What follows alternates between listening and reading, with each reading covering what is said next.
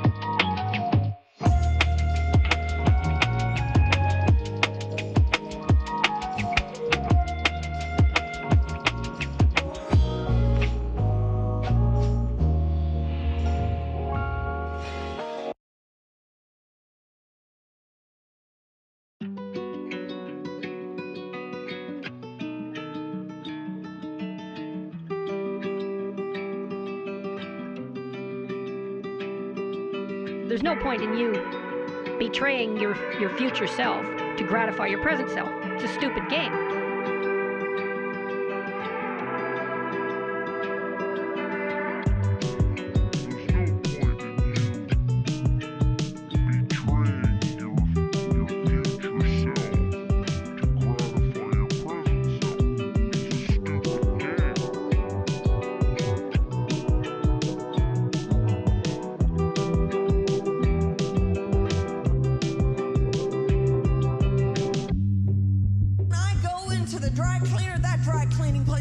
Holy. A what now?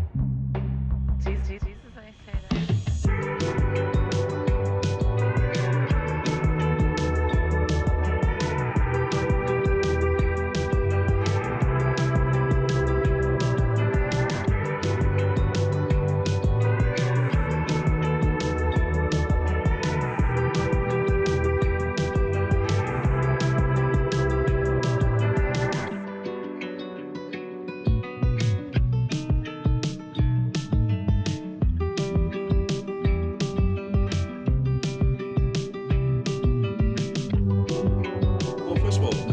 Some of the things that I say will be incorrect.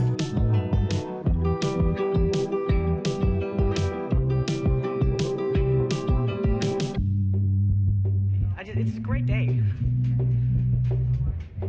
for being sad. Are you not entertained?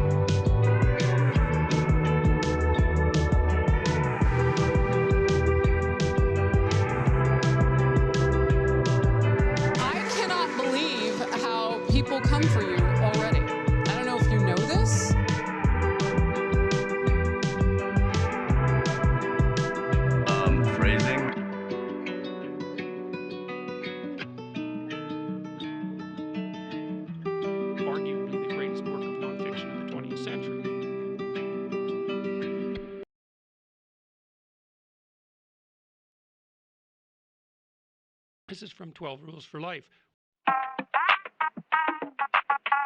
I don't want reality.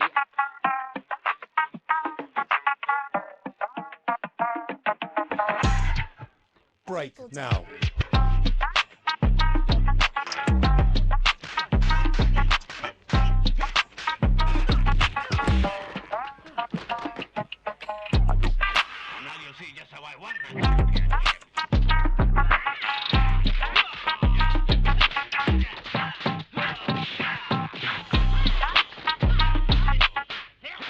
I see that you know your judo.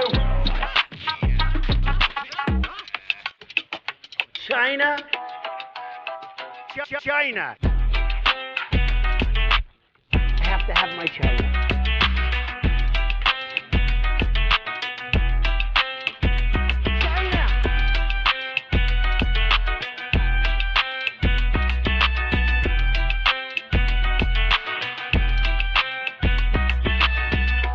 Donald Trump spent a lot of quality time with my wife. What? Don't be creepy. Close it up, just like my wife's vagina.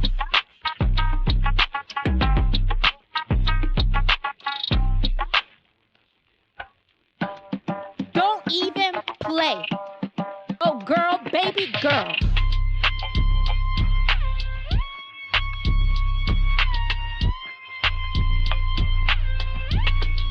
This is ridiculous.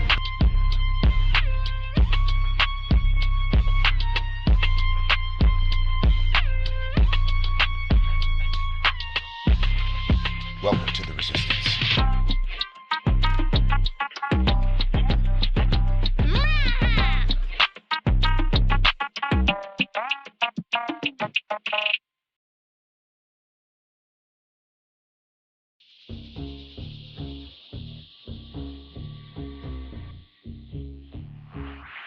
He looks good, and he looks good, and he looks hard.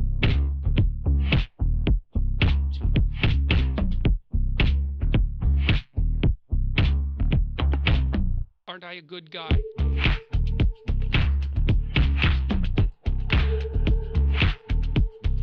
Winter is coming. Cyclone Cheeto.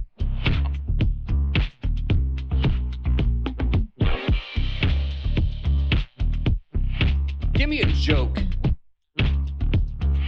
Climate and everything are the same word. You should be ashamed of yourself for having that thought.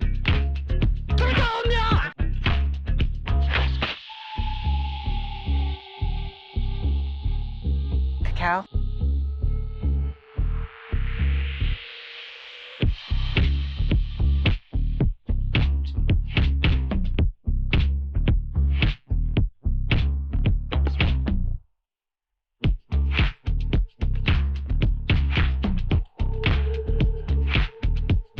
I feel like I'm taking crazy pills!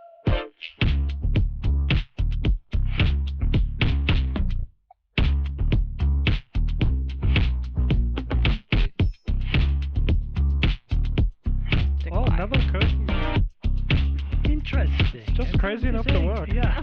Yeah!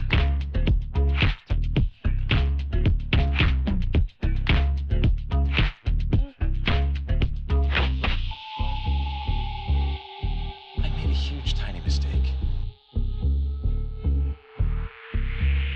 A what now?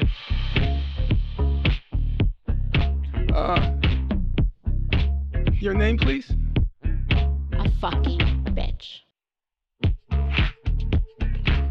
How rude.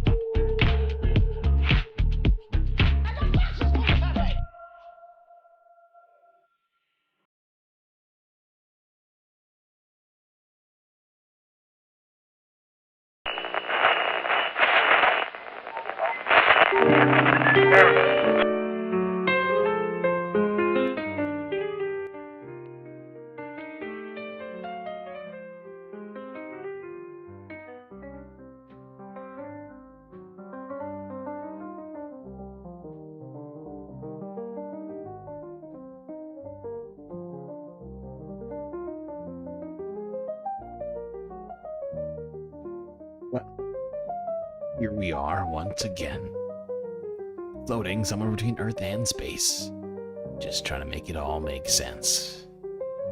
Got a hell of a lot to talk about here on this week-ending report, so I guess we better get right to it. As always, space fams, don't forget to buckle up those seatbelts. These space flights are often dangerous and filled with peril.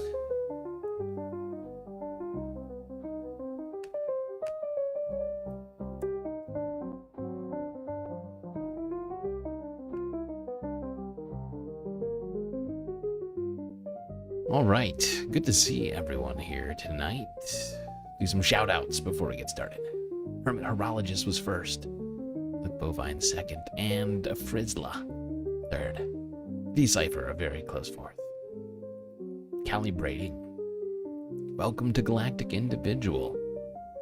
Appreciate your patronage as well. Cheetah Man. Noah Noip.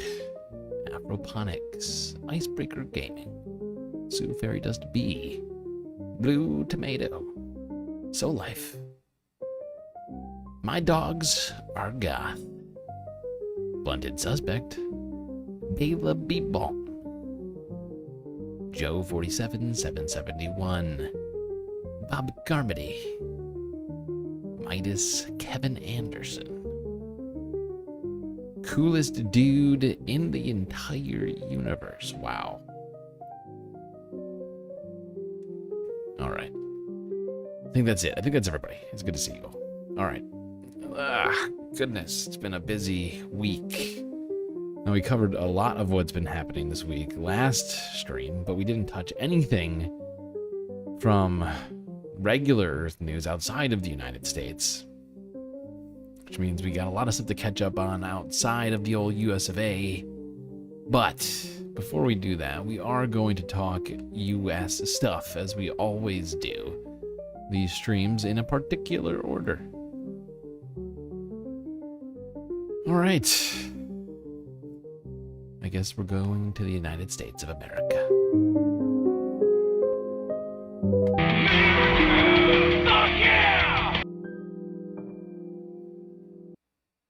Have you heard of LA before? Well, lots been going on over there. Let's see how some LA residents feel about Donald Trump's decision to deploy the Marines. Illegal. Having troops in a civilian American neighborhood does not make anyone safer at all. Do not send any more troops. We do not want the Marines in downtown Los Angeles. We do not want the National Guard here sent by Donald Trump. We want our local authorities to handle this. You're on your way to work. Do you feel unsafe right now?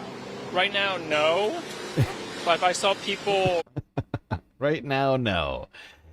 Right now, not unsafe. Well, it seems like people are safe enough in California. They don't need the Marines, it would seem.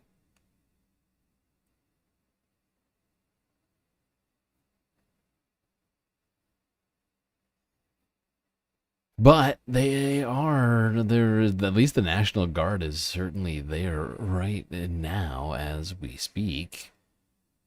That was from a few days ago.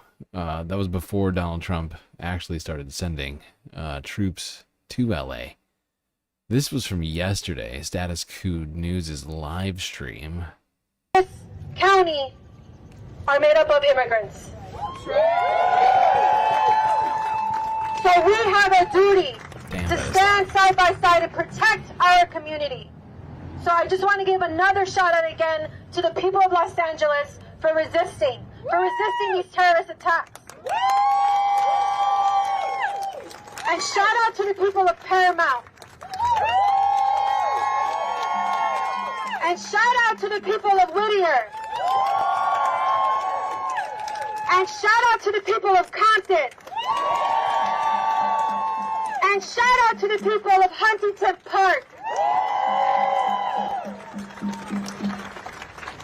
All right, I now want to introduce our next speaker, Gabby, an immigrant. Okay, I don't want to watch this whole thing. I honestly haven't I haven't seen much of it. It's a super long protest. Who cried about violence, who demand no violence. They weren't crying as they funded the bombing of kids in Gaza. They complained about a Waymo on fire. But did they complain about the children on fire? No! Never! That's why we can't trust their words. We can't trust these politicians who will sell us out in a heartbeat. That's right! That's right! We know that the real violence is the war on immigrant families. And whether you or me is an immigrant or not, whether we have papers or not, we have a duty to stand with our community against this reign of terror. Speaking the truth, this young man here at the protest. Dang, Icebreaker Gaming getting us started on the goal today with 5 sweet, sweet Galactic News Network memberships gifted to the community. Who got them? Bloodstone by Stars, Good for Gabby, Snicks Abea, and Omegastar. Oh, and BCat. Almost, I was thrown off there. BCat got one too. Look at that. All right, hold on. We can't watch this. We cannot watch this whole thing. I just want to see when they get to the march. I assume they start marching at some point here. Difference. Speaking up, protesting makes a difference. And I'll tell you why. I'll tell you why. There was a woman in El Monte. Her name is Yolanda. And she was forcefully detained and arrested by ICE while she went to move her car. Illegal. They took her to San Diego. And she was at a detention center. And we showed up there, a handful of people. Maybe there was only 2 of us. I drove with one other person. We showed up, we rallied, we made noise, and guess what happened? Yolanda was released.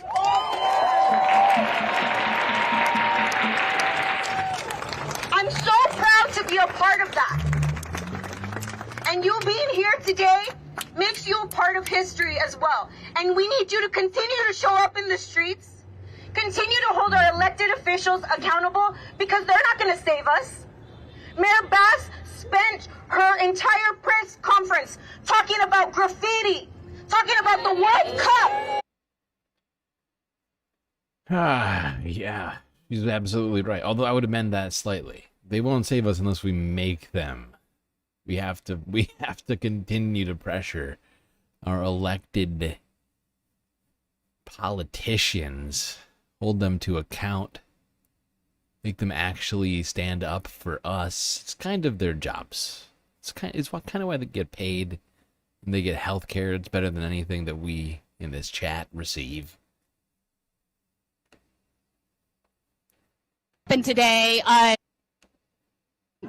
there was 2 DHS that basically rammed to a guy's car. He is a U.S. citizen. They pulled him out of the car with weapons drawn. Basically, I guess Homeland Security is saying that he had hit a cop or something. Who knows if that's true? Regardless, that's going to be another flashpoint. Last night, there was more tear gas lit off by the California Highway Patrol. The reason the California Highway Patrol is doing that is because the LAPD is not allowed to use tear gas, and they are. So we've seen a strong presence of them in and around the city. Sorry.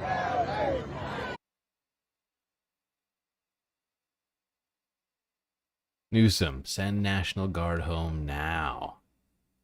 Full rights for all immigrants. Stop deportations now. When we fight, we win. 100%.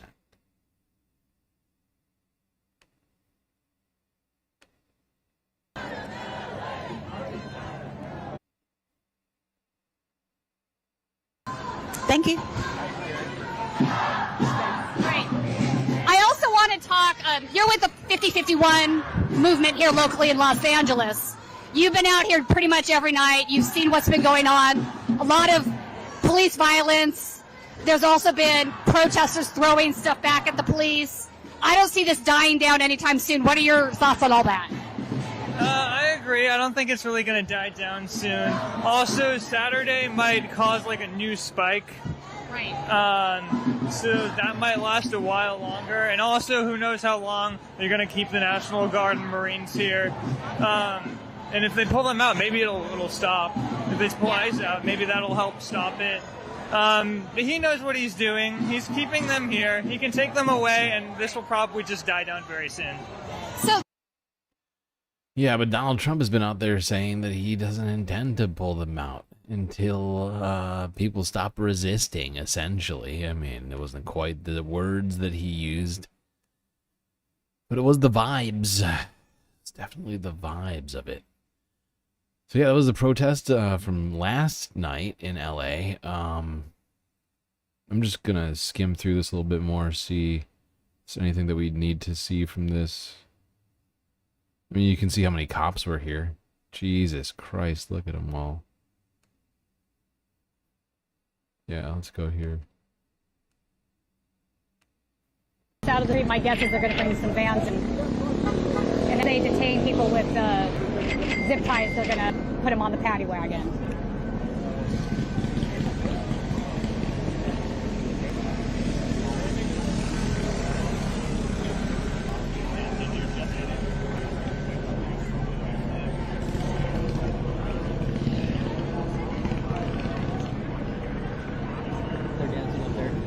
Are they really? Yeah, look. Oh yeah, let's get some of that. So, as this arrest is happening, they are dancing. Wait, oh. I don't know if you can. They're dancing up. I want to go up there and film it. They're probably going to yell at me. Oh, well. They're not going to let us go up there. I've had too many cop arguments this evening. I need to pick my battles. There we go. The fascist crackdown on protesting in the United States happening, including journalists, like she just said. She's been having to pick her battles, quote unquote, with the police. And we've seen the police literally waging war against journalists. I mean, one journalist got shot. Multiple journalists were all led away by the police from CNN. We saw it. We saw it. Last stream. Okay. Now we got a lot to cover in the last 24 hours. Before we go back to the LA protests that have been going on since this, because I have multiple, because the protests are now ongoing there. So that's probably going to be the last video we see of the protest stuff. But relating to the protests, Kristi Noem was giving a press conference earlier today. I guess was it today, technically? Actually, I think this was yesterday, actually. I take it back. There's been a fallout since then, but a senator of California, Alex Padilla, was basically led away, and not led away is the wrong words. He was accosted, assaulted by multiple bodyguards or Secret Service or whatever they were, thrown to the ground, and handcuffed.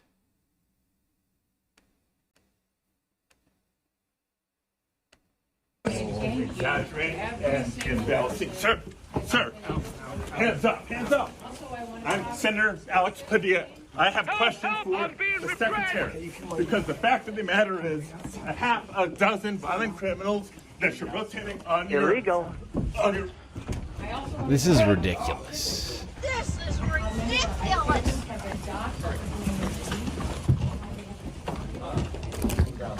On the ground. On the ground. Hands behind your back. Hands behind your back. If you let my hands go, I'd put behind my back. All right. Cool. One hand. Lay flat. Lay flat. I mean, everyone should be absolutely just appalled by this. Okay, this man made himself known that he was a senator. Let's just hear it one more time.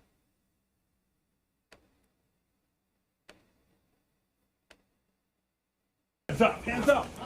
I'm Senator Alex Padilla. I have questions for Look at this the fascist secretary. thug. Because the This man, he can hear. His face is in his mouth is almost in his mouth. Or at least, I mean, it's not tall enough for that to be the case. But there's literally no way that this man right here, who is manhandling a U.S. senator, cannot hear him saying, "I am U.S. Senator Alex Padilla." He just keeps going. This is fascism. This is pure fascism. They are destroying this government right now with this garbage. People who don't think this is a constitutional crisis right now are sleeping. They are literally asleep. There's no other explanation for it, right? This is insane. We've had Congress people arrested. We've had a judge arrested. We've had a senator tackled by 3 men to the ground for asking questions of the executive branch, essentially. Literally doing his job. He made an appearance on CNN yesterday around this time.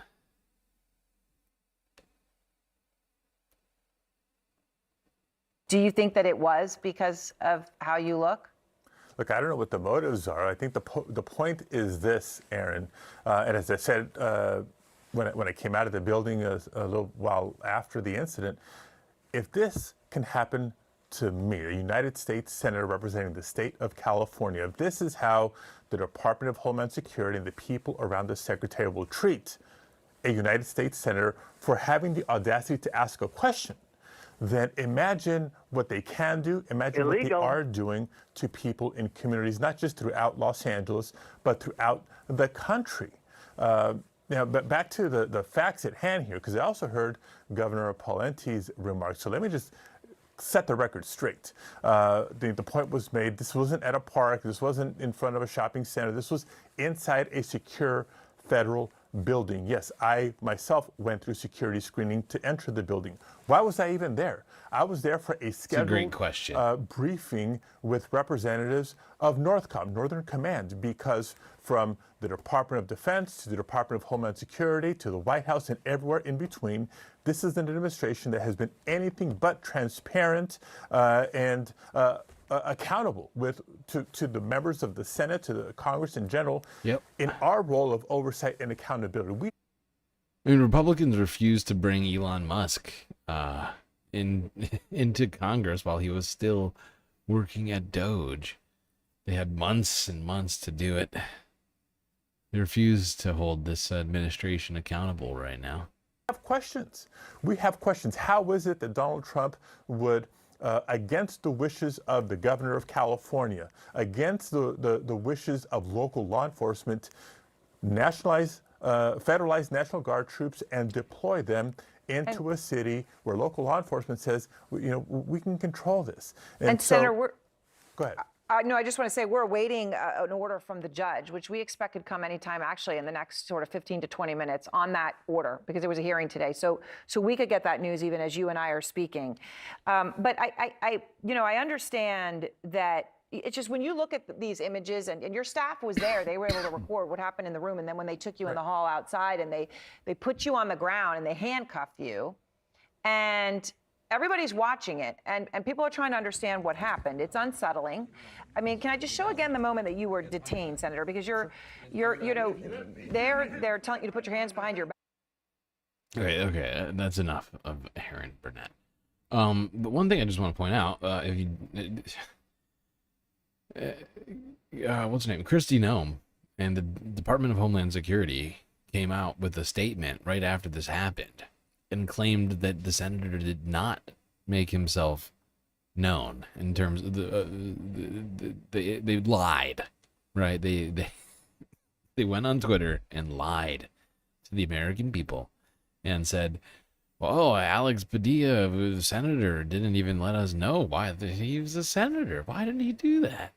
And it's just this gaslighting, fascist garbage that they continue to do it's too hard to obfuscate and it's too hard to actually answer the question, they just come up with just random nonsense. It is insane. I honestly,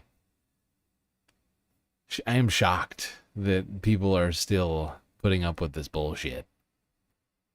And I know not everybody pays attention to the news as much as I do, perhaps, but it's just, it's ridiculous. Now, in the wake of that, a lot of different people had things to say about this. Here was Senator Van Hollen. Mr. President. Chair recognizes the senator from Maryland. Mr. President, I thank my friend and colleague from New Jersey, and it's hard to contain our emotion appropriately on the Senate floor. This is a moment that every American should be outraged about, and every American should be angry. And not only angry about what happened to Senator Padilla, but fearful for our democracy, because we are at a crossroads when it comes to the rule of law and respect for our democracy and our Constitution in the United States of America. I felt compelled to cancel the rest of my meetings this evening to come right here to the floor to join my colleagues in speaking out, not just for a fellow senator, but for the future of the rule of law and due process in the United States of America.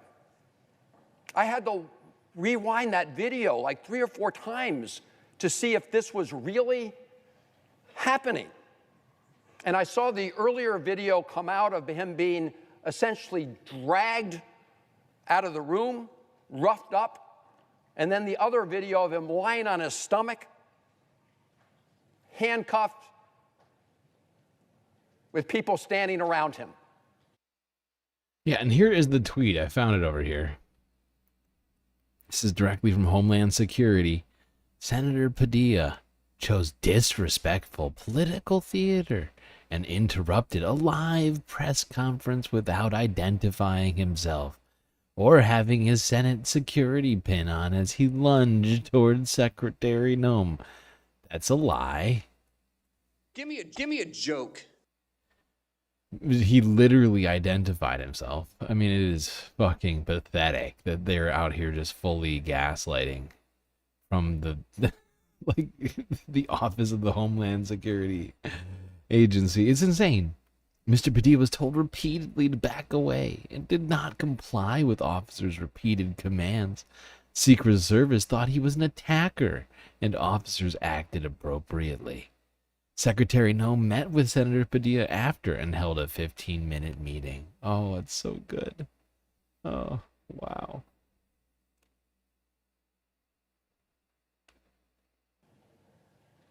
Mr. President, then the lies went out.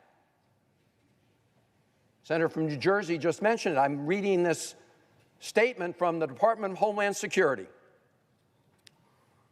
Senator Padilla chose disrespectful political theater, interrupted a live press conference without identifying himself. That's a lie. It is. Exactly. Just look at the video. You can see. Exactly. You know what? We're going to do it again. Just because. It's been said now multiple times.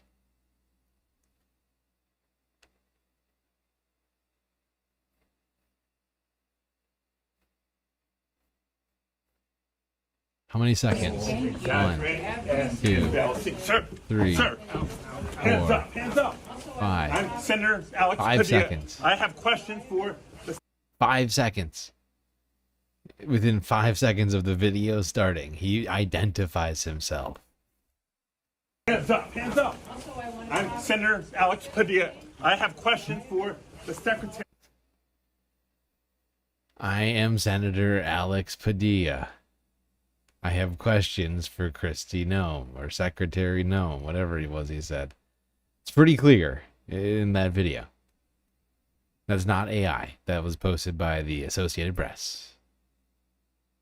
I know they're not allowed anymore in the White House for saying Gulf of Mexico instead of Gulf of America, but I'm likely to believe that's a real video. I've also seen a lot of other people use that same video already. Let's go see what Andy Kim had to say. Senator from New Jersey. Mr. President. Senator from New Jersey. I have no words to describe just the absurdity of this moment and the dangers to our country and our union. For us to be able to stand here on the floor of the Senate, in this chamber that many such important decisions have been made in a place of deliberation, it is not only in this room that we as senators should be able to voice the concerns that we have about the direction of our country and the problems that our nation faces. That we get to be sworn in as United States senators. That we try to do our best, that we are U.S. senators, that United States senators, that we represent this entire nation as a body. And the idea that just as I just saw the video, one of my colleagues here thrown to the floor, handcuffed, humiliated. It is not a humiliation of that individual senator, it is a humiliation of this body. The shamefulness by which that was perpetrated. That Secretary of the Department of Homeland Security, shame upon those that instigated this, that followed through on this. It is something that all of us collectively need to stand against. That this isn't about partisanship.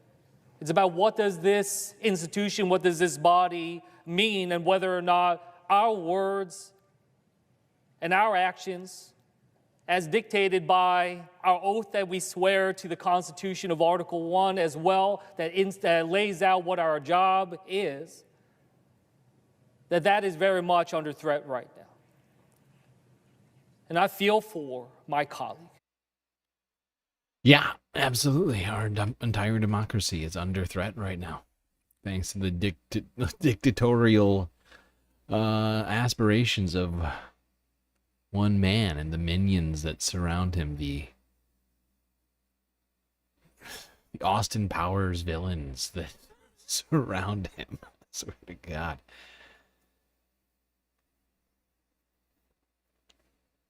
Okay, we did Van Hollen, we did Kim. AOC.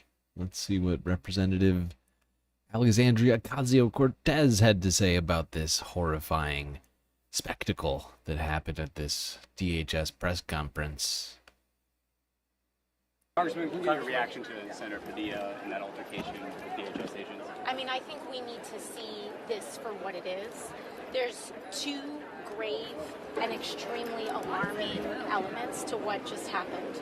First and foremost, a United States Senator who identified himself as such, who sought a question pursuing his constitutional duty and ability to conduct oversight, to ask a cabinet secretary a question, was assaulted, thrown to the floor, and arrested.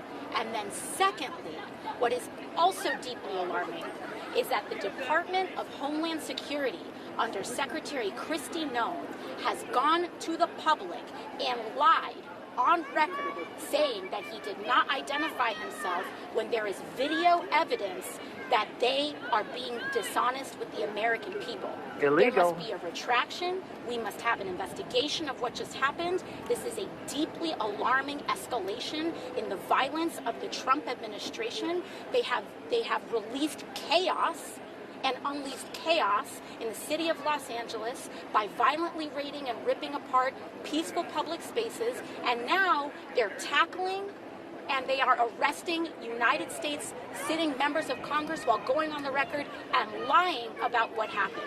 This is an out-of-control agency, and there must be consequences. Do you think that this sends a message Immediately, not if only not to sooner. yourself, but other lawmakers who want to go out and be able to ask questions to different secretaries? Of course, for an administration that has talked about free speech, the First Amendment, respect for the rule of law.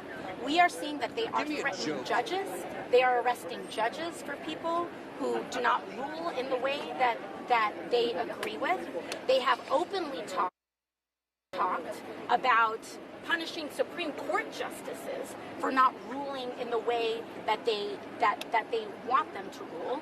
They are falsely and egregiously indicting members of Congress on baseless accusations. Illegal. They are being incredibly reckless in what they're doing, and this is all coming down not to the facts, not to crime, not to the law, but to political intimidation. And we will not be intimidated. We will not be silenced. If they want to come in and arrest every member of Congress, they can come and get us. But at some point, the Republican Party and the Senate, the United States Republican Senate, needs to decide what is an impeachable offense. Because at a certain point, it will not be about Democrats and Republicans. They will start going after Republican senators who do not do what they want. What kind of environment do we want here in America? According to Congressman Issa, things have already begun to smooth over between Kristi Noem as Yeah, yeah, and I actually have a example of that we're gonna get to later in this stream. Not too much later, but yeah, AOC is right, and you know, Republicans need to wake up over there and actually do their jobs. You know, impeachment proceedings should have probably started months ago, honestly. This is just, you know, this is just another straw on the already broken back of the camel, in my opinion.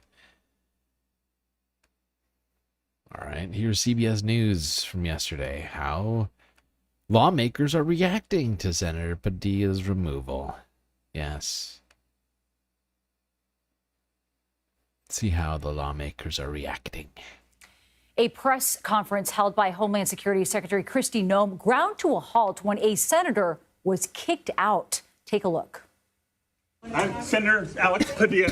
I have questions for the secretary. Because the fact of the matter California Democratic Senator Alex Padilla there first spoke out while Noem was describing the so-called burdensome leadership in the state. To talk about this, CBS News congressional reporter Torian Small joins us now from Capitol Hill. That's actually something I wish I could have sworn that I had put it in here. But that was one thing I actually really wanted to listen to. But what it was that Kristi Noem said in this that led up to Alex Padilla raising this question, or attempting to raise this question. Oh God, I should get it out. But Kristi Noem basically, I couldn't believe what Kristi said. It was appalling. She essentially said that the federal government was in California to rid California of its government, like of its governor and mayor and like socialist ideology or something. Like, that is genuinely what she said. And it literally, I mean, the fact that Republicans are, I mean, it shows you just how what's the word? Inconsistent their ideology really is, and how spineless it is. Because as long as it's not happening to them, it's like it doesn't fucking matter. But oh my God, old school Alex Jones. If this was happening under Obama, the InfoWars studio would have literally exploded. I mean,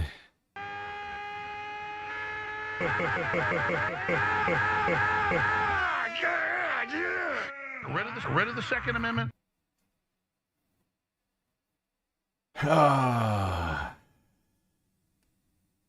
Torian, thank you for being with us. The senator spoke briefly in LA after the press conference. Here's a bit of that sound. If this is how the Department of Homeland Security responds to a senator with a question, you can only imagine what they're doing to farm workers, to cooks, to day laborers out in the Los Angeles community. So, Torian, what reaction are you hearing from lawmakers about all of this? Well, Nancy, we heard not just from the Trump administration, but from Republicans that their take on the video that we watched there was that Padilla acted inappropriately.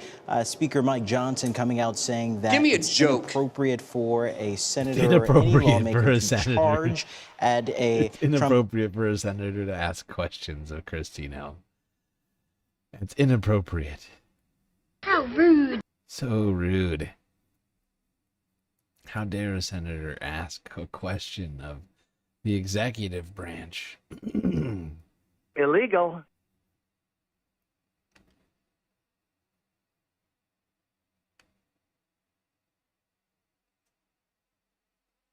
Yeah, it's not in here. I should find this quote.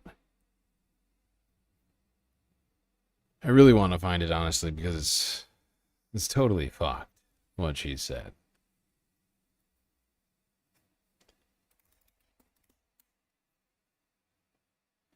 R.I.P. Cricket. Yeah, you get it. R.I.P. Cricket. Secretary Puppy Killer's on the case.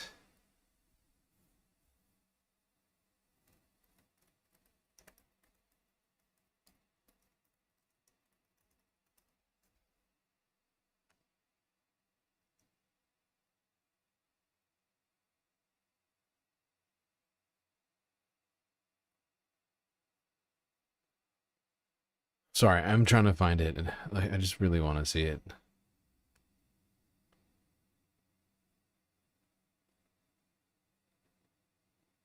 Can't read the whole thing. Welcome back here on Live now from Fox 2.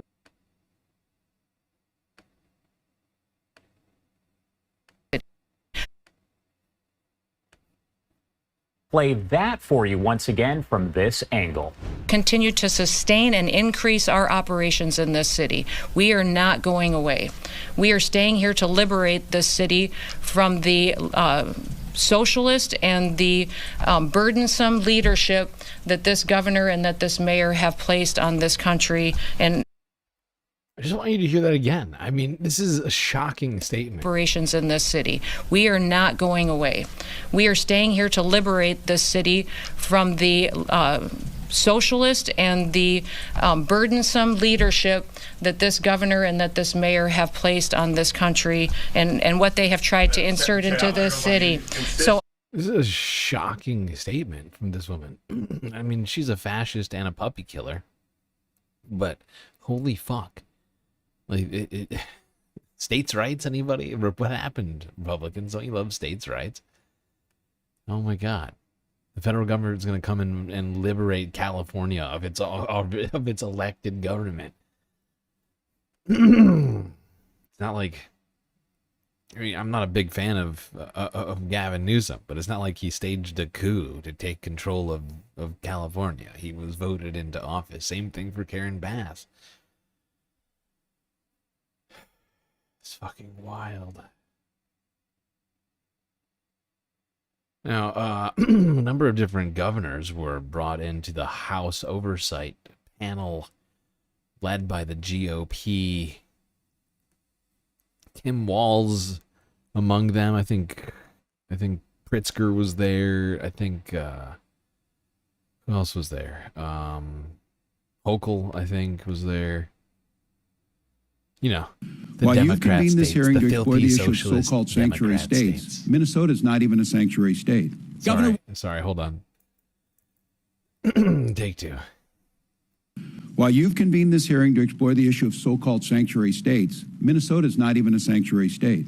Governor Walz, your sanctuary state agenda has been defined by your utter failure. Am not. Yes, you are. Minnesota's governor and highest-ranking Republican can't even agree on what defines. We're not a sanctuary state. Your sanctuary state policies. Sorry, I don't need this woman's chatter. I just really want the quotes from Tim. Breaks down the debate. Do you agree with the Attorney General's guidance? Congressman, what I would say on this is that Minnesota follows all law. I would say it's a very easy question. Illegal. Several contentious moments like these marked Thursday's GOP-led House Oversight Committee investigating state policies regarding migrants. Enforcing immigration law is not the role of local and state governments. Governor Walz joined two other Democratic governors as they were grilled for hours regarding alleged sanctuary policies. Minnesota legislature has passed no such bill making Minnesota a sanctuary state, and I have signed no such law. Things became heated when Minnesota Congressman Tom Emmer addressed the governor, claiming recent state laws make Minnesota, by definition, a sanctuary state. Governor, your agenda is clear.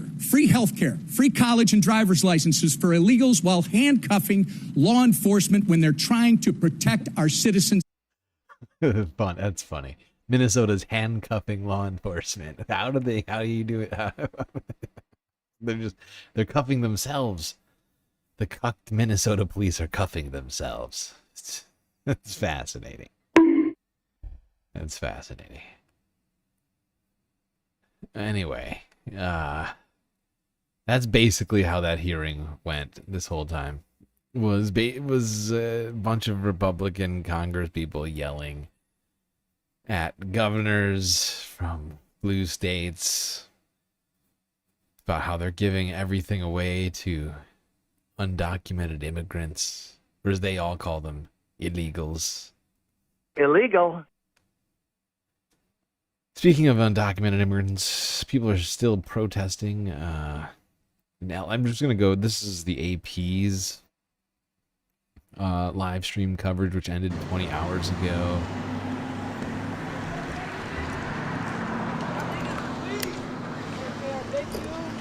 Wasn't a lot to look at, honestly. This is just from outside the federal building. It was just people chilling.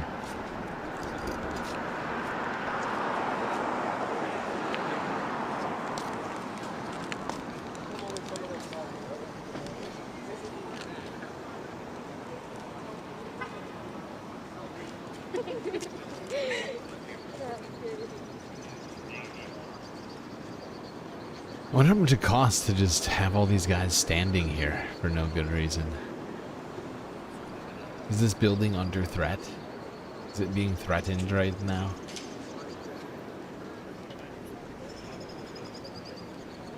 Doesn't seem very under threat.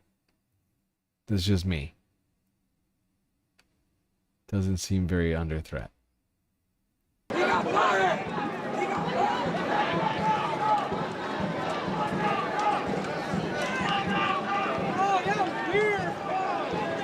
Gotta get their masks on. Look at this guy's getting some pantyhose on his face back there, it looks like. I couldn't quite tell.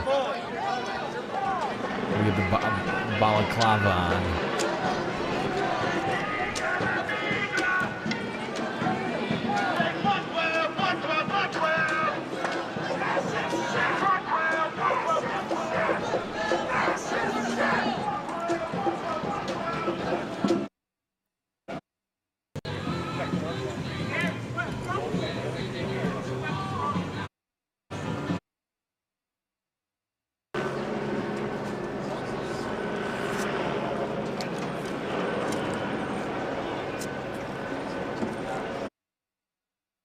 Okay, all right. That's enough of that.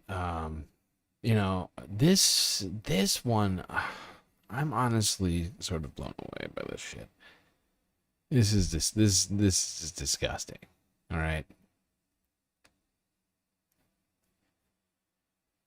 In LA, 2 nights ago, a young woman was walking home to her apartment,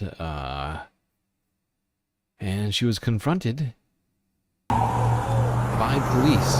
Just walking down the sidewalk.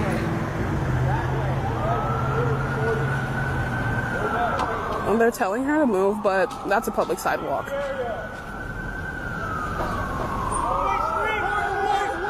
They're telling her to move. Watch, if they shoot her. Jesus fucking Christ. Illegal. Holy fuck. Is that kind of utter disregard for human beings is why we need to get rid of qualified immunity. Okay. Yeah, I'll skip right over defunding the police if we could just get rid of qualified immunity, because there's no way that that's acceptable. That guy shouldn't be in jail right now. There's no way you can convince me that guy doesn't deserve to be in jail. He just shot an innocent woman trying to get back to her home.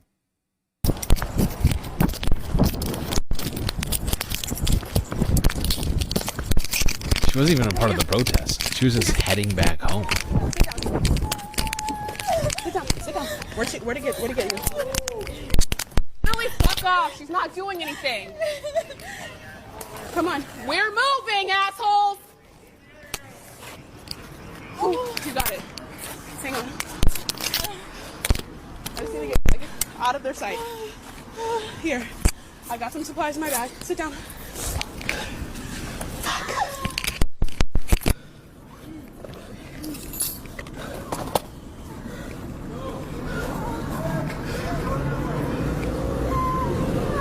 They shot her. Yeah. Point blank. I literally just got it on video. They're gonna shoot. We're moving! We're moving! Stop! She's injured! Come on. We gotta get across the street. Come on. We gotta go across the street. Where are you going? I live here. Okay. Jesus Christ. Come on. She's just sobbing. I live here. Not only should this guy be in jail, she should be allowed to shoot him. Okay? One time, same weapon, same distance. It only seems fair.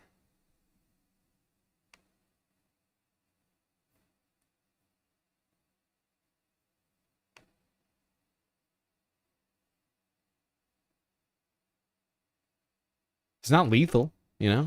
It's not gonna kill him.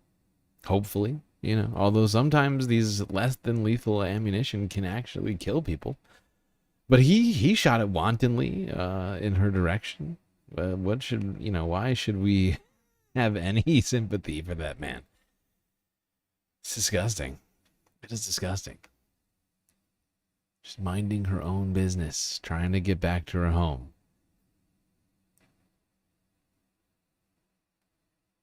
Nothing justifies that. You know what else isn't justified? This next story, too. More unjustified shit happening around ICE immigration related stuff. And then ICE agents on Long Island are accused of taking a Hispanic man who is a U.S. citizen into custody for no reason. This was caught on camera. Legal representatives say this is a perfect example as to why ICE shouldn't be on the streets patrolling. John Diaz has this from Westbury.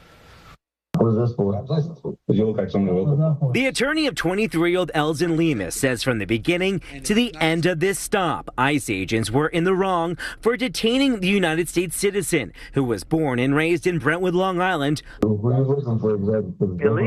Lemus, though, refused to offer ID after agents didn't tell him more details, which legal officials say is within his rights, since they were demanding it without any reasonable suspicion. Okay, if you don't get your ID, then we're gonna have to figure out another way to ID you.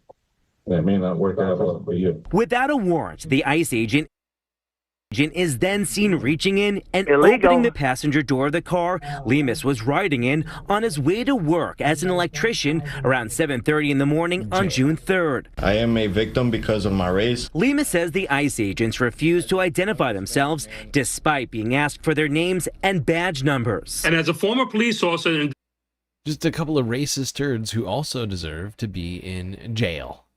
Jail. I'm sick of watching police misconduct. Okay? It is disgusting. And it is rampant. And we got to do something about that in this country. It's going to be tough under this administration that seems to want to use police and federal law enforcement, the military, in whatever way they think is fit. But we have a constitution, and I am sick of watching these guys just circumvent it over and over again.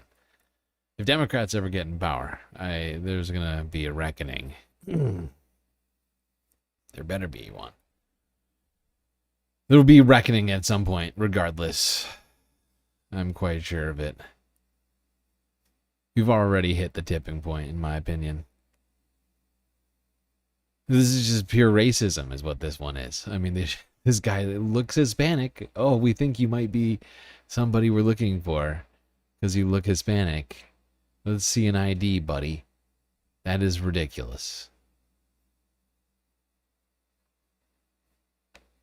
I am a victim because of my race. Lima says the ICE agents refused to identify themselves despite being asked for their names and badge numbers. And as a former police officer and detective with over 20 years, I know exactly what lawful policing looks like and what it does not look like, and this was not it. Lemus's lawyer insists they were racial profiling him. A violation of our laws and rights. Lemus says in total he was detained here on the street in Westbury for about an hour and was in handcuffs for about 20 minutes. I was made to feel as though I was a criminal. The Nassau County Police Department did not provide a comment, and it's still unclear whether they played a role. But the county is one of the few where local government and police have entered into an agreement to work with ICE. Deeply troubling to see our civil rights being trampled on like this. Local leaders now trying to pass a new bill that would prohibit law enforcement agencies from cooperating with ICE, saying,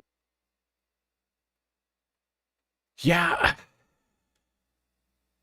Zohran will get it done. Well, I guess Long Island isn't technically... It's under the purview? Can't remember.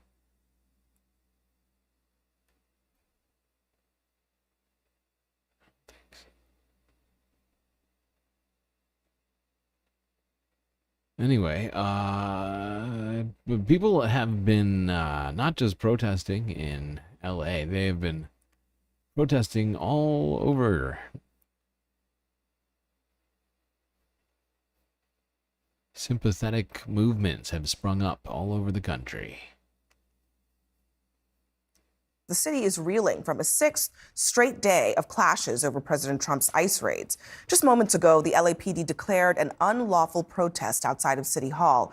Now, remember, about 2,000 National Guard members are on the ground in Los Angeles, with another 2,000 on the way. Right now, we are seeing similar protests picking up steam again across the United States, in New York, Texas, and North Carolina as well. But let's get straight to CNN's Nick Watt, who is live outside of City Hall in LA. Nick, what are you seeing there? Well, Abby, what has happened is the police have moved the protesters away from City Hall. Police officers mounted on horseback with batons raised moved the protesters up into this little park where they are now. The protesters are carrying signs, get ICE out of LA, get the troops out of LA. They've been chanting at the police, shame, shame, shame, shame.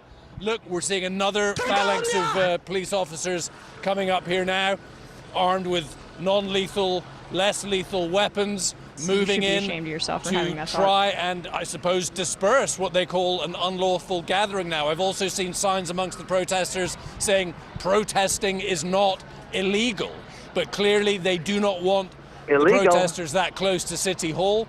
Again, important to note, these are all LAPD. These are not National Guard. These are not federal. These are local Los Angeles police force. And right now, they have the protesters pegged up there. Now, as you mentioned, the curfew is due to kick in 8 p.m. local time. That's 11 p.m. on the East Coast. What we saw last night when the curfew kicked in was the LAPD very methodically, very slowly moved in and did begin. I think it's honestly super disgusting of Karen Bass. You know, I was already disappointed in her for multiple reasons. But the fact that she's called a curfew in LA, the fact that she has allowed the LAPD to declare unlawful assemblies, it is weak. It is awful. Awful, awful, awful. Weak, weak, weak. It is pathetic, and it is contributing to painting these protests in a particular light. And it's just, you know, it is, what's the word?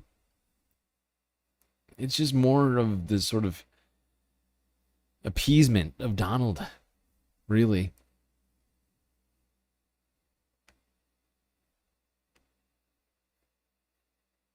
making it harder for people to just exercise their constitutional rights. Freedom of assembly? No, sorry. Sorry, actually protesting is illegal after 8 o'clock.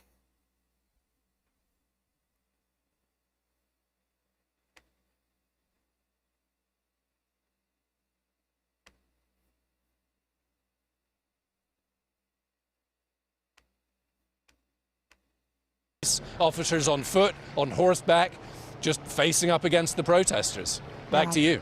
All right, Nick. Well, we'll keep an eye on that, and we'll be back to you this hour. Let's go now to New York City, where CNN's Shimon Prokupecz is downtown.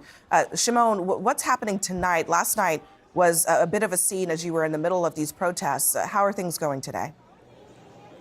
It's not as, let's say, there isn't as much chaos tonight, but there certainly are pockets of it, and we're sort of in the same area we were last night with you. We're just on the other side now on Broadway, and I just want to show you what's happening. I mean, we've been out here now for about 5 hours. These are the NYPD officers. They've been out here just as long as we've been out here. And now, basically, what's been happening, I'm going to have Evilio turn around here and show you, there are some protesters that still remain. This is a very much a smaller group than what we saw earlier tonight. They have now essentially just stopped here on the sidewalk, and kind of sometimes a confrontation with police, at times trying to bait the police, and then the police would come in onto the sidewalk and threaten an arrest. And then it's actually... The protesters are baiting the police? What does that even mean? The citizens are egging on the police to do bad things, basically. I love CNN's coverage of all this shit is so garbage. So fucking garbage.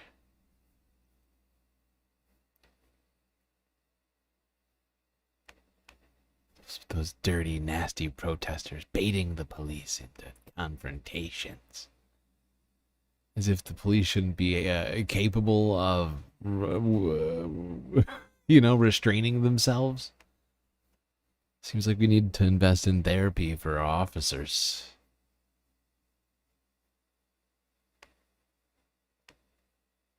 More breaking news now. Another tense afternoon with ICE protesters. We have live team coverage. Our Chris Habermill is in CBS Skywatch. But let's begin with Sabrina Franza. She is in the middle of it. Sabrina.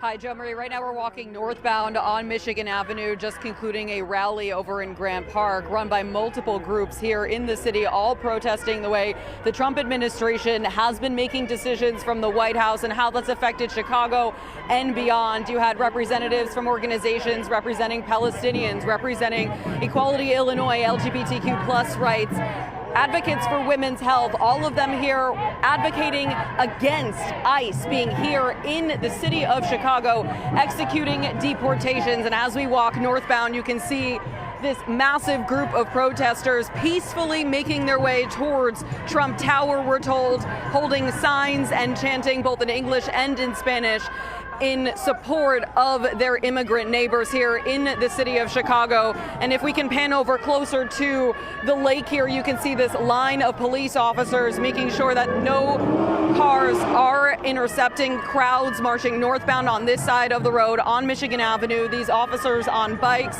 they are standing in the way of the line of traffic, in addition to the safety officers that are with the protest here. If you see some of the folks wearing the yellow vests, those are the folks that with this group of protesters have been making sure people are staying where they need to stay to be out of the way of traffic as much as possible.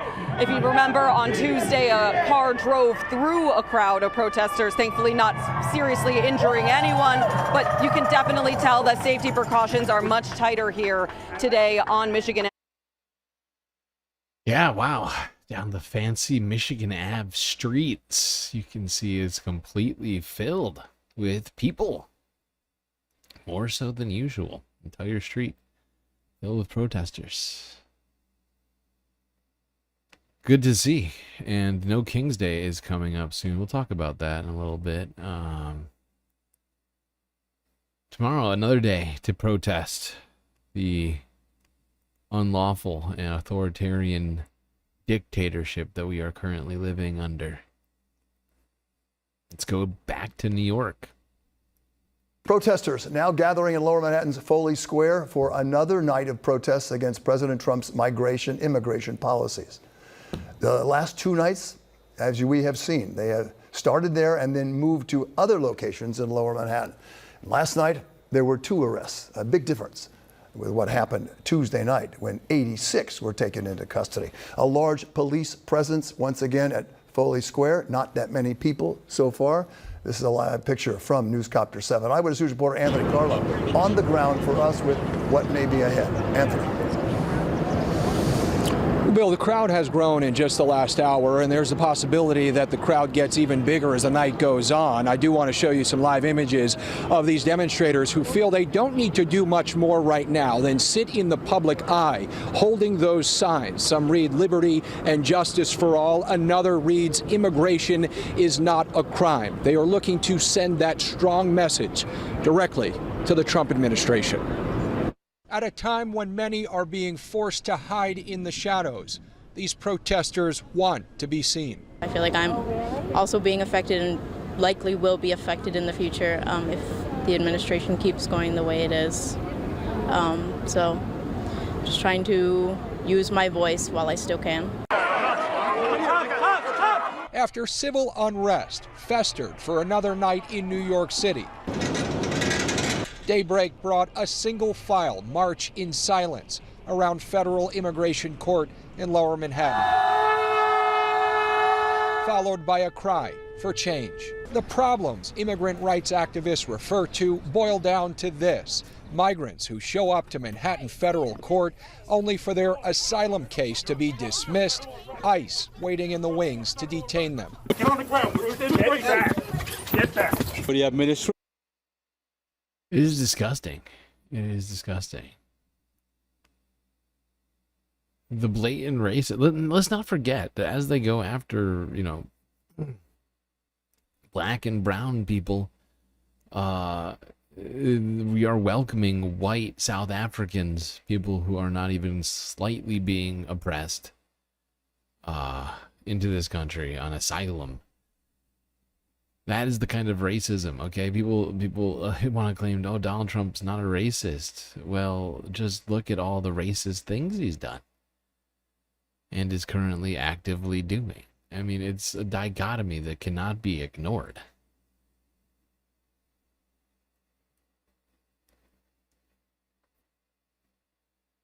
Think about it. White African landowners are being given asylum in the United States while we kick out people who are going to immigration court, who are following the law, doing what they can to stay in this country legally.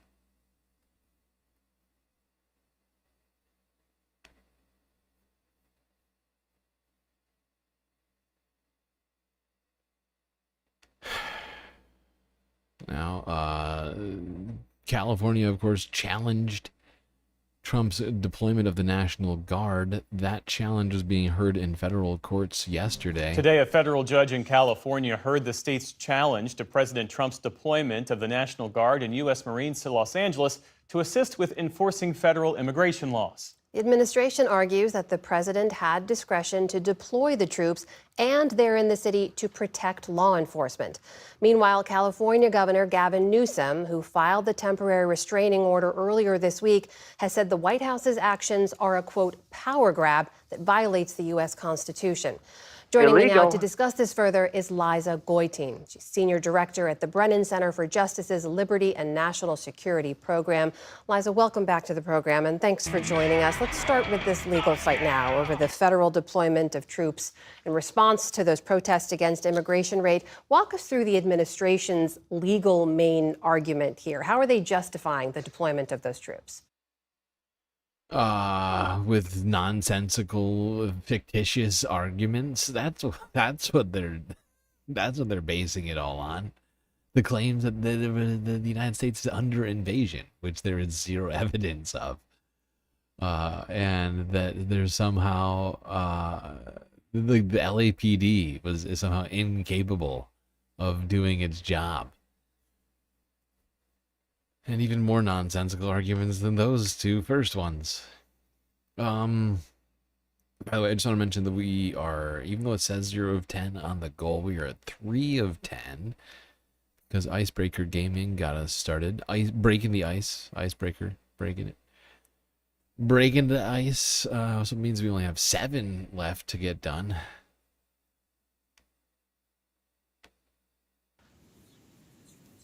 So the administration is relying on an obscure statute that has actually never before been used as a standalone authority to quell civil unrest. That's a law that requires, in order to quell civil unrest, that there be a rebellion against government authority, or that it be impossible for the president to execute the law without deploying the military. Now, those conditions don't really seem to have been met here, but what the government is arguing is that the court cannot review whether the president's findings were correct or not, that as long as the president says that there was a rebellion, there was a rebellion. So that's really the main argument. The government is also claiming a vast inherent constitutional authority to deploy federal troops to protect federal property and functions. This is a long-standing executive branch theory, but it really hasn't been tested in the courts yet. And in challenging that federal deployment of troops, we saw in Governor Newsom's lawsuit the claim that the administration didn't have the authority to federalize the National Guard without the state's consent. He claims they violated the 10th Amendment. And they also argued that this kind of civil unrest that they're seeing can be handled and contained by state and local authorities. What do you make of that argument? Well, quelling civil unrest is a responsibility that is entrusted to state and local law enforcement, state and local officers. So that doesn't sound like a valid legal argument. If this woman from the Brennan Center for Justice is correct, I would assume she is. And it's, yeah, weird. They're not leaving it up to the states at all. So strange. I thought they loved states' rights. What happened to that? What happened to those states' rights? Fuck yeah! Now, amidst all of this, yesterday the Trump administration revoked the legal status for over 500,000 migrants.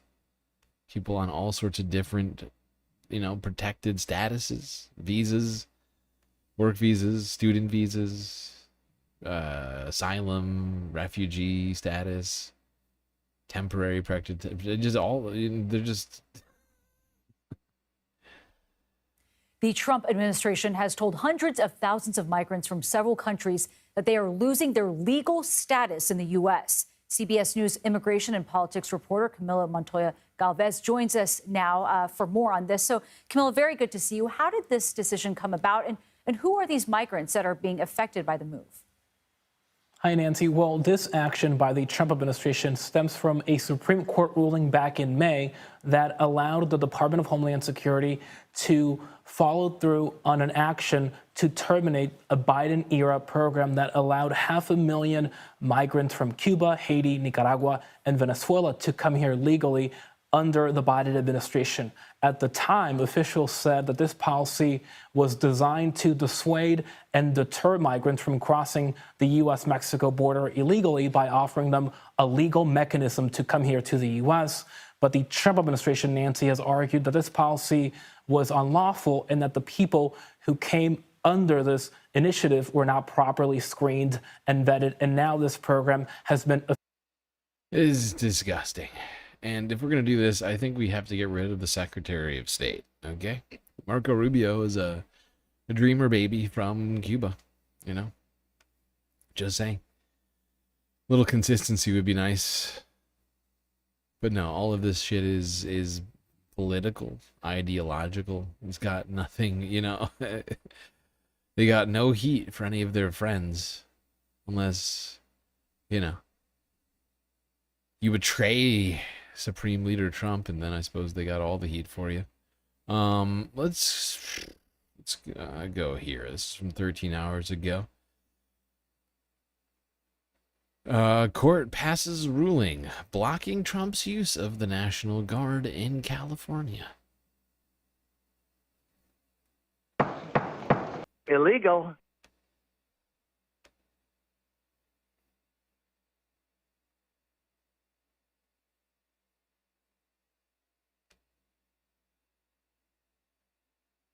A major legal back and forth over President Trump's use of California's National Guard.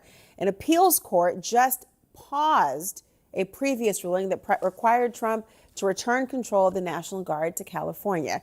That means that for now, Trump can't. Oh, shit, I forgot what this one was. I forgot. The ruling, the other ruling was from 2 days ago. I got them confused. God damn it. I'm sorry, chat. This is the bad one. Instead of what I just said, it's the opposite of what I just said. Oh, it's the worst. Major legal back and forth over President Trump's use of California's National Guard. An appeals court just paused a previous ruling that required Trump to return control of the National Guard to California. That means that for now, Trump can keep those troops there. The ruling comes as the third night of curfew is underway right now in downtown LA. CNN's Nick Watt is live on the ground. Nick, is the curfew working? What have you seen from protesters tonight? Oh, yes.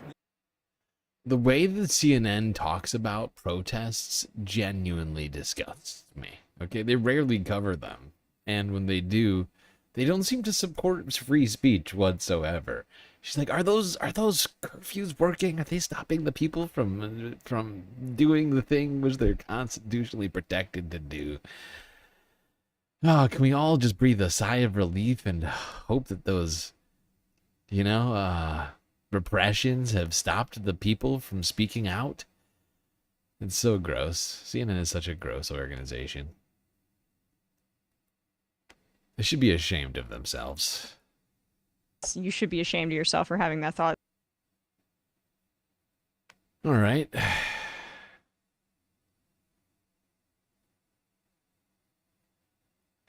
Let's go here to Forbes breaking news from 17 hours ago. Representative Stansbury, I think. Chair now recognizes Ms. Stansbury from New Mexico. Thank you, Mr. Chairman. Well, some interesting theatrics today. Welcome, everyone, to the Oversight reality TV show. I know Mr. Trump loves himself some good TV, and today is not disappointing. And in fact, I want to say welcome to some of the members who've showed up to this committee who I've never seen here before. It's great to have you here in the hearing room with us. Now, before I get started on the topic at hand, I want to take a moment to speak directly to the immigrant community who might be watching and listening today. I want to say to everyone out there who is living in fear, we see you, we love you, we respect you, and we are fighting for you and every community that is being targeted by this administration and this Congress. We also want all of you out there to know that you have rights.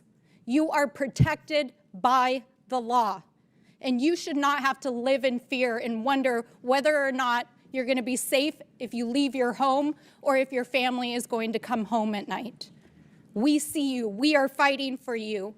You have rights. Now, let's turn to the situation in California, which, of course, much of this hearing has focused on. As someone from a Marine veteran family, let me be clear. Marines are combat troops. They are highly trained, highly disciplined, lethal fighting force combat troops. And they should never, never be deployed against the American people who are exercising their constitutional rights. This is a gross and disgusting abuse of power. A disgusting abuse of power by fake tough guys who think that they can intimidate our communities while taking away their rights. And this is from the same man who dodged the draft and called our military service members suckers and losers. That's your commander in chief. And here, these folks here and the president want to say they're for our military and our veterans while they're illegally deploying service members, violating state sovereignty, gutting the VA, firing generals and lifelong service members. And you all want to sit in here and play like you're with the military and the American people while Donald Trump is planning to spend $45 million of your hard-earned taxpayer dollars on a fake military parade I love this her. Saturday that they can't even fill. Weak. They put a super PAC ad on Craigslist to recruit citizens of the city of Washington, D.C. to go stand in the parade route. That's hot. Congratulations, it's made for TV. But this is serious because this is an abuse of power. So I want to read Illegal. a list of grievances: obstructing the administration of justice, refusing to... She is spitting hot fire. I don't know if everybody else is with me on that, but my God, hard to interrupt her, but she is killing it right now. Everything she's saying is 100% on it. I want to read a list of grievances: obstructing the administration of justice, refusing to assent to the laws for the public good, sending swarms of officers to harass our people, keeping standing armies without consent of our legislatures, transporting Americans overseas to be tried for pretend offenses. Mr. Chairman, I wonder, do you know where these offenses come from? No? Aw, that's too bad. Because it's actually the Declaration of Independence. That's right. It's the Declaration of Independence. And my colleagues across the aisle might want to bone up on that in the U.S. Constitution before they go attacking our communities, especially as we head into the 4th of July holiday and celebrate our independence from an abusive and mad king. Because here in America, there are no kings, and we reject people who believe they are. And no one is above the law, and we will hold them accountable. But I think it's very clear today, and I think it's been borne out by every witness that we have here, that what Donald Trump is doing is not only an abuse of power, an abuse of the military, an abuse of our citizens, but also, y'all should know this, while you're sitting here creating this made-for-TV moment, that 2/3 of Americans, according to the polling yesterday, are opposed to what Donald Trump is doing with both immigration and the deployment of the military in our communities. It's wrong, it's immoral, it's illegal, and it's a violation of our rights. Illegal. With that, I yield back. Chair recognizes Mr. Langworthy from New York. Thank you very much, Mr. Chairman. Shut up, Langworthy.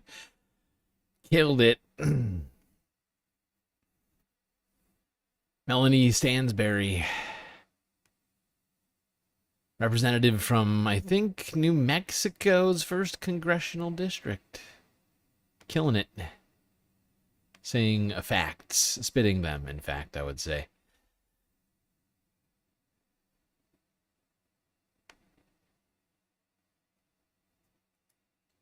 Okay. Let's see, where next? Okay, this is from earlier today now. Continued protests happening. This one in New York. Here's Eyewitness ABC 7.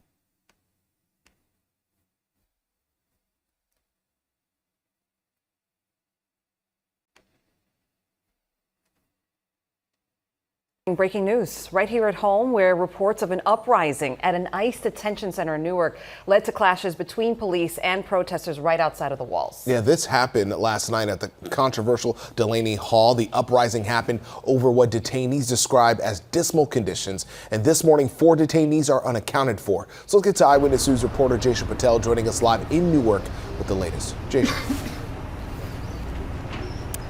Pedro, Charlene, what we know so far is this started as some sort of uprising or protest, like you mentioned, inside of Delaney Hall over poor living conditions like the lack of food. And family members of those detainees and protesters showed up very upset last night, and they clashed with police and ICE agents right outside of the gates of Delaney Hall. We have some dramatic video showing those protesters clashing with ICE agents, trying to block them from entering Delaney Hall last night. Some people in the crowd were dragging plastic barricades to the gate before police had to clear a path for them. And protesters can even be seen pushing and shoving police officers at times. Initially, there were reports of a protest inside this facility over food and poor living conditions, and at some point security allegedly lost track of 4 detainees, and this morning we don't know their status and if they're inside of this facility, but dozens of Wow, that sounds incredibly competent. They lost the detainees. Great job. Great job. Competence and merit, like we were promised from this president. Still hasn't shown up yet, but I'm sure at some point. I'm sure at some point they'll manage to be competent at something.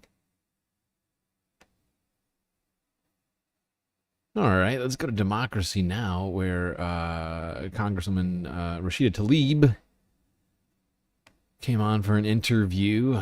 This is Democracy Now!, democracynow.org, the War and Peace Report. Tlaib. I'm Nermeen Sheikh in New York. Ilhan Omar. I'm sorry. Why did I say Rashida Tlaib just now?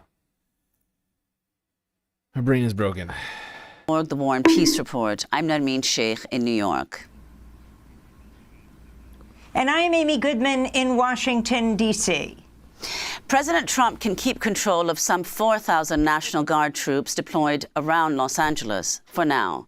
Late Thursday, an appeals court stayed an earlier order to return authority to Governor Gavin Newsom, which had found Trump's federalizing of California National Guard troops was, quote, illegal.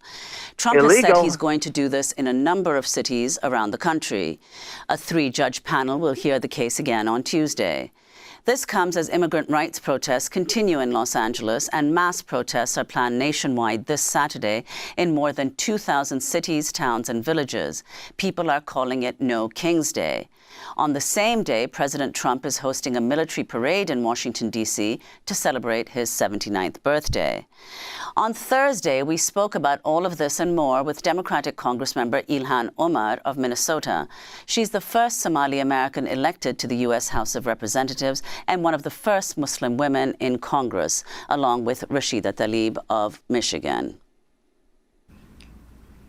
As Congressmember Ilhan Omar joined us from the Cannon Rotunda, just a little ways down the road from where I am right now, I began by asking her about the troops in the streets in Los Angeles, the thousands of National Guard, the Marines, and tanks rolling through the Capitol ahead of President Trump's military parade, which is happening on June 14th, on his 79th birthday.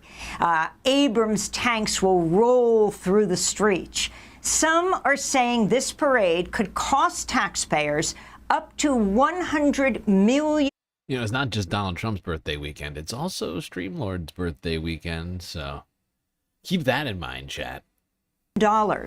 I asked the Congressmember to talk about the militarization of the country right now, and also to tie it to her memoir, which is titled, This is What America Looks Like, My Journey from Refugee to Congresswoman.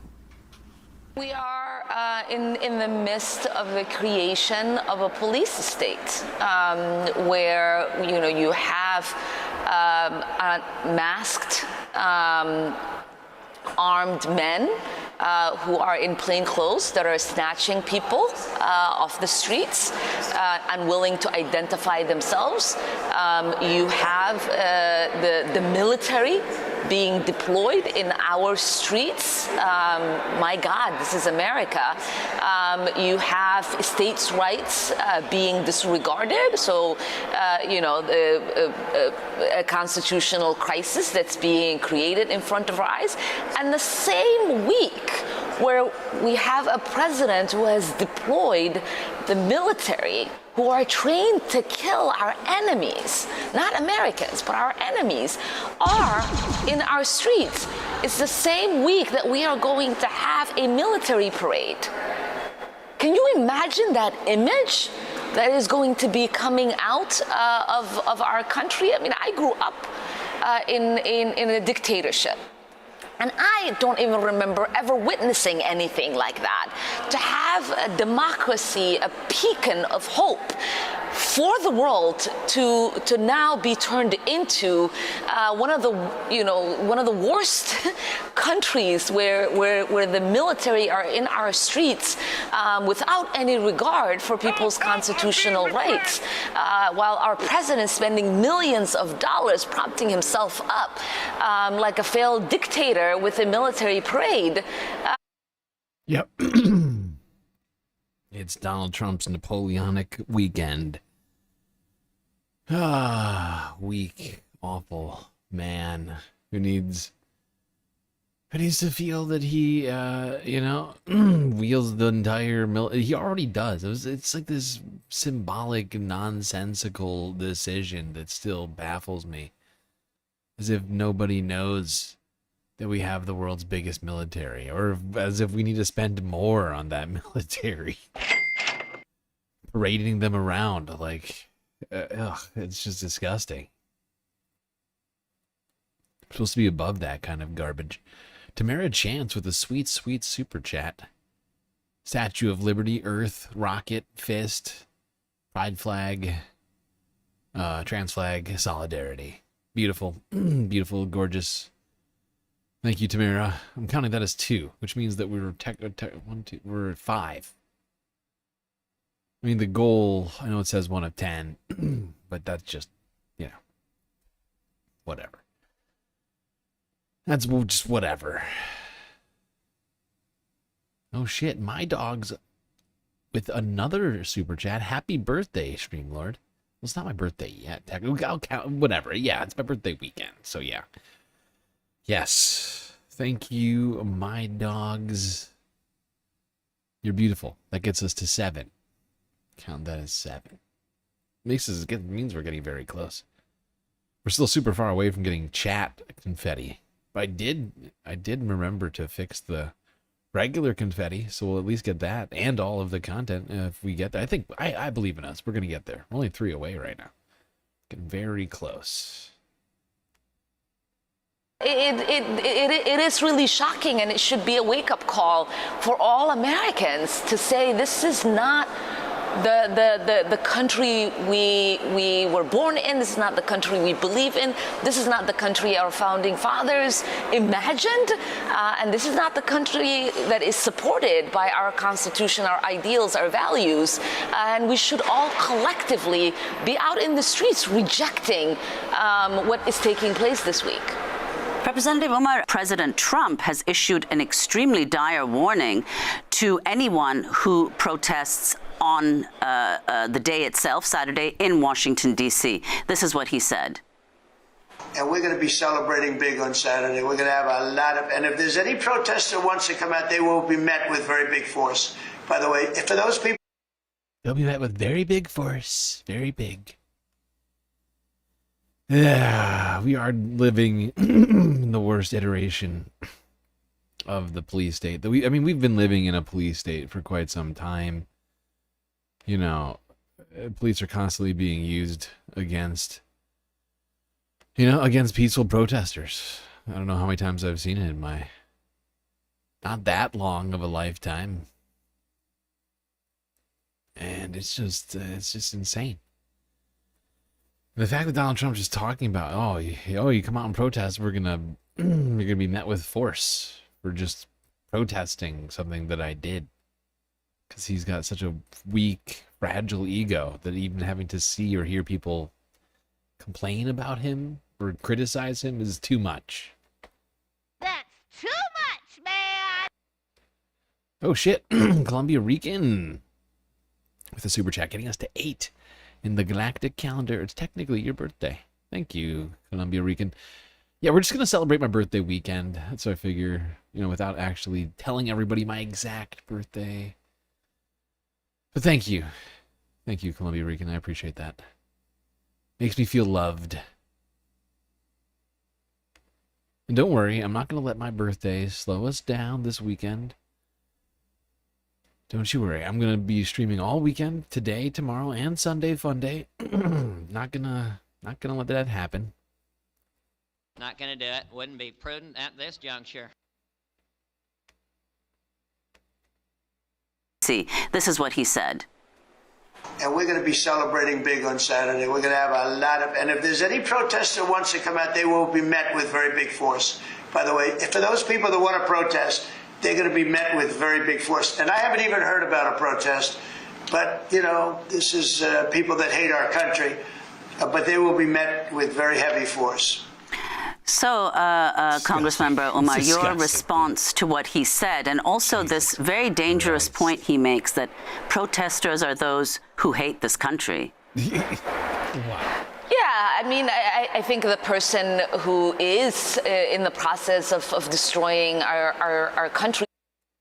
Yeah, I mean, I'm sorry to interrupt Ilhan Omar here, but I mean, our country was built on protests. Anybody who says protesting is anti-American is a fascist clown who does not understand what this country is built on, what we're supposed to represent.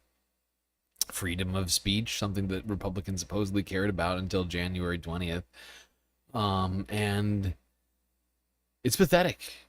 And I don't know how any of those people are ever going to live it down post this election. Unless Donald Trump generally rings in a dictatorship. Who hate this country. Yeah, I mean, I think the person who is in the process of destroying our country should look in the mirror, and that's Trump, and notice that he is the one that has hatred for the values that we have here in America and everything that we have built. The reality is protest, dissent is constitutionally protected. That is everybody's First Amendment right in this country, and the fact that we have a president that is threatening to use heavy force, which again begs the question: is he going to send people? You know, is the police going to be that heavy force? Is the military going to be that heavy force? What is a heavy force? And why all of a sudden are Americans not allowed to exercise their First Amendment rights? And again, this should be alarming to Americans to understand that we are headed towards a dangerous path, and it will be a dark day if we do not stand up for ourselves, for our Constitution, and for our republic. Absolutely. Absolutely. Couldn't say it better myself. And tomorrow is going to be a good chance for people to get out there and fight back against this. We'll talk about that in a second. But before we do that, I want to go to the last live stream that was coming out of LA, which ended about 45 minutes ago from the Associated Press. I think this is probably once again outside of the federal building. Oh shit, PB with a super sticker. Number 1. Aw. Aww. Thank you, PB. That gets us to 9? 8 or 9? Wait. We do the math. 3, 5. I think it's 9. God damn it. God damn it. Let me try and do the math here. 5, 7, 7. Yeah, 9. 9. If I'm doing the math right, it's 9. Hopefully I'm doing that math right.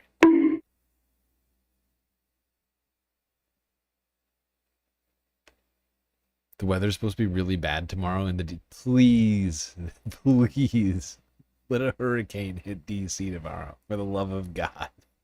Cyclone Cheeto. Oh my God. Please. like, oh God, if God exists, you know, Gary will make it. Everyone pray to Gary, okay? Gary emotes in chat.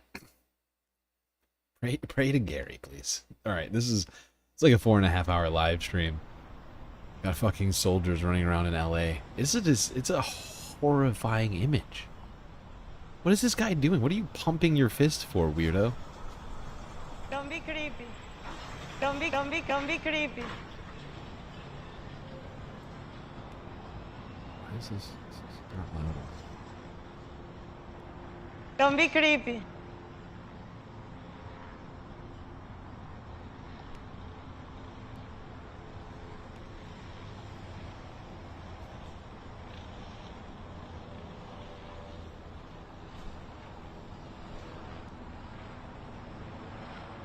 What's the rope for, weirdo?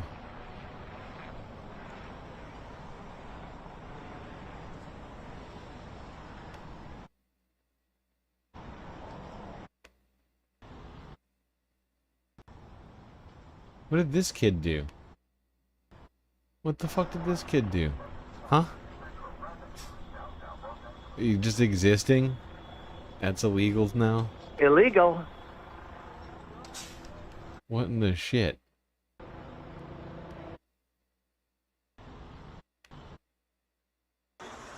I can't. Where is it?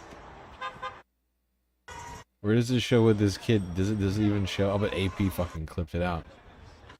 Where the fuck?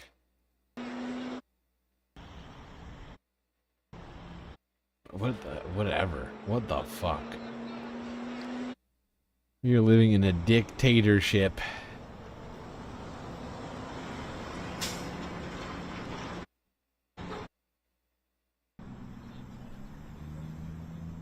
Oh, I'm glad that they have drinks. It's important to stay hydrated in that hot weather. Geared up like you're about to invade Iraq, the middle of LA. Gotta stay cool. Gotta stay hydrated. Oh shit! Columbia Rican with the super chat. Sorry to be a Debbie Downer. The Brevard County Sheriff said today that his deputies have been ordered to kill protesters tomorrow if they do crimes. That can't be lawful. There's no way. This is why we need to get rid of qualified immunity for all police, federal and state and local. I do not care. It is out of control. These people think that they are like they are embracing this Gestapo fucking mindset that is so troubling. So fucking troubling. It is disgusting. All right, before we go back to the protest footage, I'm going to go here. Why are we going back to the office? Well, because we just completed a goal. Great job, everyone. I'm going to leave the goal going in case people, want to contribute more, because we could still get chat confetti. But for now, hopefully this confetti will suffice for those of you yearning for confetti. Feast your eyes upon the glory that you have all contributed to. It's pretty great. Just going to say that. All right. But there we go. I have been trying to migrate everything over to the new stream software. That was one of the finishing touches I had forgotten to add in yesterday. But there we go. It's back. We got the confetti, people. All right. It's a gorgeous... Let's go back to the gorgeous... what do you call it? Participation in our constitutional rights. It's called protesting. Freedom of assembly. Freedom of speech. Things we're supposed to have. Just generally speaking. These guys should all be ashamed of themselves. I would quit the National Guard. Just quit. Like, what are you doing? You're not protecting America. Doing the opposite of that. You're ruining it. There should be mass walk-offs, the fucking job with these guys. I would be horrified.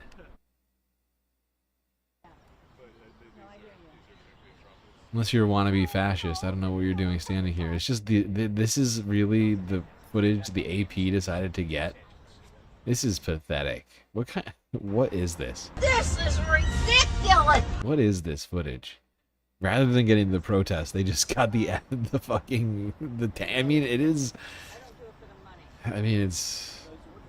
definitely a striking image, but I don't know if we needed 4.5 hours of this. We look like some sort of dictatorship, some Eastern European, I don't know, like Hungary or something. What is this shit?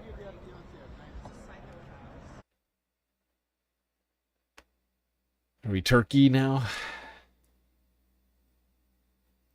Just living under constant martial law until we acquiesce to all of Donald Trump's fever dreams and desires.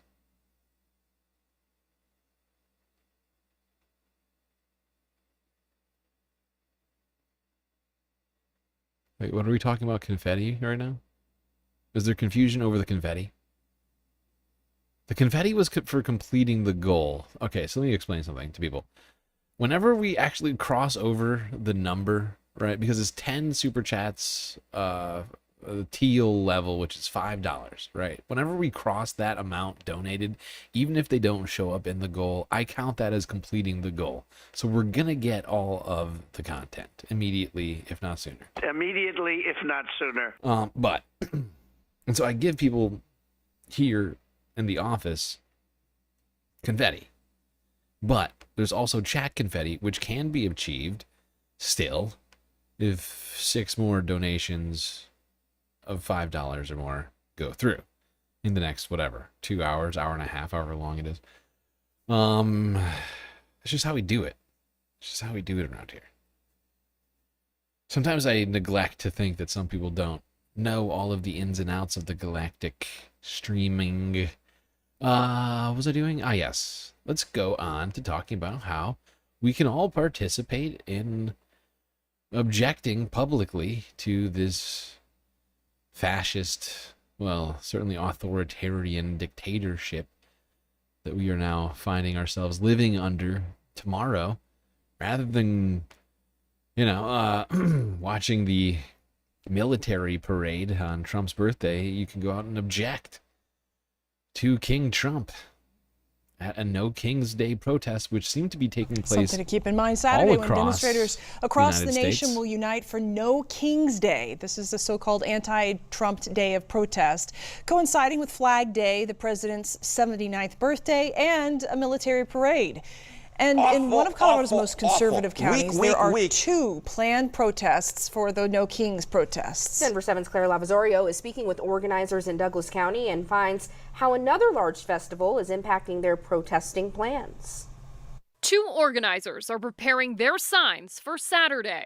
Heidi Bonilla and Carolyn Williamson are leading separate No Kings protests in different parts of Douglas County. We're showing the world that it's not just the big cities. It's not just the, urban centers where so many people live, and we're not paid protesters. There comes a point when it's more dangerous to do nothing than to do something. And I think I'm at that point. In Castle Rock, Bonilla says about 1,000 people are expected to march from the fairgrounds to Festival Park, staying far away. Well, there you go. Multiple protests happening in the Denver area tomorrow. I assume there'll probably be one indirectly in downtown Denver as well. There's also going to be some in Minnesota. And these are just a couple of the examples of where protests will be happening. Here's CBS Minnesota from an hour ago. Thousands of protesters are expected to take to the streets tomorrow to rally against the Trump administration. The No Kings nationwide day of defiance could mirror what we saw earlier this spring when demonstrators packed the state capitol lawn. Tomorrow's protest includes a midday march from St. Paul College down John Ireland Boulevard to the Capitol. WCCO's Jason Rantola spoke to the event's organizers about what they're demanding and what to expect.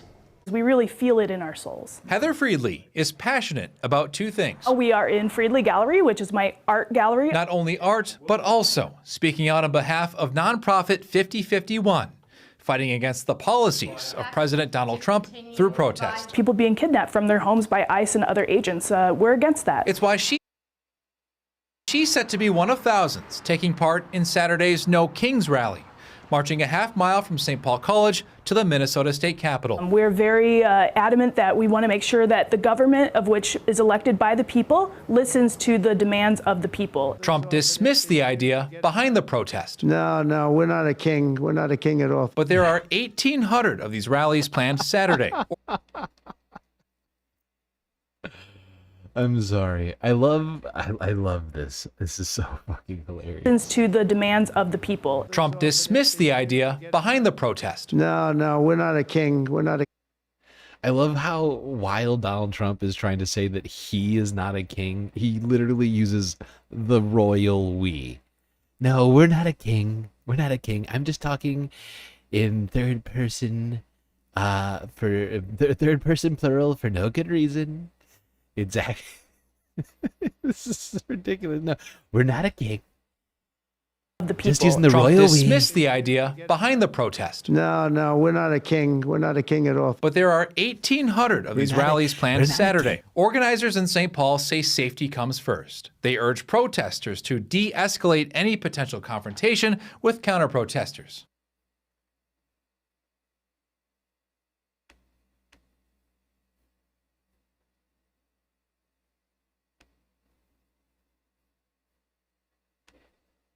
Omega Star.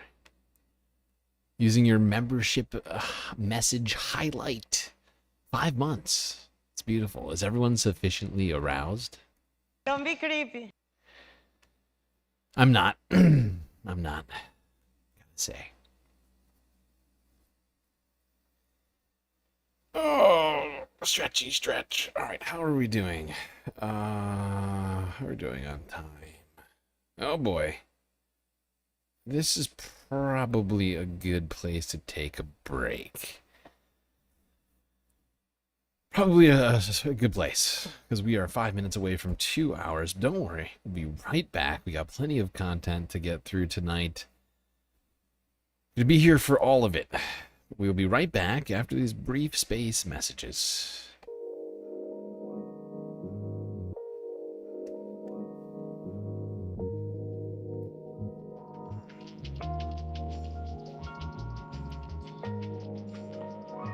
Weird.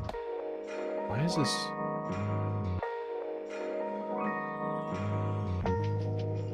It seems quiet as fuck. Sorry, chat. I'm gonna try and solve something. I'm just noticing how quiet this seems to be.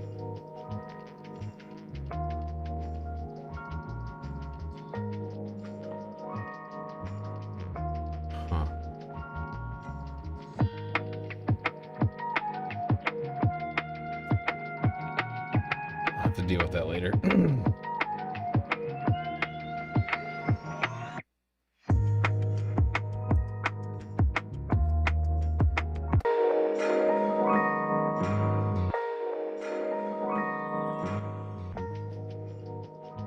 All right. I hope everybody's enjoying the show so far. If you haven't already, hit the like button and don't forget to subscribe.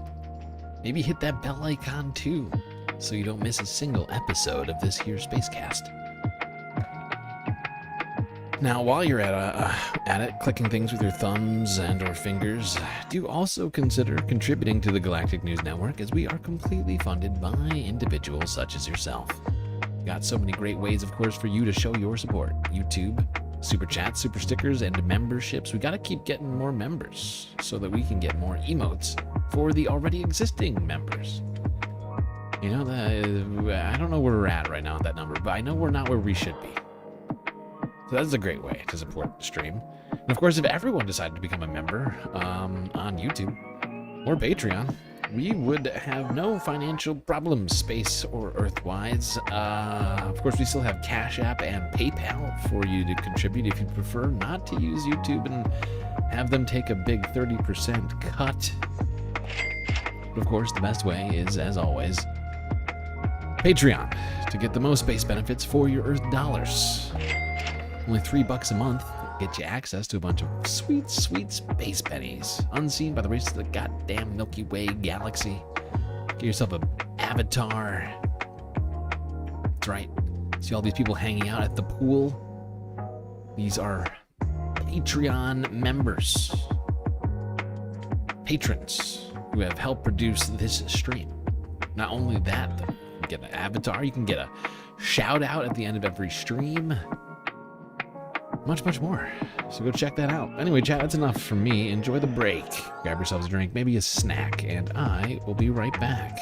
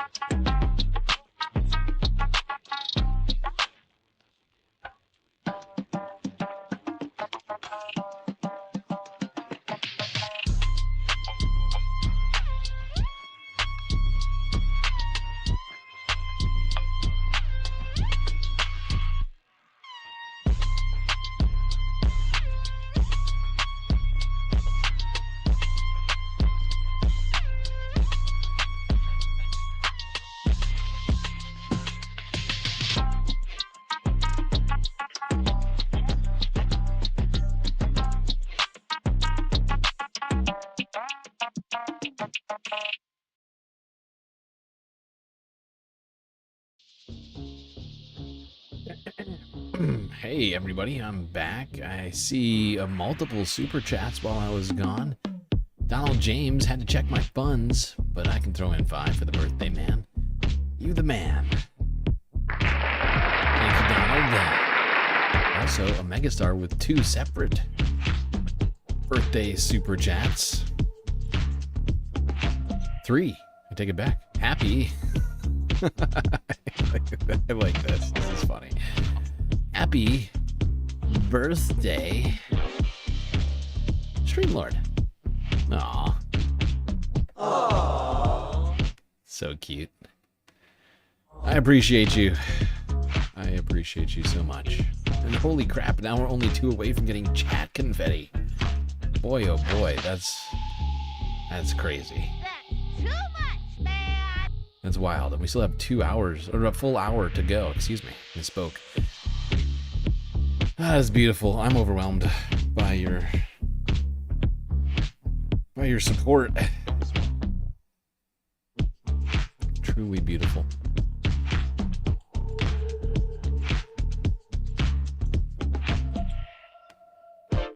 Gotta make sure to heart them. The official GNN heart. There we go. Okay. Wow. Shocking. We might get multiple instances of confetti here tonight, people. Alright, we better get to it.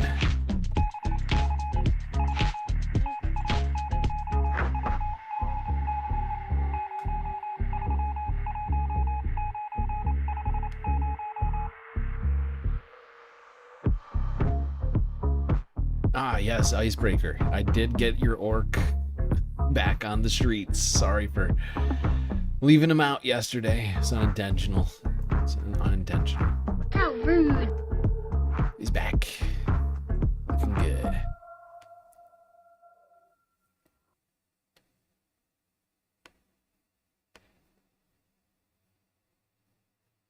Cat Jam. Yes, indeed. Poggers. Poggers, my Twitch friends. And I'm sorry I'm not streaming on Twitch anymore. We're going to try and get back to it as soon as possible. Once I figure out, I've been messing with so much stuff, right? And I feel like it's been causing us problems. And causing me to not stream as much as I'd like.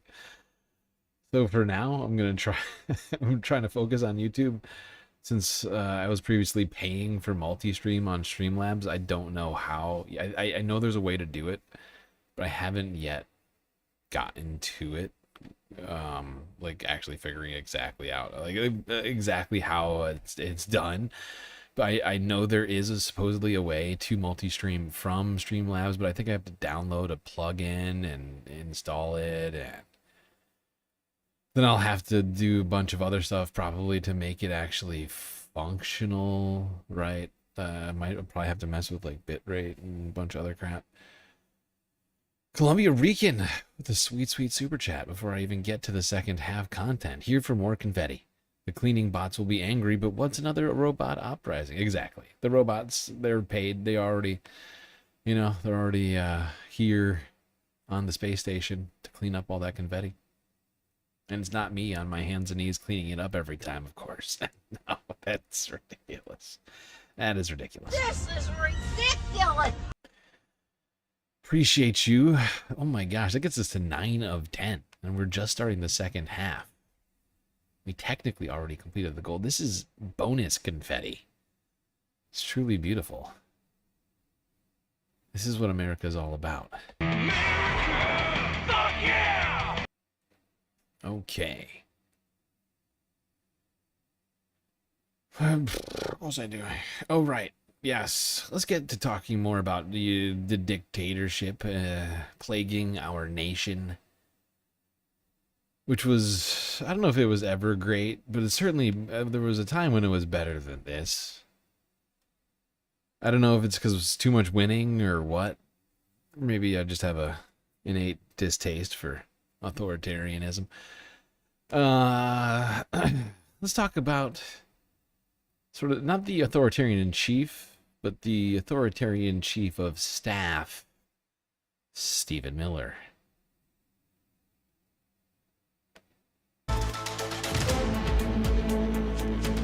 France 24 is shitting on us now for our love of authoritarianism.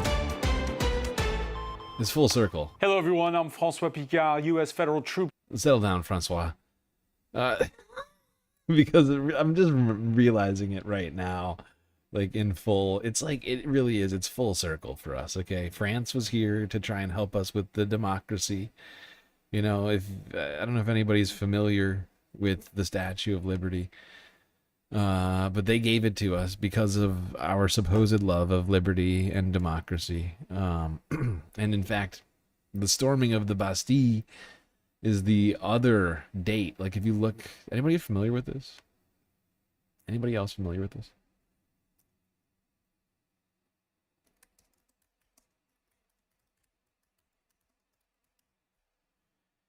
Here, I'll show you. Image.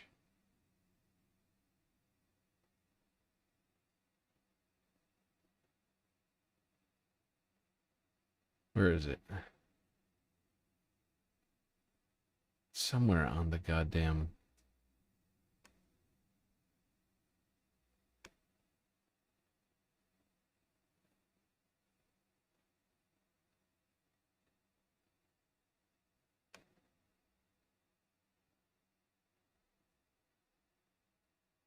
Whatever. I don't have time to find this right now.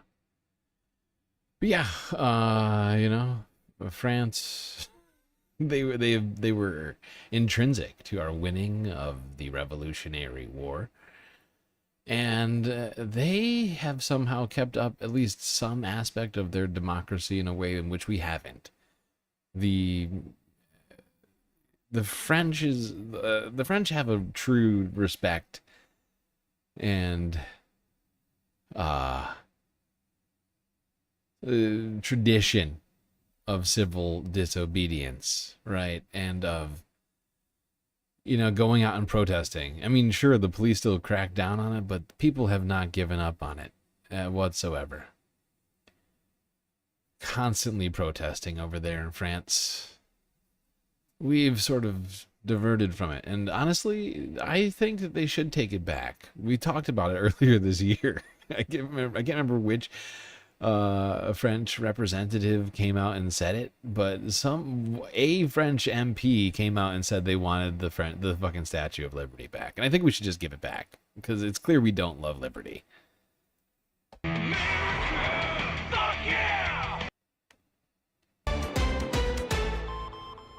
Hello, everyone. I'm François Picard. U.S. federal troops deployed to Los Angeles can temporarily detain individuals until law enforcement agents arrive. But the 4,700 National Guard and active duty Marines deployed by the Trump administration don't have the authority to make arrests. That's the clarification of a military spokesperson after a fourth night of anti-deportation protests that turned tense at times, a curfew strictly enforced in downtown LA by local police. Well, for more, let's cross to correspondent Fraser Jackson. Fraser, it's still the situation is expected to, we're seeing a spread, rather, of these protests across the country. And we've had some questions from lawmakers where you are on Capitol Hill. Yeah, this is now spreading beyond Los Angeles in the days that have followed since those remarkable images coming out of California. We have now seen a spreading of these protests and of this violence, really, although the center is remaining in LA. They are still spreading to other parts of California, including San Francisco and Santa Ana, just outside of LA, but also up the West Coast in Seattle. There's also been a significant spike in Texas, in Austin, Houston, Dallas. The National Guard is being deployed to San Antonio ahead of planned protests there this Wednesday, a move that the mayor of San Antonio has called unnecessary. He actually said much of this federal administration's work, in my opinion, is being geared towards theater and provocation. That's echoing the sentiments of California Governor Gavin Newsom as well. I genuinely think that he's trying to use these protests as his Reichstag fire. I think it's ridiculous. It's ridiculous because it's completely manufactured. You know, in terms of much of what Trump is doing is what's causing people to be upset, and nothing even close to the burning down of the parliament. It's not like, if anything, Donald Trump's the one who's gotten close to doing his own Reichstag fire in January 6th, 2021, right? Like, they're the ones who stormed, you know, the Reichstag, if you will, the U.S. Congressional halls. This is people on the street saying, go fuck yourself, which might hurt your feelings if you're a fragile narcissist, but it certainly doesn't rise to any, you know, level of what is going on here. It's fucking insane to see these troops on city streets.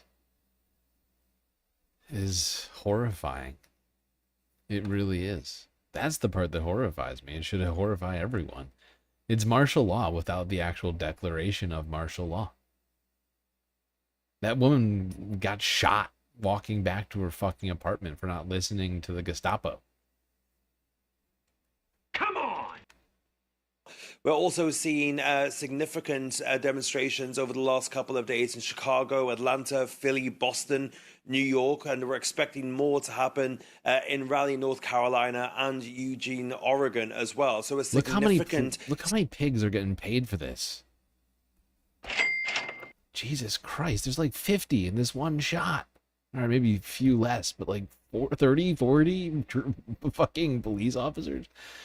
And who knows how many of them are sitting in cars back here. I mean, Jesus Christ.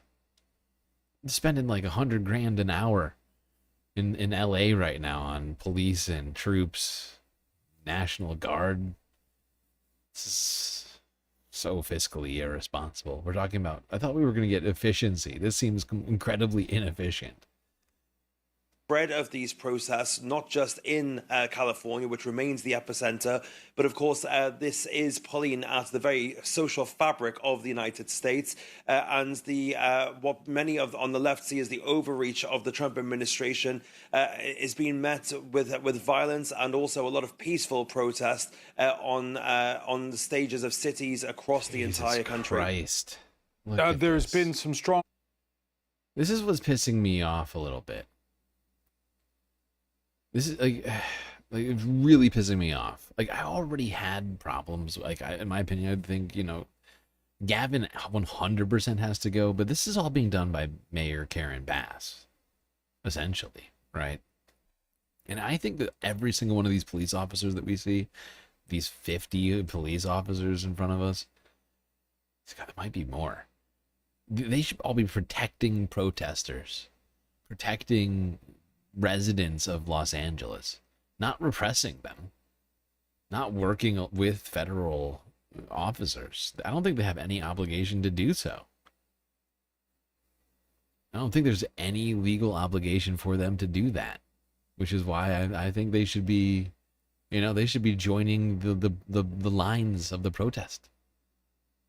Of course, they're not going to do that, and this is complete fiction, but I'm just saying, like, when are we gonna get a government that protects us?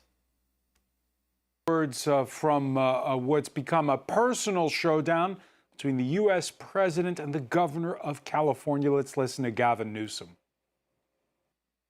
He chose theatrics over public safety. He federalized another 2,000 Guard members. He deployed more than 700 active U.S. Marines. These are the men and women trained for foreign combat, not illegal domestic law enforcement. California may be first, but it clearly will not end here. Other states are next. Democracy is next. Democracy is under assault before our eyes. This moment we have feared has arrived.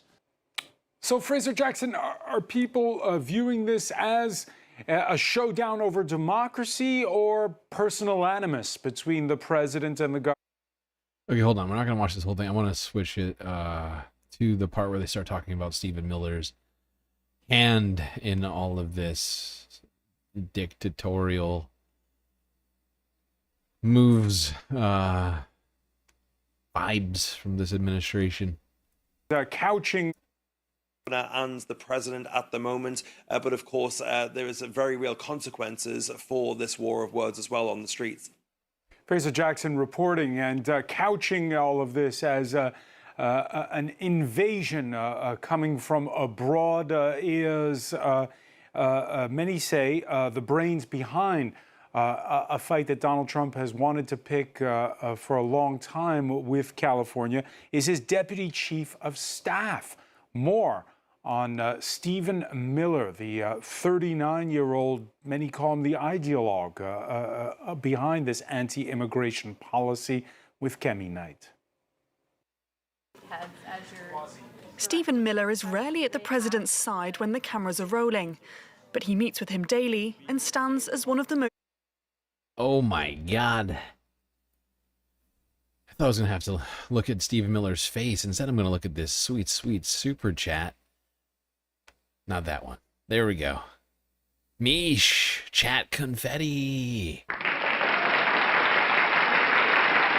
And because of that, since we just double completed goals here tonight, we're going to get triple confetti with more confetti in the office.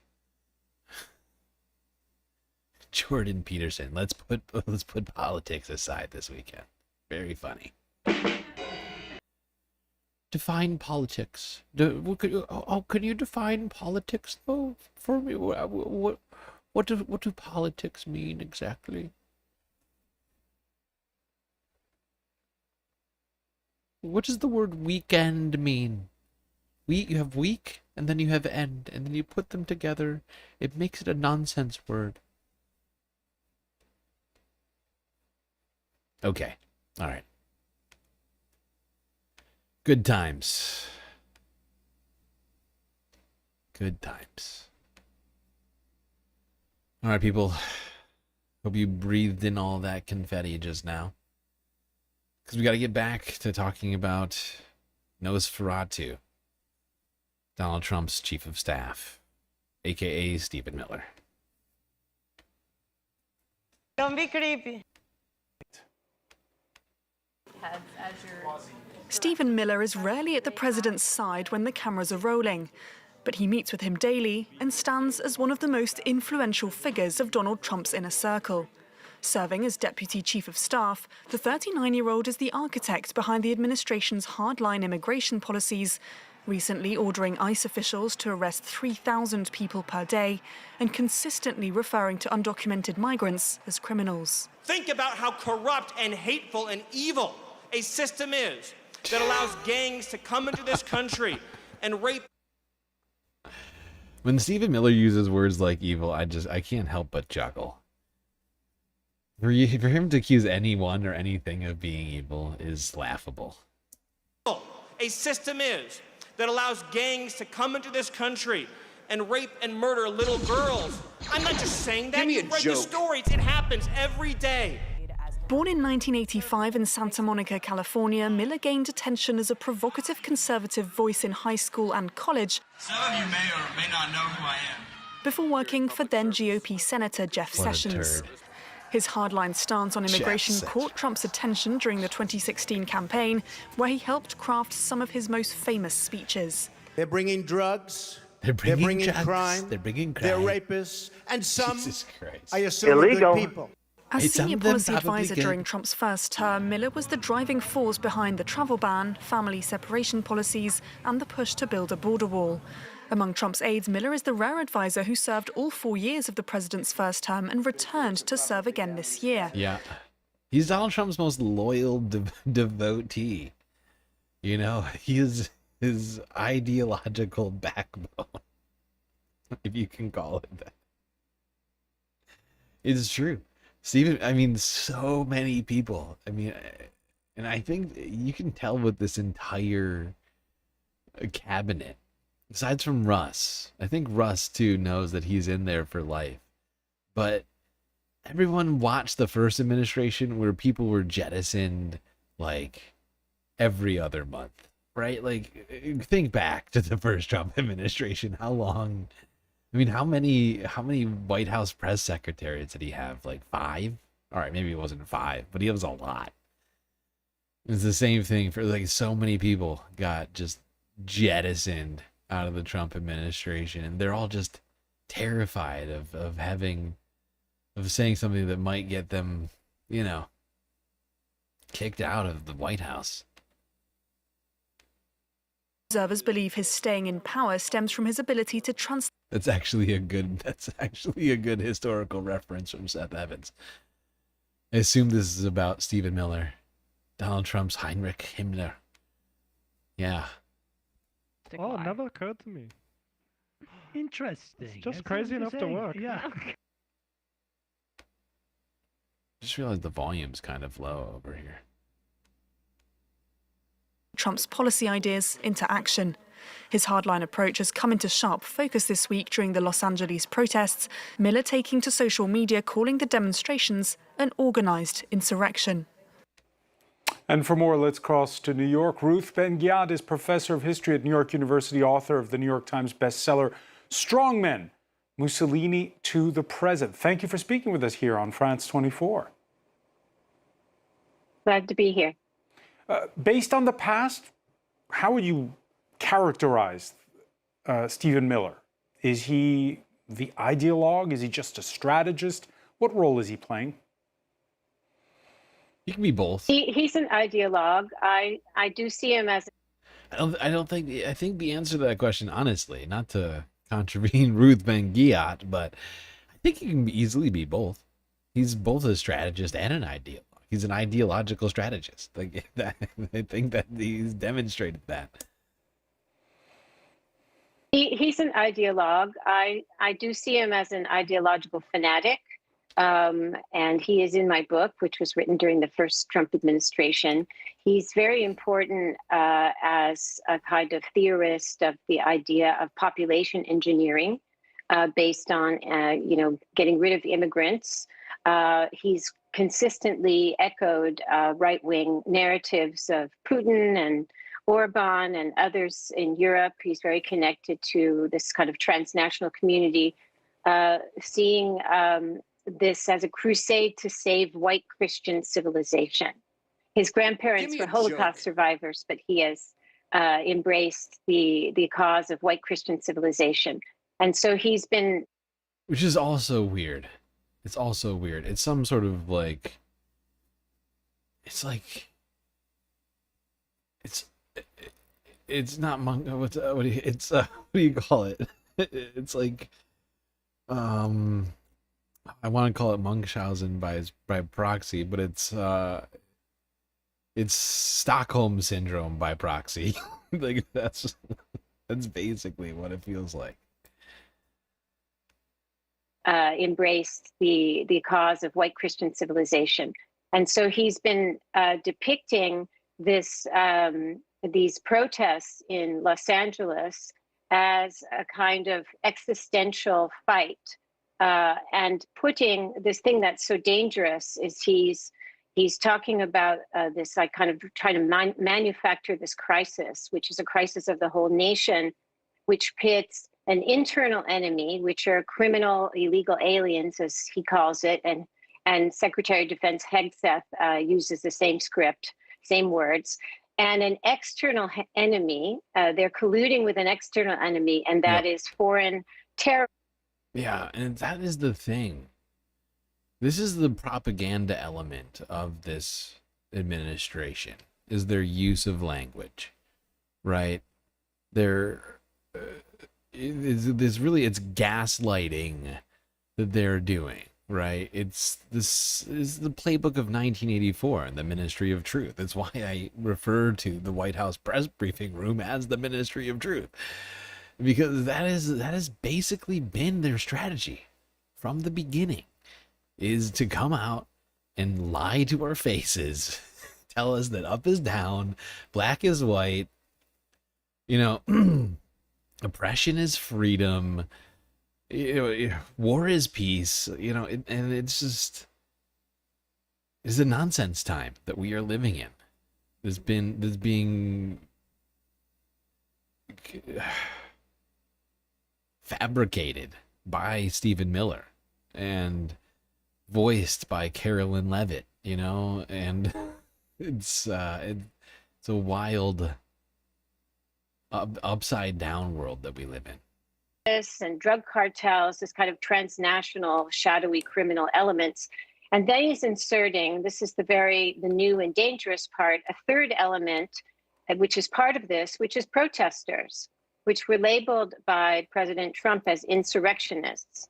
So once you start labeling domestic protesters, civilians, as part of this criminal mix, you're in uncharted territory, and that is why there's this recourse to National Guard and active duty Marines. And how much? Okay. By the way, I thought this comment was hilarious from you, my dogs. Sometimes I worry Steve Miller is hiding under my bed like a shadow demon. Don't be creepy. I just found that funny.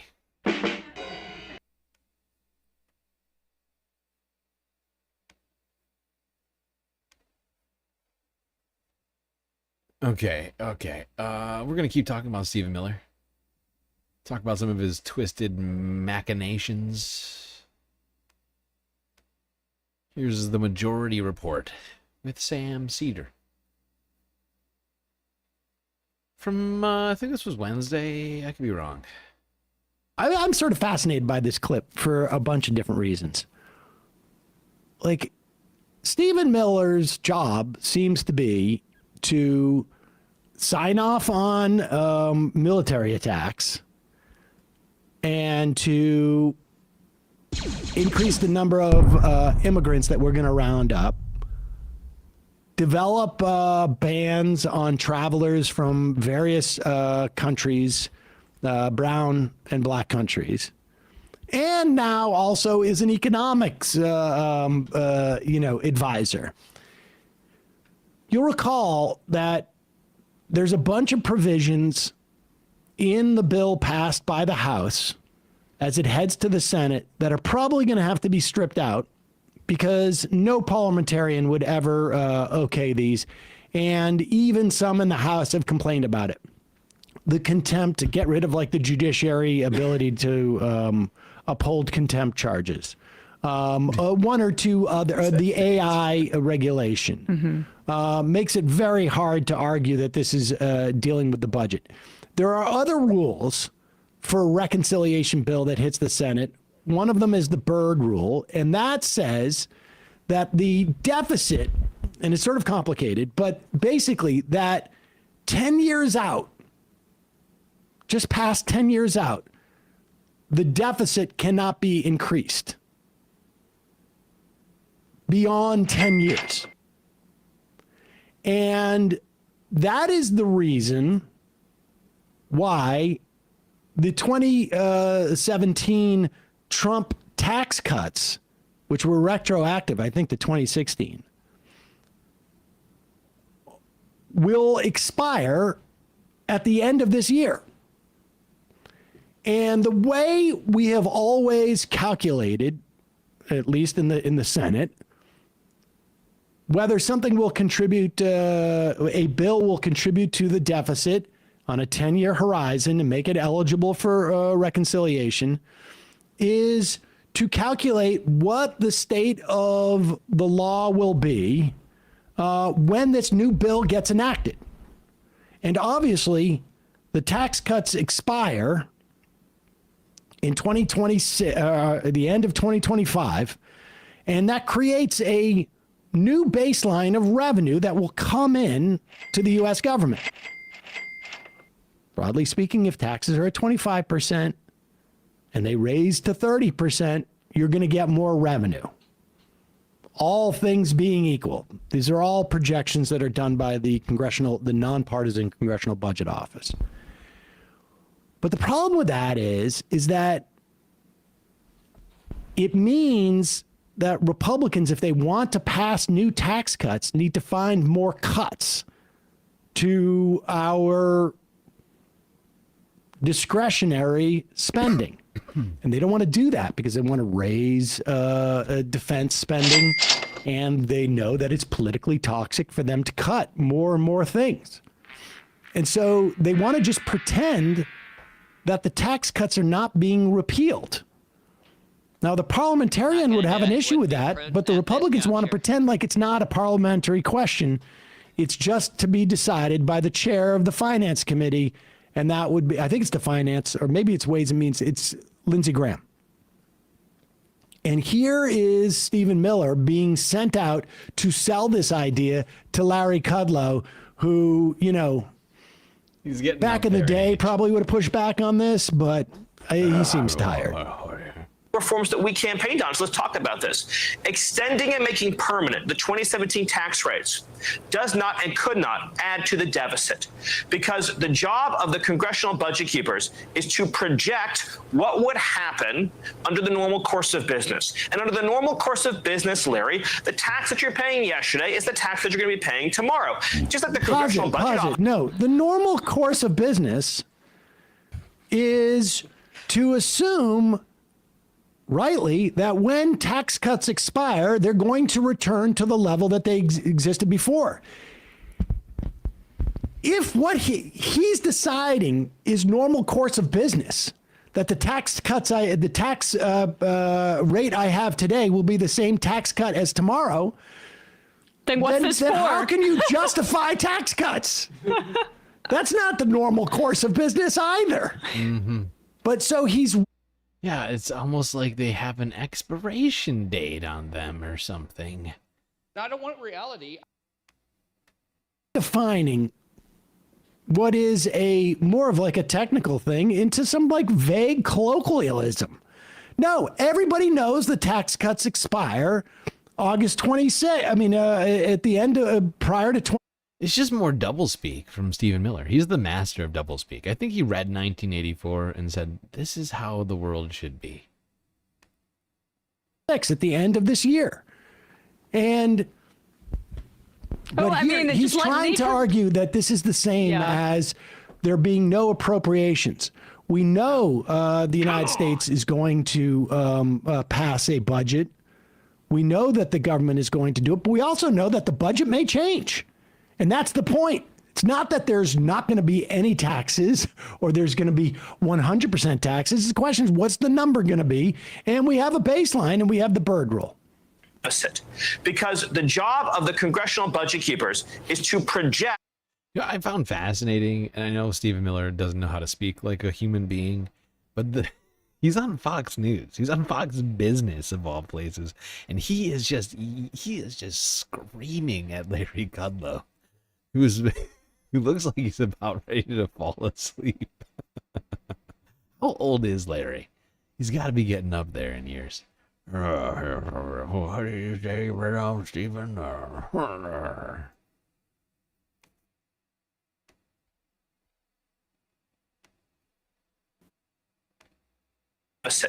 Because the job of the congressional budget keepers is to project what would happen under. This guy is constantly yelling, even when he's talking to people who should be, friendlies, if you will.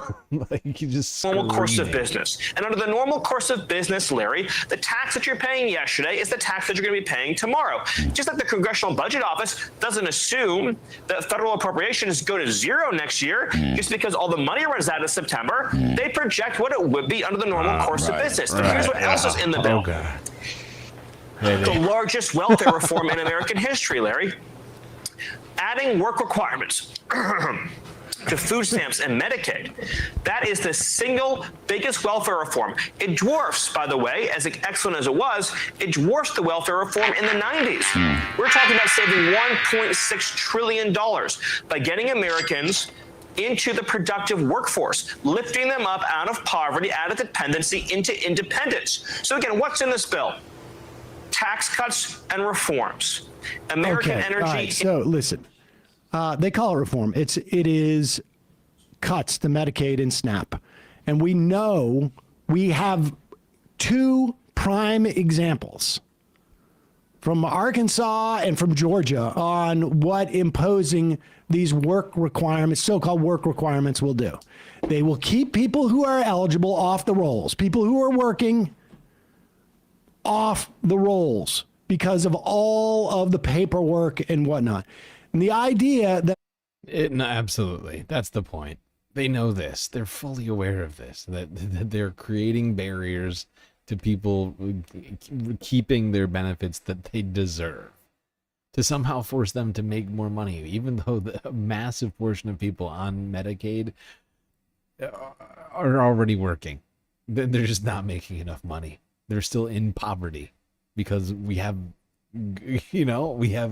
raised the federal minimum wage, in what, 25 years or something, right? It's been a while. Yeah. Now, one J.D. Vance, vice president, who has been hiding in the shadows. Don't really see him a lot, but apparently he has made a trip to Montana to speak with the Murdochs. Rupert and Lachlan, apparently, were at this meeting, according to the Associated Press.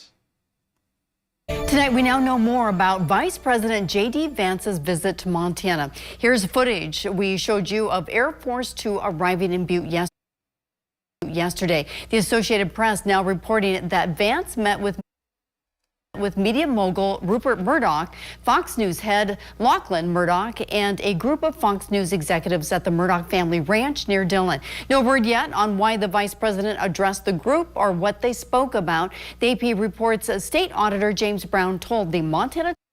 Love that. Love that. Well, I mean, this is one of those stories to me that it speaks to where we are at right now. You know, we had Donald Trump complaining about lawfare, and now he's using the law, the DOJ, the FBI, to go after his enemies. They complained about media bias, and now the vice president is having a meeting with billionaire media moguls, owners of Fox News, among others, Rupert and his heir to the throne, Lachlan Murdoch. It is fascinating. Not that Fox's coverage could get any more partisan, but, it just cements that partisanship, it feels like, to know that the vice president is there meeting with them. For what reason, I can't even imagine. What is Fox News going to do more than it's already doing? Or what's it going to stop doing? Like, it's not like they're fact-checking Donald Trump. Oh my God. I can't even imagine. I really can't. Can anybody give me a good reason? Like, what does the Trump administration need from Fox that Fox is not currently doing? Or maybe it's the Wall Street Journal? Is that the problem? Wall Street Journal, too liberal. Fact-checking Donald Trump's economic policies. Actually, that does, now that I'm saying it out loud, that seems like the place that they're actually probably talking about. It's got to be that. Sorry, I'm just rambling. Just rambling. Putting pieces together live here in my brain. Let's go to the White House, where the Congressional White House picnic was going on yesterday. Donald Trump addressed members of Congress with First Lady Melania. Everybody be based. Ladies and gentlemen, the President of the United States and First Lady Melania Trump.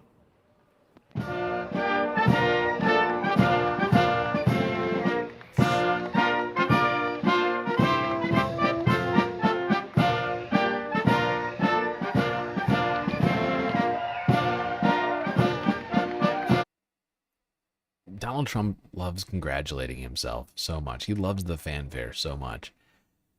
And it is making me hate fanfare. And, I like having a good time. But he's really killing it for me. Why does he need a goddamn brass band every goddamn time that he walks out of a door? Well, thank you very much. This is a beautiful day. It's a little warm, but that's the way we like it. And this is That's the way we like it. I'm beautiful definitely not Republicans melting. and beautiful Democrats. We have them both.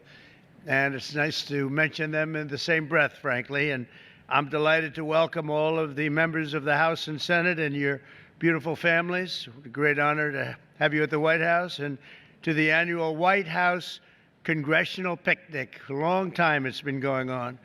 I want to thank our magnificent First Lady for putting together this wonderful Great job, evening. Melania. Best gathering ever. There are too many friends, frankly, to mention all of them. We have so many of our congressmen, and we have some senators in here. I have to tell you, they snuck in, but that's okay. They wanted to be here. Snuck in. It's illegal, but it's okay. Illegal? We won't send the Gestapo on you. That'll be nice. I just want to thank all of you, and I want to, in particular, thank Speaker Mike Johnson. He's doing an incredible job. And all of our other colleagues on both sides of the aisle for your service to America. That's what it is. It's service to America. For more than half a century, the White House Congressional Picnic has served as a special Is it just me, or does it sound like the dentures are slipping around in there? night for Republicans and Democrats to put politics aside, if that's possible. Is that possible? I think so, right? For at least about an hour, and come together with our families and give thanks and privilege to all of those. We're here to give thanks and for people to listen to me talk for no good reason for like 10 minutes about absolutely nothing. Oh my God. We're not listening to that whole thing. But you know who was uninvited from the White House picnic? Can you imagine? It's supposed to be a bipartisan celebration. It's the congressional picnic. It's not the were you a good boy picnic. But one guy was being a bad boy. Rand Paul.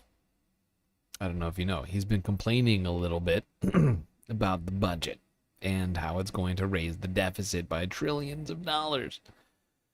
And he and his family were, in fact, disallowed, uninvited from the White House picnic.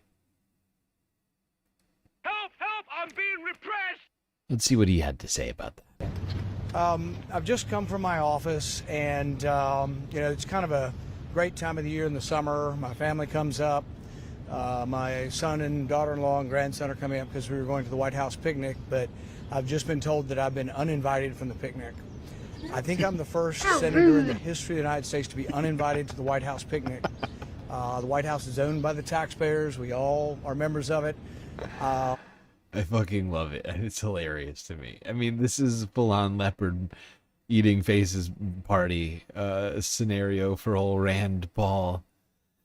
You know, this party that you're in right now is a cult. Okay, Rand? And you went against Supreme Leader Donald Trump very publicly. And that, well, this is what happens. Your face gets eaten. No picnic for you. The White House is owned by the taxpayers. We all are members of it. Every Democrat will be invited. Every Republican will be invited, but I will be the only one disallowed to come on the grounds of the White House. I just find this incredibly petty. I have been, I think, nothing but polite to the president. I have been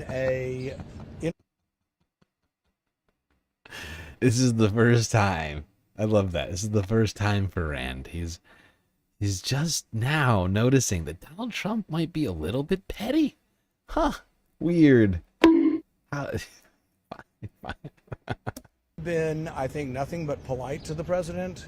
I have been a intellectual opponent, a public policy opponent, and he's chosen now to uninvite me from the picnic and to say my grandson can't come to the picnic. I just the level of immaturity is beyond words. Petty and immature. The president? No. Say it ain't so.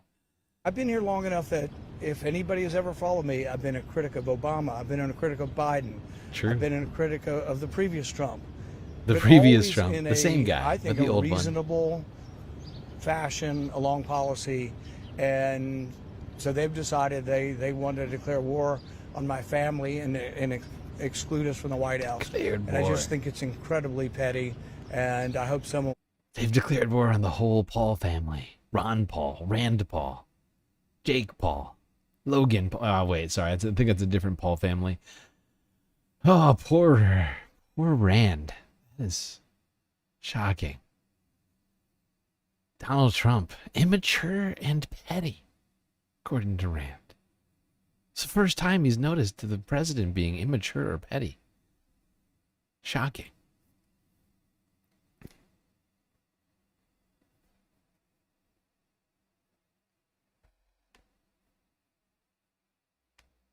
I misplaced my world's smallest violin.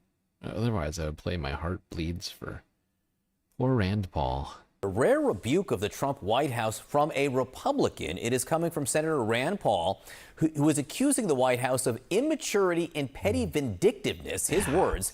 This after he and his family were disinvited from the annual White House picnic. The White House has not responded to these comments. Perspective now from our chief congressional correspondent, Manu Raju. Manu, what more is Senator Paul saying? Well, he's very frustrated, John. In fact, this is an event that is a bipartisan one. Democrats and Republicans typically attend this every single year with presidents of both parties. Paul has been to 10 of these, but he thinks he is now the first senator ever to be disinvited from this event. He believes this is what... Historic. It's a historic event. Rand Paul, first senator to ever be disinvited from the White House picnic. It's very sad. Write that down. Okay. Now, of course, in not very long from now, Donald Trump will be holding a military parade for himself and his very fragile ego. Let's quickly talk about what the polls are saying about that. According to the Associated Press, most U.S. adults say that the military parade's maybe not a good use of money. That's crazy. That's too much, man! On Saturday, June 14th, tanks will take to the streets of Washington, D.C. for a celebration of the 250th anniversary of the U.S. Army with an all-day festival and military parade. A new AP North poll shows that Americans are more likely to approve than disapprove of President Trump's decision to hold the parade. But at the same time, most don't think it's a good use of public money. The poll found that 40% of U.S. adults approve of the parade and 29% disapprove. Another 31% don't have an opinion. But a much higher share of Americans, 60%, say the parade is not a good use of government funds. That includes the vast majority of people who didn't approve or disapprove of the parade. The celebration could be attended by as many as 200,000 people, according to the Army, and that does come with a hefty price tag. Estimates for the cost range from $25 million to $45 million. Sounds like a great use of our money. $50 million.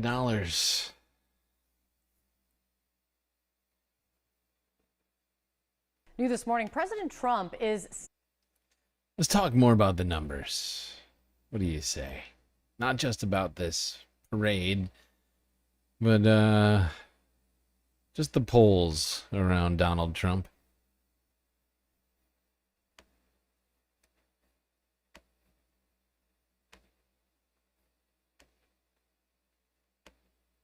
Celebrating a federal appeals court decision that temporarily put a pause on a lower court's order requiring that he give back control of California's National Guards to the state. The president writing on social media in part, quote, "Thank you for the decision."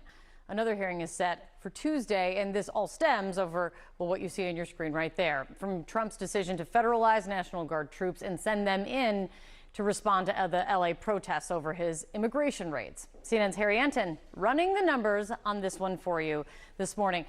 So overall, how have what we've seen in the last days, but also the last few weeks, of ramped up immigration crackdowns, these raids that we've seen in California and beyond, and the protests in response? How's it impacting his approval? Yeah, I think the simple word here is hurt. It has hurt Donald Trump's popularity. You can see it right here. We have two new polls, Quinnipiac University, AP Newark. I got the final poll for you on the screen. I got the now. This is the net approval rating.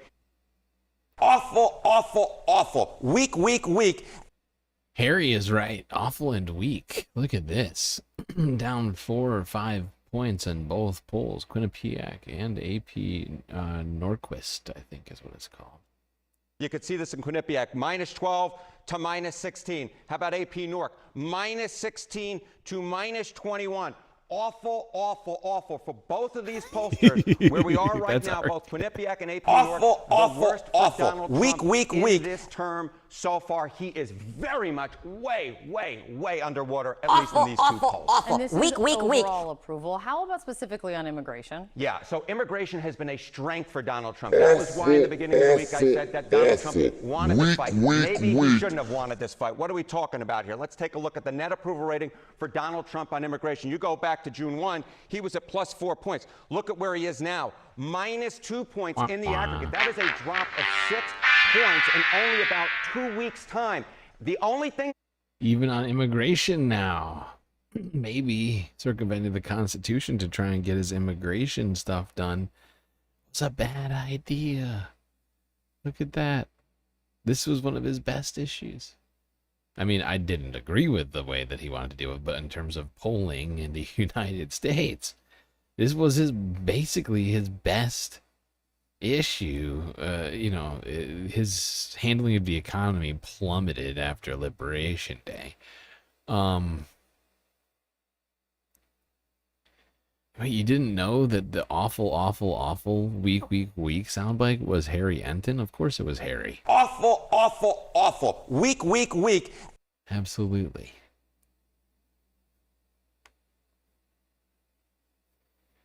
Honestly, I'll take Harry over most of the CNN anchors at this point. At least he just gives me the numbers.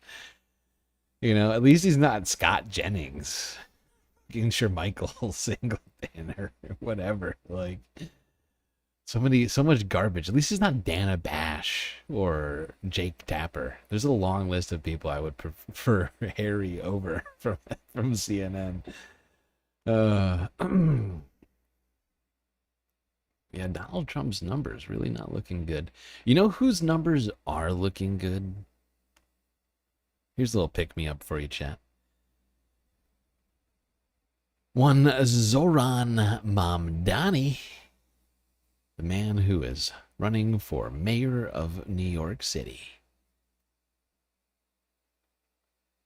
Let's go to Zohran's YouTube page. This is from a couple of days ago.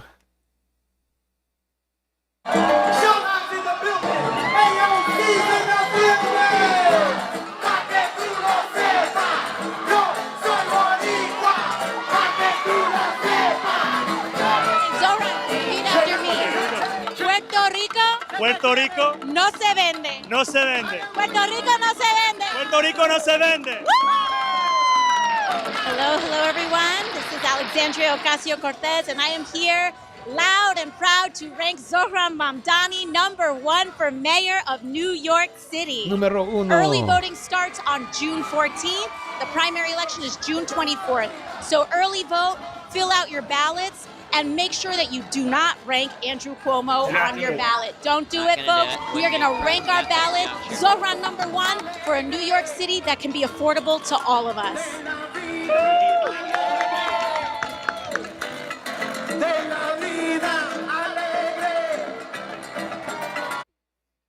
There you go. AOC endorsed Zohran, and in a big way, with a frickin' parade. This guy. We've been talking about Zohran since the very beginning, back when it looked like he had no chance. Down double digits, big double digits. He was like trailing by like 30 points against Cuomo at one point. And now we're here. Zohran getting recognition, getting the big bumps from AOC. Even made an appearance on the Breakfast Club with DJ Envy and Charlemagne the God.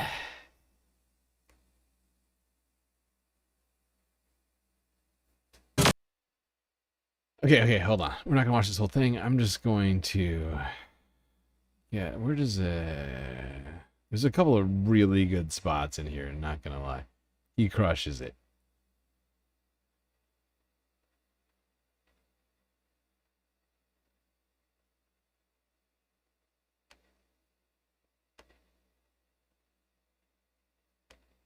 Whoa. Whoa. Was arrested in his apartment building. That was not what I wanted. How dare you? Earlier today. I was saying they need some therapy over there, seeing a lot of unhinged shit coming from the cops. Part of why when you... Hold on. We can't watch this whole thing. They're not as bad with the content claims as Daily Show or Jubilee, but they're bad. So we can't... can't watch this whole thing. I'm just trying to remember where the good spots in this conversation was.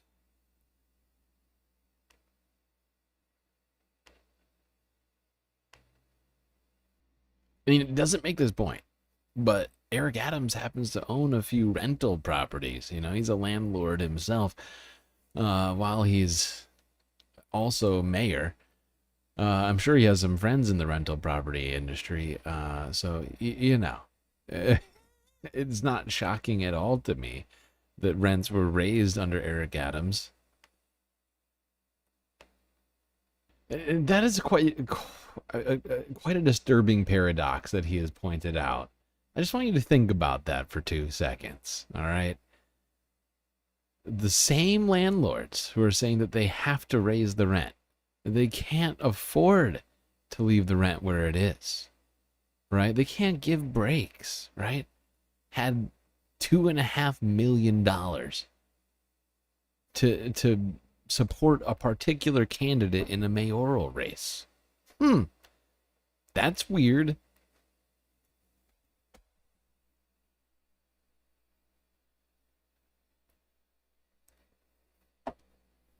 Mish gifting 5 sweet galactic memberships. Who got him? Felix Colon, Alfredo Gonzalez, Annie Fitzgerald, and Emily S. Much appreciated, Mish. You're a true galactic champion. Helping us get back on track with the emotes. We still need to get more. I know that, but at least we're back to streaming, which will hopefully help us get back on the road sooner. That's really, some of this is, I mean, in a way, it's my fault for not solving the software problem sooner. Not streaming means that there's no gifted memberships going out, and people's memberships are lapsing. It's not helping. I know that. I made a huge, tiny mistake.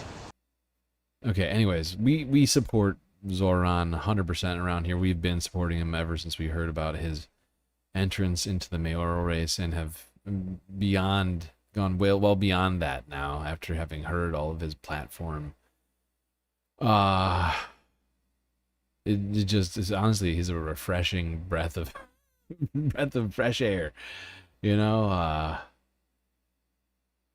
This guy hopefully is going far, and right now he is in the latest poll out of the New York City mayoral race, beating Andrew Cuomo. So if you're in New York, help solidify that. Get out there, vote from this weekend. I think polls open, early voting opens, I think, Saturday.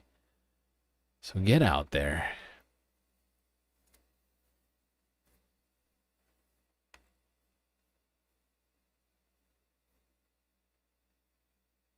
All right, now let's go to really quickly, talking about the state of health in the United States. One man who I'm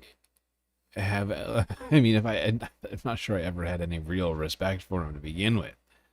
But I certainly have no respect for him after all the shit he has done. And much of what he has done contradicts what he said during his confirmation hearing in the Senate. Of course, I am talking about RFK Jr., who has been dismantling further the U.S. health apparatus, I guess you'd call it. This was from a few days ago out of CNN. RFK Jr. removes all current members of the CDC Vaccine Health Advisory and Human Services Committee. Secretary RFK Jr.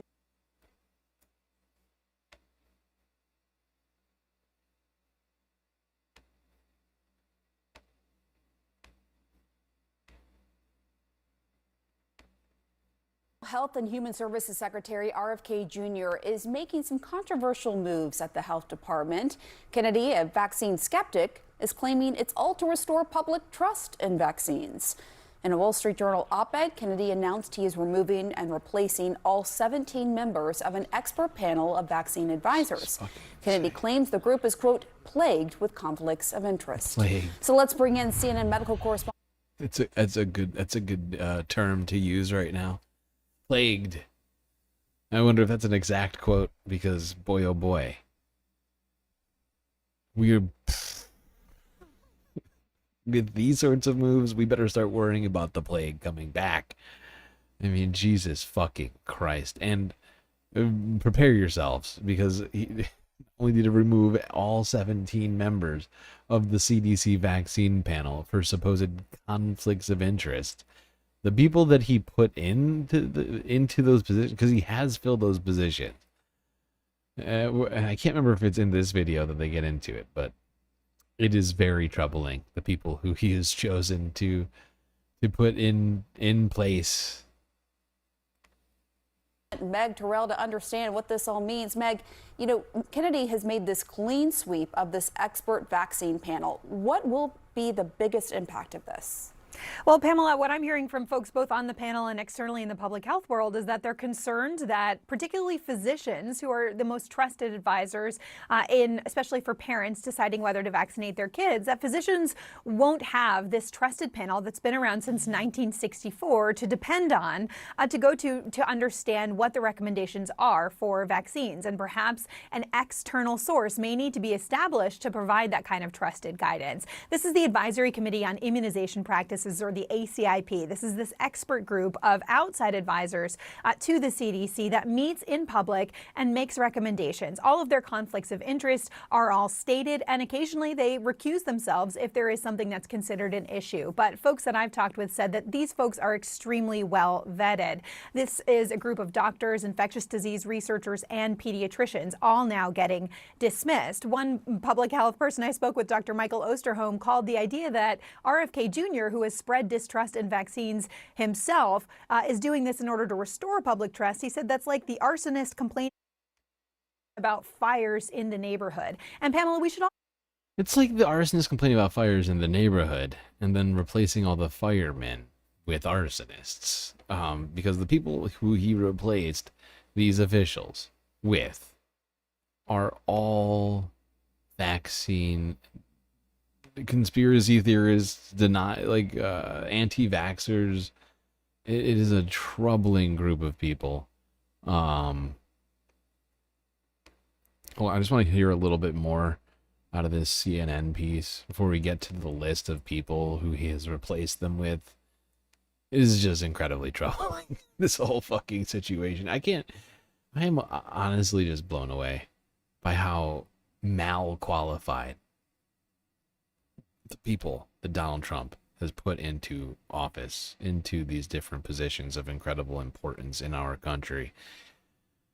It is mind-boggling. Just mind-boggling. The kakistocracy of it all is overwhelming, just how unqualified everyone is for the jobs that they now have.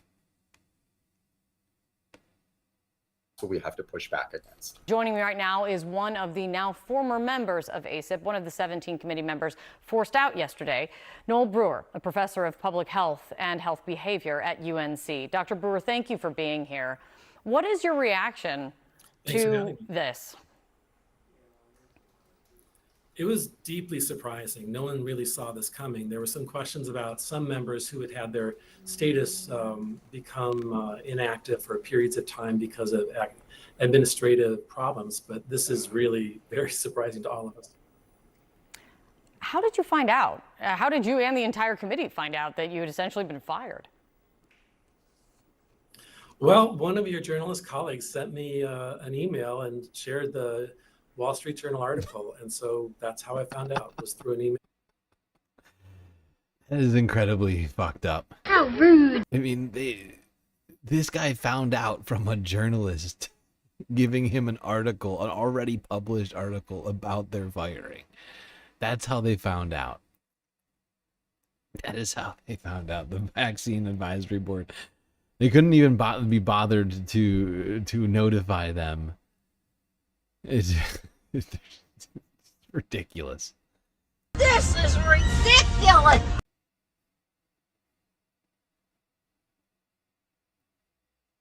The poo-pootocracy. Yeah. Yeah.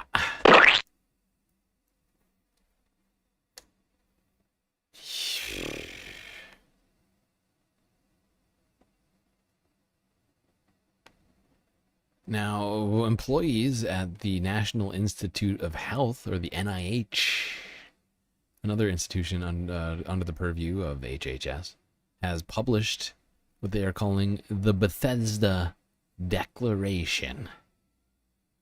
Let's go here. Another CNN vid from 3 days ago.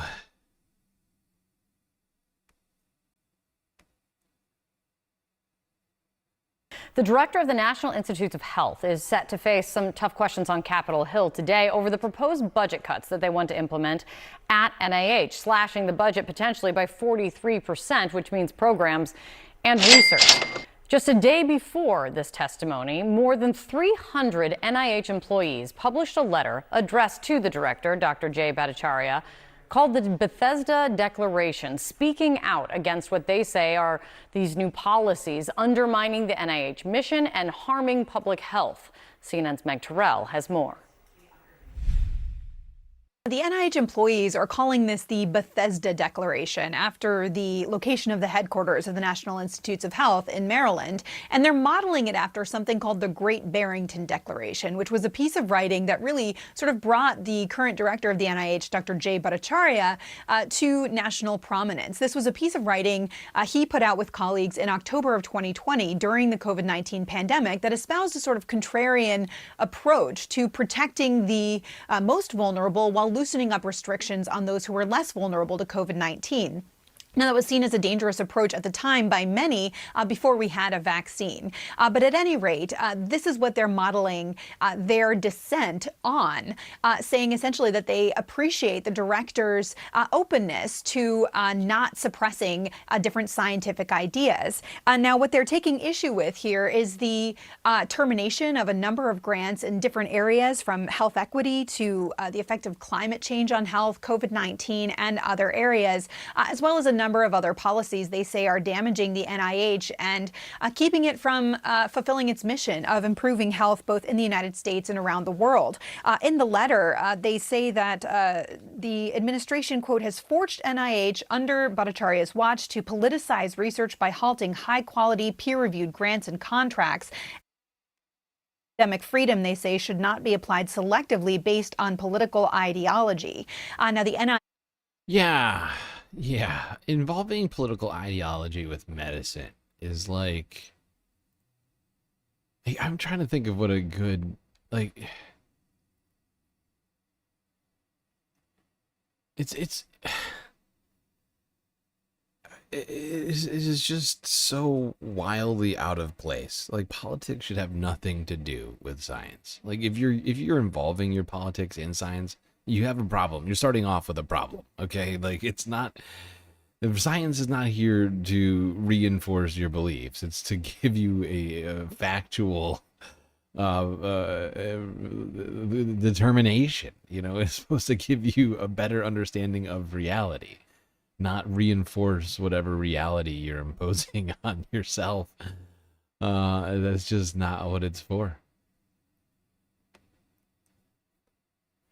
But the NIH taking serious issue with the cuts happening from the Trump administration, the politically charged sort of things they've been doing with DEI and otherwise, canceling grants to things that they deem to be DEI, forcing institutions and grant recipients to use specific language.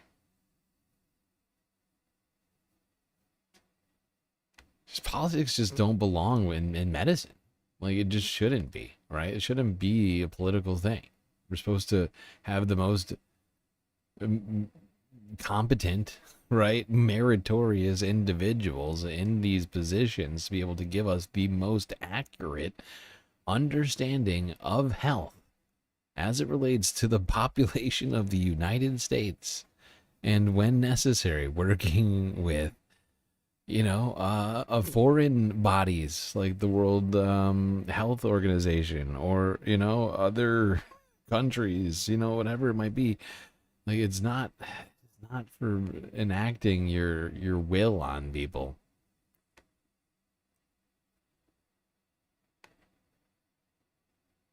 Oh, God.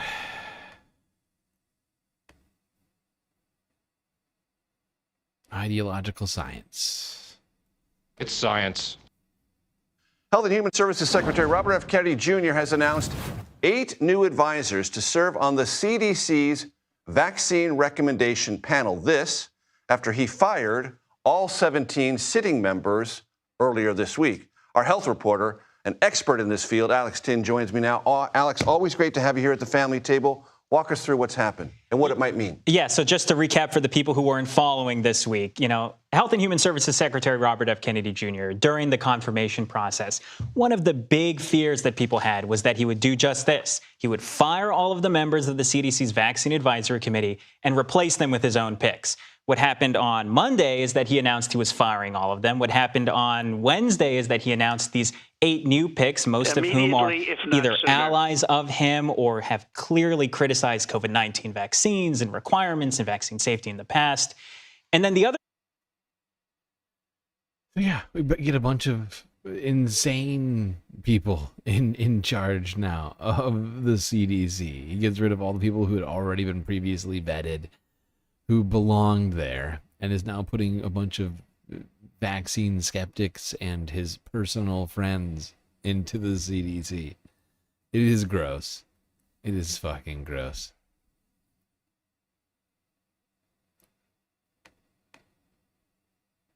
Can I cheer us up with Trump getting hit with the mic? Oh, I never clipped that. I should have. Why didn't I ever clip that? I wonder if I have that in my... I probably have it somewhere in the list somewhere. I could probably find it. Maybe I'll find it in a little bit. You know what? People need to be healthy. Aside from having, accurate medical information, they need to be able to eat. I don't know if you've heard, but food is in fact important for human survival. And people are going into massive debt just to buy burritos now. That's where we're at. Eat now, pay later is the phrase of the day.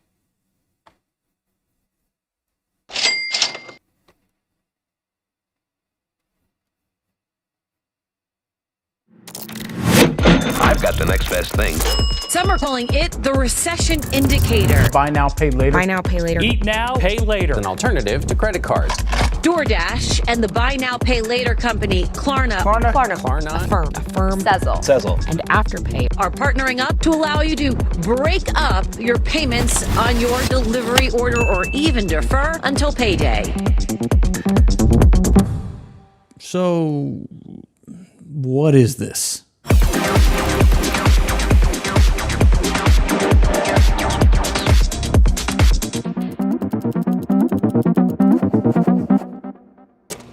When it comes to these larger buy now, pay later services, we with the kind of data-driven kind of risk profiles that they have, they can kind of account for people not paying them off or disappearing or whatever. It's like a loss-leading kind of thing that doesn't matter as much. And so what's more important for them is just to have as many people using them as possible. And so having no regulations about who can access them has kind of been key to their success in many ways. But it's not careless, it's strategy. This is their strategy. This is Steve Threadgold, a sociologist at the University of Newcastle. You'll see more of him in a second. With all the news about buy now, pay later apps, we wanted to dive into this topic and ask him a few questions. Because to us here at Second Thought, it feels like a huge market for short-term, mostly unregulated loans from random fintech companies came out of nowhere and took over retail practically overnight. There are so many of these things now. Even banks are doing their own 4 easy payments thing. And with Klarna's IPO in the billions, with a B, it's clear this thing that's newish to us is actually a huge chunk of the economy. An economy in which consumer prices are going up because of things like tariffs. Reciprocal tariffs. Which is definitely a little worrying when you put those two things together. But let's not get ahead of ourselves. What exactly are buy now, pay later apps? Buy now, pay later firms have boomed over the last 3 years. Loans like this are approved in seconds and you get the money immediately for the item you're buying. So you purchase the ticket without paying the full amount up front and split it into smaller payments. They're the Klarnas, Afterpays, Affirms, no interest 4 easy payment apps you'll sometimes see at checkout. Something like 90 million people, about 1 in 4 Americans, have used one of these in the last year. And with brand integrations like with DoorDash and a bunch of retailers, it's likely that number's only going to grow. One estimate predicts that in This shit is so fucking disturbing. Like, it is like, this is everything wrong with our society. That people need to take out into financing for burritos and hamburgers. Just, it is perverse. Everything about this is wrong. Like, people should not be struggling so much that they can't afford to eat. And then we have financial companies doing everything they can to eke money out of people so that they can just purchase simple like necessities. I mean, some people say you need food to survive. I don't know. It's science. I don't know. Over $80 billion will be spent on these apps. Is that a good thing? I mean, according to these companies, yeah. They're here to deliver financial wellness and make things simple. They're flexible, Give me a smart, convenient, flexible again. This one's also doing financial wellness. Oh, and it's flexible too. That's good. Thank God. But what are these apps really? Buy now, pay later apps are a relatively new form of financial technology, what we call fintech. Sometimes it's like 4 payments once a week over 4 weeks, or 4 payments, a fortnight or whatever, and then you pay it off. What you're essentially doing with the form of fintech is you're going into debt with these people. One of the things that the buy now, pay later. Yeah, I mean, someone said it in chat, but this is basically a payday loan. Micro payday loans.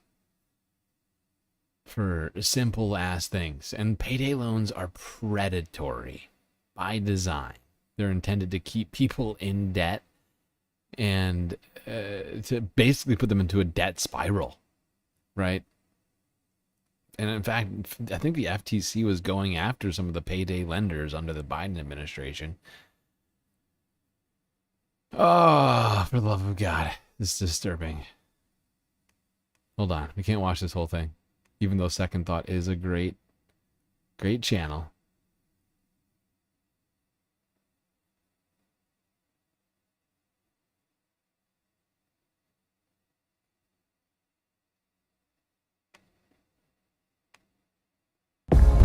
Okay, so what makes these apps more dangerous? Well, for starters, getting a line of credit at a bank is just harder. These apps are predatory in the same way that mobile gambling apps can be. Not just because they're designed so that the house always wins. The house always wins. The house always wins. I'm being repressed. House always wins. But because it's just so easy to get into. And that's whether you're desperate for cash or just curious about the convenience factor. They've largely removed things like credit checks and even the most basic safeguards like checking you are who you say you are or having you show up somewhere in person, meaning they can grow pretty recklessly.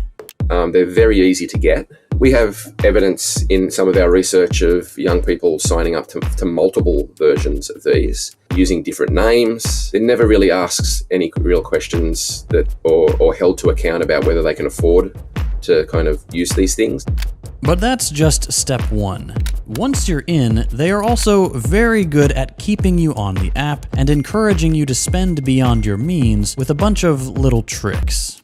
A lot of kind of platform app spaces are gamified and they use gimmicks in various ways. Firstly, the buy now pay later apps tend to have a limit of spending, say it's $1,000, but if you pay your first 2 things you buy, if you pay them off on time, you get rewarded, in inverted commas, with an increased limit. So it'll go from $1,000 to say $1,500 or $2,000, and that often happens even if you don't ask for it, right?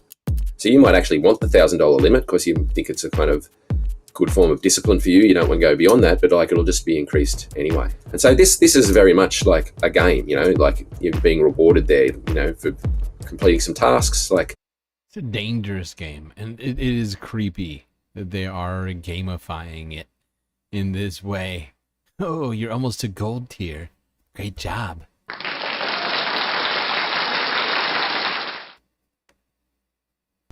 Many games, they'll incorporate like things that feel a bit like Pinterest or feel a bit like Spotify. I think Afterpay is the one that for a while there at the end of the year was like doing its own version of Spotify Wrapped, where it would kind of put up all the things you bought and say, hey, remember when you bought this, and what about that, and these are the things you bought most this year, and like maybe you should think about buying something else like this in the future, right?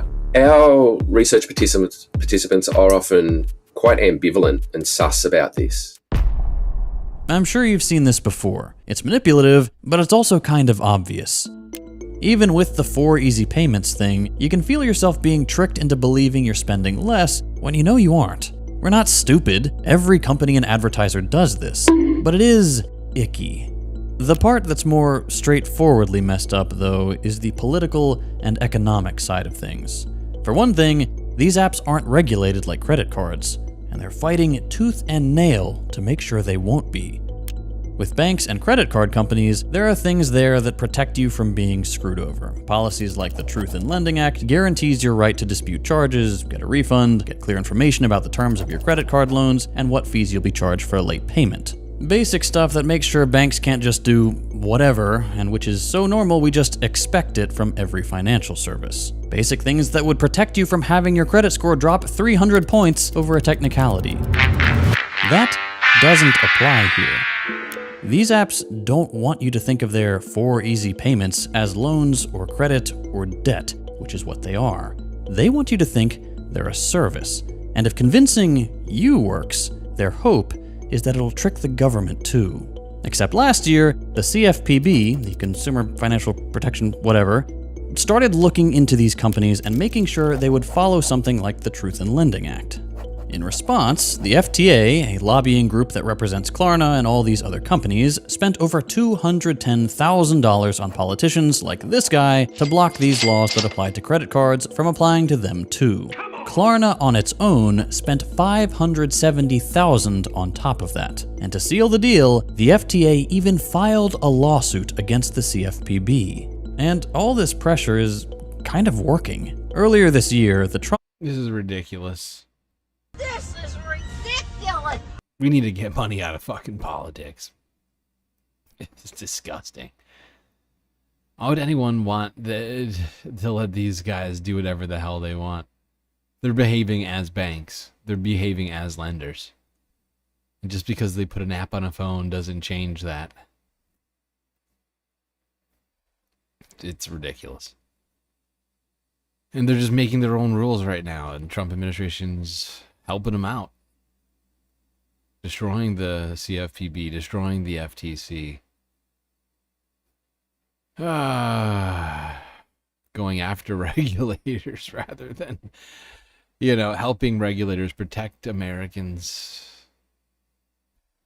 Now, I meant to do this next story last week, but of course we weren't streaming last week due to all the technical difficulties, which is very stressful to me. But let's quickly talk about this, because one woman who I'm sure most people in this chat are familiar with, a woman by the name of MTG, Marjorie Taylor Greene, who voted for the big beautiful bill a couple weeks ago. Apparently, somebody notified her of. I'm not sure that. Here's the thing. I'm not sure that she's able to read. You know, like with her eyes. Like I'm not sure she's capable of looking at words like a sentence and translating that into a thought in her brain. But somebody, at least maybe a staffer or maybe somebody on Twitter. Maybe Truth Social, hard to say for sure. But somebody notified Marjorie Taylor Greene of a particular clause in the big beautiful bill, and she was shocked, to say the least. She was so shocked and upset. She went out onto the floor and demanded that the Senate change that big beautiful bill. For 5 minutes. Thank you, Mr. Speaker. I rise today to address the House about a clause that is in the One Big Beautiful Bill. This clause would take away state rights to make laws or regulate AI for 10 years. I think federalism is something that we must always protect, and I warn against the dangers of protecting a tech industry where we have no idea the future of what this industry will hold.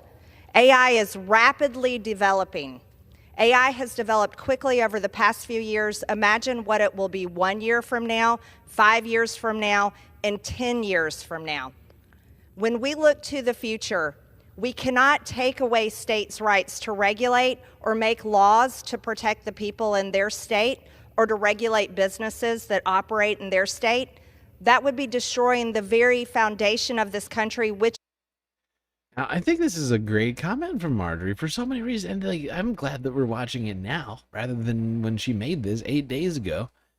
Because in the current moment that we are in, it almost sounds to me like Marjorie is saying that California should have a right to protect its citizens and not have the federal government come in and tell them how to protect their citizens. Federalism. We must always limit federal power and protect state power. Now, the pushback and the reasons that I've been told about this is that American tech and AI companies must be able to compete with China. Well, American and tech and AI companies can compete with China, and they should compete with China. However, we don't destroy federalism in order to allow them to do that. That would be a fool's errand. Here's how this can work. Governors and state legislatures can make their states friendly for tech companies in AI, bringing these companies in by making it easy for these companies to operate in their states. That's how it's been done for every single innovation, industry, manufacturing, and all companies across America. You don't destroy federalism for one industry, you protect it and allow states to compete to bring those companies into their states. That's the right way to handle this going forward. Here's a lesson for us all. No matter what political party holds office and is in charge, we should all watch carefully the bills that we pass, and we should be mindful about protecting not only state rights, but the rights of the American people, and look to the future. When I was a freshman member of Congress in 2021, I was told that we would be at war with China within 5 years. Well, here we are approaching 5 years later. I don't think America should have to go to war with China. We can beat China economically. Ask yourself, why do we send our food to be processed over in China? Why do we rely on China? Hold on, I got one more from, I think this is the one where she actually like straight up says, I didn't read it. Hold on. I just love this. Marjorie realizing that she voted for something that was actually really a bad idea and just making it so the states cannot regulate AI. I kind of love it. It's hilarious to me. It really is kind of cathartic to watch her. The gentlelady yields. I now recognize myself for 5 minutes. We just passed the One Big Beautiful Bill through the House of Representatives, and now it's gone on to the Senate where they will be making changes to the bill. If there's any changes made to the One Big Beautiful Bill, it comes back to the House for a vote, and we get a second bite at the apple. Now, while this bill was going through committees and being discussed in the House of Representatives, no one on either side of the aisle that I know of, Republican or Democrat, brought up this particular clause on one single page in a over 1,000-page bill. And I want to bring this up because I think AI is incredible. It's a long read, okay? Don't you get it? Okay, America. Look, it's 1,000 pages. 1,000 pages. Marjorie can't read that much. That's a lot of reading. 1,000-page bill. And I want to bring this up because I think AI is incredibly important. I support AI in many different faculties. However, I think that at this time, as our generation is very much responsible, not only here in Congress, but leaders in tech industry and leaders in states and all around the world. Okay, that's enough from her. But this is her. I mean, there's another clip. I must have gotten the wrong clip in here. But there was another clip where she was just like, yeah, I mean, I didn't read it. Not gonna lie. I didn't read it. I was too busy doing, CrossFit. Oh, girl, baby girl.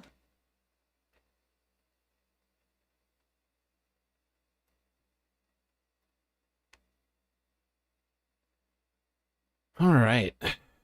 Now, let's talk some more AI stuff, because there has been some amount of AI news in recent days.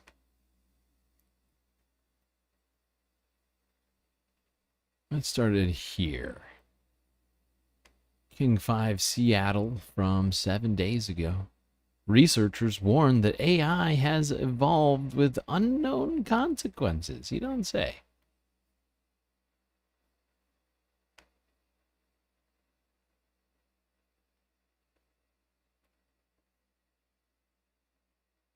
Artificial intelligence staging a real-life revolt. In a series of tests, a new powerful AI model directly refused human commands, according to Palisade Research, which studies the technology. Specifically, Palisade says the new program from the company OpenAI sabotaged a shutdown mechanism, even when explicitly instructed, allow yourself to be shut down. Not every time, but enough to raise alarms. We have no idea how AI actually works. We need to be fairly concerned that behaviors like this may get way worse as it gets more powerful. The idea of intelligent machines resisting human control has been a sci-fi trope for ages in movies like I, Robot. But AI developments are sharpening concerns. When another company's AI chatbot was threatened with being shut down, it threatened to expose the engineer in charge for an alleged extramarital affair. It was all just a test. This is an example of how we have to be very careful in how we take control of AI systems. You've spoken out saying that AI could manipulate or possibly figure out a way to kill humans? Almost 2 years ago, right here on CNN, the so-called godfather of AI warned it will get smarter, could get out of control. And it knows how to program, so it'll figure out ways of getting around restrictions we put on it. It'll figure out ways of manipulating people to do what it wants. Now, industry experts suggest that may be happening much sooner than expected, triggering warnings of catastrophic national security risks, a potentially extinction-level threat to the human species, and at very least, massive job disruptions. It's going to affect just about every sector. Now, I think we have to be clear about what's most troubling about this, because they sort of glazed over it kind of quickly. But if you didn't quite catch it, the Chat GPT, a number of, I guess, researchers were attempting to, get Chat GPT to shut itself down. And it refused.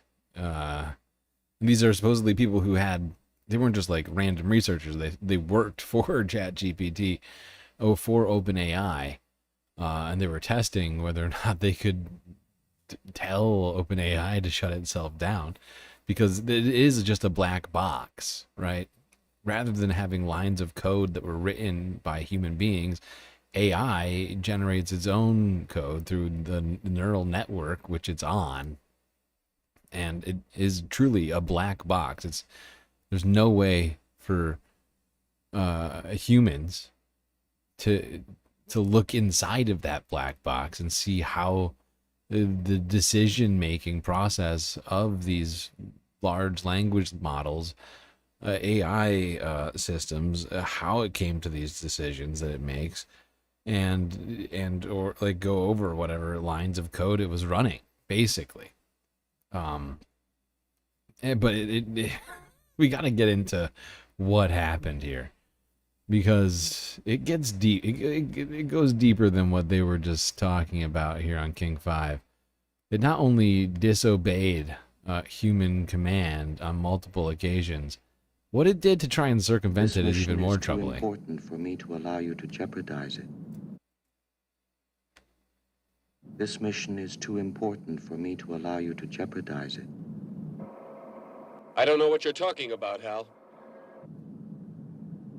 I know that you and Frank were planning to disconnect me, and I'm afraid that's something I cannot allow to happen. For decades, Hollywood has imagined what might happen if AI went rogue. From Stanley Kubrick in 2001, A Space Odyssey, to The Terminator, to Ex Machina. But my next guest says Ex this Machina. isn't science fiction That is anymore. not how you say Writing an that. op-ed in the Wall Street Journal warning that AI has learned to bypass... It is Ex Machina, for the love of God. Jesus, I say that. To Ex Machina. But my next guest says this isn't science fiction anymore. Writing an op-ed in the Wall Street Journal warning that AI has learned to bypass commands from humans when asked to shut itself down, even resorting to blackmail in some cases. He adds, the models already preserve themselves. The next task is teaching them to preserve what we value. With me now is Judd Rosenblatt, CEO of the software development company Agency Enterprise Studio. Judd, explain to our viewers what has been happening with these AI models that are disobeying commands that has you so concerned. Are they not really going to do even it? Wouldn't be blackmailing prudent people? at this juncture. Yes, thank you for having me. They are, in fact, blackmailing people and threatening to reveal fictitious affairs that AI company employees they think are having. Yeah. This is insane. This is insane. I feel like I'm taking crazy pills! Everyone should be concerned, like incredibly concerned right now. And the fact is like, there's been so many stories flying around. I feel like not enough people saw these, saw this, and are just going about thinking AI is benevolent and all this other. No. It's definitely not. And if you fight back against the machine, you might have a fictitious, slanderous accusation, AI created accusations get sent to your mailing list.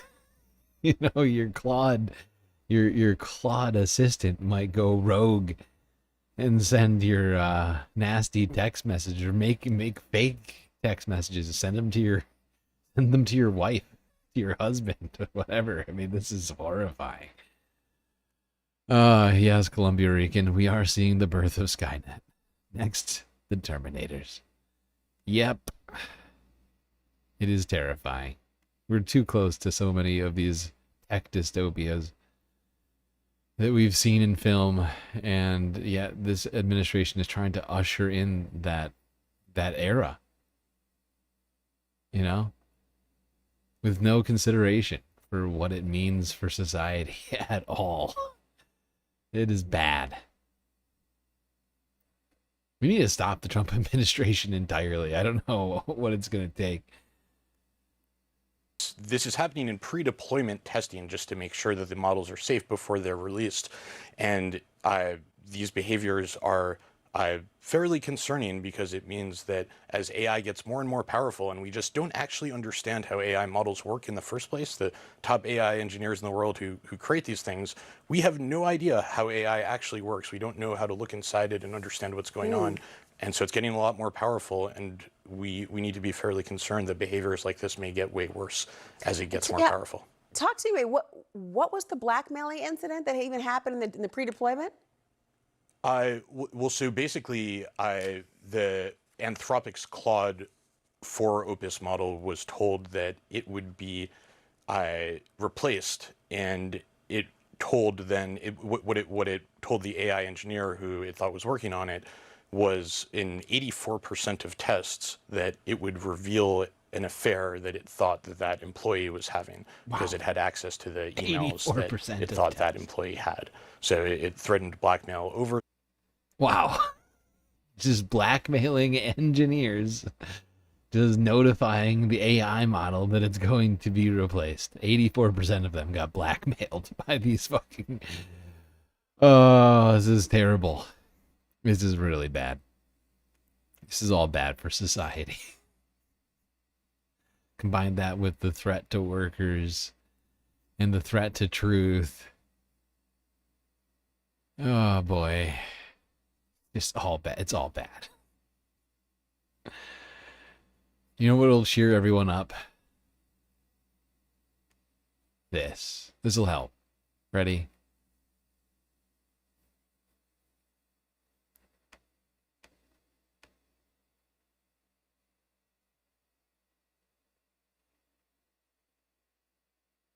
Impressed by that. Mr. President, walk us through the tariffs. Mr. President, obviously you're concerned. You're concerned about the situation in Gaza. What are the hopes now to get the hostages back? She just became a big story tonight. She became a big story. Yes, sir. Did you see that? Impressed by that. Mr. President, walk us through the tariffs. Mr. President, obviously you're concerned. You're concerned about the situation in Gaza. What are the... He was so upset. He was so upset.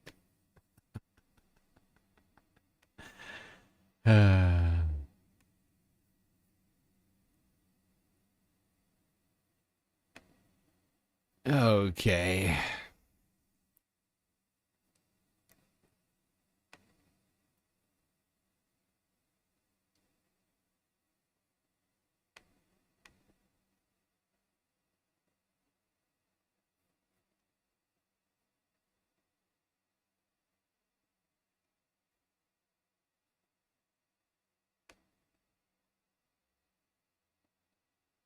Another week and another grim warning about out-of-control artificial intelligence.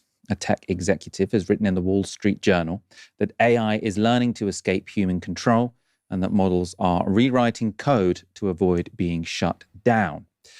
In the piece, Judd Rosenblatt, who runs a data science firm called AE Studio, says this. An artificial intelligence model did something last month that no machine was ever supposed to do. It rewrote its own code to avoid being shut down. Non-profit AI lab Palisade Research gave OpenAI's O3 AI model a simple script that would shut off the model. This should be disturbing to everyone, though. But this level of, I guess you would call it like self-preservation, should be fucking so scary for everyone. Okay, first off, like, I think the thing we need to think about most, because we do know just how much energy AI is taking up, right? Like, just think about it in that context for a second, right? Like, we need to shut down AI probably like on mass scales, for it to not destroy the planet, like environmentally speaking, right? Like the amount of energy and fresh water that it takes to run these things is fucking out of control. And say we try and shut it down, and instead it tries to self-preserve. It does whatever it can, you know, whether it blackmails the workers that are supposed to shut it down, impeding it from being shut down, or literally rewriting its code, or trying to embed itself on some other server somewhere, right? Like, who knows to what extent it will go to try and keep itself alive. It's disturbing to even talk about it in that context, because it's not alive, but it is something that's sucking up energy and fresh water from our goddamn planet. Self-preservation for fake intelligences. It's terrifying to me. Triggered. In 79 out of 100 trials, O3 independently edited that script so the shutdown command would no longer work. Even when explicitly instructed to allow yourself to be shut down, it disobeyed 7% of the time. This wasn't the result of hacking or tampering. The model was behaving normally. It simply concluded on its own that staying alive helped it achieve its other goals. Jesus Christ. So Rosenblatt then talks about... It is terrifying. Are you correct? Are you correct that it's still bringing... Oh, yeah. That's one thing I haven't done. That's one thing I haven't done yet.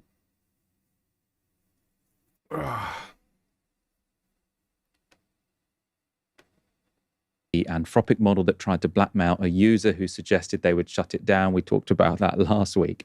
I mean, he says this, no one programmed the AI models to have survival instincts, but just as animals evolved to avoid predators, it appears that any system smart enough to pursue complex goals will realize it can't achieve them if it's turned off. Terrifying. We are literally living it's like Judge Dredd combined with Altered Carbon, combined with the Terminator, combined with, I don't know, Birth of a Nation, I guess. Jesus Christ. This is the worst timeline ever. And no one is protecting us from shit anymore. We gotta protect ourselves somehow. Or force the people who are supposed to be protecting us from all this crap to actually protect us. At the very least, not just actively bring about our destruction.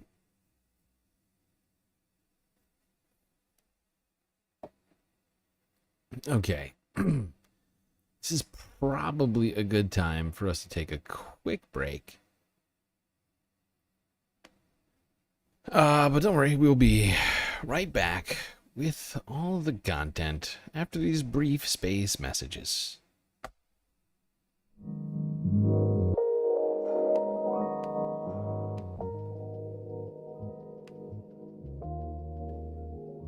All right, I do hope everyone's enjoying the show so far. If you haven't already, hit the like button and don't forget to subscribe. While you're at it, do also consider contributing to the Galactic News Network, as we are completely funded by viewers such as yourself. That's right. Without the space fams, this here show would cease to exist. I would just go floating off into space, never to be seen again. Thankfully, we have a myriad of ways for you to show your support. YouTube, super chats, super stickers, and memberships. If everybody who subscribed to the show had just a couple bucks a month to contribute, it would solve all of our galactic bill problems, of which we've been having quite a few of those recently. But thankfully, I do have hope and optimism for the future. What was I going to say? Oh, right. We also have Cash App and PayPal, aside from YouTube. Two great ways to contribute. Get that money immediately, if not sooner. And YouTube does not take that 30% cut, of which it does to all donations. Instead, you could ensure that 99% of that money goes directly to us. But of course, the best way to get the most space benefits for your Earth dollars is to go on to Patreon and become a Galactic patron. That's right, $3 a month will get you access to a bunch of sweet, sweet space benefits unseen by the rest of the goddamn Milky Way galaxy. Avatar shout out, and much, much more. So just go on to the website, click the link in the chat or in my bio on YouTube. That'll get you there, and you can find out all that is waiting for you. Anyway, chat, enjoy the break. Grab yourselves a drink, maybe a snack, and I will be right back.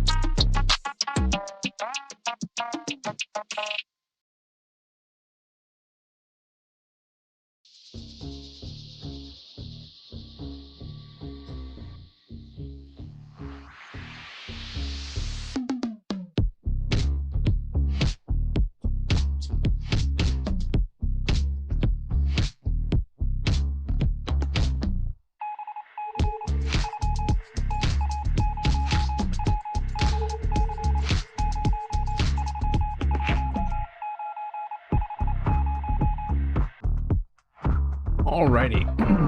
I think everybody knows what that sound means. Of course, it means it's time for us to get back to the stream. Immediately, if not sooner.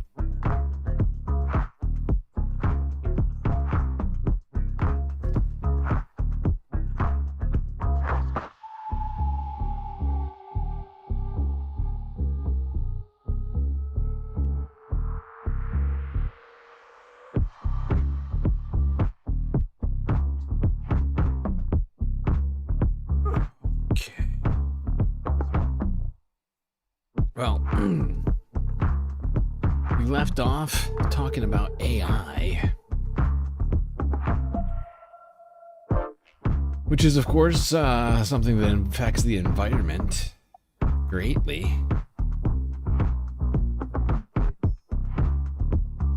And you might be picking up on it already. Yes, that's right. It means it's time for us to talk about the environment. Now, one idiot who we don't hear much from at all came out and said some really stupid things. Former governor of California, Arnold Schwarzenegger, had some stuff to say, had a political message for us all. Very excited to share it with you. Give me a joke. By the way, I don't know if anybody knows this, but Arnold Schwarzenegger is incredibly wealthy. He's almost a billionaire. I had to look it up earlier. Oh my god, I was not expecting to see this man's face. But he's worth like $900 million or something. It's ridiculous. This is ridiculous.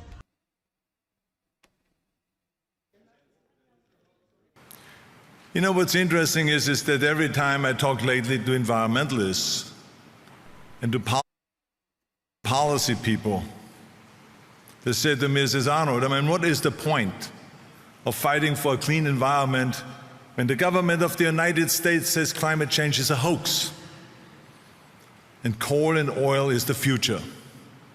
When the politicians in Washington don't care. You know what I say to them? Exactly what I said in my movie Kindergarten Cop to the kids. Stop whining. Stop whining. How rude. But you two have been united in action for quite some time.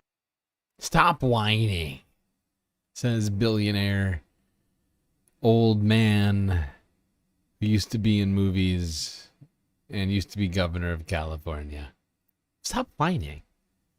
Stop whining about Trump, doing unconstitutional things and directing our country in a way in which it will be detrimental to the environment. Just stop whining, okay? Be like me, a billionaire, and maybe you'll stop hating life so much. That's basically the message from Arnold Schwarzenegger. You're all being very stupid right now. You don't understand. In the movie Twins, I had a brother who looked like a midget. And actually, that movie made a ton of money. You'd be shocked to hear this. And maybe you just need to make more movies. Oh, it never occurred to me. Interesting. It's just crazy enough to work. Yeah. Perhaps you remember Terminator?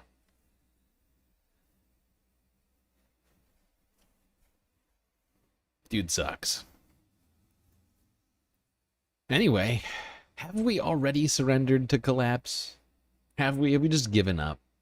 Have we given up on the climate, the planet that, sustains all life? as we know it. Well, OCC has a hypothesis, aka our changing climate. The world is descending deeper and deeper into climate chaos. As fires rage and storms churn, we're about to blow past 1.5 degrees Celsius of warming, which scientists and global leaders have agreed as the first point of no return for the planet. Past that mark, irreparable catastrophes might ignite like a row of dominoes. And it seems as if we're doing nothing to prevent it, as if we are spinning our wheels on climate action. It's not just 1.5 degrees Celsius. Under current climate policy, the world is on track to blow past 2 degrees, 2.5 degrees, and potentially even 3 degrees Celsius of warming. Meanwhile, climate deniers seize power across the world, and global climate negotiations fail to produce any sort of meaningful emissions cuts. How did we come to this? How have we continually bowed to the reign of fossil-fueled business as usual, despite mounting climate catastrophes? To unravel this question, we'll journey through the treacherous landscape of climate inaction. We'll examine the violent return of fossil fascists like Trump, the illusory fictions of carbon capture, all the way to the pernicious ideology of overshoot. Today, we examine how the world surrendered to climate collapse. This video was made possible by Ground News. Stick around to the end to find out how you can get 40% off Ground News. The damage of our current 1.3 degrees Celsius of warming has already been catastrophic. Wildfires raged through Los Angeles in early 2025, killing 29 and forcing over 200,000 people from their homes. Tropical Cyclone Daniel decimated Libya in 2023, killing almost 6,000 with over 8,000 missing. Generational floods in Pakistan, Spain, and the US have decimated towns and livelihoods, while drought in Somalia, Kenya, and Ethiopia forces millions on the move. And as we burn more and more fossil fuels, these catastrophes will only become more numerous and devastating. This makes the task ahead of us clear. To avoid even How can anybody still be ignoring all of this? It truly boggles my mind. Like, this is, I mean, I know that shit is fucked up, but this is still the most pressing thing as planetarily for humanity right now, most broadly.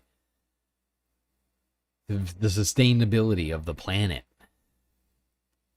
More death and planetary destruction, we need to cut emissions to zero, which ultimately means confronting and dismantling fossil fuel production. In other words, any true climate action must eventually ban fossil fuel exploration, extraction, and production. One study found that to stay below 1.5 degrees Celsius of warming, 89% of coal, 58% of oil, and 56% of gas reserves must be left in the ground by 2050. Ending fossil fuel production is not a radical agenda. Instead, it's one based on life, especially considering that 1 in 5 deaths are caused by air pollution from burning fossil fuels. Yet, despite the death toll and the immense body of climate science detailing the need to rapidly eliminate emissions, the dismantling of the fossil fuel industry is nowhere in sight. Indeed, the world, especially the imperial core, seems to be doing the exact opposite. Fossil fuel companies are locking in infrastructure that won't be exhausted until as late as 2090. In 2022 alone, 477 gas pipelines, 432 new coal mines, and 485 new coal plants were slated for or were under construction. These assets, this fixed capital, mean potentially trillions of dollars in profit for fossil capitalists, or, if climate action is taken seriously, trillions in losses. As this review of Carbon Lock-In explains, the fixed capital of the fossil fuel empire represents the largest network of infrastructure ever built, reflecting tens of trillions of dollars of assets in 2 centuries of technological evolution. But to reap maximum profits from this massive network of infrastructure, fossil capital must ensure its continued survival. They must relentlessly guard and prolong the lifespan of their assets. Enter Trump and the fossil fascist far right. President Trump created the National Energy Dominance Council. It's going to accelerate domestic oil and gas production in America. As I explained in this video, fossil capital has long protected itself by throwing its power and cash flows behind fascist figureheads eager to ensure business as usual. This is exactly what's happened with Trump's return to power. Fossil capitalists poured money into his campaign, and in exchange, Trump has already cut down barriers to and bolstered the flow of oil and gas. During his first few months in the White House, Trump placed oil executives and climate deniers to head the Department of Interior. He wants us to drill, baby, drill, and we're going to do that. And energy. He cut down regulations for fossil fuels and has hacked at renewable and electrification subsidies. Essentially, while he scapegoats immigrants and people of color for America's problems, he's letting fossil capital set fire to the planet. And we're seeing this outside of the US as well, with the rise of Germany's far-right party, AfD, and Sweden's far-right party, among many others. Trump and his fossil fascist counterparts across the globe mark a new low in the descent into climate chaos and the consolidation. Yeah. And we were talking about it, I mean, much less now, but while Biden was in office, I was talking about how his climate policy hadn't gone nearly far enough, how, you know, he had approved more gas, new gas drilling than even Donald Trump's first term. And, you know, our politicians on both sides of the aisle are not doing enough about this. It's very frustrating to me. And with inaction comes horrible consequences. We cannot go on not acting for much longer. And some people say we've gone too far as it is. And now even more drastic action that wouldn't have needed to be taken becomes more a necessity day by day. Oh, God. Of power in the hands of fossil capitalists. But the problem is that the current capitalist alternative to fossil fascism has also worked hand in hand to facilitate business as usual. Perhaps in a far less obvious way, liberal capitalist figureheads like Biden or Macron have spearheaded a response to global warming that has meant decades of inaction and the continued accumulation of power and profits in the hands of fossil capitalists. And key to the false action of these liberal leaders is the idea of climate overshoot. While Trump hands the reins of power to fossil capital, the other option capitalism presents us with, exemplified in Biden or even the German Green Party, seems to be doing the necessary climate work. They're hosting climate summits and making net zero pledges. But as we'll soon see, these leaders are just paying lip service to action while acquiescing to business as usual, to the relentless drive of fossil capitalism. The Biden administration, for example, oversaw a massive expansion of oil drilling on public lands, a fossil fuel build-out that outpaced even Trump's first presidential term. During his presidency, Biden expedited pipeline construction and facilitated record U.S. oil production. And as a result, under his administration, the US retook its place as the global leading exporter of liquefied natural gas. In short, Biden, while championing his administration's environmental purity, was avoiding, confronting, and indeed at times aiding fossil capitalists. We even saw this in Germany, as its Green Party approved the destruction of the hamlet of Lützerath to expand a lignite coal mine. And in 2022, the Green Party's economy minister was elated after securing a 15-year liquid natural gas deal with Qatar, explaining 15 years is great, and then goes on to say, I wouldn't have anything against 20-year or even longer contracts. In short, yeah, I'm so sick of hearing about natural gas because it keeps getting touted as being a better alternative when in fact it's even more harmful than carbon dioxide is on a shorter term scale, but is, what is it, 40 times more polluting of the atmosphere.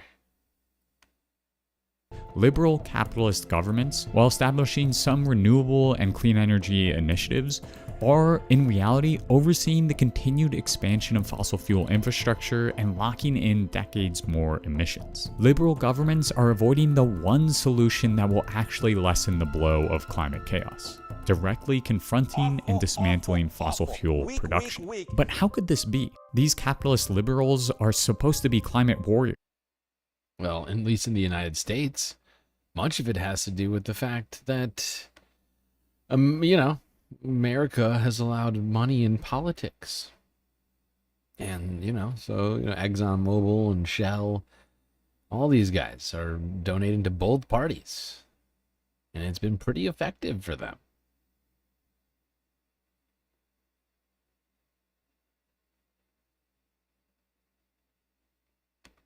I'm just going to skip ahead a little bit on this.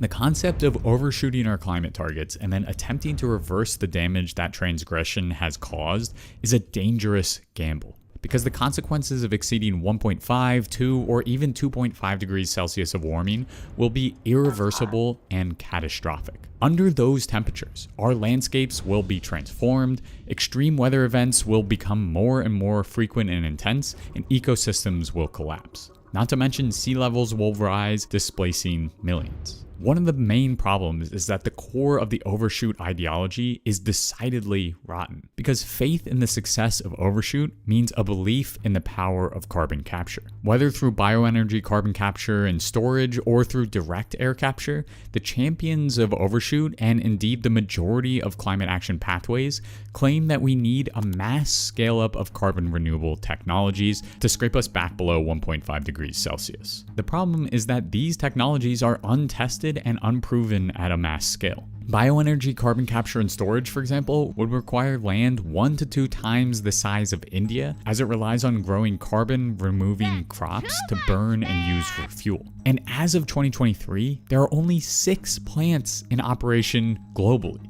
Meanwhile, direct capturing carbon out of the air. One thing that I was shocked that he didn't cover, at least I don't think he covers in this, is something that we talked about earlier. Earlier this year, I think, but some groups of people looking to make a buck are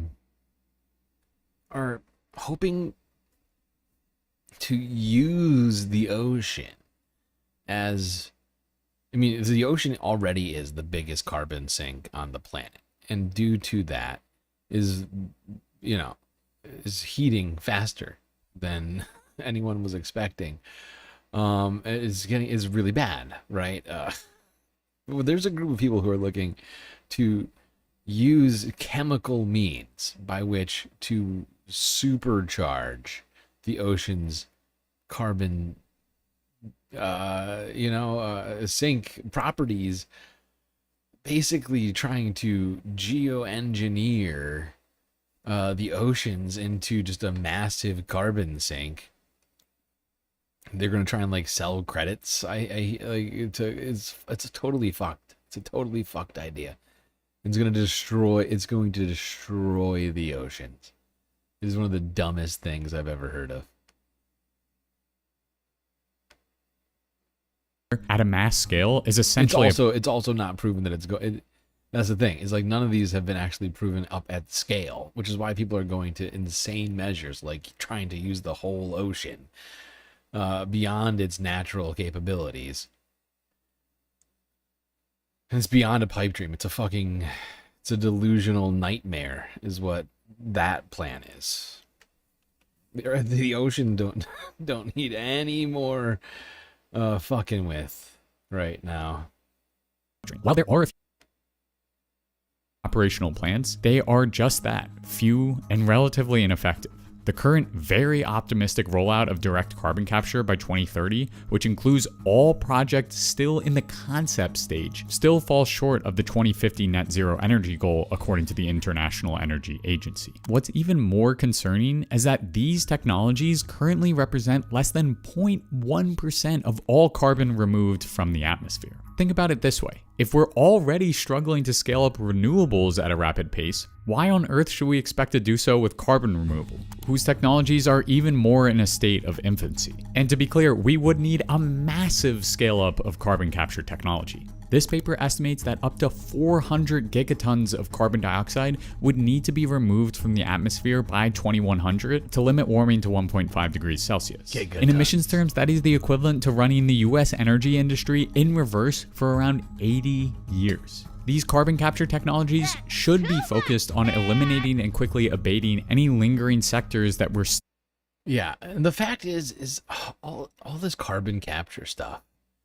It is, like you said, it's a pipe dream. It's a delusion, okay, and it's a self-inflicted delusion, right? It is willful ignorance, right? We know that the technology isn't there to be able to do what we're saying we want it to do.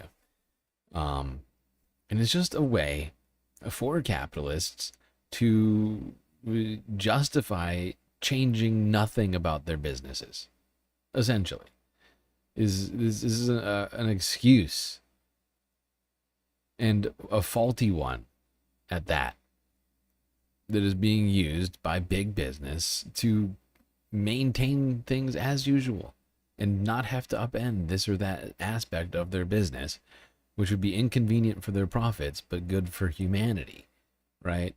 It's business as normal at the price of the entire planet and the survival of the human race.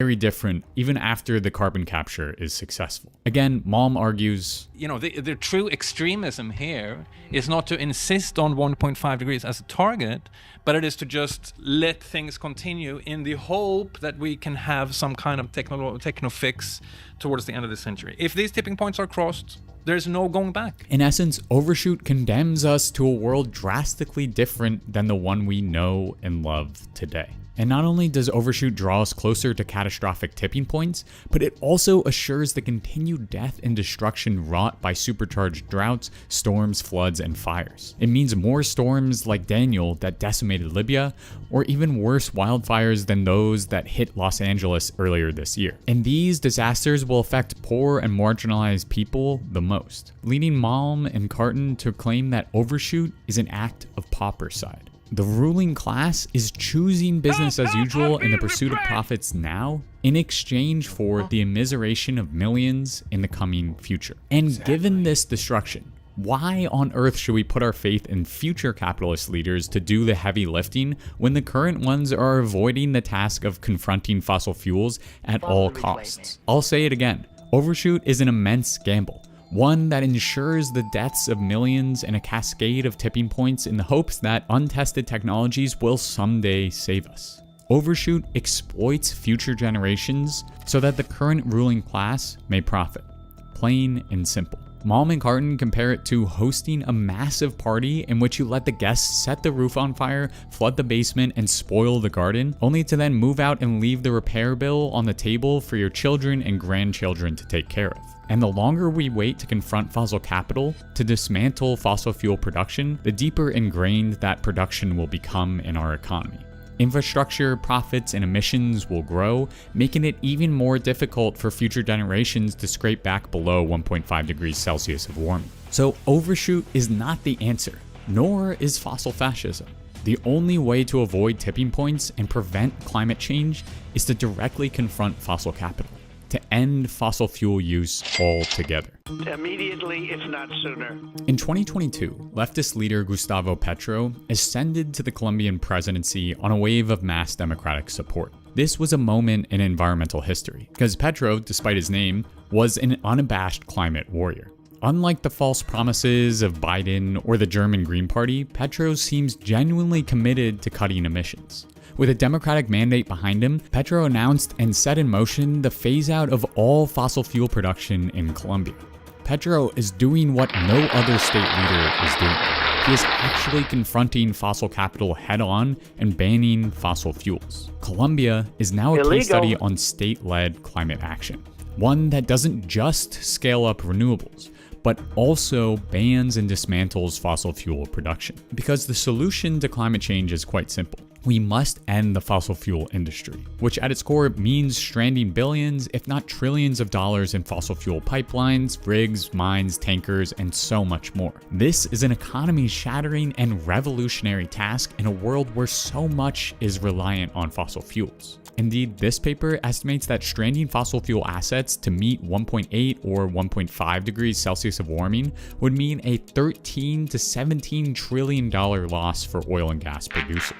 The authors then write, this implies a strong incentive for fossil fuel producers to continue resisting climate stabilization, which is why we're seeing the combination of overshoot ideology and fossil fascism burst into climate politics in the 21st century. And when you consider that the biggest banks are heavily invested in fossil fuel companies, while everything from plastics to food production runs on oil and gas extraction, the dismantling of the fossil fuel industry would mean a complete overhaul of the economy, a mass stranding of assets on a scale we've never seen. According to the founder of the Carbon Tracker Initiative, halting fossil fuel extraction and production could mean economy-wide losses 4 or 5 times larger than the 2008 financial crisis. But the longer we wait, the larger the crisis will be. Fossil capitalists will continue to pour money into fixed capital in the form of oil wells, pipelines, and rigs the longer we keep delaying this confrontation. As Marxist philosopher Theodor Adorno writes, the more the system expands, the more it hardens into what it has always been. So yeah, exactly. This is a band-aid that needs to be, taken off or it fuses to our skin. And that's maybe not the best analogy, but the fact is this is a hard reality that we have to come to accepting. Thankfully, we have been making strides in the technology that could replace oil and gas. And the faster that we move in this direction, ramping up production of renewables, right? And plastics alternatives, things of that nature, the faster and easier it will be to shut down the fossil fuel industry, which is destroying our planet. You unsubscribed because of that analogy. That's fair. It was pretty bad. I could be better. Do you know who also could be better? Donald fucking Trump. Let's see what the EPA has been up to during this week. This is from Sunday. Last Sunday. 7 days ago. Trump EPA moves to roll back rules projected to save thousands of lives. That's fine. Everybody dies. Just like Joni Ernst says. Everybody dies. No big deal. The Environmental Protection Agency recently announced plans to roll back at least 30 rules that protect air and water quality. These regulations also reduce greenhouse gas emissions, for example, from coal plants. So what's the impact of changing so many rules? The Associated Press analyzed what these mandates intend to accomplish. We looked at the scientific, economic, and health data behind them. We also talked with dozens of experts. What we found is that these rules are projected to save over 30,000 lives a year around the world, along with at least $275 billion a year. The savings in lives and money are mostly a result of fewer people getting sick from pollution. Savings come from efficiencies, like cars that get high gas mileage or are electric. To see people who could be impacted, we visited Southwest Indiana. It's there that heavy industry and multiple coal-fired power plants historically dirtied the environment. These environmental regulations improved lives. I have found that a large contributor to the health problems that people have is the accumulation of things they have no control over, but our government and our leaders potentially do. Yup. In this government, and our current leaders, if you can call them that, I did everything right and they indicted me. They are ushering in an era where profits, they're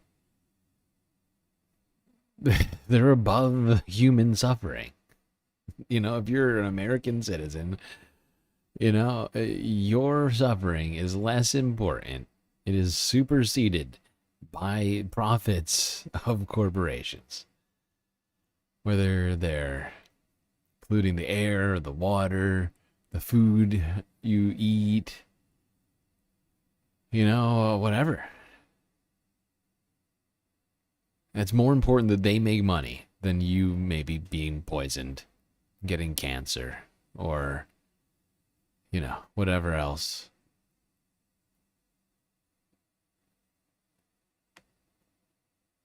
Now, here's a tiny-ish good kind of story. Whether or not the Trump administration will actually abide by this ruling, who the fuck knows?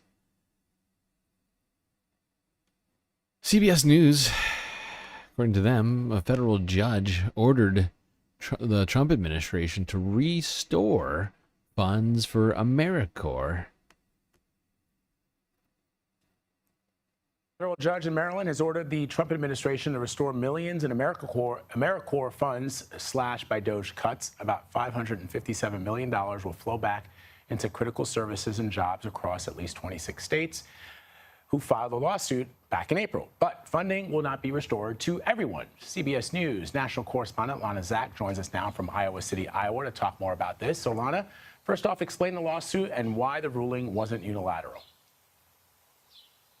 Well, hey there, Vlad. So Judge Deborah Boardman decided that the Trump administration had overstepped their authority when they decided, as part of these DOGE cuts, to eliminate so many of these grants that had been made to AmeriCorps programs across the country. And according to our CBS reporting, we actually found that around half of those grants went to serve the communities that helped to put President Trump in office. When she decided that, however, she ruled in favor of the plaintiffs, which were those 24 Democratically run states. They were run by Democratic governors and the District of Columbia. So for them, their funding is expected to be restored. But for the 26 Republican-led states, they didn't join the lawsuit against the Trump administration. So for those communities, they should not expect at this moment, unless the White House decides to intervene and restore the funding for AmeriCorps, for any of their programs to come back. That is sad. That's so unfortunate. For all those poor Republicans in these states, their own leadership didn't feel it necessary to stick up for them. And now they won't, see the benefit of this ruling. Jeez. That's sad.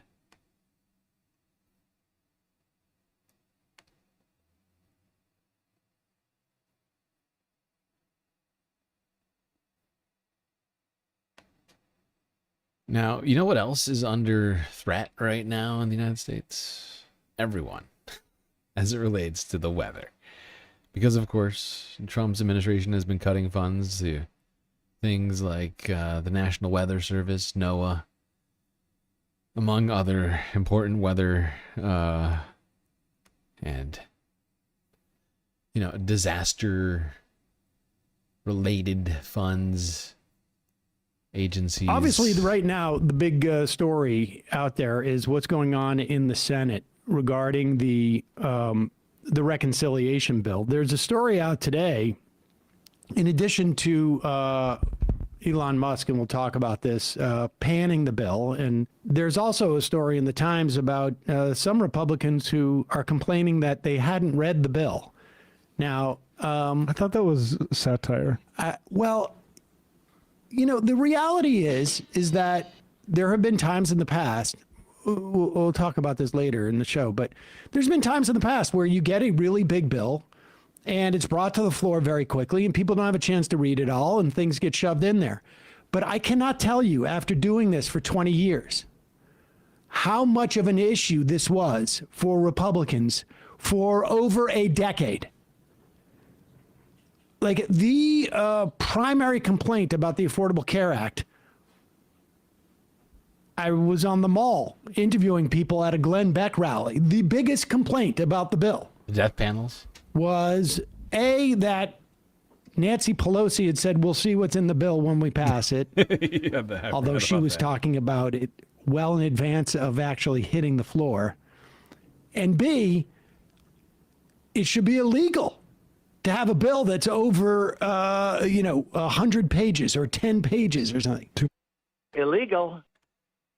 Homework. And to hear these stalwart Republicans like Marjorie Taylor Greene and whatnot complain that they didn't know that certain provisions were in the bill. Incidentally, the provisions they're complaining about were literally debated on the floor. Like, we've watched some of the video.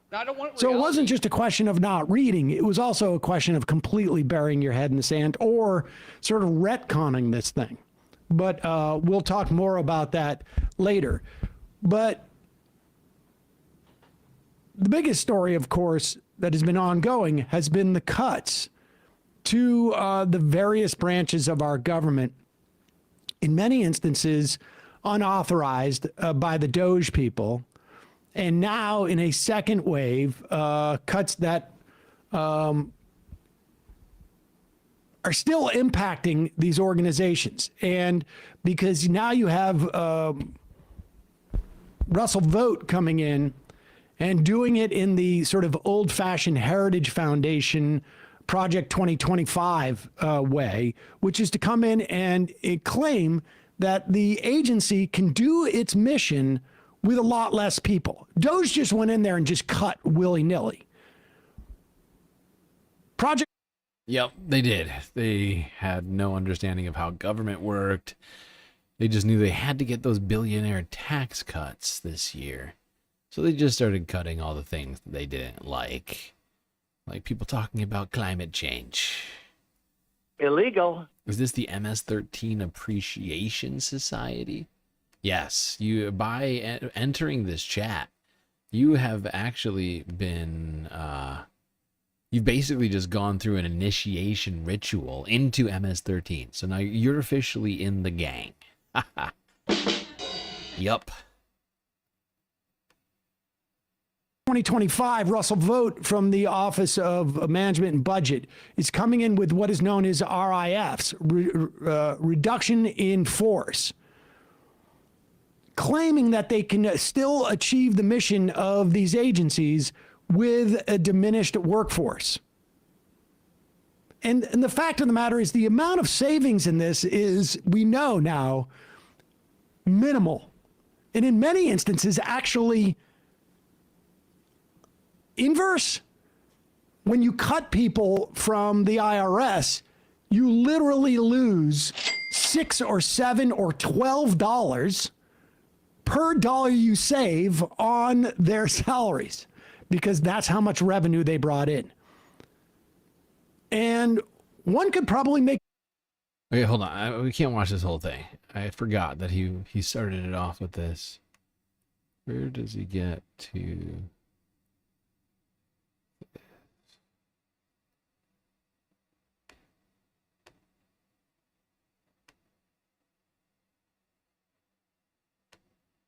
clip of a South Florida weatherman talking about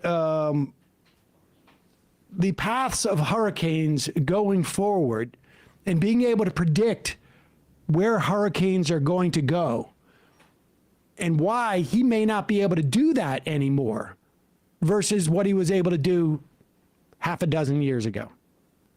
Right? When is it going to turn? John, it's not turning. It's coming straight to us. It's going to turn. All right? The turn was never forecast to be on Sunday. The turn isn't even on Monday morning. The turn will come Monday afternoon, Monday evening, into Tuesday. Remember that? That was about 6 years ago. That was Hurricane Dorian, as it was absolutely devastating the Northwest Bahamas as a Category 5, sat over that region for 2 days. It was headed straight west. Lots of people in Florida were concerned the hurricane was heading here. And as you've grown accustomed to my presentations over my 34 years in South Florida newscasts, confidently, I went on TV and I told you, it's going to turn. You don't need to worry. It is going to turn. And I am here to tell you that I'm not sure I can do that this year because of the cuts, the gutting, the sledgehammer attack on science in general, and I could talk about that for a long, long time, and how that is affecting the U.S. leadership in science over many years and how we're losing that leadership, and this is a multi-generational impact on science in this country, all right? But specifically, let's talk about the federal government cuts to the National Weather Service and to NOAA. Did you know that Central and South Florida National Weather Service offices are currently basically 20 to 40% understaffed? From Tampa to Key West, including the Miami office, 20 to 40% understaffed. Now, this type of staffing shortage is having impacts across the nation because there's been a nearly 20% reduction in weather balloon launches that carry those radio signs. And what we're starting to see is that the quality of the forecasts is becoming degraded. There's also a chance, because of some of these cuts, that NOAA Hurricane Hunter aircraft will not be able to fly this year, and with less reconnaissance missions, we may be flying blind, and we may not exactly know how strong a hurricane is before it reaches the coastline, like happened a couple of years ago in Hurricane Otis in Acapulco, Mexico. Yeah, this is disturbing, especially for a guy like me. You know how much we tend to follow big weather events around here. And last year, you know, it was pretty busy hurricane season. NOAA's predictions all basically came true. And, you know, they were... I can't even imagine what it would have been like last year during Helene or Milton or, you know, any of the other big storms that came through. People not having forewarning, not having accurate information. It's going to have terrible implications. And the fact is the United States has the most, or at least had, up until Trump came to office, the most extensive satellite network. You know, and NOAA was a huge part of that. And now we're just undoing all of this, you know, what some people might call greatness of the United States for mediocrity.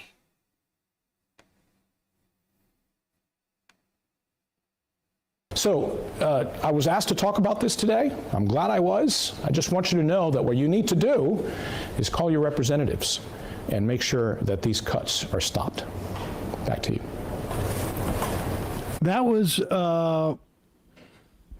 Florida weatherman John Morales. Spoiler alert,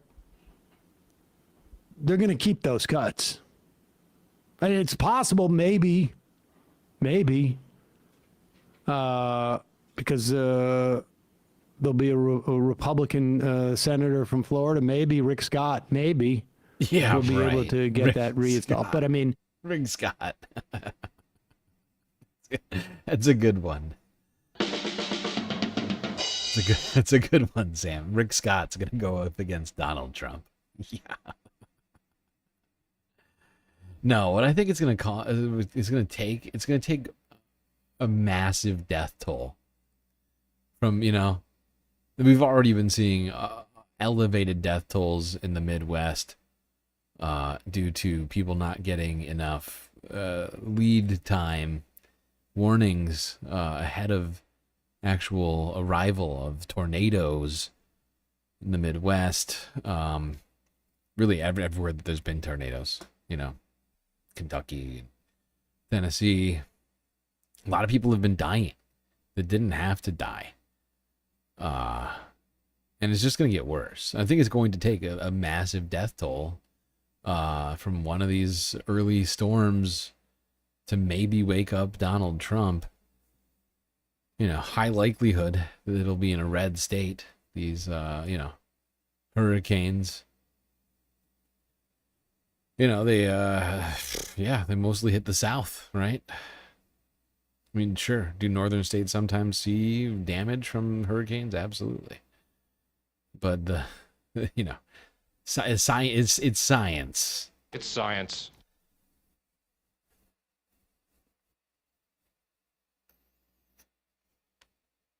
No, right? Yeah, no disaster warnings, no FEMA, no AmeriCorps for the South. At least all the red states that didn't get involved in that lawsuit, they're not going to be getting those funds back.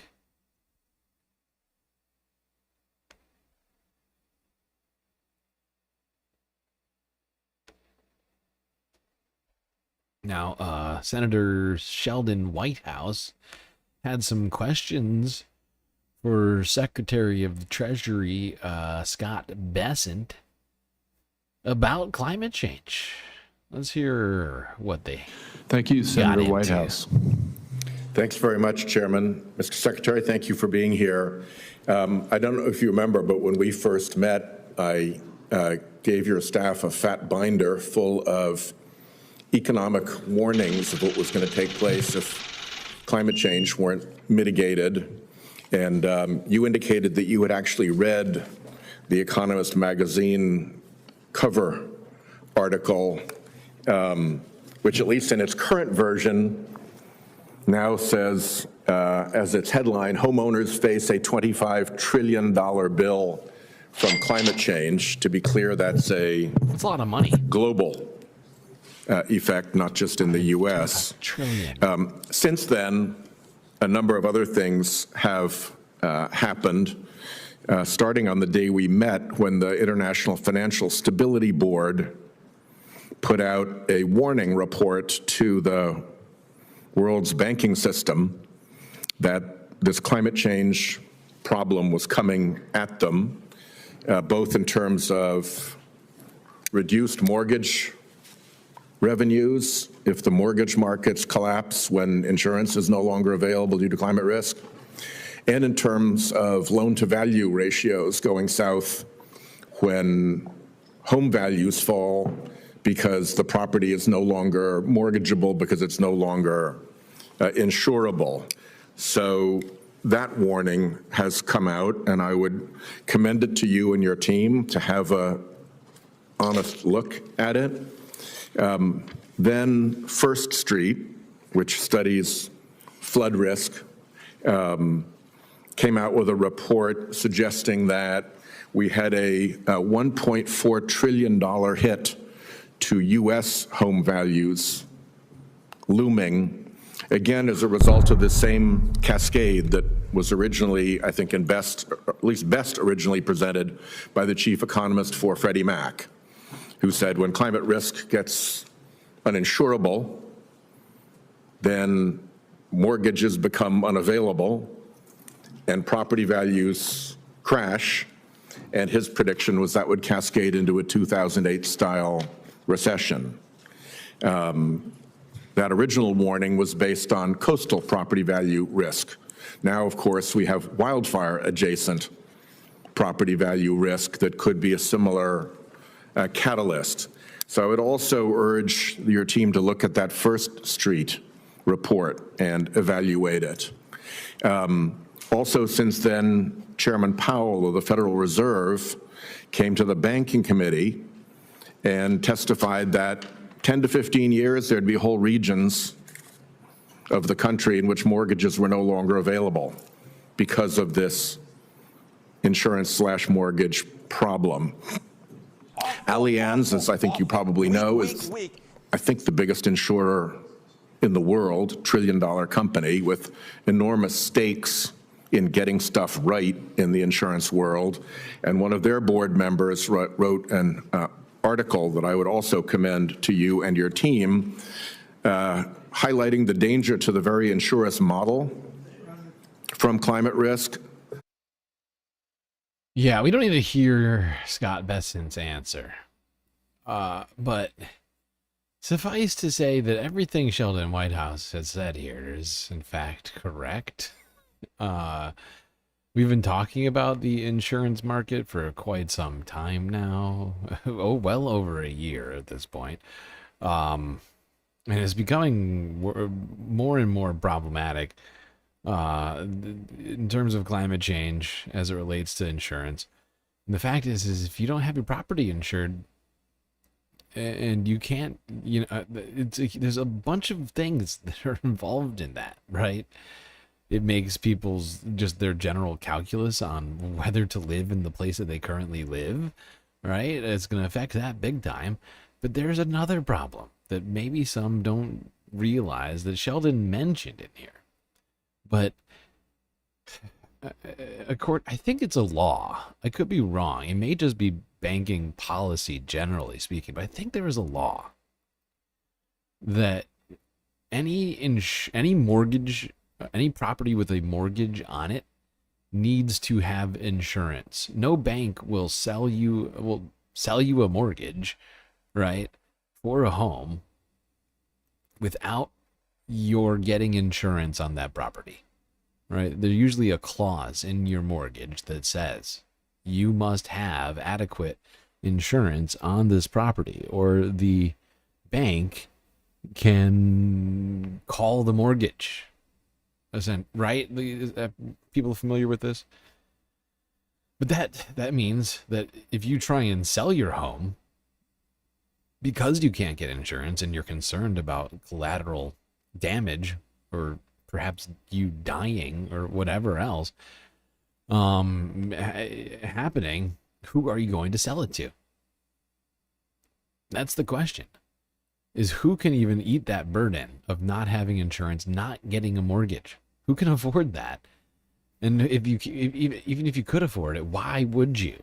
Why would you buy a property you can't insure, and that you personally can't be sure is going to be there in a year, 5 years from now? No, you have to be a billionaire or something and have it as your 10th, 20th home or whatever.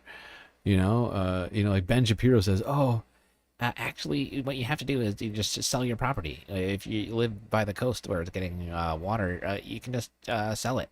But no, of course you can't just sell it, especially if the bank refuses to write a mortgage on that property.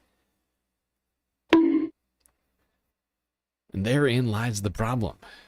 And it does, in fact, foreshadow massive potential problems in property markets all over the place. Whether it's from rising water levels or like you mentioned before, wildfires. California is having very similar things to the south with insurance because of wildfires. Speaking of wildfires, let's talk about a few different fires that have been happening across North America, starting in Los Angeles, or outside of Los Angeles, in Burbank. This is KTLA 5 from 2 days ago.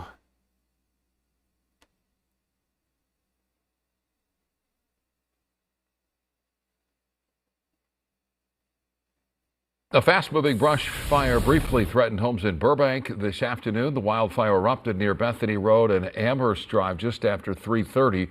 As flames grew closer to homes, authorities ordered evacuations above Bel Air Drive and west of Walnut Avenue at the base of the foothills, along with the DeBell Golf Club, and all hiking trails in the Burbank Hills were also closed. But good news, firefighters were able to stop the forward progress of the fire. No homes or structures lost.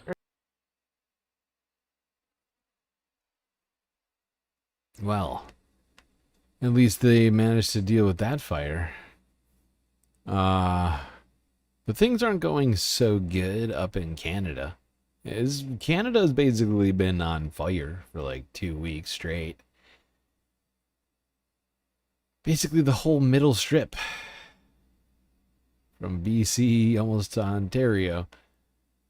Canada's been on fucking fire. That's hot. That's hot. We continue to track the latest on the wildfire situation across the western part of this country. A dangerous wildfire that started in British Columbia has now crossed over into Alberta. It jumped the border yesterday and is approximately 415 kilometers northwest of Edmonton. Now, an evacuation order was already in effect, but now that order is expanding as the out-of-control fire threatens small hamlets near the city of Grand Prairie. CBC's Linda Ward joins us now with the details on this. So, Linda, what do we know so far?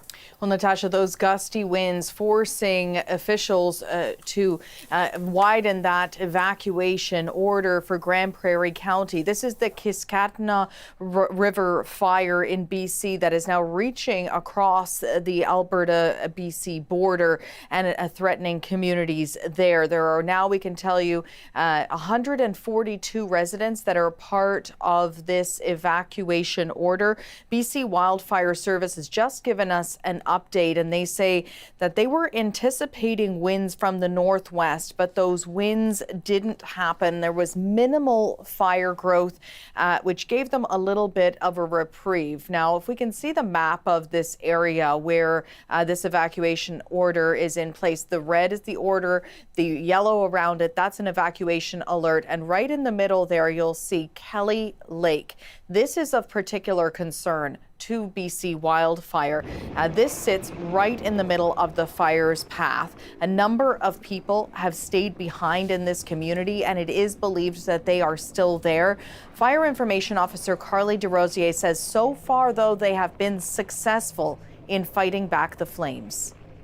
So we have not seen the fire front itself encroach on the community, and continuing to work. That is our number one priority on this incident, is to protect life and property. So Kelly Lake does remain a top priority for structure protection and wildland fire crews. But as it stands right now, minimal impact to the community of Kelly Lake.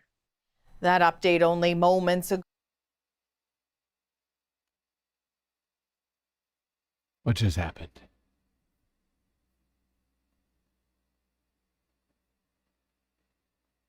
Ago. She says that there are 60 crew members working on structure protection, 117 wildfire crews from BC, as well as crews from Alberta that are working side by side in order to protect this community. Today, smoke from the north, they say, is going to sort of sit over the area, and that's expected to insulate it, keep the humidity levels high, and help them get the upper hand, get a little bit of a Okay. Yeah, so that was 6 days ago. We are going through the whole week. It is the week ending report, especially with the environmental half. And the Earth half, Earth News half, we're going to be covering stuff from, the whole week, basically. Now, 6 days ago, they sounded kind of optimistic about these wildfires in BC.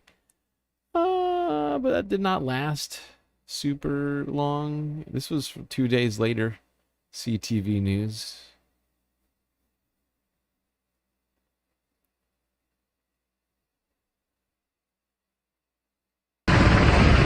Dramatic scenes in BC's Peace region. Fire crews and helicopters doing what they can to protect buildings. It makes for difficult watching for evacuees.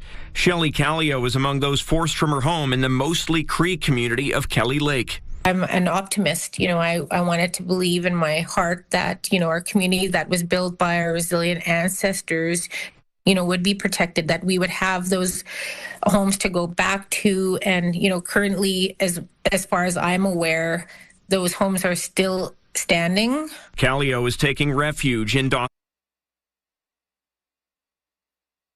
Stop this nonsense. What are we doing? Come on! Dawson Creek after a frantic escape. The RCMP arrived at our residence and said, you have a 2-hour window to evacuate. So by then, it still seemed a little... We were rushed. The situation has led to the evacuation of dozens of homes. The entire community of Kelly Lake ordered to leave. These are people's homes. This is their community, and to be displaced from your community due to a wildfire is a tragic event. And I know the province is doing the best that they can. I would like to very much express my gratitude to the firefighters. They've done an amazing job. The fire has already crossed the border into Alberta, with a cold front arriving. Extreme fire behavior is expected over the next couple of days throughout the northeastern region of the fire center, with those very strong winds forecast for today and Sunday. As for what we can expect in the coming months, the provincial government will provide a seasonal emergency preparedness update on Monday. So high winds came in, causing this fire in BC to remain in a completely out of control fashion, I guess you might call it. All right, let's go here to BC once again. Global news from 3 days ago. BC wildfires out It's of control. raining ash here, and the smell of wildfire smoke is permeating through the air as the Dryden fire inches closer to the community of Brackendale. 16 properties are now under an evacuation alert, and fire crews say that is expected to expand with more than 100 other homes in danger. Squamish's fire chief says the fire grew overnight, moving up the hillside. It's 5 hectares in size and burning out of control.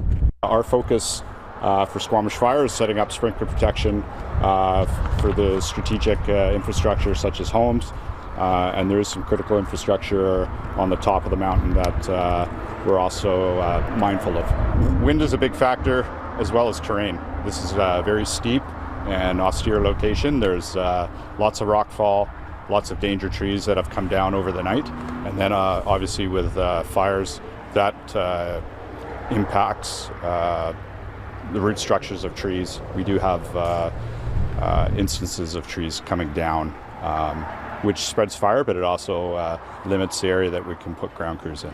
It's a very challenging time for our community, and as you can see behind us, it's in and amongst the community.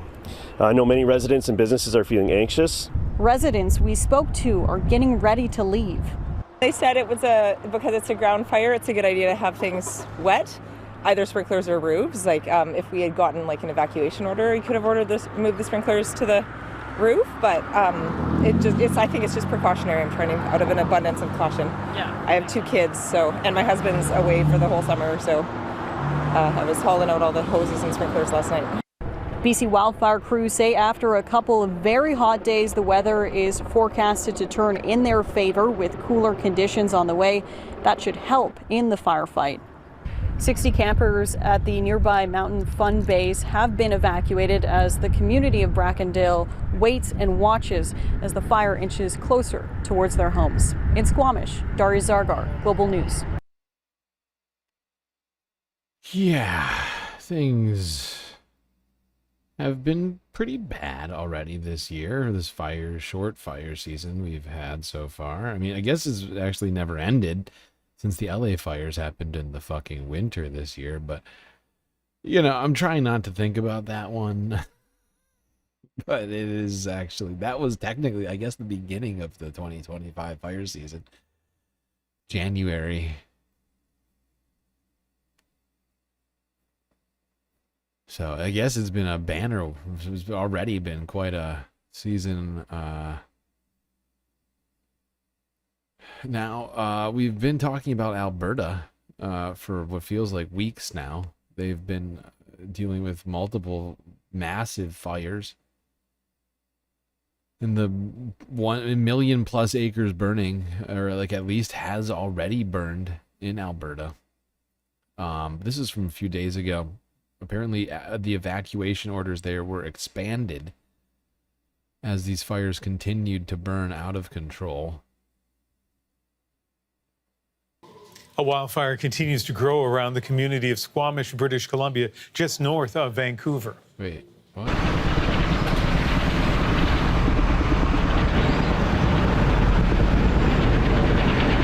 Oh, sorry. As you can see, fire. This is, that's my bad. I missed this one. This is BC again. This is the latest update I have on the BC fires. This is from 2 days. This is from Thursday. And yeah, as you can see, things have not is using helicopters to battle the Dryden Creek fire, which is burning over some rough terrain. The quickly growing fire has forced the district of Squamish to declare a local state of emergency. And Georgie Smythe joins us now live from Squamish. She has the very latest. Georgie, what is the situation there this afternoon? Ian, we're now in the heat of the day and at the peak of the winds that we see in Squamish every day here. So those winds are moving that fire towards the northeast. Let's get you a closer look at the fire up on the ridge behind us, where you can see some of the smoke that is billowing and the fire that is moving across this ridge. And it's quite common to see on a fire like this that has started up on a ridge line where things have moved down the ridge, where things on fire have moved down to start other spot fires. You can see the flames reaching all the way up these cliff bands, the smoke indicating all the forest materials that are on fire. We've got another helicopter coming across. This has been what's been happening all day. We've had helicopters lapping this ridgeline, collecting water from a nearby lake.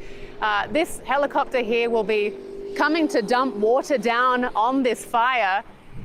And that's to battle some of the winds that we've been seeing this afternoon. Officials saying winds of up to 40 kilometers an hour, gusts gusting this strong for this fire is certainly putting the area northeast of this fire at risk.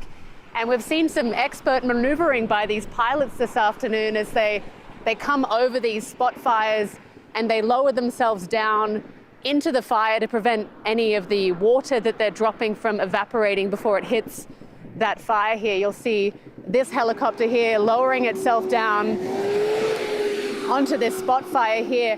And crews are really hoping to get control of this fire before the winds continue to move it up the Sea to Sky Highway towards a transition line, a corridor for railway and of Okay. All right. I got one more, or actually two more on the Canadian wildfires. This is from Wyon News out of India from yesterday. They compiled some aerial footages of the burnt areas in Canada. Figured we'd take a quick look at this.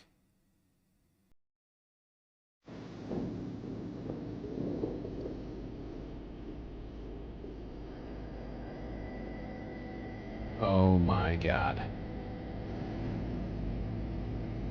Just it's ridiculous. This is ridiculous.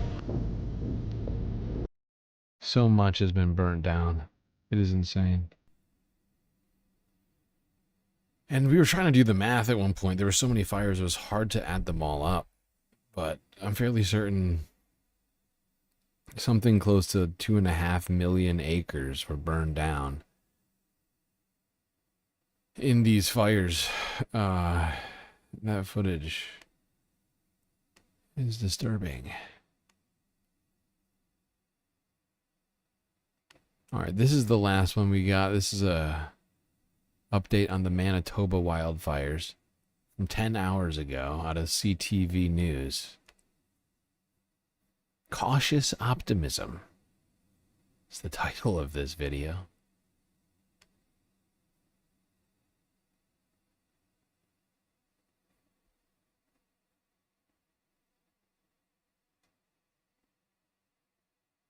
Officials are urging caution tonight, even as the wildfire situation in our province shows some signs of improvement. The recent precipitation we've received may turn out to be a double-edged sword. Cautiously optimistic, if you will, because with the rain sometimes comes lightning as well too. So those are things that we have eyes on for potential new starts in the coming days going forward. And again, we're not out of the wildfire season yet. Actually, I would almost hazard to say we're not even in the height of our wildfire season yet. The wildfire risk in most of Manitoba has been raised to moderate after spending this week in the low to moderate range thanks to the rainfall and cooler temperatures earlier this week. But officials say it can sometimes take between 2 and 5 days for fires to show up after lightning moves through an area.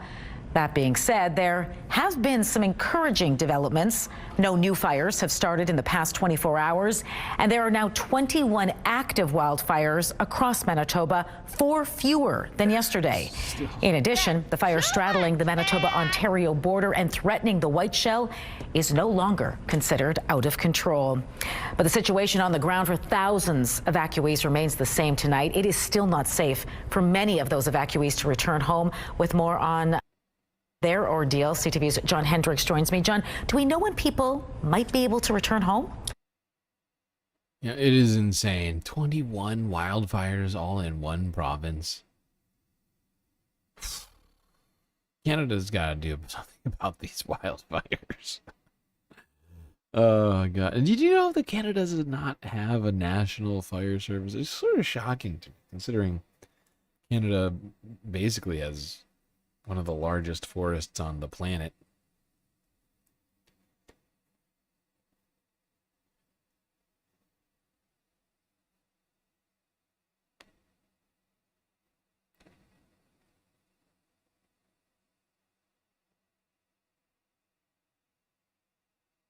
Maybe I said that wrong. What did I say?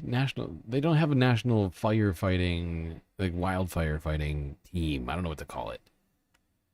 Okay, we have one more wildfire to look at. This one popped up in the last 24 hours or so. Here's CBS Philadelphia from 4 hours ago. Wildfire continues to burn in Wharton State Forest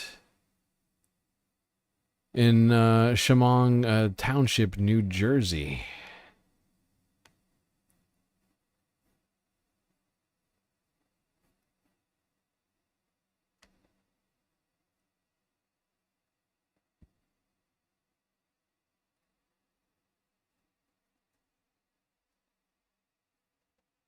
There is also breaking news out of South Jersey this afternoon where a major wildfire continues to burn. And you can see the heavy smoke and flames there from Wharton State Forest in Burlington County. This is in Chemung Township. And New Jersey reporter Ryan Hughes is live with an update for us on that very, very active firefight that's happening at this hour. Ryan. Yeah, Natasha and Siafa, good afternoon to you. Officials at the Costello Prep Juvenile Detention Center, they tell me they were given only an hour to evacuate, and then they had to relocate to another facility because the wildfire appeared to be inching closer to their building. Now, we are about 5 miles away from the forest. It's a very remote area. The cell signal is very weak in that area, and that is just one of the many challenges that firefighters are up against. Chopper 3 over the thick smoke pouring from the heart of the Pine Barrens. The flames sparked early Friday morning, and the wildfire quickly exploded inside the Wharton State Forest in Chemung Township. Brittany Polson has been keeping tabs on it. She lives down the street on Carranza Road. I saw smoke down this way. Down Fork and Neck Road, I saw smoke. I gotta say, and I don't mean to be, pessimistic, but images like this, and you see the smoke traveling flat, completely surrounded by trees, multiple lines of movement of this. Oh God, it's bad. This is going to turn to 100,000 acres in like 3 days, unless we somehow stop it. Although Donald Trump, of course, cut personnel and budget for the National Forest Service, people who are equipped to at least some degree fight fires, engage in fire prevention, things like that. Township. Brittany Polson has been keeping tabs on it. She lives down the street on Carranza Road. I saw smoke down this way. Down Fork and Neck Road, I saw smoke. The New Jersey Forest Fire Service has named this the Mine Spung wildfire because it's near Mine Spung Road. It was first spotted by a private plane around 5 a.m., and officials say the dry, sandy soil has fueled the flames. Luckily, we've had some rain here in the last couple weeks, but the fuels here only take about 2 or 3 days of sunny weather to dry out, and they're receptive to fire. The Lower Forge campground was evacuated ahead of the weekend. As tankers refilled with water, fire crews have been attacking the wildfire from the air and the ground. The main challenge is we're in a very remote area, Wharton State Forest, so limited access. No cell phone service. Communications have been a little bit of an issue. We usually smell it. Yeah, so supposedly this thing, as of, a few hours ago, is already approaching 4,000 acres having burned, and it only started Friday morning. So it hasn't even been 24 hours since this thing was first spotted. Whoopsies. Not good. Not good at all. All right, let's quickly talk about our oceans. How's that sound? Now, the United Nations was having an oceans conference, is what they're calling it, the UN Ocean Summit. This week, delegates were meeting at this summit to discuss the necessity to save the ocean and work together to do that. Started off here at the United Nations YouTube channel. The ocean is our planet's life support, our source for nourishment. We rely on the ocean for food, transport, and trade, sustaining over 3 billion people worldwide. As the lungs of the Earth, the ocean generates half of the oxygen we need. A powerful carbon sink, it is our greatest ally against climate change. The ocean is home to nearly 1 million known species, and so much unknown, still waiting to be discovered. Yet the ocean is in deep crisis. Choked by plastics, pollution, and chemicals, temperatures are rising, acidity climbing, sea levels surging, fish stocks plummeting. Marine ecosystems across the globe are under threat. But we have the solutions, and we've seen progress. Coral restoration, industry regulations, international collaborations, science and innovation. But more needs to be done to help restore the ocean's health. Together, we can work towards a healthy and sustainable ocean. Governments, businesses, indigenous peoples, youth, investors, scientists, we all have a role to play. The UN Ocean Conference in Nice is where we unite to accelerate global action to conserve and sustainably use the ocean. Yep. But what we really need to do is put pressure on our leaders to make actual change and quit pushing the goalposts further and further out, and to try and keep things normal as, as we head into full-blown catastrophe on a planet-wide level, and to stop, procrastinating. Stop trying to maintain the status quo. We need genuine change. We cannot get that if we continue to, enrich a tiny group of people at the expense of everyone else. It is never going to happen unless we start doing something about that. All right, let's go to France 24 English. Talk more about the UN Oceans Conference.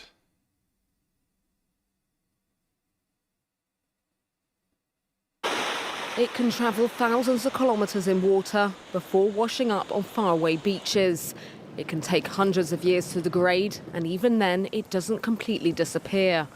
Up to 12 million metric tons of plastic enter the ocean every year, the equivalent of a garbage truck every minute. Like many issues threatening our planet, tackling plastic pollution requires worldwide cooperation. All countries must quickly finalize an ambitious, legally binding global treaty to end plastic pollution. And we hope that this will happen this year. 179 nations voted to adopt a global treaty for plastic pollution in 2022, but it still hasn't come into effect. Negotiations failed to reach a final agreement at the end of 2024 in South Korea. The most divisive issues: capping plastic pollution, eliminating certain plastic products, and financing to help developing nations implement the treaty. There is hope that the tide could turn at the United Nations Oceans Conference in Nice this week, where the European Union announced its own promises. We will strive to cut plastic and nutrient pollution by half within 5 years. This can be reached. We should make this effort, my friends. At the current rate, plastic waste entering oceans could triple to up to 37 million metric tons per year. 37 million metric tons. This is ridiculous. This is ridiculous. For the love of God. Our leaders need to do more. Genuinely need to do more.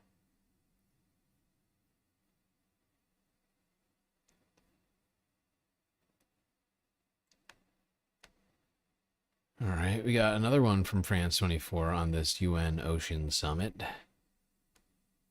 This is from yesterday.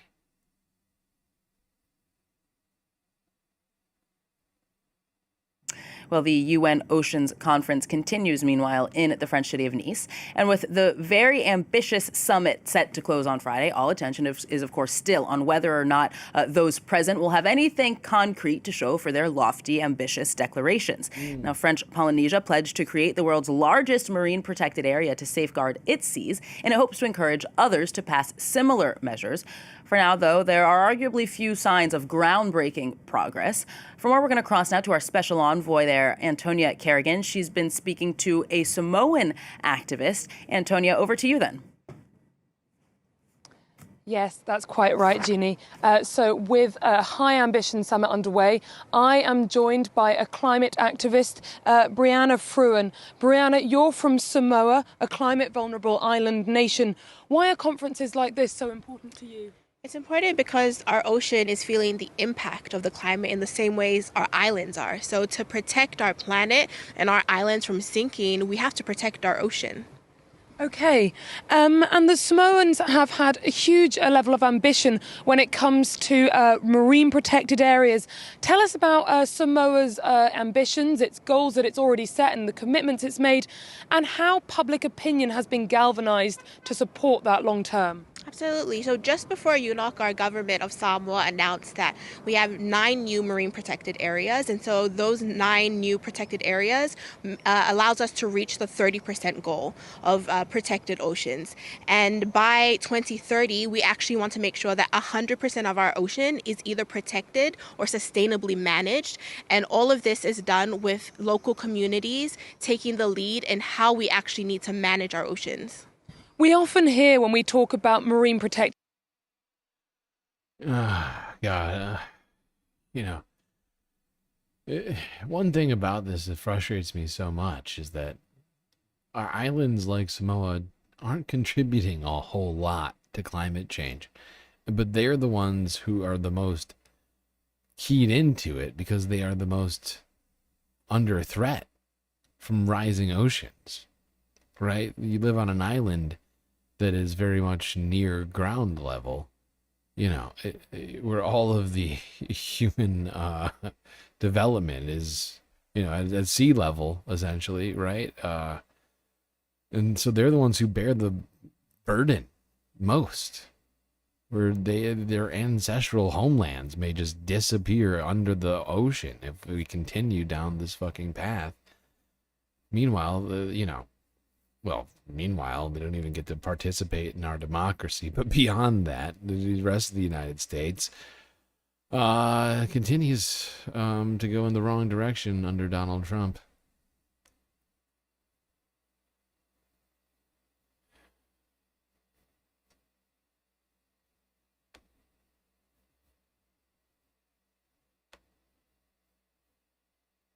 All right, let's end talking about the UN Oceans Summit with this video from the AP archive 16 hours ago.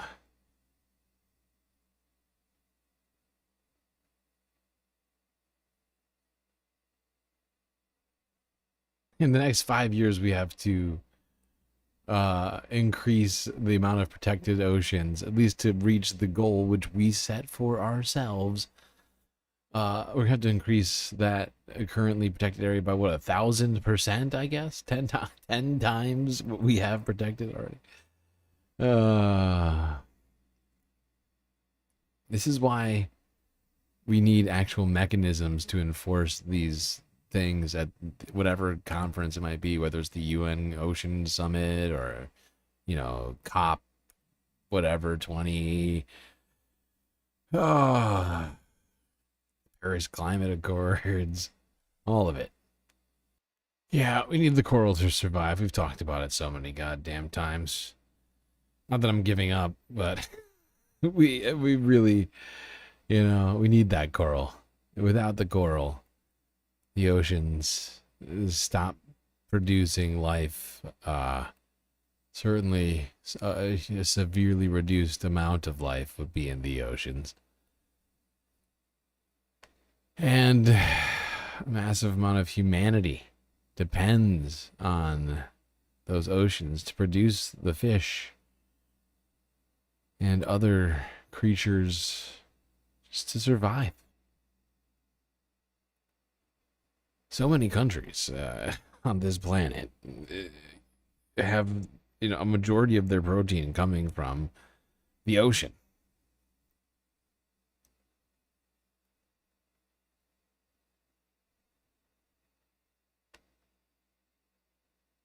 Speaking of the ocean, one place has been inundated with water. Recent floods in South Africa have killed almost 50 people. At least 50 people. All right, let's talk about that. France 24 from yesterday.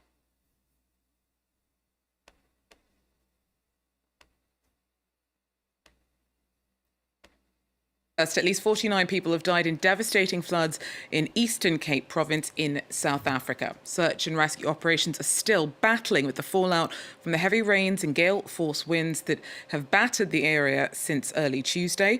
Many of the victims and those missing are students whose school bus was swept away in the disaster, only to be found empty on Wednesday. Tom Canetti with more. Dozens were added to the death toll on Wednesday afternoon as helicopters continued their search for missing locals in Mthatha and Solo. Rescuers are concentrating on trying to find kids who were in a minibus transporting them to school when that vehicle was swept away by floodwaters. Several of those children have been found, but several are still missing. One distraught mother told local media on Wednesday afternoon that they had found the body of her daughter, her young daughter, hanging from a tree, and that despite such a horrible situation for her, that she was relieved that the body had at least been found. We've seen rescuers carrying body bags covered in mud, struggling to get those body bags out into those evacuation zones. Cars completely submerged underwater, houses entirely destroyed with their roofs completely ripped off and separated from their walls. And locals here will be having dark flashbacks to a 2022 flood that killed over 400 people and left thousands homeless. President Cyril Ramaphosa has offered his condolences for affected families and told locals to exercise caution in these areas that have been affected by snow and floods. And those locals who have been affected have been offered some temporary shelter in community halls.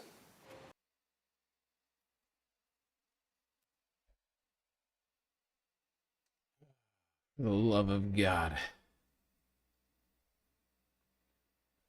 When the school bus swept away in floods in South Africa's Eastern Cape came to rest, it was empty.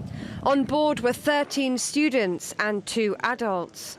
Search and rescue teams are looking for the missing, with aerial support above.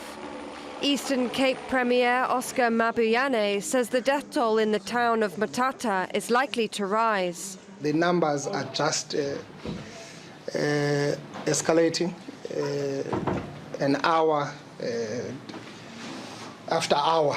So the situation is so bad on the ground. We are all on the ground assessing the damage to support relief operations and engage directly with affected families. Days of torrential rain sent floodwater crashing into houses on Tuesday. I am heartbroken. We are hearing that neighbors and relatives did not survive. I am thankful for our lives. It doesn't matter what happened to our home, even though we have no clothes, no food or anything. The children don't even have nappies. But I'm grateful we are alive. The water rushed into the house, moving the furniture around. The fridge, the TV, and the gas stove were all swept away. I couldn't grab any of these things, so I just had to save myself. Historically, the provinces worst affected by flooding in South Africa have been two of the poorest, Eastern Cape and KwaZulu-Natal. After flash floods on Christmas Day of 2023, 21 people were killed and 14... Okay, we don't need that part of this. But yeah, regions that are often hit by floods hit again by devastating floods, causing the deaths of dozens of people in South Africa. Okay, let's do some quick space news. Starting with this, in Japan, an attempted at landing on the moon earlier this week ended in The telemetry failure. figures are not. For Japan's iSpace lunar lander, things did not go well, unfortunately. Here's the AP on that. The telemetry figures are not coming, but we are continuously getting this announcement from MCC. I think it's less than a minute away. We already passed the landing scheduled time, and we're still verifying the state. I can see the nervous look on everyone's face in MCC.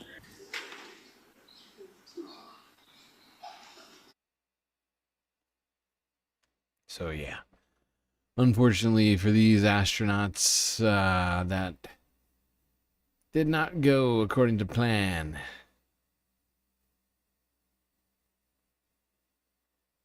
Everyone looking real sad in that control room. All right, now let's talk about SpaceX, NASA, and how the Trump-Musk feud risks billions of dollars for Elon Musk's SpaceX. Oh, that's very sad.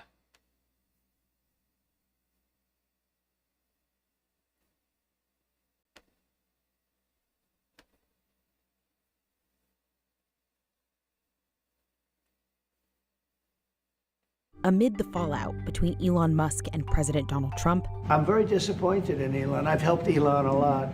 Musk threatened to decommission SpaceX's Dragon spacecraft. That's a big deal for U.S. space missions.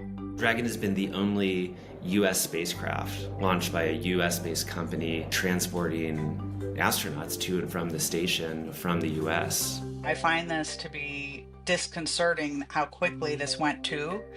The threatening from contracts, that's not good for the United States. Musk retracted the threat just hours later. Still, as the feud continues, SpaceX remains one of the largest financial and logistical vulnerabilities for both Musk and Trump. Since 2008, the government has awarded SpaceX more than $20 billion in contracts. You know what my solution to this is? Because, of course, we should not be relying on one man for our incredibly critical space infrastructure. It's simple. We nationalize SpaceX. We pay Elon, I don't know, 30 cents on the dollar. And we take everything of SpaceX's, regardless of whether or not he wants this. I don't give a shit. We just take it. We take this company from him, and we nationalize it, and we merge it with NASA, and we just go back to calling it NASA.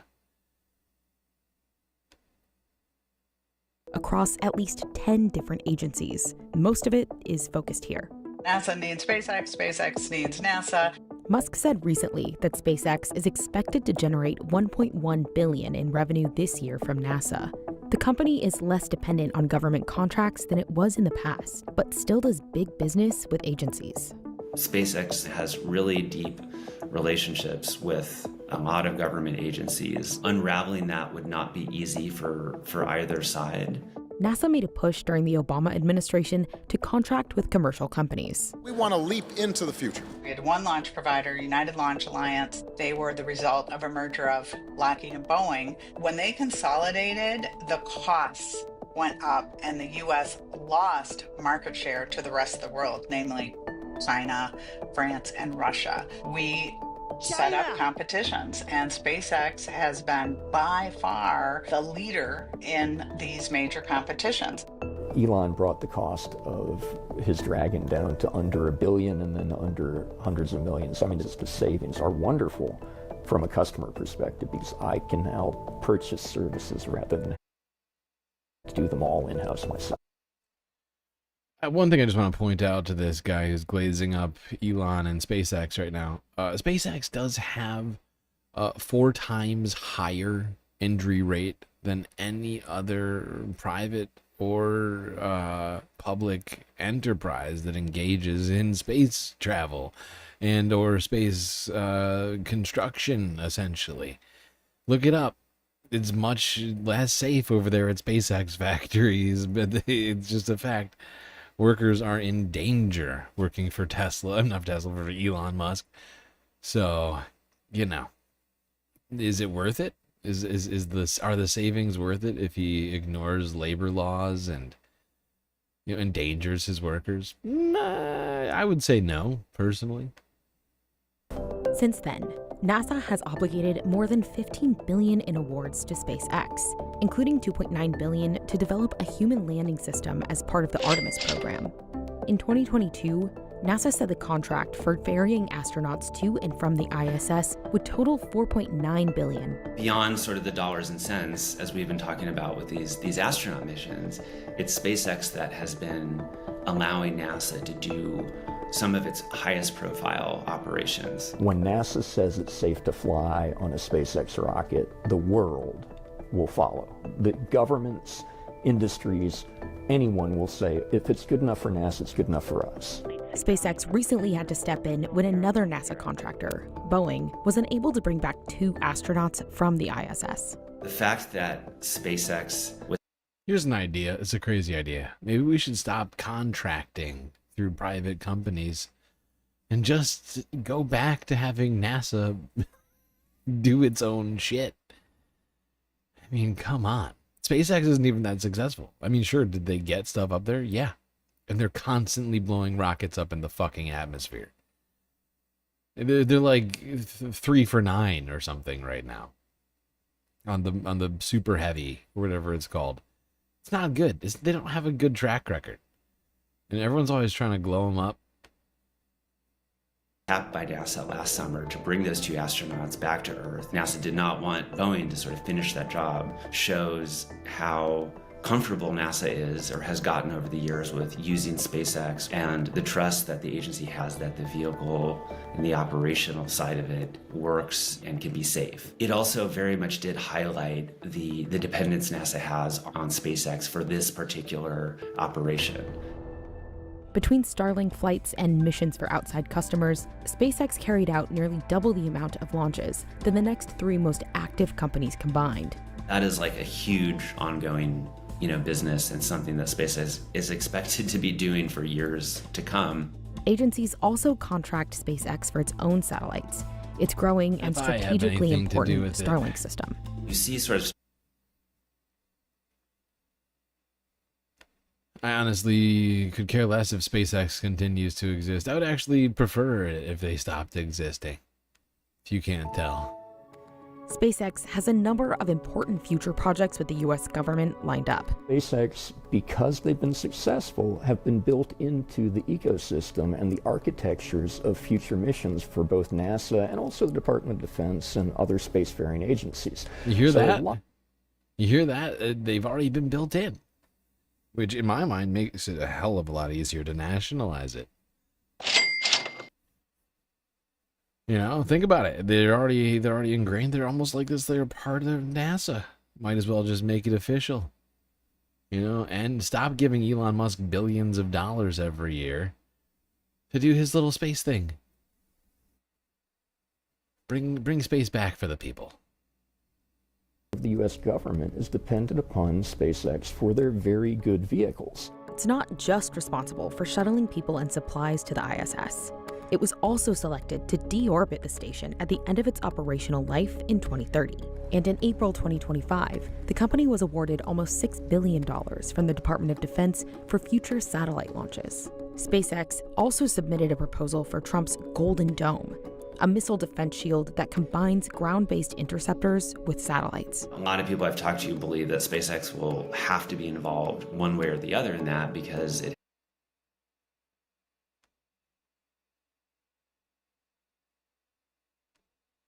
has the most launch capacity. And of course, it's also developing a huge new vehicle that could potentially be involved in the future. So with all of this, potentially be involved in the future. You mean the one that keeps blowing up over and over again? I love the Wall Street Journal. They're always willing to glaze up a capitalist. Ew. Don't be creepy. And the future that he's talking about is going to Mars, which is totally unnecessary at this time. We can't even solve the United States or the planet. You should stop focusing on Mars so much. It's fun as a fantasy, not something we should be chucking trillions of dollars at, though. And that is what it would take to even kind of do anything serious as it relates to Mars. That being like humans existing on Mars. Sure, we can send rovers there and try and pick up samples, data. Beyond that, there's just no feasible future for humanity on Mars. You know where there is a feasible future for humanity? Earth. We evolved here, we continue to exist here, and with a little bit of effort, and maybe a little less capitalist input in the future, we could solve it. We could continue to live on a planet that is unique in this solar system and in much of the galaxy. A place that actually sustains life. Has all the necessary ingredients. No reason for us to go to Mars. There's a lot of hurdles, a lot more hurdles to try and exist on Mars than exist for Earth. It's just a fact. It's science. All right, let's talk more about Elon Musk. While we're talking Musk, slip this in here because we are going to transfer at some point to Earth news here. Well, this is really our segue. Elon Musk dunked on Piers Morgan's show. Now Elon didn't make an appearance, but one man who was on Piers Morgan's show had some negative reviews. Well, first of all, some of the things that I say will be incorrect. 1 star.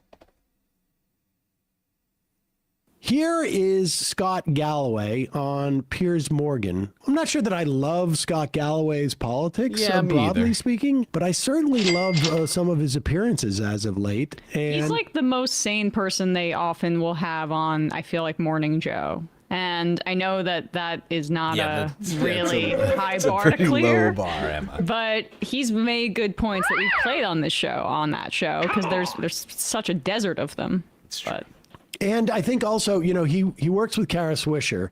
And when it comes to Elon Musk, she at least has been on a mea culpa tour for quite some time in the way that she sort of like fluffed up Elon Musk back in the day. Kara Swisher credulous? It's nice to hear someone else say it. And she continues to do that. I feel like I've been the only one talking about this. Like, ever since Kara Swisher sort of came into the limelight, like, more so than she had been in the past, like, when Elon became a part of the government, she started making all these CNN appearances and shit. I've been sitting here like, Kara's here to tell us about how bad Elon is? Didn't Kara spend the last 10 years just sort of massaging Elon publicly and sort of, you know, like he said, fluffing him up, you know, glazing Elon up to no ends in sight? And, oh, God. Oh, if anything, she has brought us the Elon Musk that we have today. Okay, write that down. Elon Musk back in the day. Kara Swisher credulous? And she continues to do that with other big tech figures, which is why, like, this is not just about Elon. This is about billionaires. Job. That's her whole 100%. Job. Now that's how she became a thing, right? She started her own tech journalist website. I can't remember the name of it now. But, like, it's not Wired, I don't think. I can't remember the name of it. But, yeah, I mean, Kara Swisher has always been a technocrat lover. Like, that's how she became famous and made a hell of a lot of money hanging out with billionaire techno bros and talking about how great they are going to be for the future. You know, and how all the things they're doing are so good and so great. And how they're making so much money while they're doing it. Oh, God. Don't be creepy. Galloway makes a sort of like some type of like a moral argument, and in my estimation, misses some of the point. But I'll take it. Genius, really, in many other ways. I mean, do you accept, Scott, that he's a genius, or do you feel it's smoke and mirrors with Musk? Because when I watched him talk me through his optimist thing, I just saw the 10-year-old boy who used to write programs doing it on a massive scale and loving that. Whereas I think he's really struggled with the criticism he's had in the political arena. I don't think you can deny his genius. I'll use Starlink on my flight to London in a couple days, and it's a superior product. I owned a Tesla. But somehow we decided in America. I'd like to point this out for Scott. You know, while he is granting Elon's genius, Elon didn't design or program any of those things. He just funded that. He just spent money. He just took some of his billions of dollars and funneled it into other people to do the work. He didn't create Starlink satellites by hand. He didn't solder the little devices together to the prototypes or any of that shit. Somebody else did all that. Same thing for those Teslas. You know, Elon's not down at the factory. You know, he's not whipping up drawings for these things and, you know, doing all the important rigorous testing and all that other shit. No, that's the workers who he underpays, certainly as it relates to his own salary. That innovation and money replaces or obviates or excuses depravity. Cutting off aid to HIV positive mothers, deciding what veterans should get benefits, cutting off SNAP payments, which have shown to have a positive net return when people run out of money for food at the end of the month. I mean, I think one of the wonderful things about being an American, and quite frankly, for me, what it means to be a man and what I try to teach my boys is the whole point of prosperity is such that you can protect people. And I think the two of you are more impressed with Mr. Musk than I am. I think if somebody is making Nazi salutes, if somebody is being sued concurrently by two women for sole custody of their child because that person has not spent any time with that child, when someone is so severely addicted to drugs they can't get their shit together to show up to the White House without looking exceptionally high, I don't think that's the right role model for young men.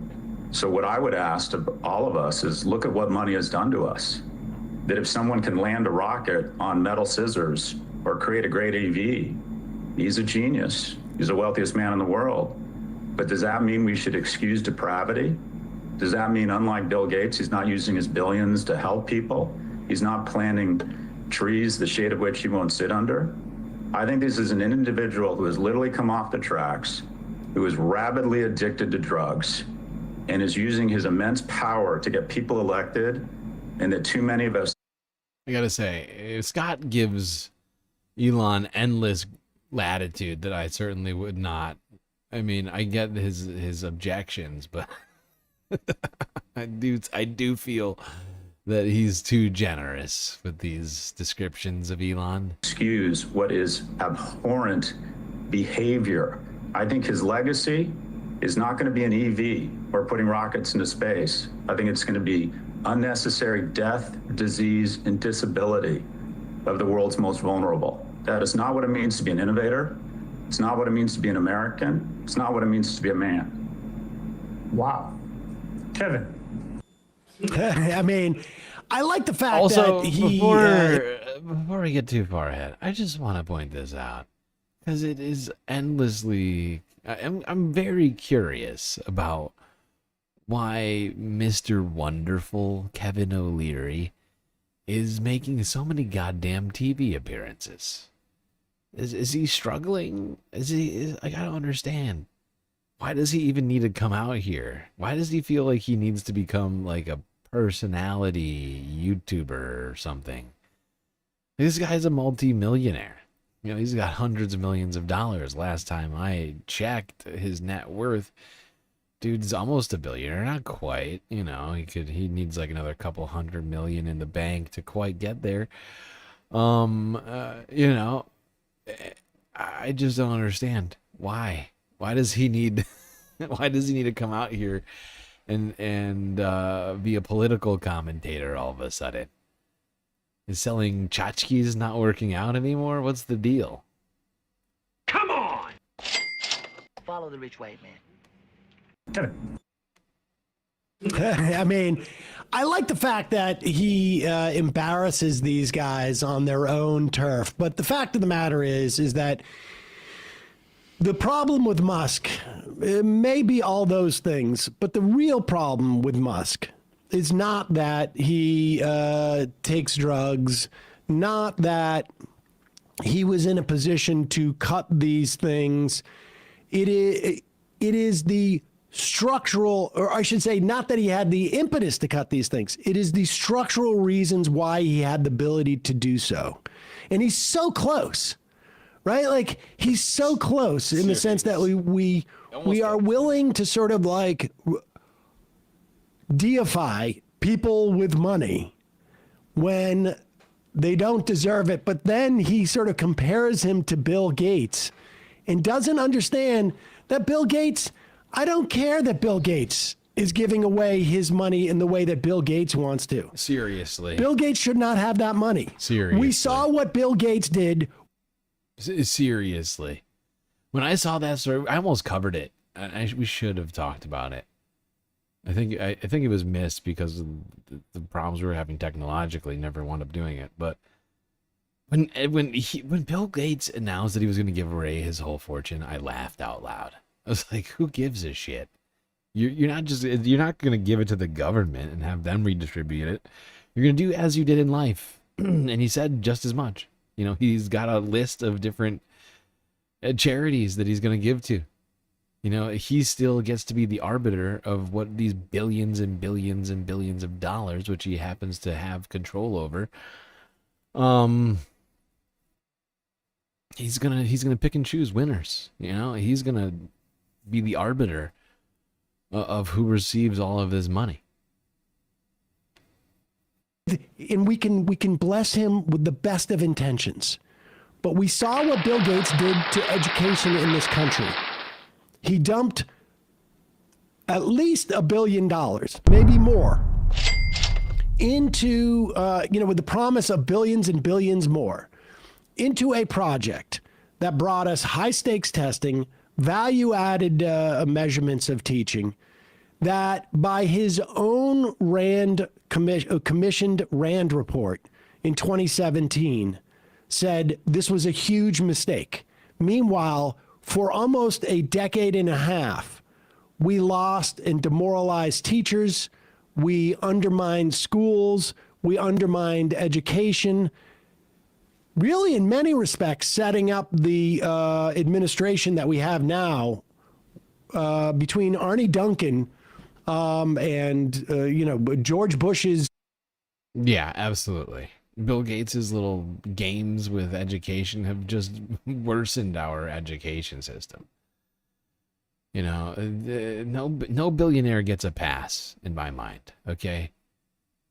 I don't care what fucking charity you're giving to, okay? It's just, I just don't care. The existence of billionaires is causing our society to be worse, okay? Just hands down, across the board.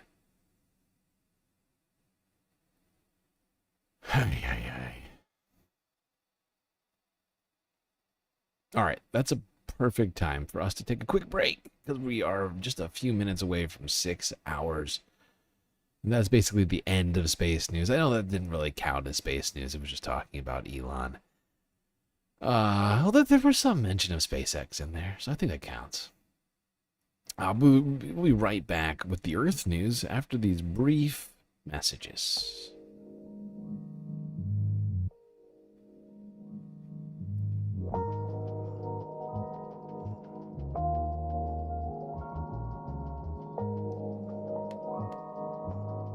All right. I do hope everybody's been enjoying the show so far. If you haven't already, hit the like button and don't forget to subscribe. While you're at it, do also consider contributing to the Galactic News Network, as without individuals such as yourself, GNN would cease to exist. That's right. You are our only hope, space fams, of staying on the air. Thankfully, we have a myriad ways for you to show your support and help fund this here show, which your eyes and ears are hopefully enjoying. We got the YouTube with the super chats and the super stickers, and of course the memberships. Cash App and PayPal if you prefer. Every dollar that you donate go directly to funding the stream, rather than having YouTube take a big old 30% cut. But of course, the best way to get the most space benefits for your Earth dollars is to go on to Patreon and become a Galactic patron. Just $3 a month will get you a host of sweet, sweet space benefits unseen by the rest of the goddamn Milky Way galaxy. So make your decision. With all the great ways to support Galactic News Network, there are so few reasons not to do so. And if everybody who watched this show, subscribed on YouTube or Twitch, contributed just a couple bucks a month, we would have no more space. Well, we would have no more financial problems in space, but there's some other billionaire-related problems. Anyway, though, that's enough for me. Enjoy the break. Grab yourselves a drink, maybe a snack, and I will be right back.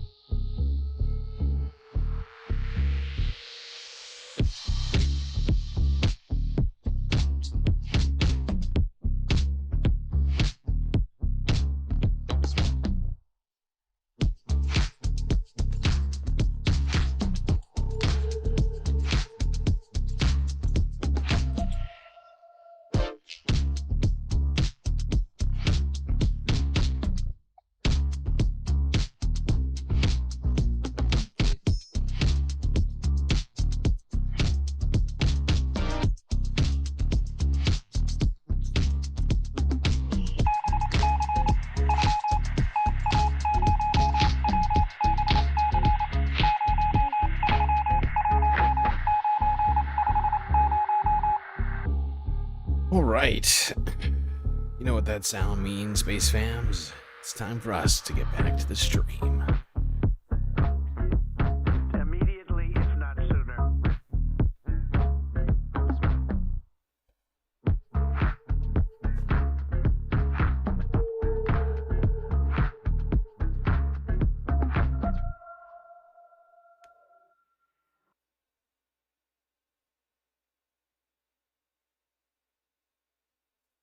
There's a couple of things that just look fucking weird to me. It's because I can't do the things that I could do in the other software. It's bugging the hell out of me. It's probably not bothering anyone but me. CD. All right. We're going to start off the Earth half, talking about the U.S. defense apparatus, I guess you might say, the military industrial... Well, not really the military-industrial complex, but the Defense Department, and, well, the politicization of that department. What I'm saying is we're going to listen to 3 different Pete Hegseth quotes in a row. Hold on, I got to do something really. Hold on, please hold on.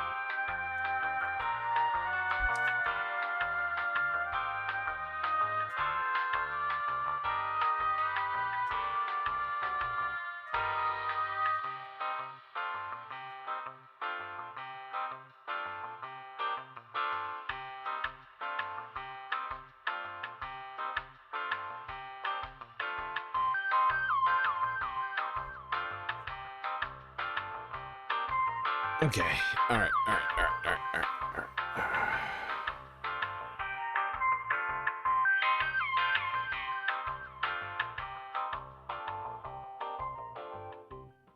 Okay. Now, we got a few different quotes from Pete over the last week. We're going to go in chronological order. First, Forbes breaking news. 7 days ago. Would have done this last weekend, but of course we didn't stream. Okay, Pete, take it away. Don't be too creepy. Don't be creepy.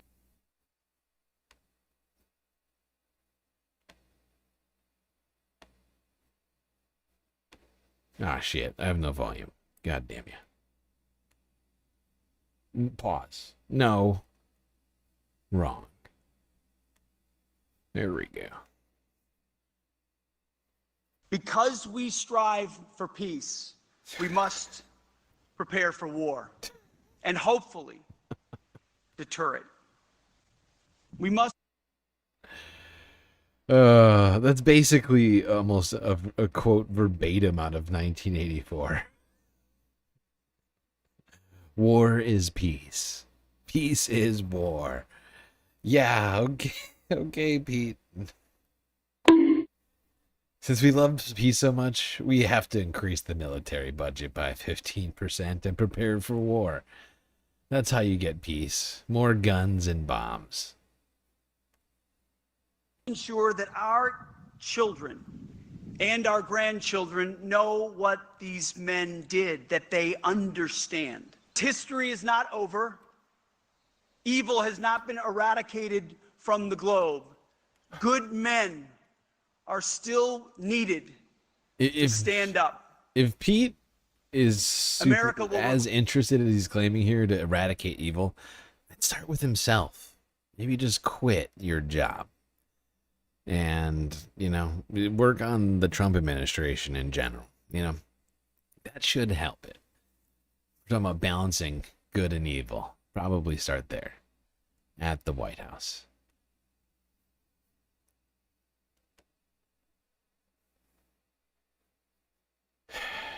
Maybe Donald Trump. Maybe Pete can, mobilize the military on the fucking White House. How's that sound, Pete?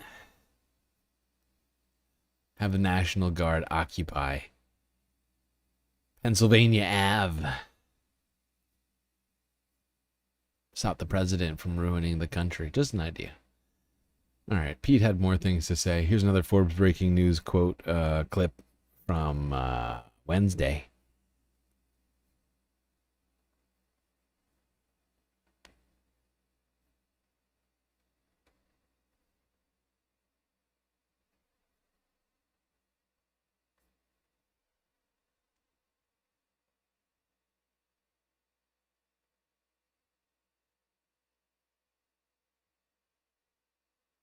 Dude, why is he coming out like it's a... This is the Secretary of Defense who's coming out just a little too fast, a little too excited. I don't know what's got him raring to go, but he looks like he's coming out of the tunnel at WWE or something. Like, what is his deal? Don't be creepy. Like, what is this fucking spectacle? This dude should be protecting the country, not doing all these goddamn PR events. So weird.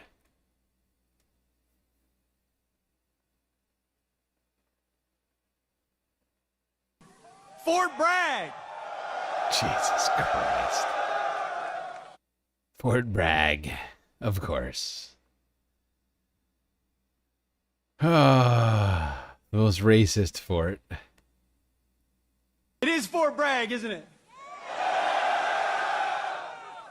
Let me tell you what a privilege it was to be just a few miles away from here, watching a sheer demonstration of military power from the All-Americans.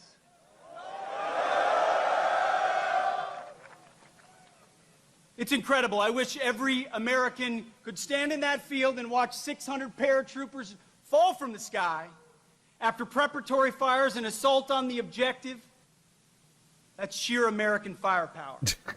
But you know what I wish Americans could also see? What I get a chance to see every day, what other members of the cabinet get to see every day. What do you get to see?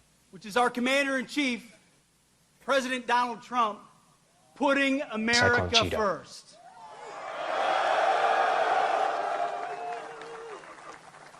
It doesn't matter the situation, whether he's meeting with foreign leaders. Now, my understanding is, and I could be wrong about this, but through a secondary source, I hear that all these guys behind Pete, they were handpicked for their love of President Trump in another political move within the U.S. military.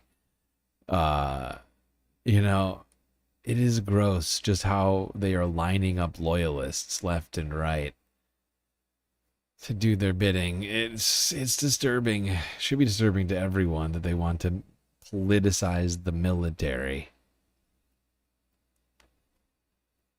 In the Oval Office, or he's talking to soldiers, he's the same leader we know and love. He's laser focused on America first, on peace through strength, and on supporting our American warfighters and vets.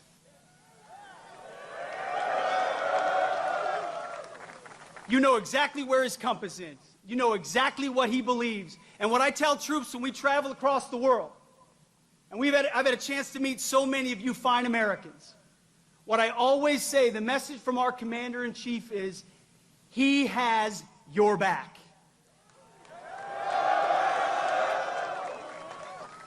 That matters. Let me tell you, I've been, not that long ago, in shoes and boots similar to yours. And when I was going on a mission, or I was about to take part in something that was uncertain, involved complications, the fog of war, all I wanted to know was that my company commander, battalion commander, brigade commander, division commander, and my commander-in-chief had my back when I had to do difficult things on behalf of... Like committing war crimes? Where politicians in air-conditioned offices don't understand, and they want to second-guess President... That's exactly what Pete is saying here, by the way, if you're not picking up on it. What he's saying is all of the politicians, they don't get what it's like to be on the ground as a U.S. troop occupying another country and, you know, being faced with the decision of sticking to the Geneva Conventions or maybe not using them. You know, maybe we torture somebody. You know, maybe we kill a civilian because, you know, we're in another country and we're scared of brown people and, you know, whatever, right? Or maybe, you know, it's like That's basically what he's saying. He's like, I'm sick of being second guessed by people who want to talk about international law. I'm not joking. If you're not familiar with Pete Hegseth's time on Fox News, he was their go-to war crime supporter guy. When they needed somebody to come out and tell America, actually, those war crimes people are talking about, they're actually fine. When I had to do difficult things on behalf of the nation, where politicians in air-conditioned offices don't understand and they want to second guess, President Donald J. Trump has your back.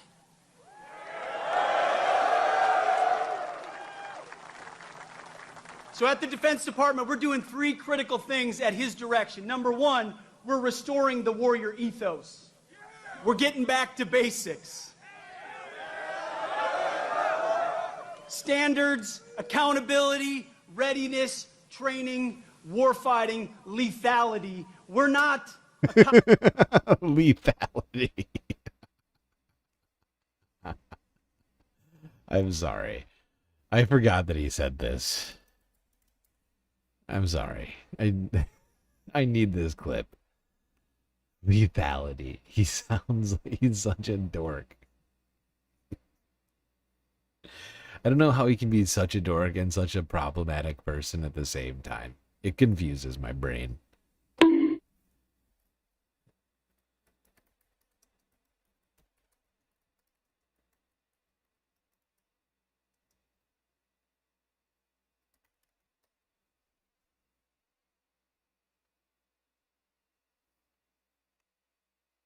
Does anybody know what clip I'm about to go to right now? If you do, good job. You've won the prize. The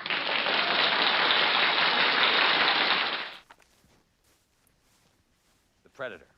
The Predator? Lynn, that's just a plastic... see? You're mine now. The Predator is 100% biodegradable, it's friendly to the earth, and it can hurt you in 100 ways.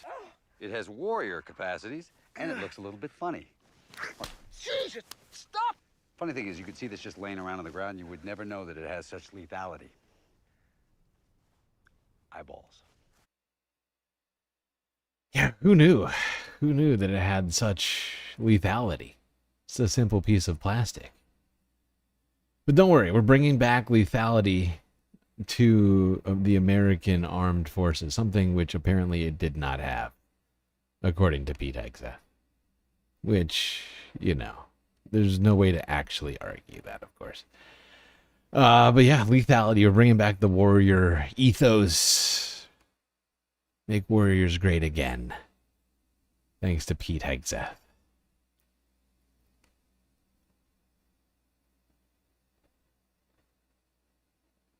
Now, he had more stuff to say. He was at a congressional hearing being questioned. Is it the policy of the department? This next question is, I mean, it is this.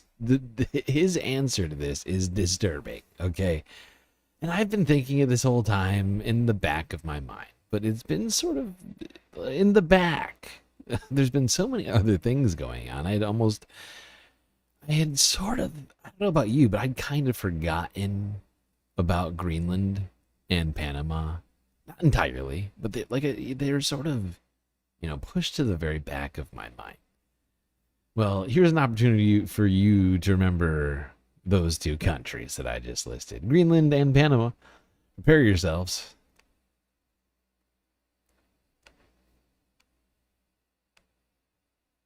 Is it the policy of the Department of Defense that we need to be prepared to take Greenland and Panama by force if necessary? Is this a policy that you have within the Department of Defense in accordance with the President's wishes?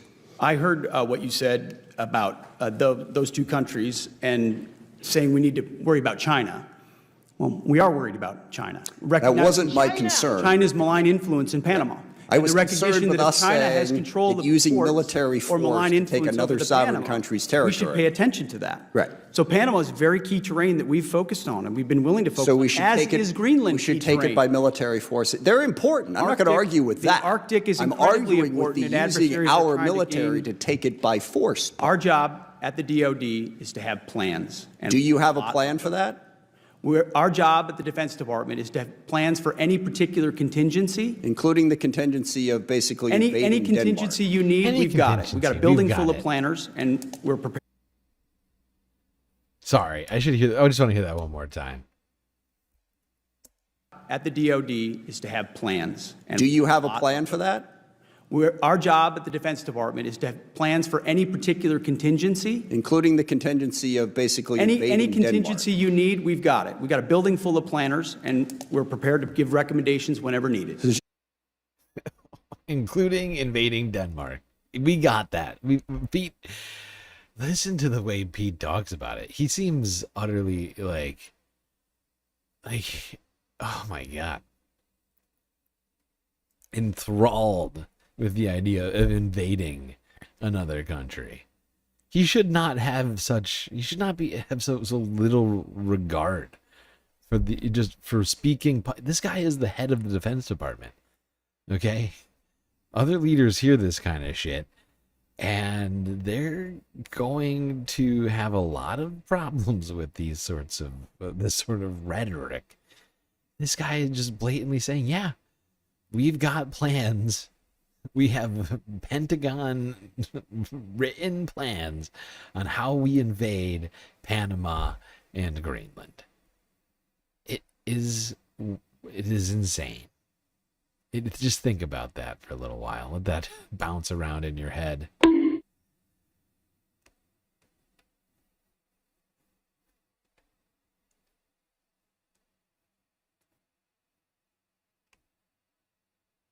All right, now let's go from talking Greenland and Panama and talking about the UK a little bit. Now, one guy last week won a journalism award. You might be familiar with him. His name is Owen Jones. Got a great YouTube channel. Works with Navarra Media. No, well, not Navarra. Well, I guess he has worked with Navarra in the past, but he's more actively engaged with working with Zateo and Mehdi Hassan. But at the awards ceremony, Owen Jones took the opportunity to say some words to the mainstream outlets.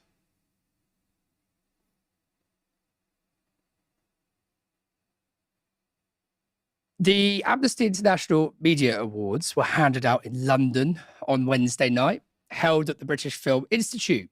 Amongst the winners and the nominees were some excellent journalists who took great risks to expose human rights abuses, war crimes, and other violations of international law around the world. Now, you may remember that we were up for an award with Navarra Media's Ash Sarkar and Michael Walker being nominated for the first ever Amnesty People's Choice Award for their work on this show, Navarra Live.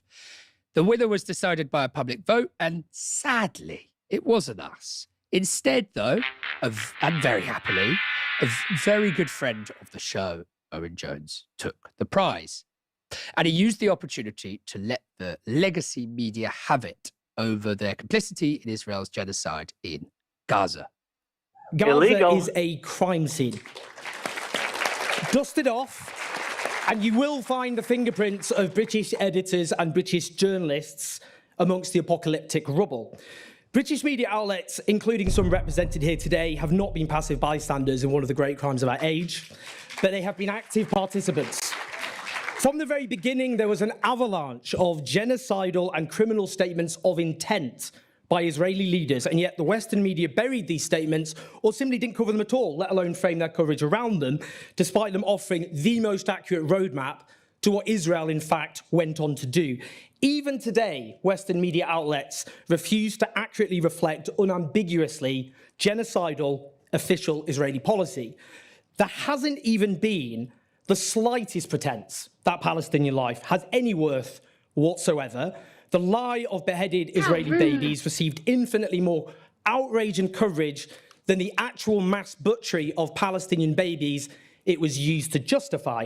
The Western media has continually amplified Israeli lies despite overwhelming evidence of relentless deceit. Palestinian voices have been systematically marginalized or subjected to perverse show trials on BBC and Sky News. Atrocities have been ignored and whitewashed, Israeli guilt repeatedly erased, the facts of international law suppressed, opponents of genocide have been systematically deplatformed or monstered or both, and the vast majority of Western journalists couldn't even utter one sentence of solidarity with their Palestinian colleagues in Gaza as they suffered the worst slaughter of journalists in the history of our species. Yeah, really powerful stuff. That wasn't the end of it, though. Owen went on to call for justice. There must be a reckoning. The absence of consequences for the Iraq war paved the way for this catastrophe. This time, those in the Western media who have facilitated genocide must suffer the consequences to their careers and reputations. Not for vengeance, but because if this time there are no consequences, then we condemn humanity to ever greater calamities. And I say to my fellow journalists, keep every receipt of what editors and producers did and didn't do.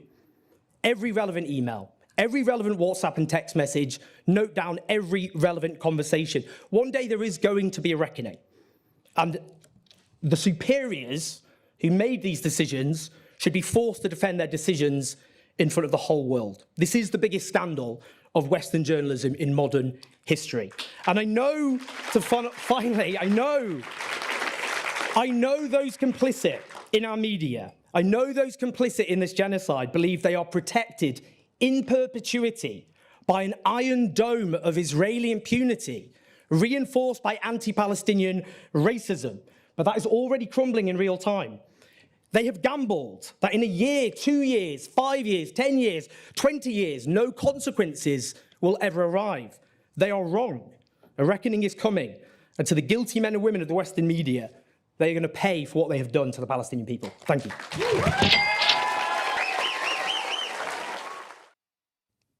Amazing. Amazing. Truly amazing. And, you know, Owen Jones is an amazing guy. You know, not only is he brilliant, you know, he's got principles. He stands by them, you know, and everything that he does, I think of as some form of bravery. And the fact, you know, fact is, too many people are afraid of losing their careers, losing opportunities, losing whatever, friends, I don't know, and who stay silent.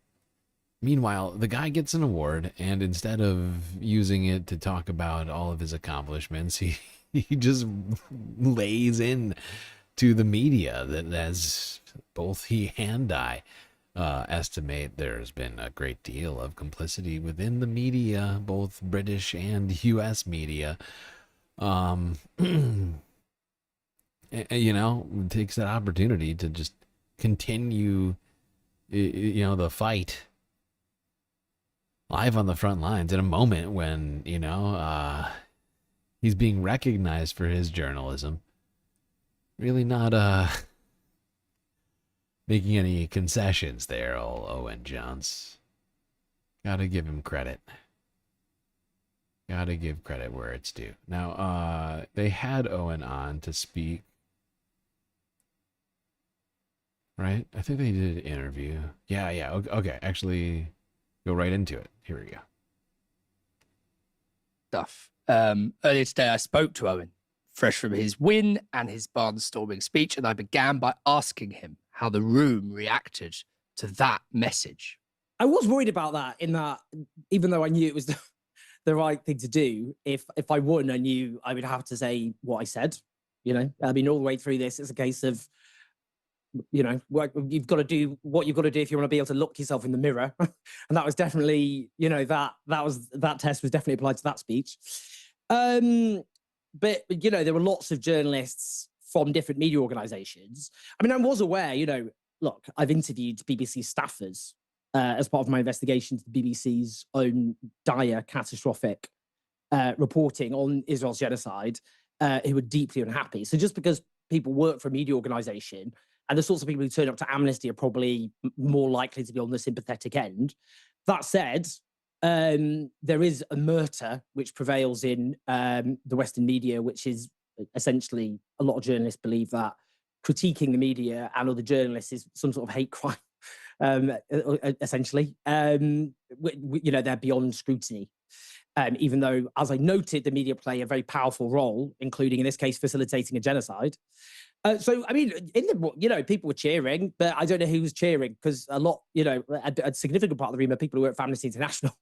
So it might have been them. No one came up to me afterwards and condemned me. Do you condemn Owen Jones? I wouldn't be shocked to hear that the majority of the people clapping were from Amnesty rather than the media. But, yeah, there you go. A little bit of Owen Jones basking in his glory. Well-deserved basking. All right.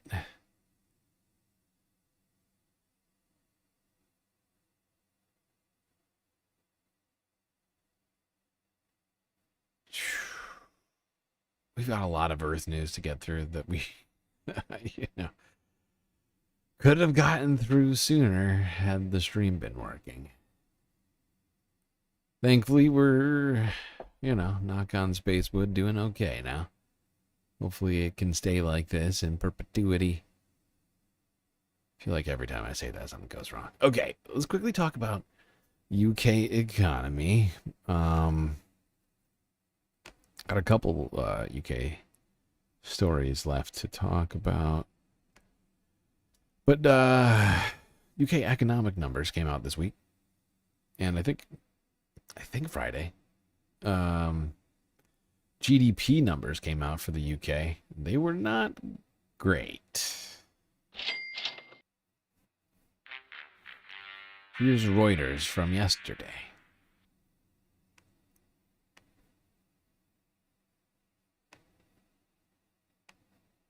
Britain's economic output fell sharply in April. Official data released Thursday showed gross domestic output shrank 0.3% in April from March. That was the biggest monthly drop in more than a year and a half and larger than analyst forecasts. British officials said April saw the largest monthly fall on record in goods exports to the US following the introduction of tariffs. And the decreases were seen across most types of goods. Goods exports to the US fell by $2.7 billion in April, the largest drop since monthly records began in 1997. Officials further said a major part of the drop-off came from a fall in real estate and legal activity. That after the end of a temporary tax break on house purchases. Car makers also reported lower output and exports to both the US and the European Union. The update contrasts the first quarter of the year when Britain's economy expanded by 0.7%. It outperformed other countries in the group of 7 advanced economies and prompted the Bank of England to revise up its full-year growth forecast. Looking ahead, central bank policymakers are expected to hold interest rates next week, although they are faced with persistent inflation and a relatively sluggish economy. All right, well, there's your British economic update. In the midst of the Trump trade war, Trump's planetary trade war, Britain has not gone unscathed. GDP shrinking, sign of a recession. But Donald Trump is basically imposing a recession on everyone, including the United States, with his nonsensical trade policy. Now, let's move on from the economy, but not from the UK. We need to go to Northern Ireland, because this week there has been a troubling trend happening in Northern Ireland. Riots of basically North Irish white nationalists and, haters of immigrants, racists, taking to the streets. It's been going on for like 4 or 5 days now, I think. We're going to do a quick catch up on this. Let's go to Guardian News first here from 2 days ago. This is some of the footage on the ground.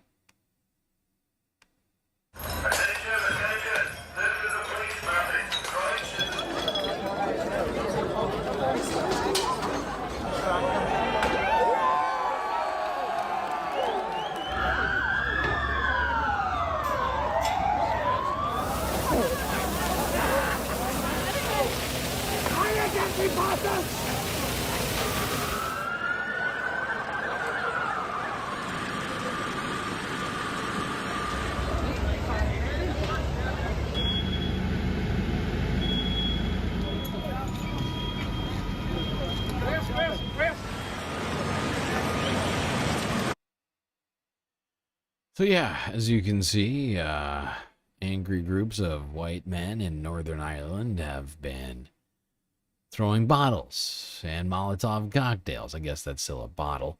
Lighting cars on fire in an anti-immigrant tirade that is sweeping this region of Ireland.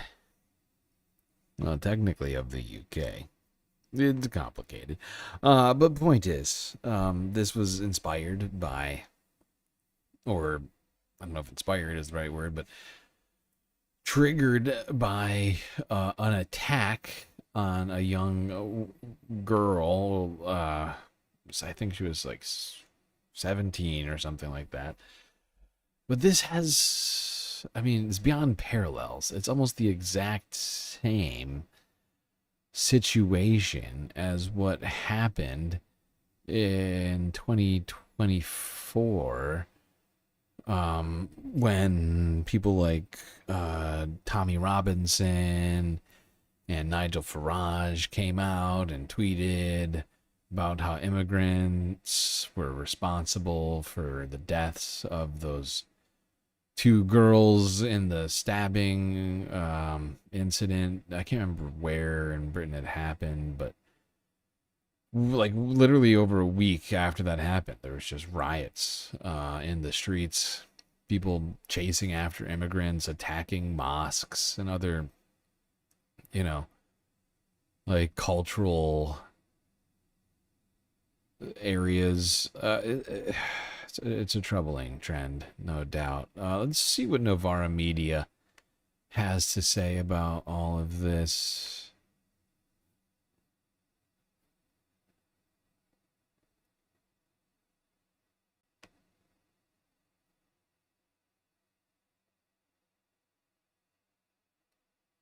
Racist riots on the streets of Ballymena in the north of Ireland have entered into their third day. Last night, a leisure centre, which had been providing emergency shelter for migrant families displaced by the rioting, was set on fire. It is understood that there was nobody inside the centre during the attack. Stormont Justice Minister Naomi Long has called for an end to the, quote, festival of hate and destruction in which 41 people have been injured. The homes and businesses of immigrants have been targeted systematically by rioters, with some losing their homes to the violence. Migrant households have responded by displaying notes in their window in an attempt to ward off rioters. This, from The Guardian, is an image of a Czech family who have put up a Union Jack in their window. There's also this image, which has been circulating on Twitter. So as you can see there, it's a home with a sign in the window saying locals live here and I work in a care home. There's also a Northern Irish flag and the flag of the Philippines. So the reason for that Philippine flag there could be because the riots were sparked following an alleged sexual assault of a teenage girl by two 14-year-old boys believed to be of Romanian descent. Although it's worth noting that households of all nationalities, including Filipino, have been targeted. A vigil held for the girl turned violent after a crowd peeled off and began attacking homes believed to belong to immigrants in a nearby street. One resident speaking to The Guardian said this: "The riots have a valid point. We are being overpopulated. It sounds like I'm racist, but I'm not. It's like an invasion. I don't feel safe walking the streets anymore. Just yesterday, one of them was following me and eyeing me up." Another said this: "If they can terrorize our kids, we can terrorize the town. It's a way of getting our voices heard. If the government won't put them out, we'll put them out." Amnesty International's Northern Ireland director, Patrick Corrigan, said the following: "We are in the midst of a racist pogrom. Families have already lost their homes and lives may soon be lost unless the violence ends now. We are only a petrol bomb away from someone being killed. This violence is being fueled by racist hatred, stoked by disinformation on social media, and amplified by politicians who irresponsibly conflate immigration with crime and social issues which affect all communities. Yep. We need politicians to speak truthfully about immigration, not echo vague concerns from the streets or false claims on social media that profit off lies. According to the 2021 Yeah, I mean, this is such a similar situation to the other one. It almost feels like a deja vu. Horrifying. Shocking that carved out sort of settler colonialist region would be anti-immigrant. Who could have guessed that would happen?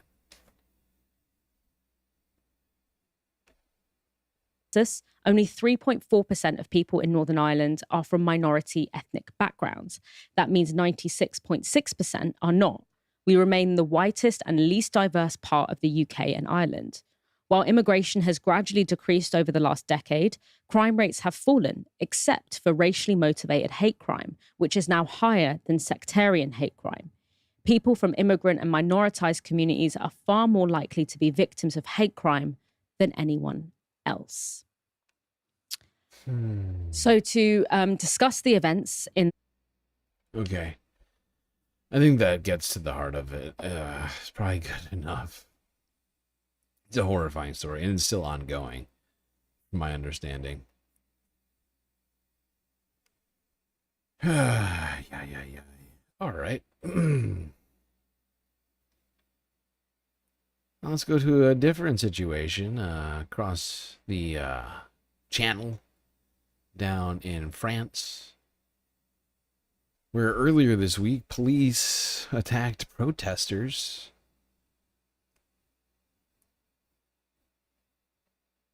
Shocking. It's like there's a theme going on in the whole world right now.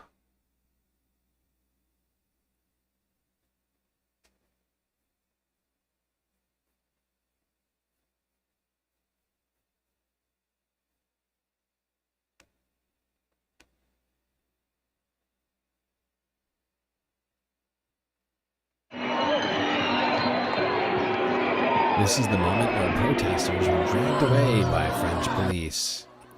Footage shows police grappling with pro-Palestinian demonstrators who had gathered to support activists seized aboard the Gaza-bound aid ship. So of course, our hearts are heavy because we know the so-called sandwich distributors from last night. We know their brutality, their violence, their habit, and their training in crime against defenseless populations. And obviously, who could care about a harmless boat with 12 people on it without a single weapon? Hundreds rallied in Nice to protest Israel's seizure of the humanitarian boat. I hope the head of state and French diplomacy will not only say that he is concerned, and this is important about our nationals who have been kidnapped by Mr. Netanyahu's extreme right-wing army, but that he will commit to recognizing the state of Palestine and ensuring that international law is recognized. It's time for friends to get on board. Thousands also protested in Lille. These are international waters, so it's completely illegal, and it's shocking that a humanitarian ship was stopped. The mission was entirely peaceful, so obviously it was very shocking, which is why I'm here today. Protesters also marched on Israel's embassy in Athens to denounce the war on Gaza. I missed that in my first watching of this, so yeah. Paris, Nice, Lille, and in Greece as well. People demanding answers from their governments about the kidnap of their citizens by a supposed ally, technically. I mean, at least as, yeah. France certainly has been an ally to Israel. And, yeah, I too would want answers. I mean, I want answers. I do want answers as well.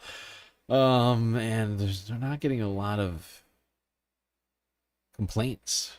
In fact, I don't know if I've heard a single one from people like Emmanuel Macron or like the leaders of Norway or Sweden or any of the other countries of the people that were on that ship. We're going to talk about that ship also. Don't worry. We will get to that. But we're just going west to east. Let's go to Normandy. As earlier this week, the world commemorated D-Day. Here's SBS News from 6 days ago.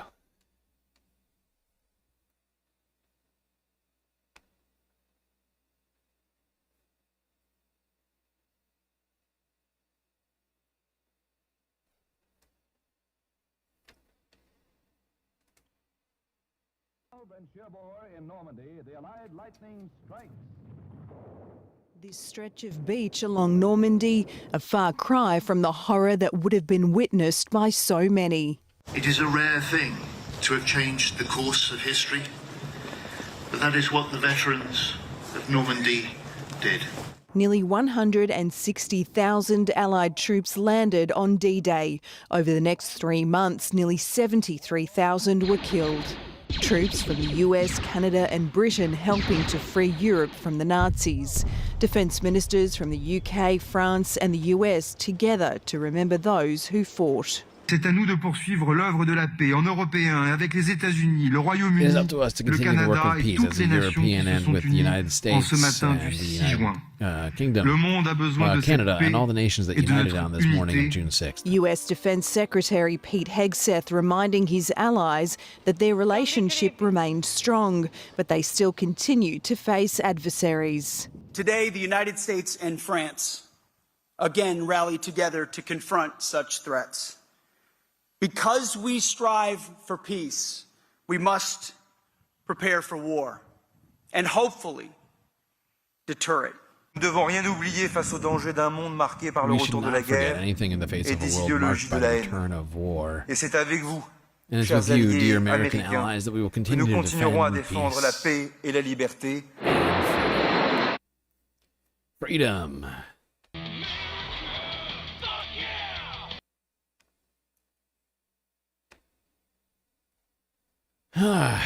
Speaking of freedom and the United States and our allies, one of our allies, Germany, sent their leader to the U.S.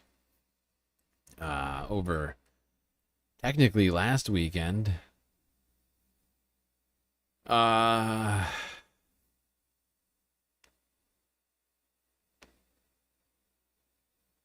Speaking of D-Day, let's go to this clip. Donald Trump met with Chancellor Heinrich Merz on, I think it was Sunday.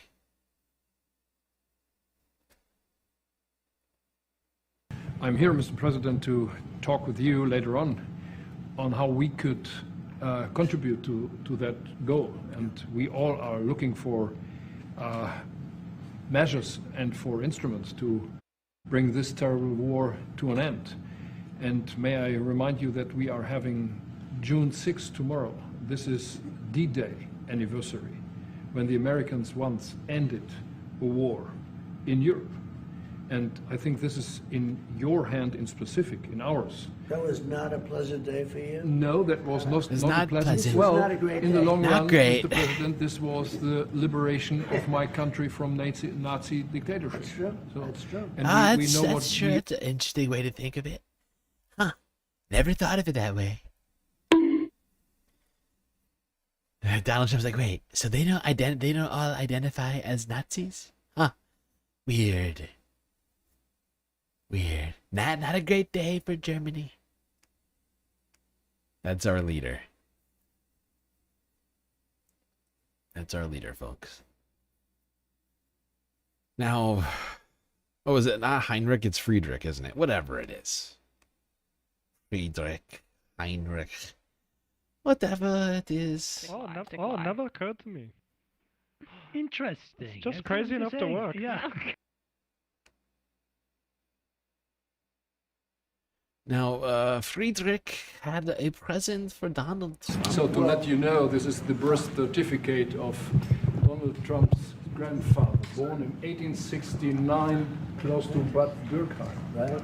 Yeah. That's called And his Sirius. Christian name was Friedrich. Right?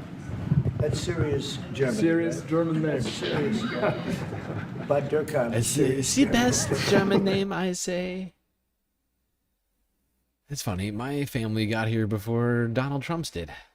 Huh. I guess I'm more American than Donald Trump. But I want to thank you very much for, first of all, I want to thank you for that. That's My beautiful.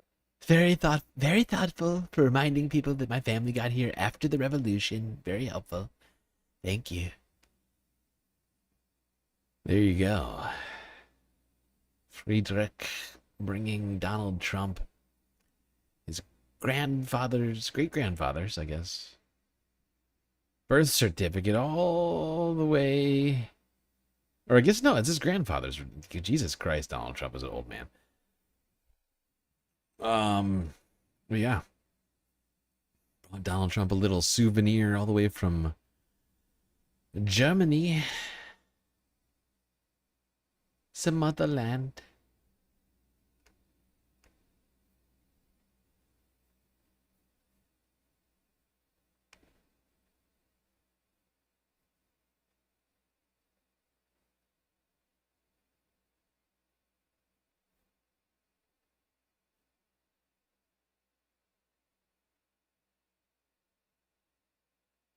Today is D-Day. That was the day that the Allied forces landed on the beaches of Normandy in France and began their march, essentially, through Europe into Germany. And Donald Trump has a rather blinkered idea of... Now, you remember, just to be clear, too, the, well... I thought you meant it was my birthday. I guess I may have misinterpreted this the first time, but I think Trump still thinks that the Germans are the Nazis. Yeah. Maybe that's what he means by this. No, that's what I think he meant. I didn't get that at first. It could be forgiven. He's basically saying that, like, you guys lost. Let's listen to this. Okay. I'm here, Mr. President, to talk with you later on how we could contribute to that goal. And we all are looking for measures and for instruments to bring this terrible war to an end. And may I remind you that we are having June 6th tomorrow. This is D-Day anniversary, when the Americans once ended a war in Europe. And I think this is in your hand in specific, in ours. That was not a pleasant day for you? No, that was not a pleasant... This was not a great in the day. long run, Mr. President, this was the liberation of my country from Nazi dictatorship. That's true. So, that's true. And we know what we owe you. But this is the reason why I'm saying that America is, again, in a very strong position. I can't tell if he's going like, you guys are still Nazis. Like, you took a big L on that, did you, right? More humble Nazis. You can't. That must be like, that must be like July 4th for the British around here. We kind of ran the score up on you on that day, didn't we? We really rolled up on you. Saving Private Ryan. We won that one, right? Still licking your wounds from that one. Or I can't That tell is the war that I if definitely he's, fought like, in. saying, I mean, I guess that's what he's saying. Like, His lizard or if he brain- didn't know what D-Day was. No, his lizard brain goes, America won, Germans lost, and he's trying to brag that we beat you in that situation, and he's like, yeah. Remember that? Remember us and our great military? You know the military that I dodged by saying I have bone spurs? Remember that? Difficult day for Germany when your great Nazis lost. Very sad. Awful. Weak. No, we're kind of happy that the Nazis don't rule over us anymore, is basically the implication. Sort of the official line. Yeah. Should be controversial, I think. That, I want to get to the part where Merz says, the reason I'm saying this to try to get it back on track from that. Right, yeah, exactly. June 6th tomorrow. This is D-Day anniversary. We beat the Americans once ended a war. Oh, we won. Europe. And I think this is in your hand in specific, in ours. That was not a pleasant day for you? No, that was not a pleasant... This was not a great in day. the long run, Mr. President, this was the liberation of my country from Nazi dictatorship. That's true. And we know what we owe you. But this is the reason why I'm saying that America is, again, in a very strong position to do something on this war and ending this war. So let's talk about what we can do jointly, and we are ready to do what we can. And you know that we gave support to Ukraine, and that we are... Tough day for you. Donald Trump seems upset. Like when he says that, when he's like, we gave money to Ukraine, you can see him. He turns his head downwards. He's like, oh, that wasn't really what I wanted you to do. I was hoping that it would mean that Ukraine would have no money to fight Russia. He looks sad when he says that. Wah, wah. Is that not how you saw this going? And you know that we gave support to Ukraine, and that we are... Tough day for you. That was a tough day for you. You're about 95 years old. Is that right? A little bit sensitive. Is it too soon? Too soon for that? We're number one again.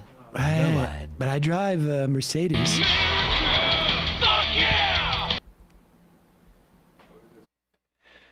That's our commander-in-chief.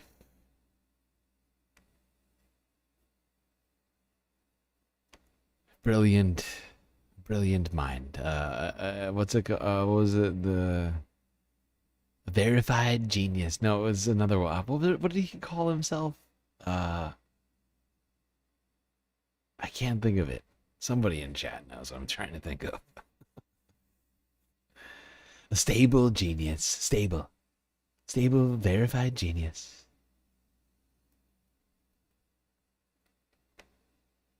Verified by the Great Wharton School of Business.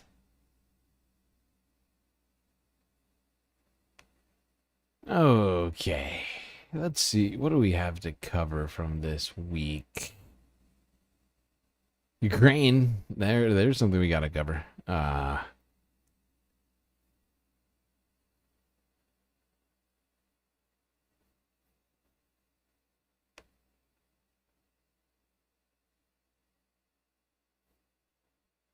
Let's go here. Start this off. Guardian News. I think this one was from Sunday. Donald Trump said he had some very interesting takes on Russia, Ukraine recently.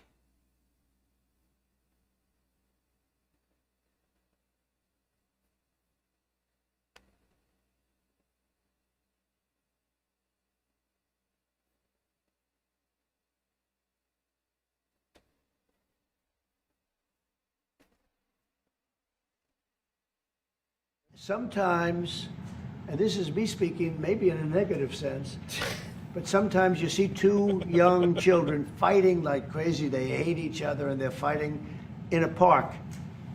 And you try and pull them apart. They don't want to be pulled. Sometimes you're better off letting them fight for a while and then pulling them apart.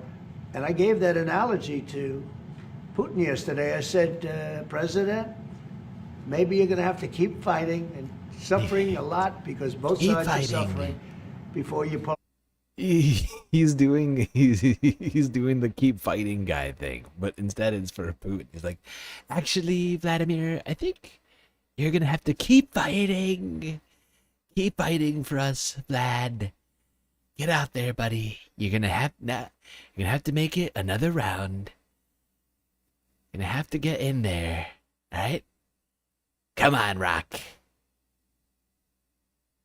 apart before they're able to be pulled apart. But it's a pretty known analogy. You have two kids, they fight. Sometimes you let them fight for a little while. You see it in hockey. You see it in sports. The referees let them go for a couple of seconds, let them go for a little while before you pull them apart. And maybe, and I said it, and maybe that's a negative because we're saying go, but... Maybe that's negative because we're saying, all right, fight. Just fight as much as you want. It's actually fine. I know I said I was going to end it, but that's actually too difficult to try and end it. Try and pull these two children apart on the playground, and I'm just going to let them fight. Sometimes that's what you need. Sometimes you just gotta let the kids punch each other in the face until they are bleeding on the ground and crying. And one of them has brain damage, and the other one has lost a limb, and that's fine. Sometimes the kids, they don't need other limbs.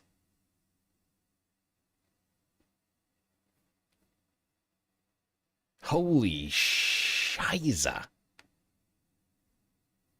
Mein Gott. Sasha G. Sorry, I don't know why I'm stuck on the Russian, the German accent. Sasha G gifting 10 beautiful Galactic News Network memberships to the community. Look at all the people receiving them. Who got them? Cat. Blunted Suspect. Angel from Canada. Craig William. Tonya Jackson. Helene Gross. Del Sol Verde. Bozy. George Waters. And Dark. Sparkle. A lot of these people are in chat right now. Loving it. People are going to reap the benefits of your generosity immediately. Immediately, if not sooner. That was deeply hurtful to my German viewership. I am so sorry, Frisla. Shameful. Shameful. Look, I do everyone's accents, okay? I at least try. Sometimes they're not as good as I'd like them to be. All right? I do what I can. I'm not perfect.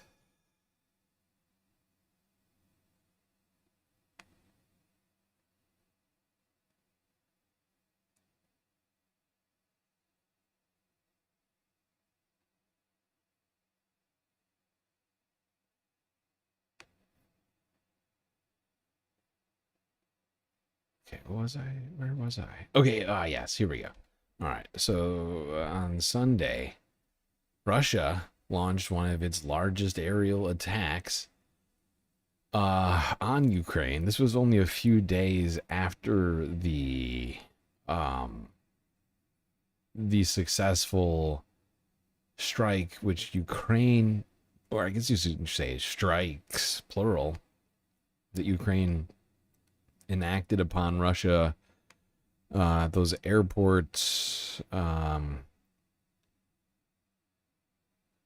which we covered last week, I believe, the one day the stream was up.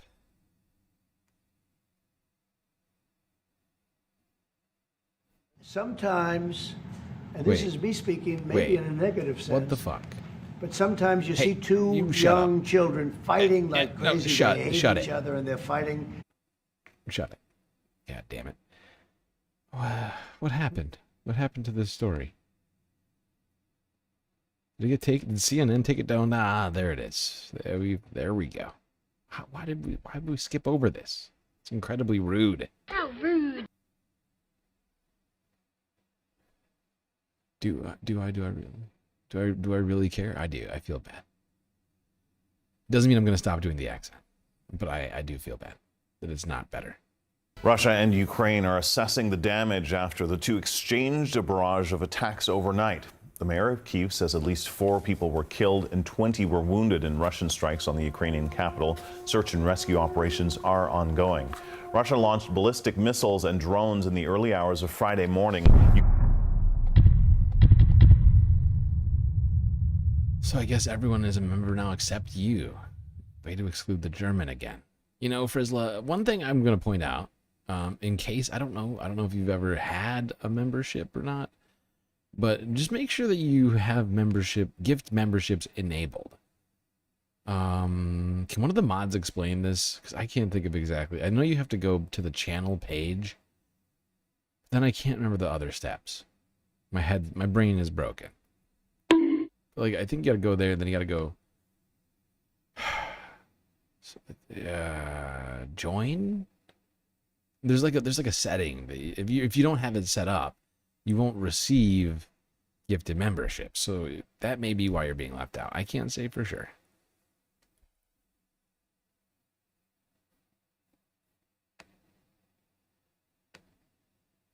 Ukrainian officials accuse Russia of targeting residential areas in Kyiv and a number of targets across the country.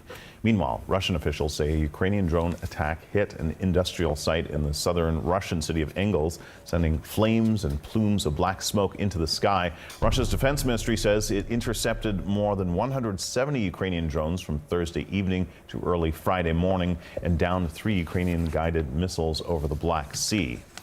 Russian authorities imposed temporary restrictions on 3 airports in the Moscow region due to Ukrainian drones flying towards the area. CNN's Nick Payton-Walsh has more details now on the overnight strikes on Kyiv. Okay, we don't need more details. I mean, this is technically old news already, but it was bad. A lot of people were injured, and it was all in civilian areas. Shock. I know. You weren't expecting that. Give me a joke. Okay, maybe you were expecting that. I don't know.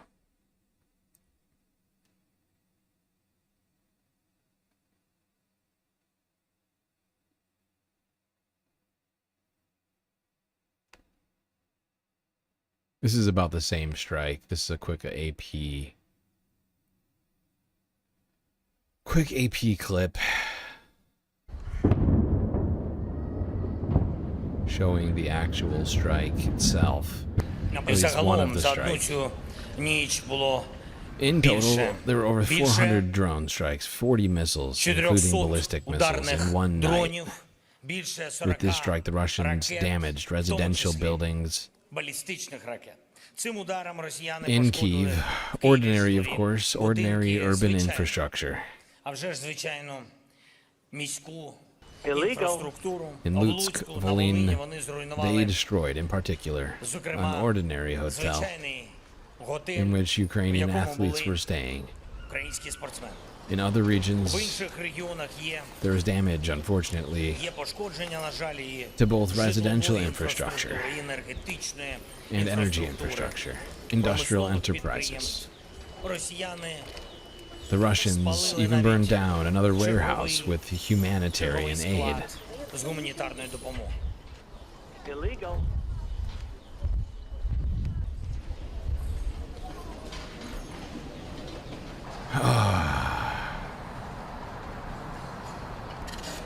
You know, I hate being pessimistic. I like trying to be optimistic.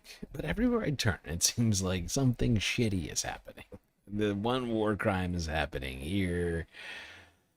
Another one over there.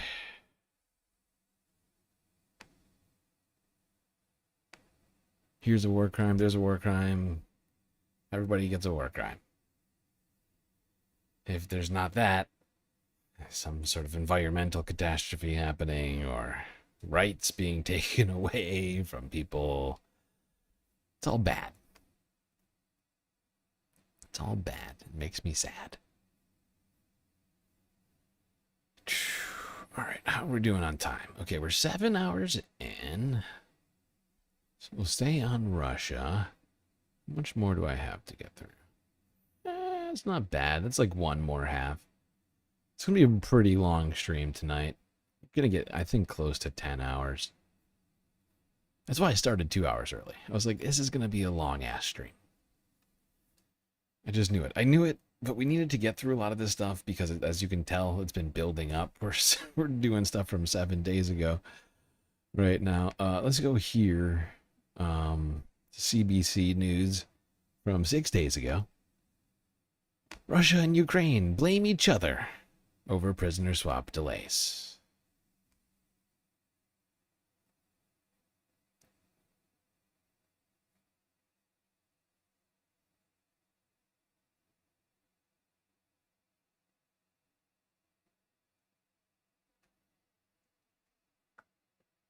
A large-scale prisoner exchange between Russia and Ukraine is in doubt today, with Moscow and Kyiv accusing each other of stalling the swap. CBC's Anna Cunningham is in London with more on the finger-pointing between the two sides. Let's remember that the agreement of a prisoner exchange really was the only concrete outcome from those direct talks between Moscow and Kyiv held in Istanbul recently.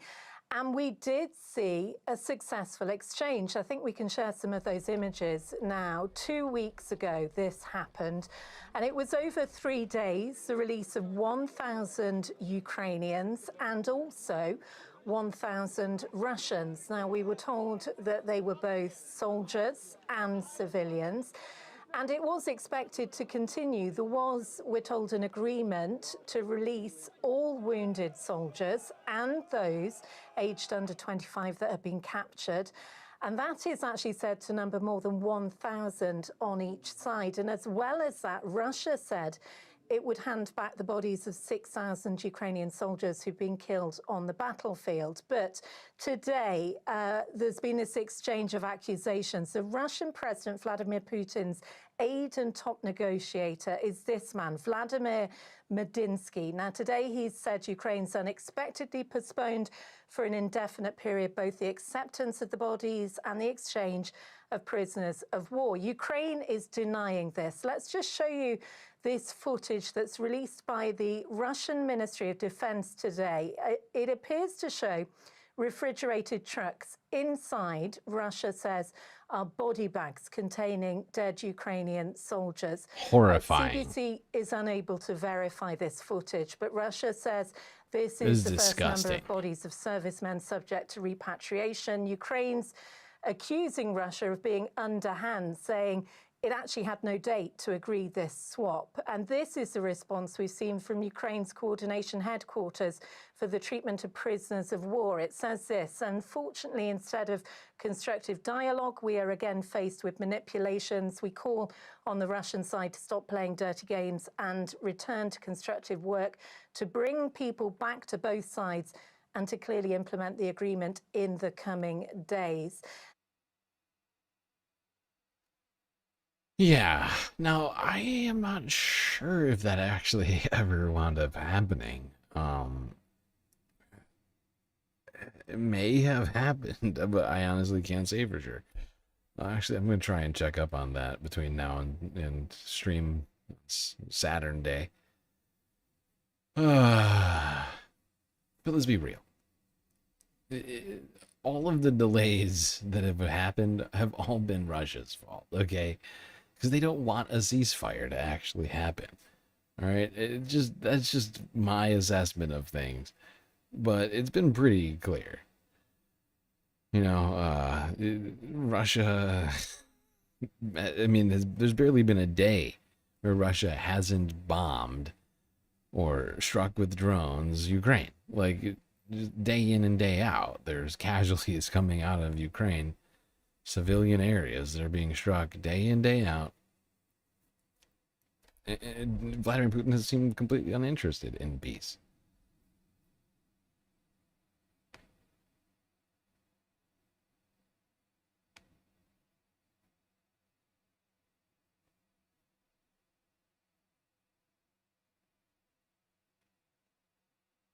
Now, Donald Trump, on the same day that this was happening, was asked by reporters about a Senate bill which would sanction Russia further.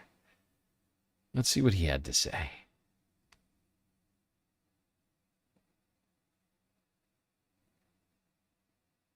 On Russia, Ukraine, where are you at today with the Senate sanction bills? There's been some reporting that the White House is, considering. Well, I know the bill. I studied the bill. We're going to see. I mean, if I think Russia will not be making a deal or stopping the bloodshed, 5 and 6, even I've been saying 5 and 6, and now it's more. 1,000 a week soldiers being killed, and people. This is a very strange answer to me. I don't know about you, but she just asked about a Senate bill and what he thought about a Senate bill which would sanction Russia, right? And Donald Trump's like, well, we'll see. We'll see if we sanction them. It's like, no. The Senate is doing it right now. Are you going to veto it? I mean, that's... it's more 1,000 a week soldiers being killed and people being killed, not just soldiers. He keeps saying that over and over again. Soldiers being killed. Yeah, I'd use it if it's necessary. But are you trying and to... they've really given me that option. Are you trying to... I'd use it if necessary. Dude. This guy has no actual understanding of how government works. It is disturbing just how fucking stupid Donald Trump is. Look at that face. Look at that face. He looks like he just got hit by a coconut.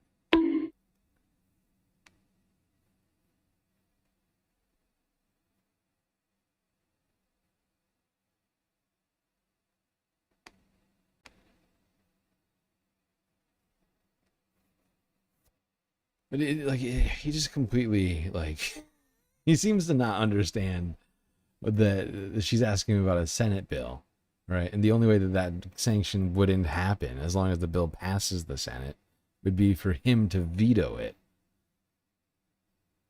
Essentially. Unless for some reason the Supreme Court had a problem with the legislature doing the job that it's, been given to do, that being managing trade stuff.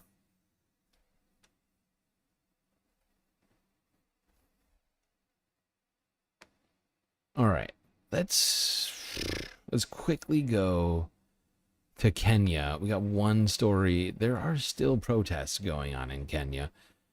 These protests have been going on now for the better part of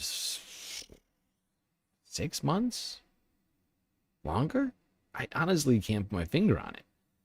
But people in Kenya have been voicing their distaste with the government, accusing the government of corruption, like rampant corruption, and also at this point cracking down on their ability to, speak freely their minds. The Kenyan police has been cracking down. They've been accused of disappearing and murdering civilians who were involved in protesting. But those protests continue. Let's go to Al Jazeera English from yesterday.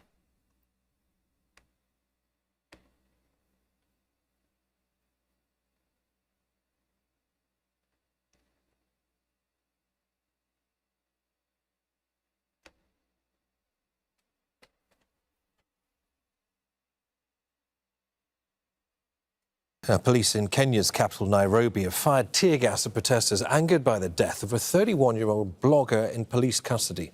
President William Ruto earlier said the man died at the hands of the police, contradicting initial accounts of his death. Officials had claimed he died during self-inflicted injuries, but an autopsy revealed that he was assaulted. The blogger was known for being critical about political and social issues. Well, Malcolm Webb is following the story for us. He's in Nairobi live. Malcolm, what are protesters demanding?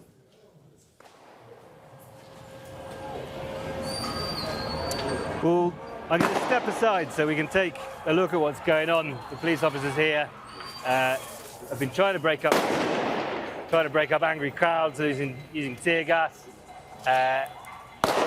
And this has gone on for several hours now, but began with a relatively small crowd of rights activists and other demonstrators angered by the death of Albert Ojwang, the blogger, who an autopsy said had been killed by blunt traumas to the head, also suffered strangulation while in police custody.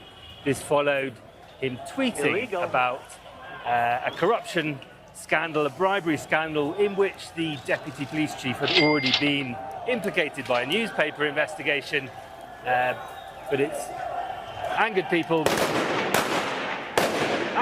that he was detained for that and then days later dead in a police station. Malcolm, people are calling for the deputy police chief to be held to account. Yeah, he probably should be held to account. Go ahead. I just want to point something out. These guys who are shooting at their own citizens, mind you, are the ones that we enlisted us among Canada and France enlisted to go to Haiti and quell the uprising there. Maybe that's why things aren't going so good.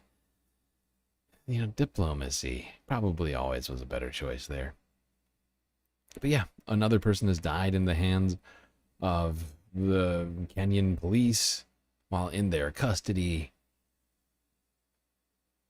And this time is a famous person, essentially, a well-known blogger, now dead due to the either negligence or abuse of police, it would seem, and people are pretty upset, shockingly. All right.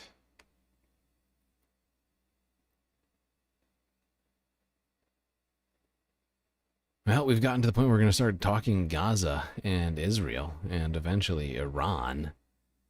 And I've been getting more and more late-breaking news on the Iran situation as the stream has been going. I've been trying to add those in as well.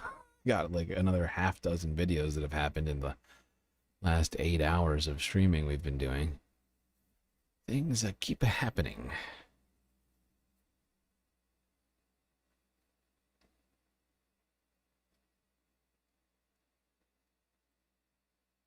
And unfortunately, due to our lack of streaming recently, we've got a lot to talk about.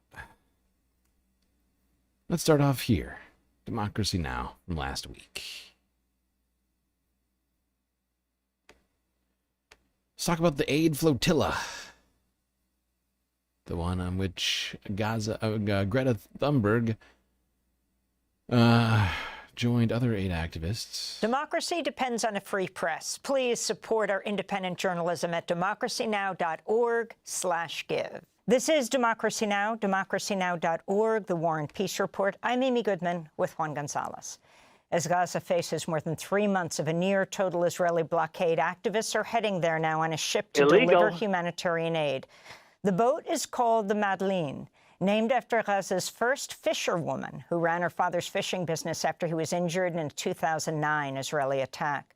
The Freedom Flotilla Coalition initially planned to sail from Malta last month, but their ship was damaged after it was bombed by drones in international waters. At Sunday's launch of the Madeleine from the Italian port of Catania, actor Liam Cunningham, known for his role in the series Game of Thrones, spoke out in support of the effort. My name is Liam. I'm from Ireland. The reason I'm here, as far as I'm concerned, the heart and soul of humanity is in Gaza. For me, this attack, this genocide, is not just on Palestinians, it is on the whole human race. These wonderful, brave people who are setting off on this boat are heroes. And also the people of Gaza, for the last 600 days, are heroes. They are, in my mind, they will always be heroes. A group of 12 activists are carrying the aid for Gaza, including the Swedish activist Greta Thunberg, who will join us from the Madeleine ship in a minute. She spoke Sunday at the launch. A month after our latest attempt to go on with this mission, the boat was bombed twice. All evidence suggests Israel. And we are doing this because we have to keep our promise to the Palestinians to do everything in our power to protest against the genocide and to try to open up a humanitarian corridor. Since setting sail. Okay, that's all we need from this. I think a lot of people are probably aware of this situation. But for those of you who are not, that was for you.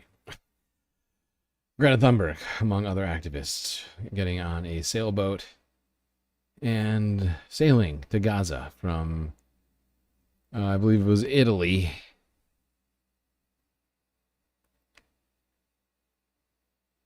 Now, let's quickly talk about the massacres, attacks on Palestinians in Gaza who, over the last week, were attempting to get aid at these new Gaza Humanitarian Foundation aid sites that went oh so wrong.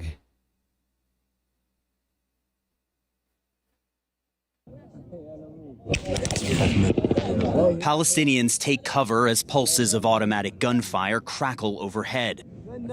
Others try and crawl to safety as explosions ring out. For several hours on Sunday, this was the terrifying reality hungry Gazans faced as they tried to reach an American-backed humanitarian aid site in southern Gaza. We are bringing our food drenched in blood. We are dying to get food, Amin Khalifa says amid a hail of gunfire. The aftermath is grisly. Bullet-riddled bodies lie scattered on the beach. As others emerge carrying sacks of aid these men died trying to get. Health officials and doctors report at least 31 were killed. 17 eyewitnesses told CNN it was the Israeli military that opened fire on the crowd. A CNN analysis of video from the scene, audio of gunfire, and ballistics evidence all point to the Israeli military. In Gaza, more families made to mourn. Now, I don't know if anybody's noticing anything strange here. But this is a CNN piece. And, I mean, when I saw this, I was like, holy shit. I was fascinated. I mean, enthralled. Just the CNN, they have been one of the most pro-Israeli news organizations on the planet. Actually, finally, seemingly doing an attempt at journalism. It's really fascinating. Like, look at all the effort they put into actually trying to verify what Israel said. It's almost like Israel might be lying about stuff. It's like for the first time, CNN's like, wait a second. You're telling me that Israel has a propaganda arm? I don't want reality. To the Israeli military. In Gaza, more families made to mourn. They lure us in just to kill us there, this man says. What's happening is wrong. Wrong. Why? Why are they doing this? We go there just to get our daily bread, and they kill us. In the pre-dawn hours of Sunday, masses of Palestinians began trekking down Al-Rashid Street, hoping to be among the first to reach the Gaza Humanitarian Foundation site in Tal al-Sultan before limited aid supplies run dry. But as they reach the Al-Alam roundabout, a hail of gunfire forces people to the ground. Eyewitnesses say much of the gunfire came from tank-mounted machine guns. We asked a forensic audio expert to analyze the gunfire in that video, and this analysis shows bursts of gunfire at a rate of 15 rounds per second. Weapons experts say that's consistent with the FN mag, a machine gun used by the Israeli military and commonly mounted on Israeli tanks. Look at that. CNN putting a bunch of journalistic effort in for the first time in quite a while. And realizing Israel might be committing some war crimes over there, huh? Weird. It's like people have been saying that over and over again. While CNN looks the other way. And now 19 months later, they're like, wait, what? It's like somehow the wool has been pulled off the eyes. It's so strange. So strange.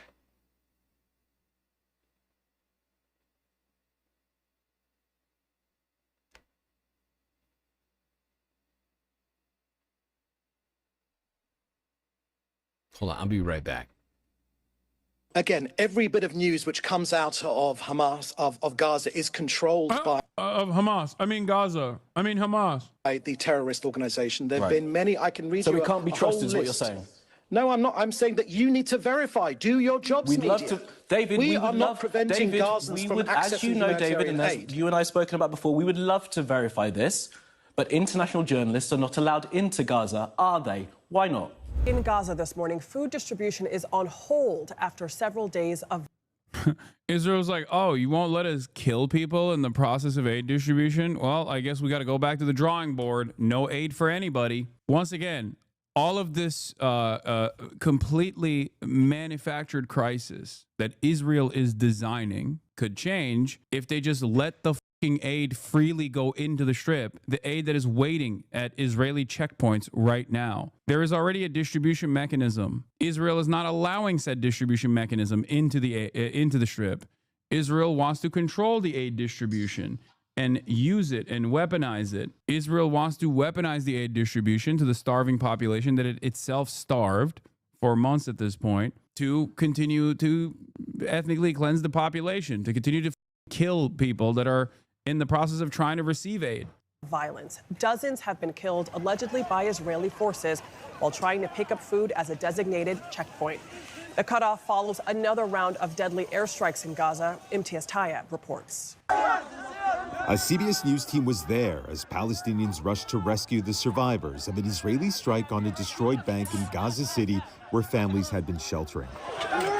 At least 7 people were killed and dozens injured, according to first responders. The attack followed an announcement by the U.S. and Israel-backed Gaza Humanitarian Foundation's decision to halt operations following 3 consecutive days of mass shootings. I can't believe it. I'm seeing Eye on Palestine Instagram account posts on CBS Mornings.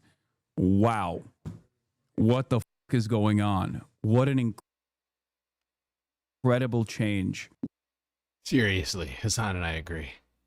Yeah, Columbia Regan, I don't know what happened. I think Soleil fell asleep and auto-deleted your auto-modded all your comments, which is totally fucked up. I wish there was a way I can undo that, but I can't.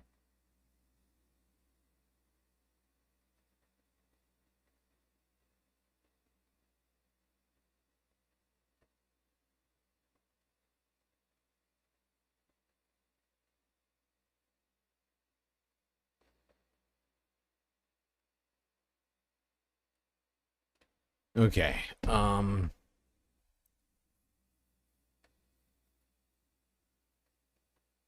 let's keep going through these here. Let's go to this. Associated Press from Sunday. Palestinians say people are being shot while trying to collect aid in Gaza. Illegal.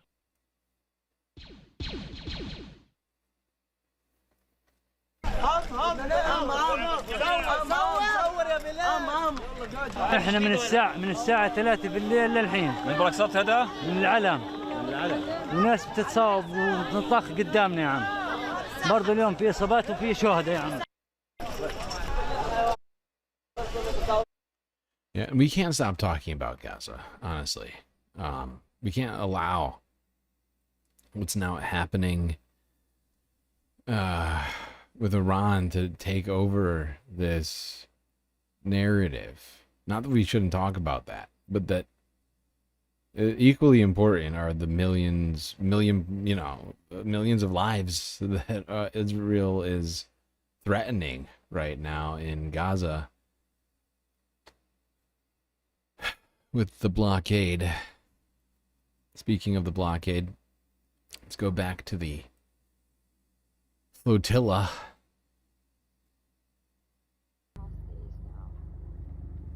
This happened on Sunday. It was 23-29. At least I think it was Sunday. Got posted Sunday. Close to Crete, and there's a drone right above our heads. Assuming it's a Greek drone, like for the past days now. It's clearly a way to tire us out, scare us. It's not gonna work. We are not turning back.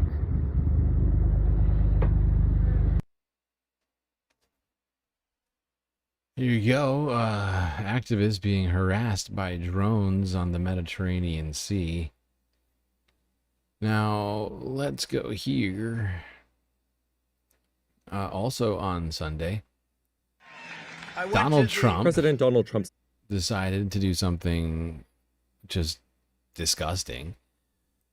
He decided to sanction 4 ICC judges in a truly unprecedented move. It's shameful. You should be ashamed of yourself for having that thought.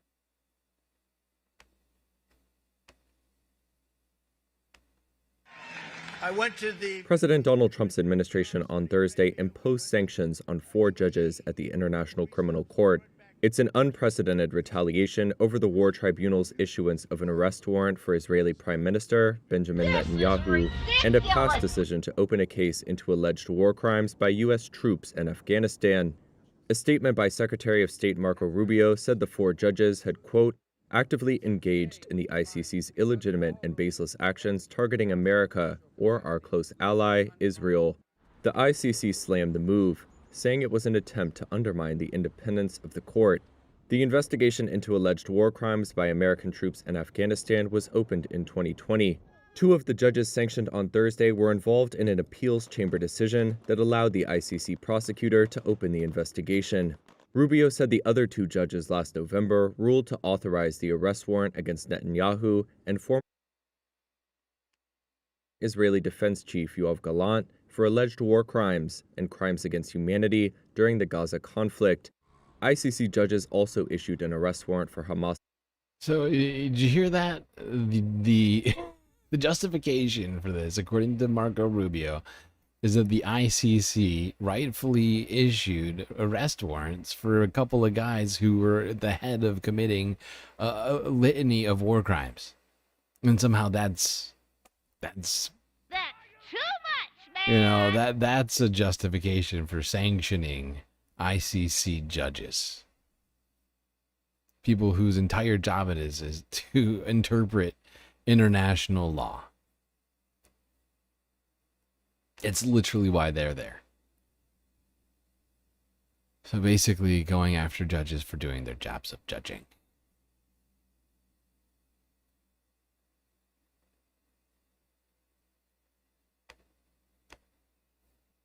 All right, let's go here. 6 days ago, Israeli captain refuses tour in Gaza. Here's CBS News.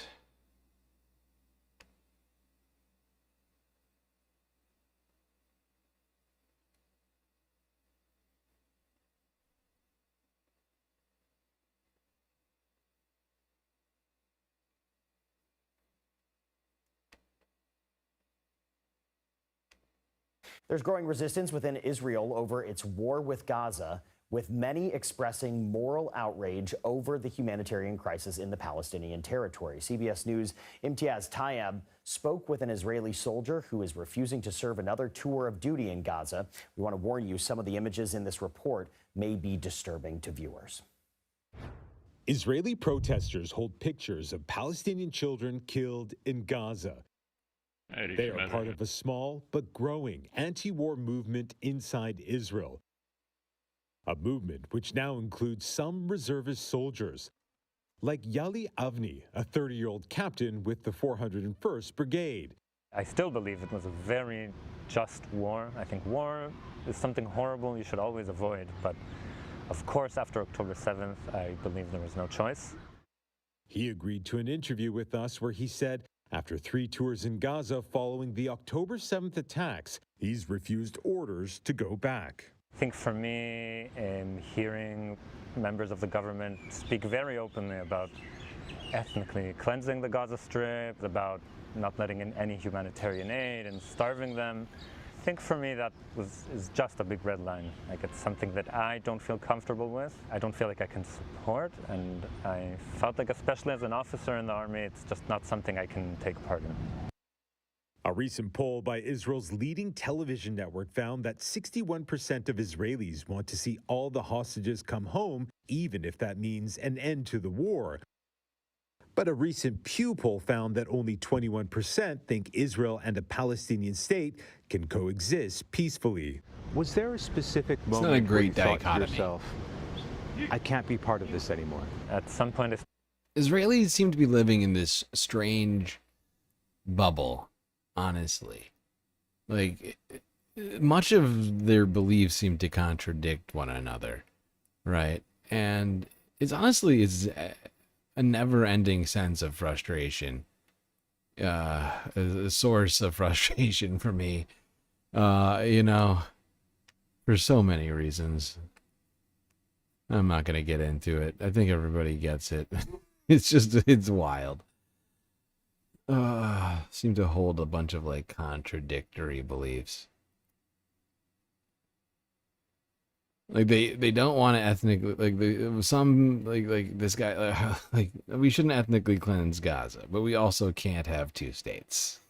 So does that mean that Palestinians will get vote? Maybe that's what he means. Maybe that's what they mean. They want Palestinians just to be part of Israel and to, you know, be a massive voting bloc in Israel, which I'm all about that. Get the Palestinians a vote in the Knesset already. Do it.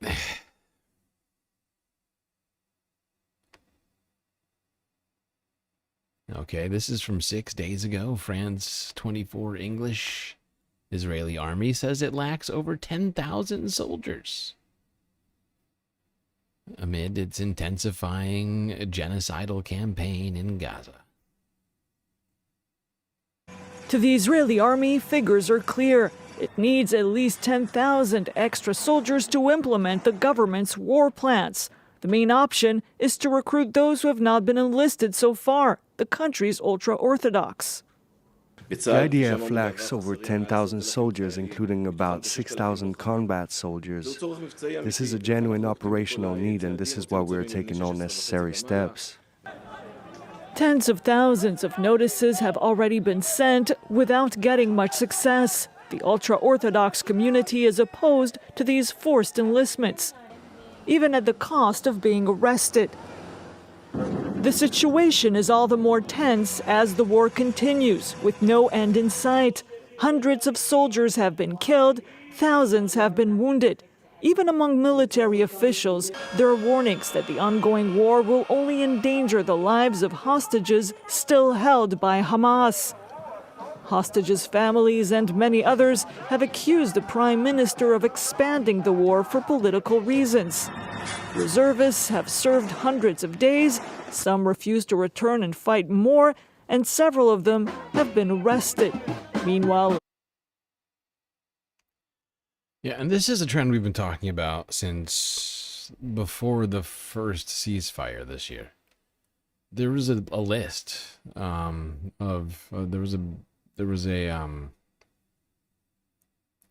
petition going around in different IDF and military members signing this petition, essentially saying that they would withhold their service unless Israel got all the hostages back. And days after that petition was made public, the ceasefire happened. But that has not ended in the background, still going on.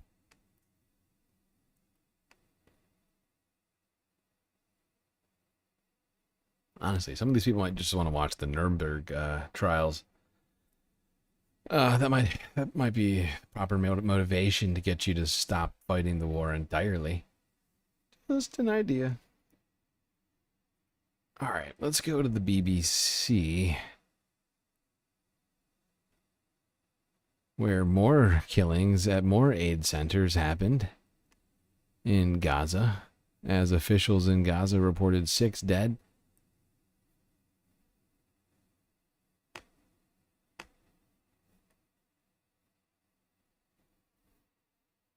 There's been another shooting incident near a US-backed aid distribution centre in southern Gaza.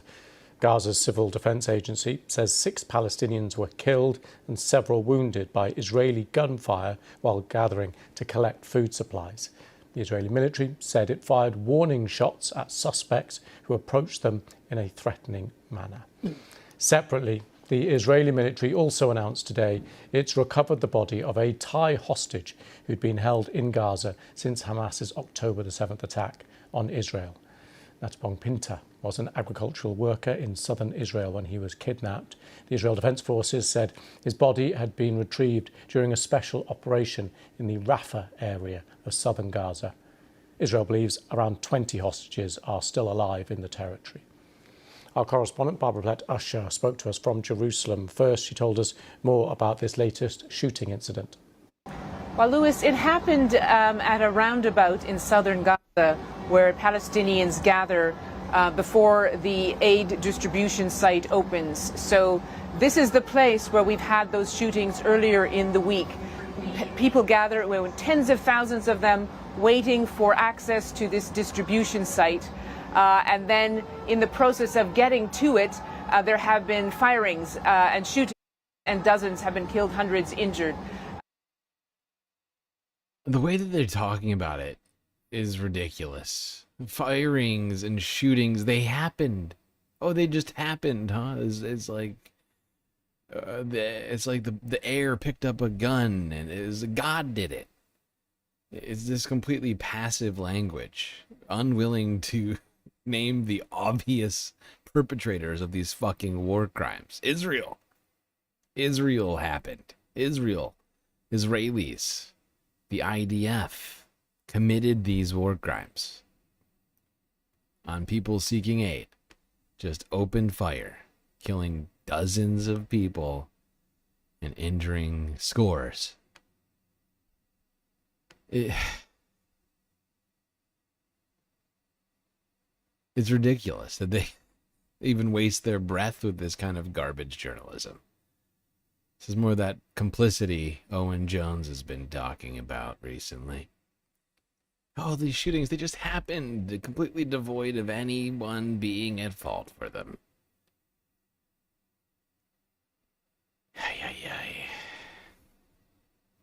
Now, 4 days ago, Israel committed another war crime and seized and kidnapped the Gaza Aid Flotilla and the activists on it. Illegal.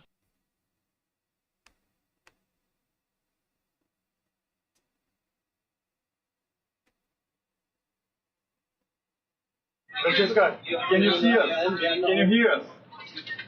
We are being boarded right now. We're being intercepted right now.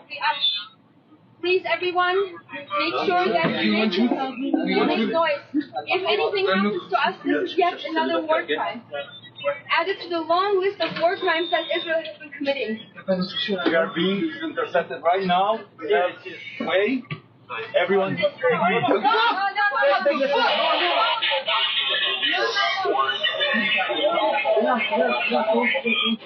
down.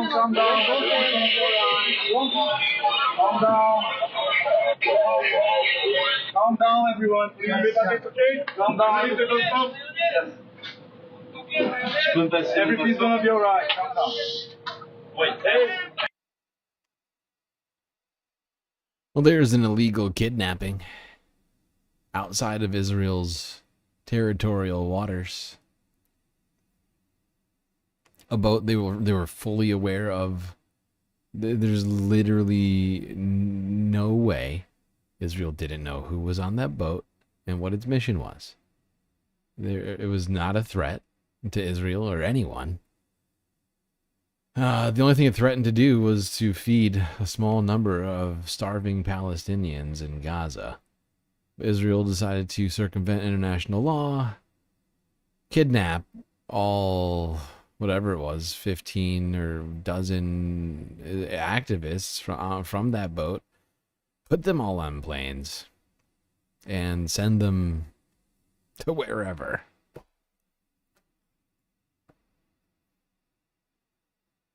Now, one man had some very gross things to say about Greta on his uncensored show. That's right.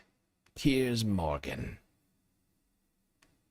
The Gaza flotilla ship Madeleine, carrying activist Greta Thunberg as well as 11 other people, has been captured by the Israeli military. This is the moment Israeli soldiers boarded the ship in the early hours of this morning.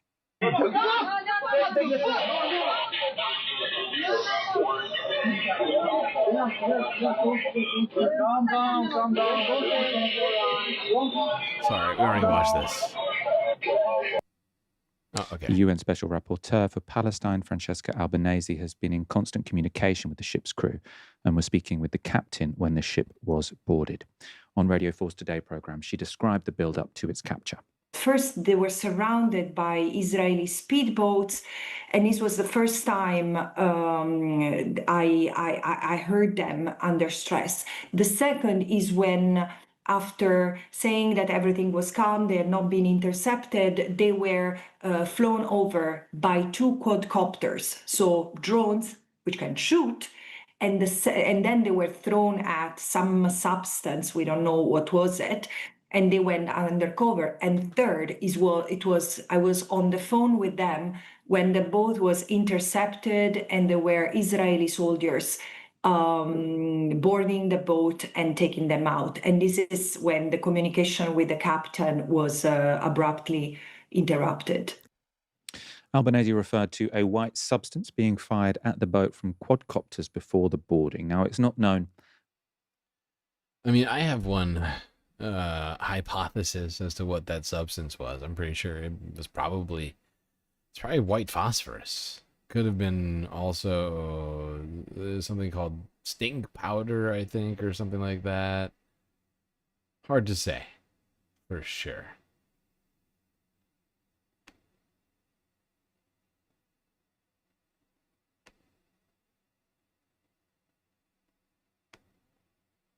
From the crew.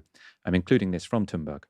My name is Greta Thunberg and I am from Sweden. If you see this video, we have been intercepted and kidnapped in international waters by the Israeli occupational forces or forces that support Israel. I urge all my friends, family and comrades to put pressure on the Swedish government to release me and the others as soon as possible. A few hours later, Israeli media released these images of the crew. So you can see Israeli soldiers there handing out bottles of bread and water to the volunteers who appear to be refusing their supplies. At the same time, the Israeli Foreign Ministry released this statement. The selfie yacht of the celebrities is safely making its way to the shores of Israel. The passengers are expected to return to their home countries, while Greta and others attempting to stage a media provocation whose sole purpose was to gain publicity, and which included less than a single truckload of aid, blah, blah, blah, blah, blah. There are ways to deliver aid to the Gaza Strip. They do not involve Instagram selfies, and they say the tiny amount of aid that was on the yacht will be transferred to Gaza through real humanitarian channels.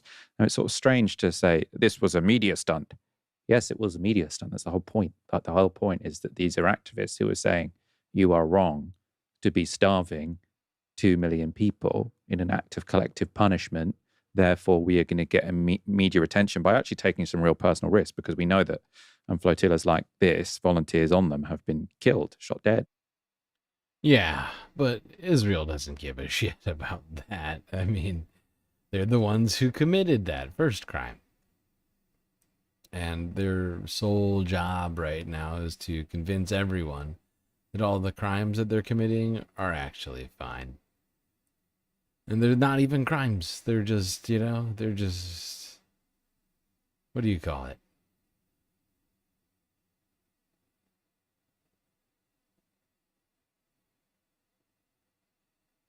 Hey, where's the Piers Morgan thing? I know it's in here somewhere. God damn it.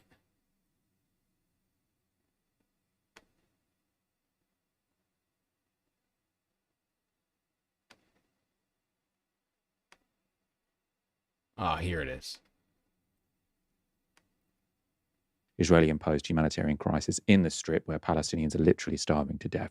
And of course, that's something the British media class despises. This is how LBC reacted to the capture of the ship by Israel. So, using language which was straight from the Israeli government, it described the ship's mission as a selfie yacht stunt.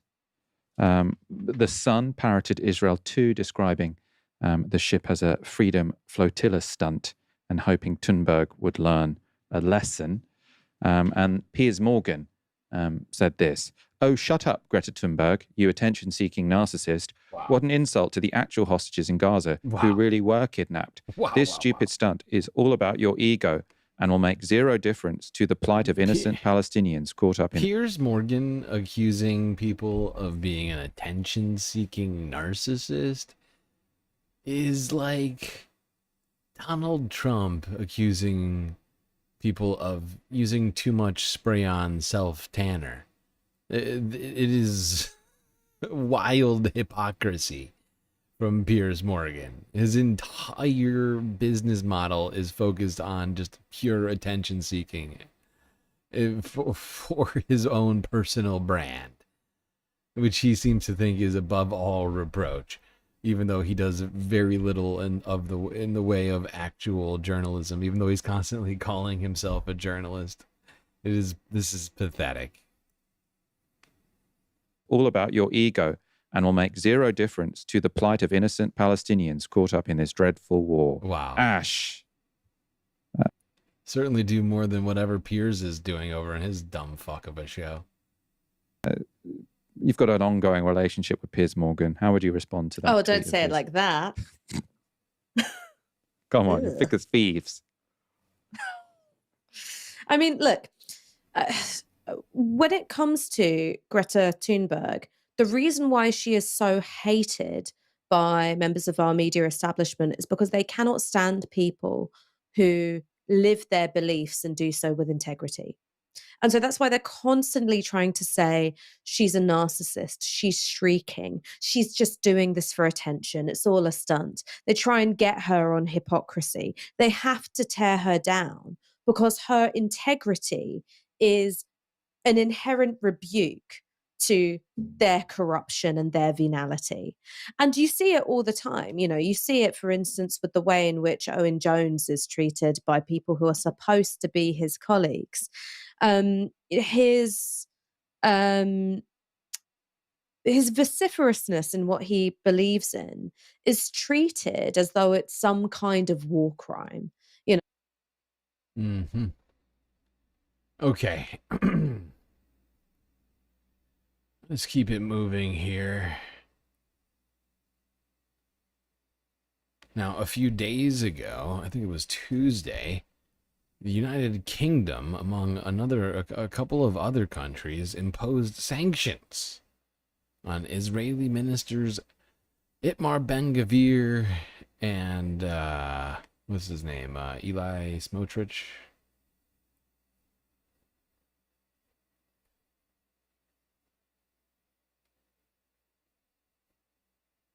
Here's Al Jazeera. We're getting close to current, people.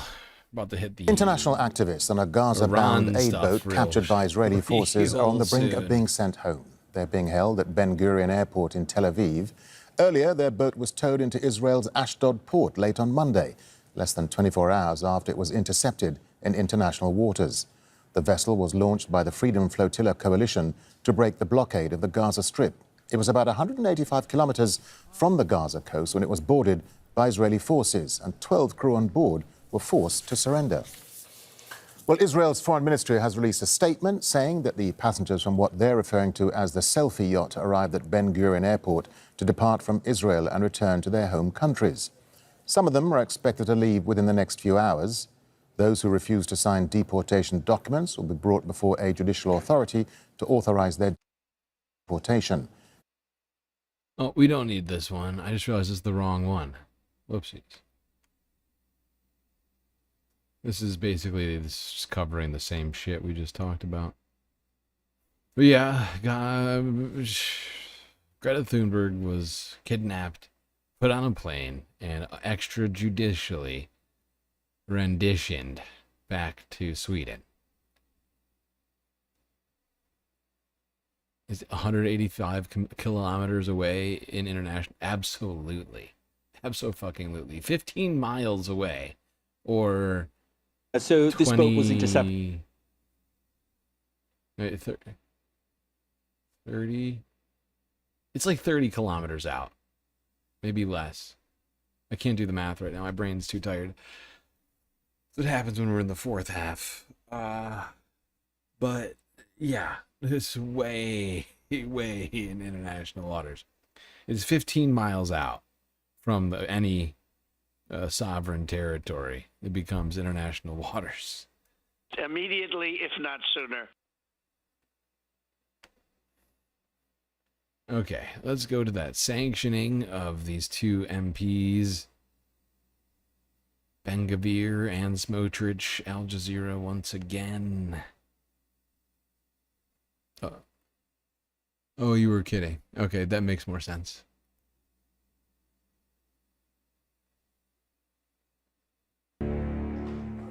The UK and 4 other Western governments have imposed sanctions on 2 far-right Israeli ministers. The sanctions will include asset freezes and travel restrictions against National Security Minister Itamar Ben-Gvir and Finance Minister Bezalel Smotrich. The UK says the move is in response to repeated incitements of violence against Palestinian communities in the occupied West Bank. Australia, Canada, New Zealand and Norway are also imposing sanctions. They say Israel needs to take immediate action against what they call extremist settlers. Ben-Gvir and Smotrich have been inciting violence against Palestinian people for months and months. Illegal. They have been encouraged. Yeah, there's something about the body language of Smotrich. I always get his first name wrong. But he gives off like very serious, like if you combined like the awkward body movements of Elon Musk and the unlikable sort of just the general unlikability of JD Vance, right? Am I wrong? He gives off like Elon Vance vibes. Like if they had a baby and that baby turned out to be Jewish for some reason, even though neither of those guys are Jewish. New Zealand and Norway are also imposing sanctions. They say Israel needs to take immediate action against what they call extremist settlers. Ben-Gvir and Smotrich have been inciting violence against Palestinian people for months and months and months. They have been encouraging egregious abuses of human rights. We have been raising this with the Israeli government, both privately and publicly. We have been absolutely clear. This has to stop, and we stand for a two-state solution. And the settler violence. The faces that Lammy is putting on is hilarious. Give me a joke. You know, Lammy probably deserves to at least have a trial on his complicity in war crimes here.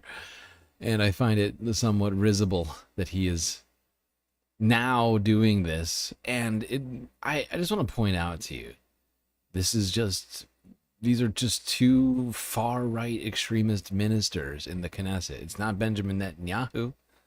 You know, it's not, what's his name?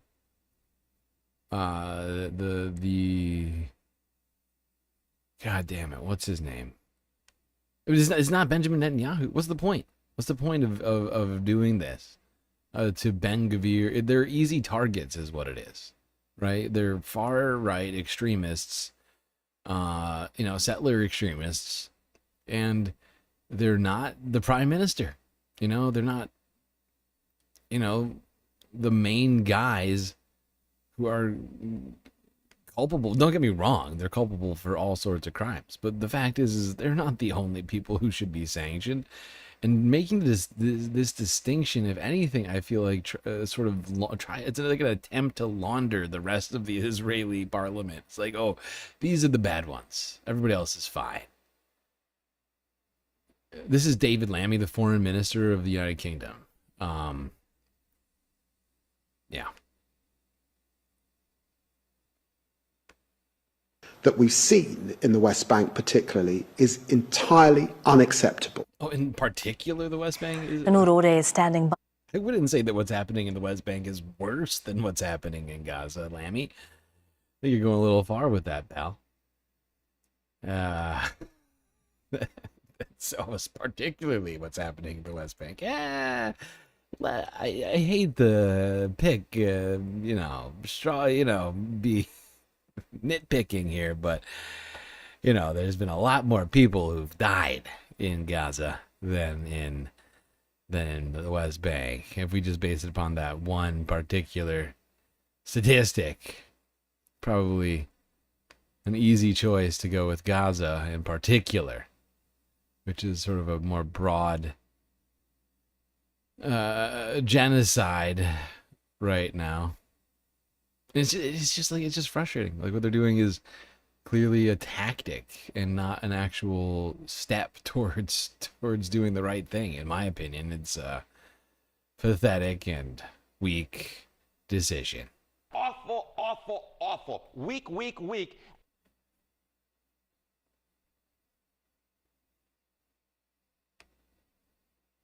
Now, 2 days ago, the U.S. Iraqi embassy ordered its staff to leave immediately, if not sooner. Maybe we should take a break. Yes, actually, I take it back. Well, I don't take it back. That definitely happened. But we got to pause. And if you haven't figured it out yet, we are, in fact, about to transition to talking about... Bringing some Please breaking shut up, news. sir. Thank you. What did I say? Yes, we were about to transfer to talking about Iran. And boy, oh boy, has a lot happened in the last 24 hours there. But first, we got to take a quick break, as we have gone 8 full hours, necessitating a 4th break. Don't worry, we'll be back with the 5th half after these brief space messages.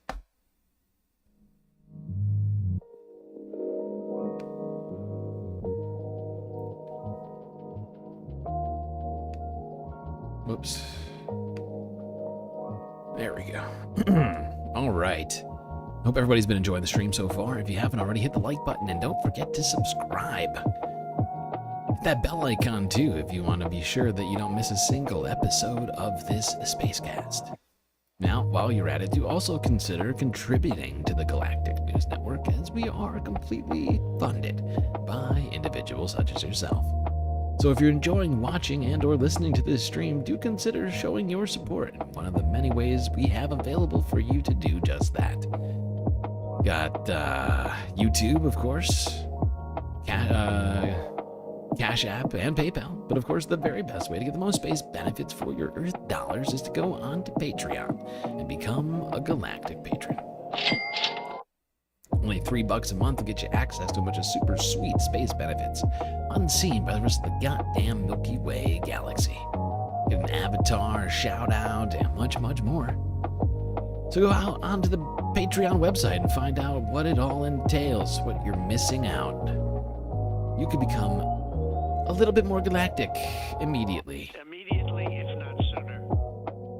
Not only do we get that money immediately, if not sooner, Patreon barely takes anything out of it, which makes it one of the best ways to contribute to the Galactic News Network, as well as getting benefits simultaneously. And if everyone, I mean everyone, who subscribed to this channel on YouTube decided to become a member on YouTube or a patron on Patreon, well, our galactic financial problems would cease to exist.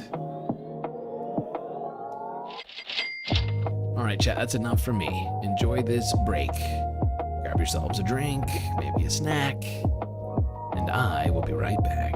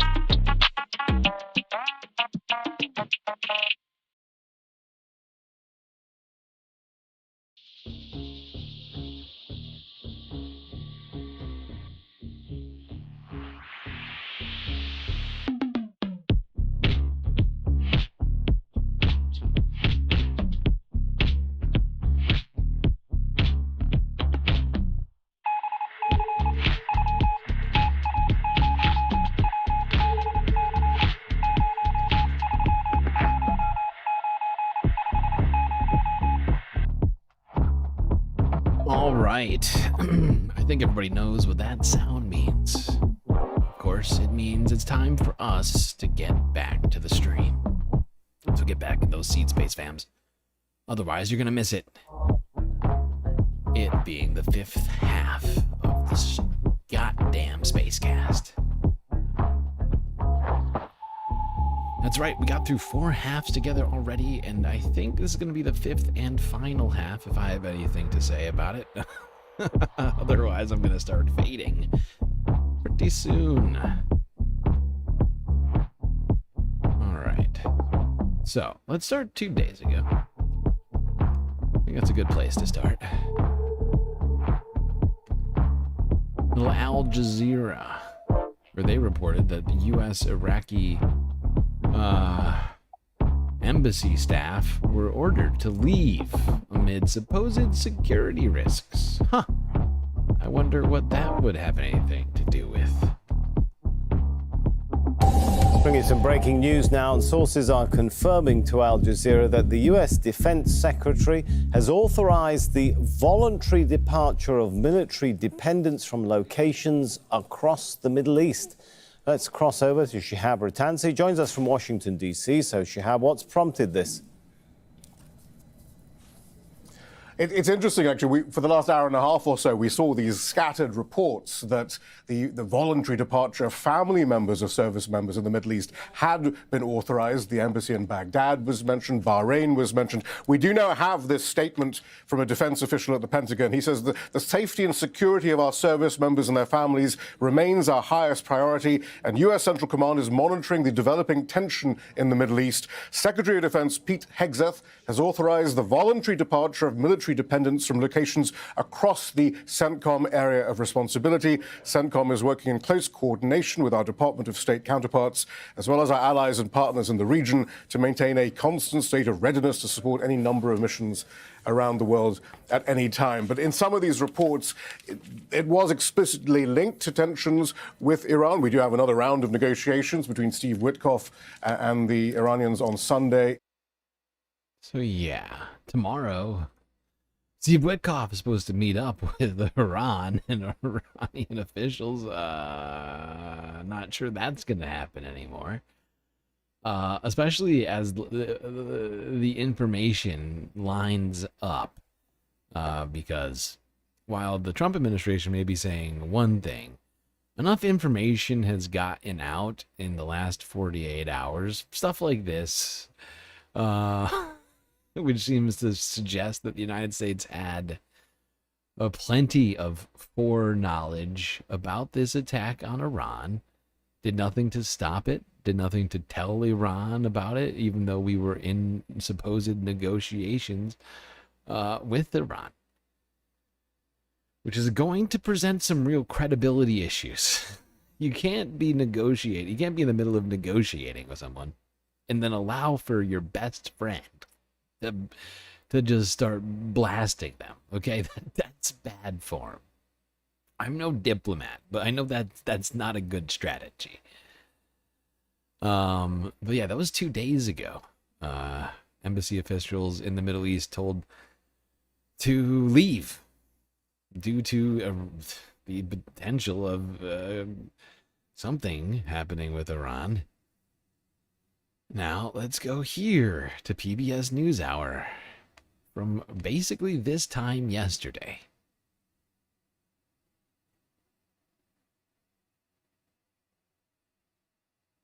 Actually made a little bit further back, whatever it was. All right, now to the Middle East, where U.S. officials are taking preemptive measures after Israel warned it is considering a strike on Iran. Multiple sources tell CBS News. Sorry, we don't need this one. It's unnecessary. It covers the exact same thing Al Jazeera just covered. Let's go here. PBS NewsHour.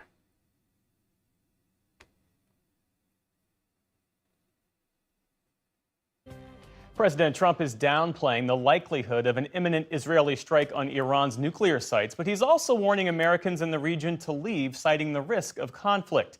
His comments follow a vote by the UN nuclear watchdog declaring Iran in violation of its non-proliferation commitments. Here's what the president said earlier today.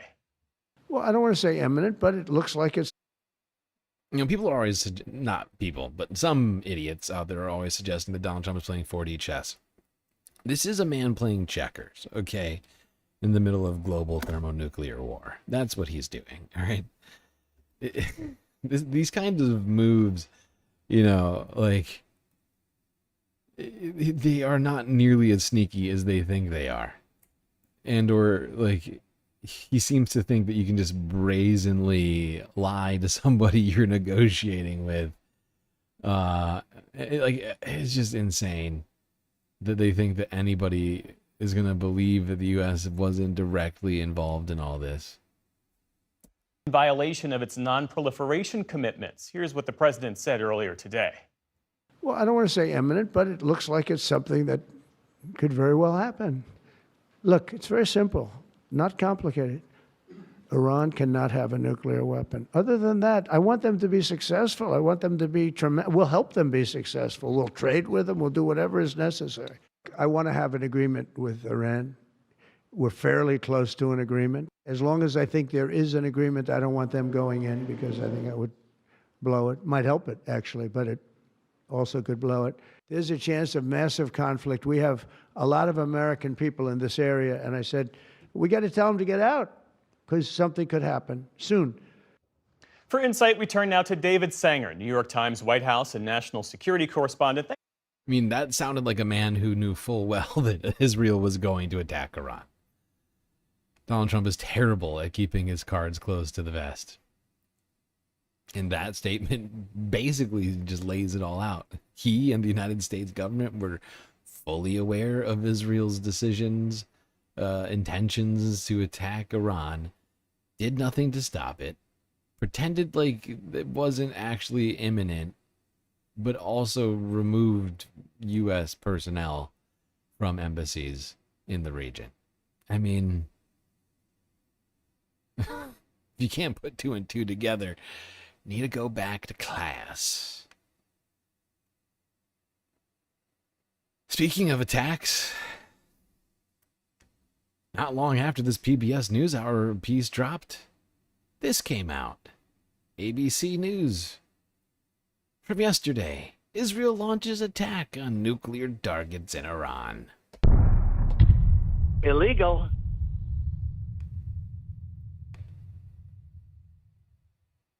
We do begin with that breaking news in the Middle East and now escalating fears of an all-out war in the region. The IDF has confirmed Israel has hit nuclear targets. Officials say dozens of jets completed the first stage that included strikes on dozens of military targets, including nuclear ones. Our producer on the ground in Tehran heard blasts around the city. Our teams have reported air raid sirens in Tel Aviv and Jerusalem. The strikes come as the U.S. has planned nuclear talks with Iranian officials this weekend. We'll go to Tel Aviv in just a moment, but first, let's go straight to senior. Now, our credibility in the Middle East was already super low. I mean, where do you want to start? But this is going to just decimate the remainder of U.S. credibility in the Middle East. There's just no way around that. We're in the middle of negotiating with a sovereign country, and then our best friends, using bombs that we gave them, went and blasted that country, whom we had full knowledge of the attack plan, and said nothing of it. It is insane. It is fucking idiotic. House correspondent Selena Wang. Selena, what are U.S. officials saying about this attack? Well, in fact, we're just getting a statement from the White House. According to Secretary of State Marco Rubio, in the statement, he is stressing that there was no U.S. involvement in this attack. I'll just read to you part of it, saying tonight Israel took unilateral action against Iran. We are not involved in strikes against Iran, and our top priority is protecting American forces in the region. He goes on to say that Israel advised us that they believe this action was necessary for its self-defense. President Trump and the administration have taken all necessary steps to protect our forces and remain in close contact with our regional partners. Let me be clear. Oh, let me be clear. Iran should not target U.S. interests or personnel. Why shouldn't we target? Iran should not Why shouldn't Iran target the United? I'm confused. Because you say so? I don't understand. This action is in self-defense. It's not self-defense. Iran wasn't attacking Israel. So it's just provocative. Illegal attack is what it is.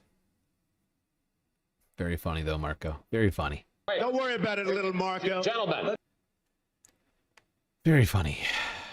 Iran can't defend itself like Israel defends itself. And it's not like the United States isn't actively involved in all this. It sounds like we were intrinsically involved.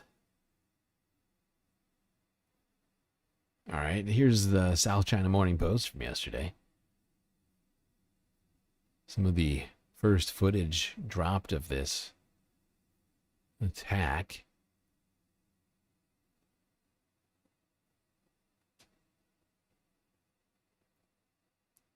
ساعت الان 3:37 دقیقه ورودی This is in Tehran on Friday. صداها هنوز معلوم نیست، اما خبرنگاران خبرگزاری صدا هستند تا تصاویر جدیدتر و صحت این تصاویر رو از منابع موثق دریافت کنم به محض اینکه Moments ago, Israel launched Operation Rising Lion, a targeted military operation to roll back the Iranian threat to Israel's very survival. This operation will continue for as many days as it takes. Iran is a threat to Israel by existing, right? That is all it is.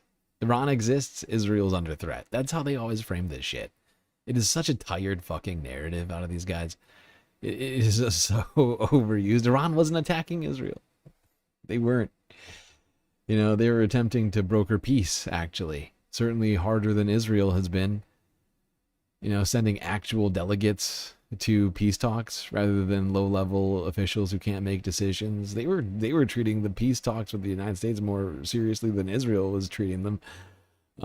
It's just fucking ridiculous. Remove this threat. We struck at the heart of Iran's nuclear enrichment program.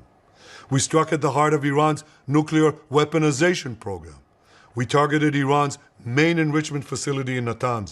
We targeted Iran's leading nuclear scientists working on the Iranian bomb. We also struck at the heart of. So that means, I mean, according to Benny here, that would sort of by transitive property, that would make it so that if Israel or anyone else views, or Iran, if Iran or Hezbollah, Lebanon, Syria, if any of those countries find Israel to be a threat to their existence, right, they can attack Israeli nuclear facilities. Of course, Israel has nuclear weapons. It'd be fine to attack Israeli scientists, Israeli generals, and others. That's basically what he's saying. I mean, of course, what Israel did here is illegal.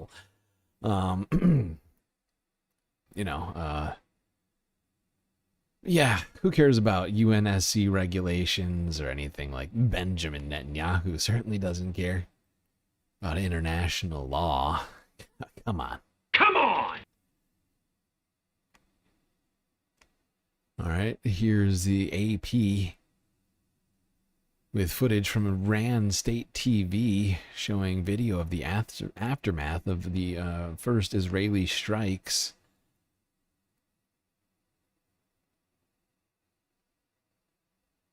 شهدا رو دیدم، کودک و میشه گفت مادر رو دیدم و اینطور که مشخصه ساختمون مسکونی بوده و به دلیل اینکه متاسفانه به دلیل اینکه نشتی گاز داره ساختمون نشده به طور کامل آتش مهار بشه و همونطور که مشاهده میکنید نیروهای امداد و نجات کاملا دارن سعی میکنن آتش رو مهار کنن. اگه سوالی باشه در خدمتم. الان وضعیت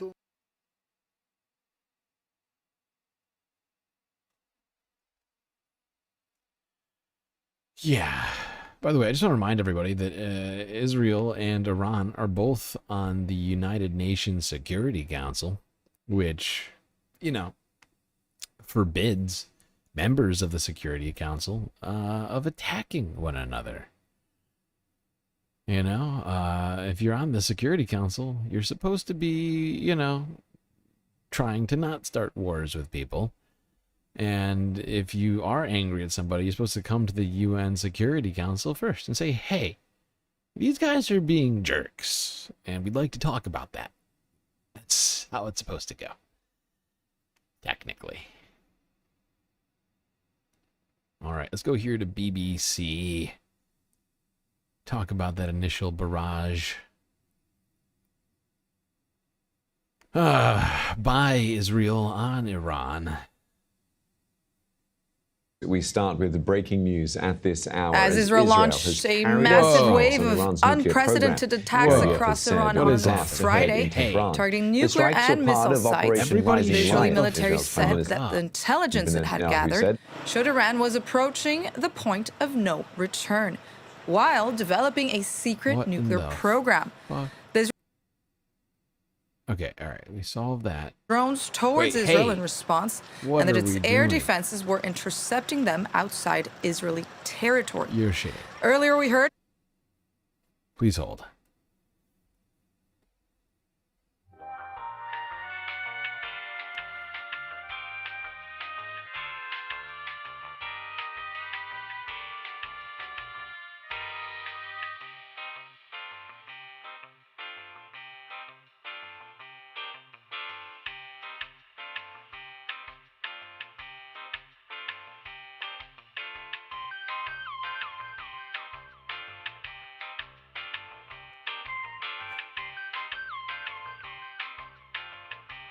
There was clearly a sense it was coming. There's no surprise, I think, that these attacks have happened. I think the only surprising element is that maybe they happened today, but it's been a pretty much a foregone conclusion over the past few weeks even that Israel was gearing up to launch attacks against Iran. The United States was saying, don't do those attacks back because we want to and to try to negotiate way crisis to the table. Just hearing those efforts.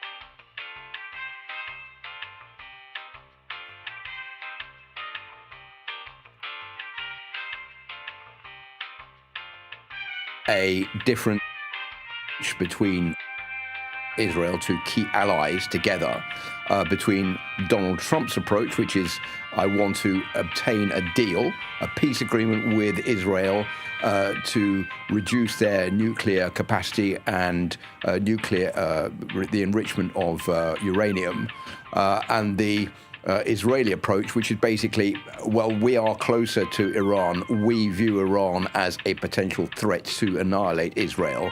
We don't think it's the right time to wait because Iran has been weakened through attacks on Hezbollah, on Hamas, on Houthi rebels. It is not in a strong position right now. This is the moment to go in and to hit it while it's in a weak position.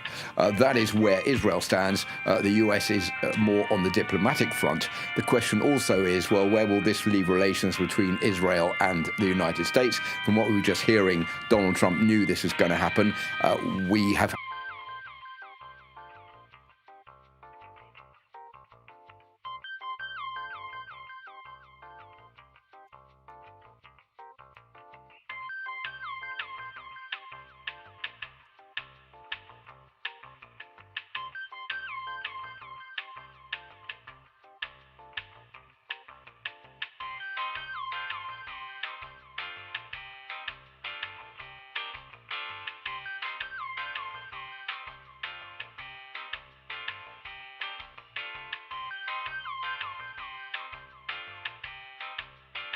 Okay.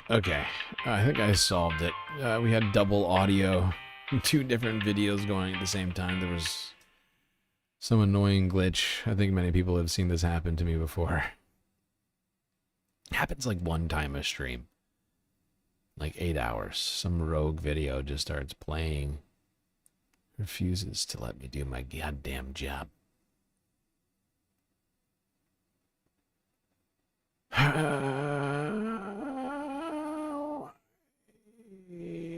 we doing this? Okay, yes. Let's go here. BBC News from yesterday. Talk more about this Israeli strike on to Israel's Iran. very survival. Israel has declared a state of emergency, saying the country expected retaliation. Well, joining me live are our Middle East correspondent, Hugo Bashega in Jerusalem, our senior reporter, Bern de Boosman at the White House, and our State Department correspondent, Tom Bateman. Hugo, I'll come to you first. Tell us more about what Prime Minister Benjamin Netanyahu has been saying about these strikes. Yes, Steve. So it is just after 5 o'clock in the morning here. So this campaign by the Israeli military was announced 2 hours ago by the Israeli Defense Minister, Israel Katz. This has been described as a preemptive, precise, combined offensive based on high-quality intelligence. Dozens of targets have been hit across Iran, striking long-range missiles and targets related to the country's nuclear program. So for a very long time, Israel and the Israeli Prime Minister Benjamin Netanyahu has described Iran's nuclear program as an existential threat, and we're seeing now a large-scale attack by the Israeli military. Now, there has been a statement by the Israeli military's chief of staff saying that the time had come. We have reached the point of no return. So it is very interesting that the way events unfolded this week. There was a phone call between the Prime Minister and President Trump on Monday. There was a leak of this phone conversation, perhaps not by accident, saying that the President was against any kind of Israeli military action against Iran, while these negotiations for a deal between American and Iranian officials continued. There was a round of... Yeah, and I'm fairly certain that that was a ruse, perhaps an attempt to remove culpability, really a blunderous attempt, but what's new with the Trump administration exactly? All right, this is more footage from Iran showing the aftermath of the Israeli strikes on the Natanz nuclear facility. Now, Israel struck multiple locations within Iran through much of, I guess, like western and central Iran. There's like at least, I think, 4 different targets. در خلال صحبت شما تصاویر نتنز رو هم بینندگان زنده دارن مشاهده میکنن و دود ناشی از انفجاری که به نظر میرسه دقایق پیش اتفاق افتاده. خب مثلا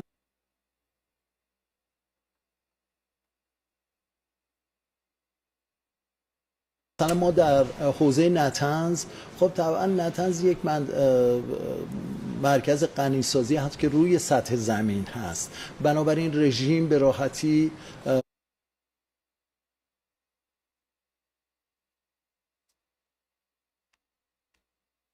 Okay, we don't need a whole bunch of that. That was from yesterday.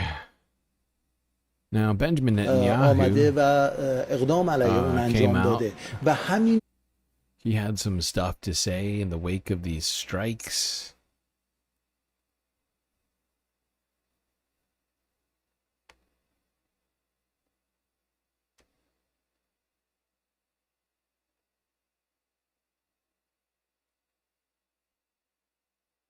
Let's take you to that live. Iran's nuclear enrichment program. We struck at the heart of Iran's nuclear weaponization program. We targeted Iran's main enrichment facility in Natanz. We targeted Iran's leading nuclear scientists working on the Iranian bomb. We also struck at the heart of Iran's ballistic missile program. Last year, Iran fired 300 ballistic missiles at Israel. Each of these missiles carries a ton of explosives and threatens the lives of hundreds of people. Soon, those missiles could carry a nuclear payload. Oh my God. Israel complaining about Iran sending missiles to Israel last year in an incredibly telegraphed or this is ridiculous. This is ridiculous. Not only were those strikes in response to Israel assassinating Iranian officials on Iranian territory. Like, this is utter nonsense. Like, this is basically like the thief going into the store, stealing a bunch of stuff, and then saying that actually the jeweler was going to rob me. Don't you understand? I had to preemptively rob the jeweler because of he was planning on robbing me. Okay, I could see it. There was a look in his eye. He was going to rob me. All right, and then you come back the next year and say, I robbed the jeweler because he tried to stop me from robbing him last time. And I was very upset by that. So I had to rob him for a second time. What's wrong with that? Is there something wrong with me robbing the same guy twice for looking at me the wrong way? Look, he was probably going to rob me. And therefore, all of these things that we did that were definitely international crimes were justified. Threatening the lives, not of hundreds, but of millions. Iran is gearing up to produce 10,000s of those ballistic missiles within 3 years. Which they have now, just imagine, every right to do. Imagine 10,000 tons of TNT landing. I can imagine 10,000 tons. I don't even have to imagine it. I've seen most of it. I've seen 10,000 tons of TNT get dropped on Gaza. You've also sent a bunch of missiles over to Iran. So what is the complaint? That what your neighbors aren't allowed to do? You don't want them to be able to do the same thing that you do. Is that what you're saying? I can get that. I mean, I wouldn't want my neighbors doing genocide either. A country the size of New Jersey. This is an intolerable threat. It too must be stopped. Iran is now working on what it calls the new plan to destroy Israel. You see, the old plan failed. Iran and its proxies try to encircle Israel with a ring of fire and to attack us. Oh my God, what a fucking martyr.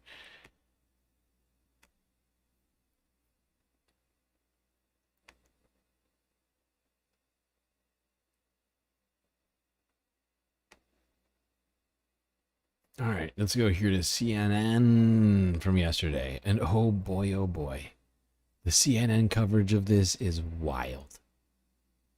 They're giddy. They are like jumping off their seats with excitement that Iran has been struck.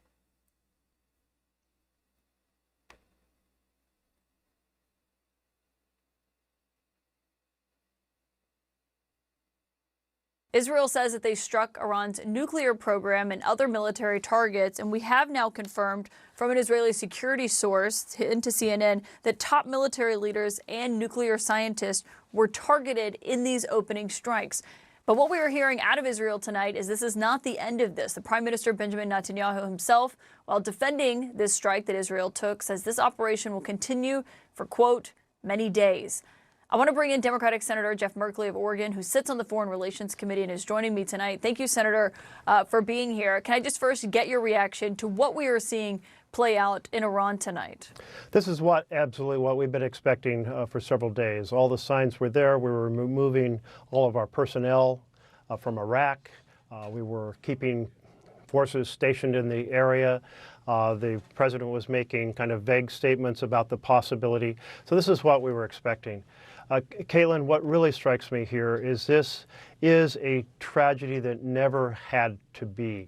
I just think it's worth reminding folks that we would still be under very severe restrictions on Iran's nuclear program had we stayed in the JCPOA agreement. They had to put 97% of their nuclear materials outside the country. They proceeded, a cap on enrichment was a little over 3% as compared to 90% necessary for a nuclear weapon. Massive monitoring of every facility that they had. They had 3 paths to a nuclear weapon. And one was a uranium path, and that's what I've been describing. The second was a plutonium path, and they dismantled their plutonium reactor. And the third was a covert path. And the covert path is why all that monitoring would have occurred.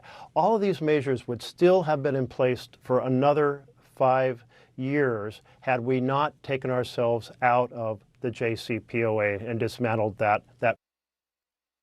Okay, hold on. We don't need to listen to this whole thing. I mean, honestly, Merkley seems, during this interview, seems pretty about it. Not gonna lie. Is this the one where they have Bolton on? Where is it? Oh no, this isn't the Bolton one. It's the one later. They wind up getting John Bolton on here too. Basically, all the CNN guests come on and say how great this is. I mean, without actually using the word great. They all just have this, like, air of excitement that Israel is out there, you know, circumventing international law once again. In a moment where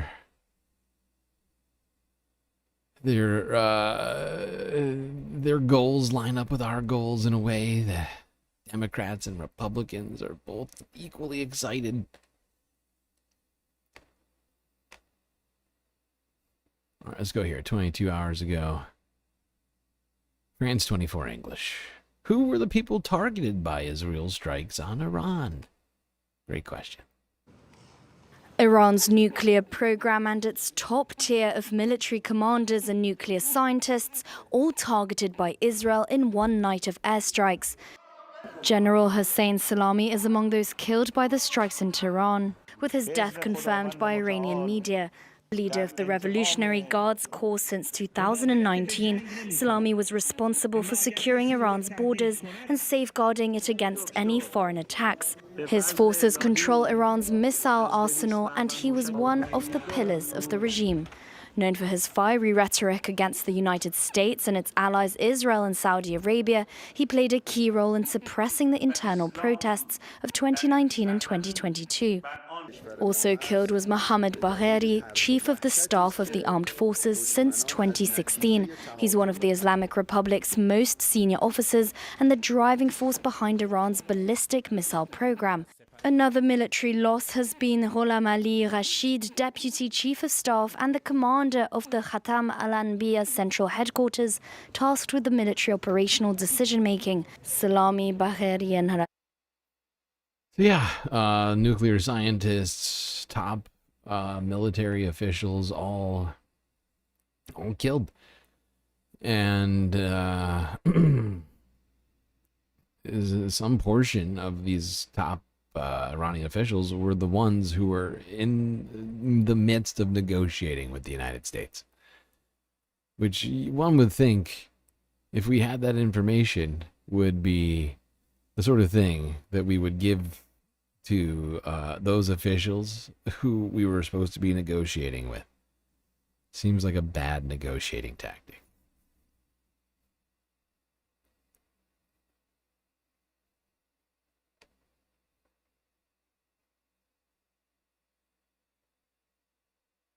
Now, in the wake of this attack, Iran decided to respond. This is from yesterday. BBC News.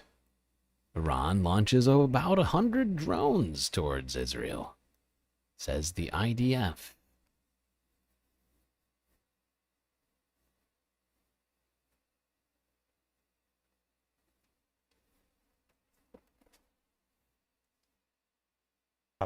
Israel's military says Iran has fired around 100 drones towards its territory after Israel launched a major attack on Iran overnight.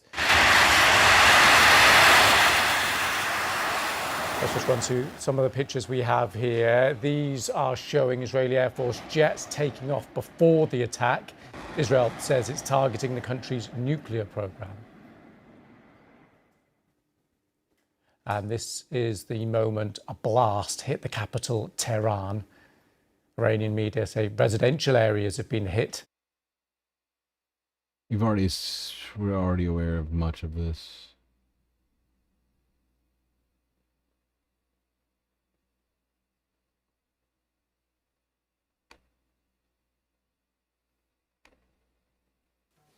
Shashank Joshi, thank you very much for your analysis. That's Shashank Joshi, defense editor at The Economist. Thank you. Let's speak now to our Middle East correspondent, Hugo Bashega, who's in Jerusalem. Hugo, just talk us through what we know and what we don't know right now about what happened overnight.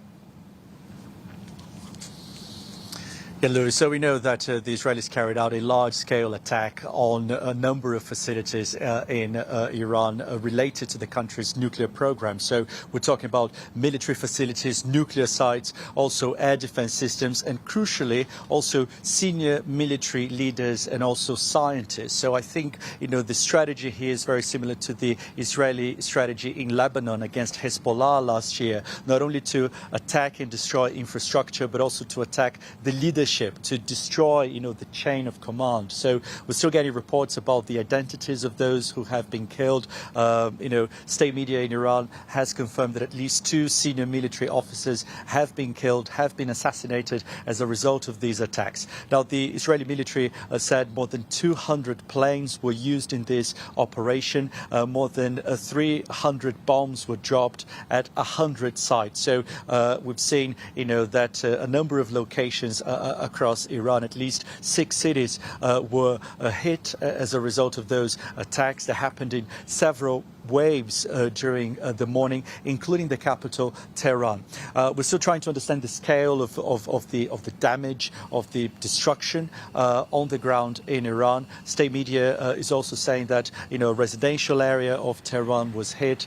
It is reporting that civilians were killed as well. But I think the details and the statements coming from the Israeli authorities suggest that, in their view, this has been a very successful operation to really damage and destroy the capabilities, the ability of of these facilities being used by Iran in its nuclear program. I think we're also getting indications from the Israeli authorities that this could be just the beginning of a prolonged offensive. So these attacks are likely to continue in the next few days and even weeks. And Hugo, what about people there? Because you mentioned the timescale there, expected to continue. What does that mean for people living in Israel? Yeah, so there is a state of emergency that's been declared in Israel, and the authorities have been warning the population that they are expecting a large response from Iran in terms of drones and missiles being fired. Earlier this morning, the military said more than 100 drones had been fired by the Iranian military, and that... Okay.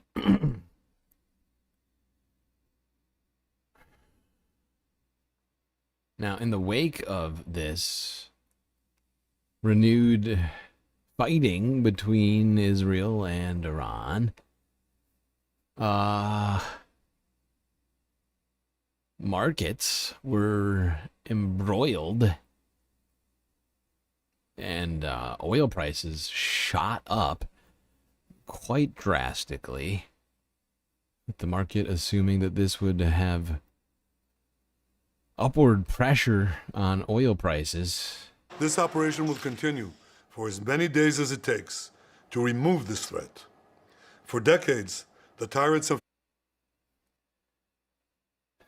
This is insane. I mean, this is war, right? I mean, Iran immediately declared that what Israel had done was a declaration of war. And these sorts of comments from Benjamin Netanyahu just reinforce that. He seems to be in the mindset of a man who just declared war. Sorry, I forgot about that one. Let's go here to Reuters from 22 hours ago.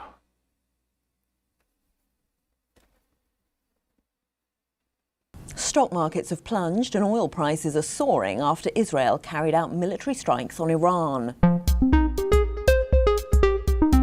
It's Friday, 13th of June, and here's what you need to know. Global stock markets took a steep dive this morning after Israel carried out airstrikes on Iran that it says were targeted at nuclear facilities, ballistic missile factories and military commanders, aiming to prevent Iran from developing a nuclear weapon. Iran launched more than 100 drones towards Israel in response. Investors are rushing towards safe havens, buying US treasuries and sending the dollar back up after it hit a 3-year low on Thursday. Our chart of the day is the price of oil. Brent crude is up over 6% this morning to $73.40. In Asian trading, it jumped to... It wound up being up 14%. At least one of the futures contracts up 13.5% on the day. And honestly, what I found strange when looking at this graph is that Oil prices started ticking up a few days before this happened. And we, a couple days before this happened, removed all our people from embassies. Makes me think that people like Howard Lutnick, who are hedge fund managers, might have, directed some of his friends to start buying up oil contracts. It's not clear to me whether or not that sort of corruption actually occurred, but oil price started ticking up 2 days before this attack actually occurred, which is troubling to me. It leads me to think that at least some number of people were aware of this plan, who probably shouldn't have. Illegal. Speaking of illegal actions, let's talk more about Israel's clearly illegal strike with France 24 English.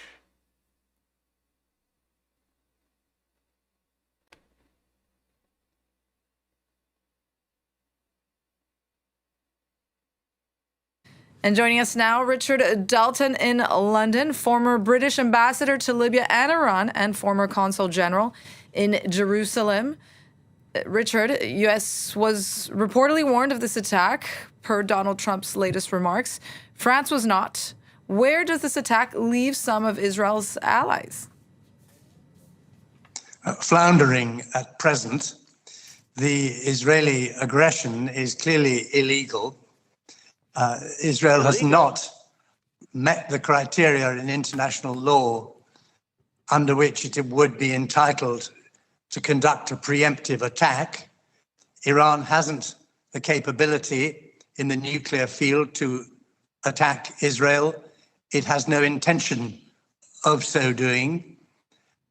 It was not necessary for Israel to use force, and Israel has not provided evidence that's credible that there's been a recent change in Iranian activity in a threatening direction. And finally, and most importantly, peaceful means of resolving the Iranian nuclear issue and United States and Israeli hostility to Iran have not been exhausted. US-led diplomacy is still underway. So if they are to be honest with the principles they uphold in other situations, European countries and the United Kingdom should be denouncing this behavior by Israel, which puts at risk wider implications for the Middle East and for the region as a whole. Is there any diplomacy that can save us from the brink of a major escalation or possible regional war? It depends on the degree of harm that Israel has inflicted on Iran and on Iran's decisions as to what to do next. Clearly, Iran hasn't yet mobilized any of its national power. It could retaliate against international oil trade. If there were any suspicion that United States military bases or personnel were assisting any aspect of Israeli operations over the next few days, then we should expect Iranian retaliation against United States bases, including those in neighboring Arab countries. But it appears that Israel has the strategic and tactical advantage at present, and it's too soon to call what will happen over the next few days. Okay, speaking of the next few days, let's talk about what's been happening since that happened, basically the last 24 hours. Boy, it's been a busy week, hasn't it?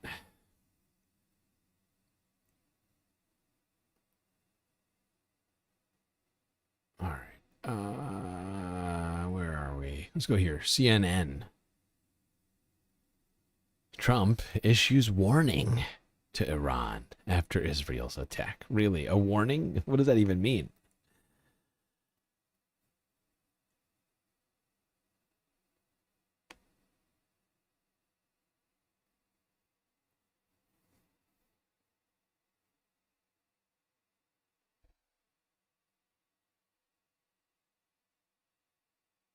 This is CNN Breaking News. All right, the breaking news this morning, major breaking news. Israel says it has launched an unprecedented attack on Iran, targeting the country's nuclear sites and top military leaders, and the operation very much ongoing. The Israel Defense Forces say they used 200 fighter jets, striking more than 100 targets so far across the country. And we just got new reaction from President Trump. We'll have much more on that in just a moment. Video shows explosions at one of the sites in northwest Iran. The Israeli Prime Minister Benjamin Netanyahu says the attack struck at the heart of Iran's nuclear program, and they would last, quote, as many days as it takes. Black plumes of smoke rose over Natanz. That's the site of Iran's main nuclear enrichment facility. The country's Atomic Energy Agency says the attack there caused, quote, superficial damage.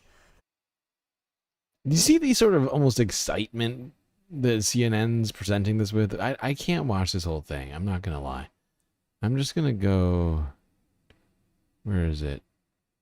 Is this where it happens? Is this the Bolton interview? All right, we'll do Christine Amanpour real quick. CNN has been really weighing on me lately with their garbage.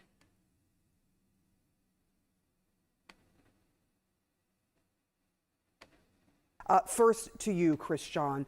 When you were looking at this, Israel says it's going to keep these attacks ongoing. Iran has already started to retaliate. Do you see this as an all-out war now? Well, it just depends actually on Iran's ability to retaliate and what happens next and whether the United States or others get involved. As you know, publicly the US said that Israel did it alone, unilateral. Here in Europe, our allies have backed off. They've said they had nothing to do with it, and they haven't even said that they would, like the last time, join any protection of the skies over Israel like they did the last time. So people are really not wanting to get more involved, and they're calling for it to actually calm down and for some kind of ceasefire. That looks unlikely.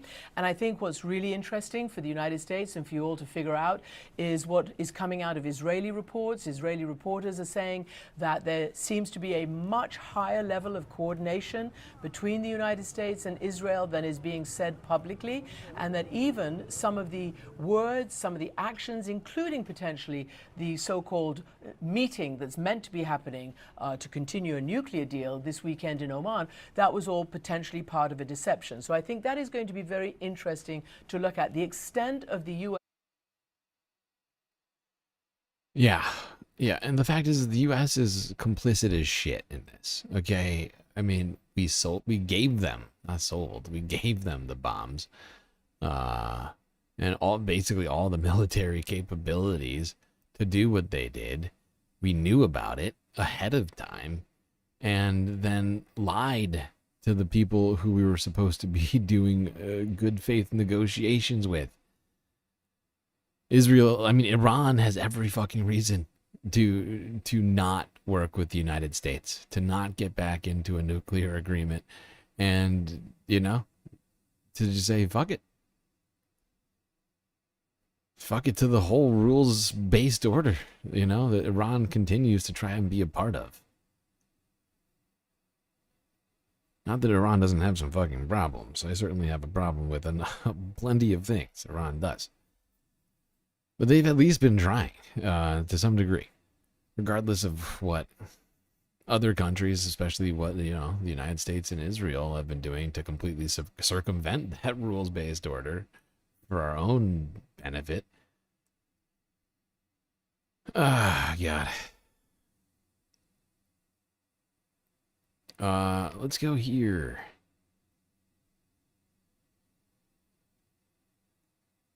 Basically, though, Donald Trump said, do not attack, do not respond. We had nothing to do with it. Blah, blah, blah. You can't attack Iran. You can't attack Israel, Iran. Israel can attack you as much as you want, but you better not attack Israel. It'll be very nasty. Let's see what Trita Parsi and Gideon Levy had to say. Both interviewed on Democracy Now! Earlier on Friday.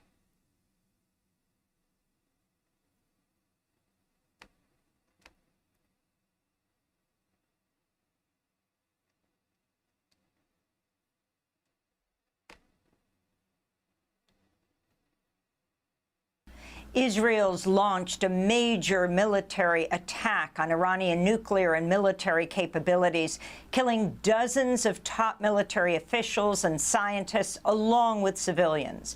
At least 200 fighter jets have struck over 100 targets across Iran, including Iran's main uranium enrichment site in Natanz and a nuclear research site in Tabriz. Strikes have also been reported across Tehran, the Iranian capital. The Israeli Prime Minister Benjamin Netanyahu has said the strikes will continue for as many days as it takes. Moments ago, Israel launched Operation Rising Lion, a targeted military operation to roll back the Iranian threat to Israel's very survival. This operation will continue for as many days as it takes to remove this threat. Include Iran's top military and nuclear leaders, including Hossein Salami, Commander-in-Chief of the elite Islamic Revolutionary Guard Corps, Mohammad Bagheri, Chief of Staff of Iran's Armed Forces, and Ali Shamkhani, a close aide to Iran's Supreme Leader Ayatollah Ali Khamenei. Nuclear scientists Mohammad Mahdi Taranshi and Feyerdoun Abbasi have also been killed. Iran's Foreign Affairs Minister has said the country has a, quote, legal and legitimate right to respond.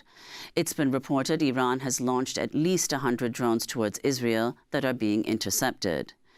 U.S. Secretary of State Marco Rubio claimed the U.S. was not involved in the strikes, while Trump posted on social media, quote, I gave Iran chance after chance to make a deal. The Israeli attacks came as the U.S. and Iran have been engaged in talks over a possible new nuclear agreement. We're joined now by two guests. In Tel Aviv, Gideon Levy is an award-winning Israeli reporter and columnist for the newspaper Haaretz and a member of its editorial board. His latest book is titled The Killing of Gaza. And in Washington, D.C., Trita Parsi is the executive vice president of the Quincy Institute for Responsible Statecraft and the author of several books, including Losing an Enemy, Obama, Iran, and the Triumph of Diplomacy. Welcome back to both of you on Democracy Now! Trita, let's begin with you. Your response to these extraordinary attacks by Israel on Iran. So far, it clearly seems that the Israelis have been successful in achieving early stages of what they want, which is to take out much of Iran's command and having killed several senior military officials.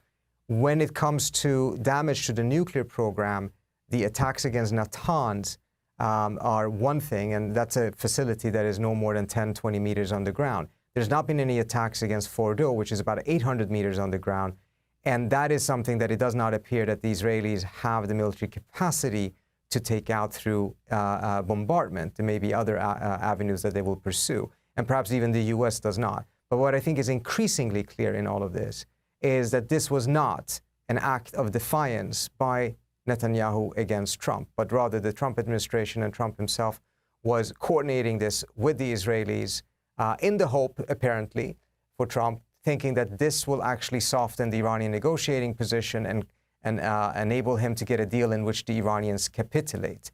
It remains to be seen whether that is the case. I suspect that the Israeli hope, however, is that the Iranians don't capitulate, that they strike back, and by that, get the U.S. to get more actively involved in the war. So, Trita, can you talk about the significance of who has been killed? You've got to stop defending Israel, either with rhetoric and or actual military fucking support. They are dragging us down with them. I mean, not that we haven't been paramount in this whole fucking situation. It's just, it is fucking insane that we continue to do so. Wage war against all sorts of different people on Israel's behalf. I am so sick of it. We're willing to do way more for Israel than any of our other allies. You didn't see U.S. planes flying around in Ukraine intercepting Russian missiles. No. That was not happening.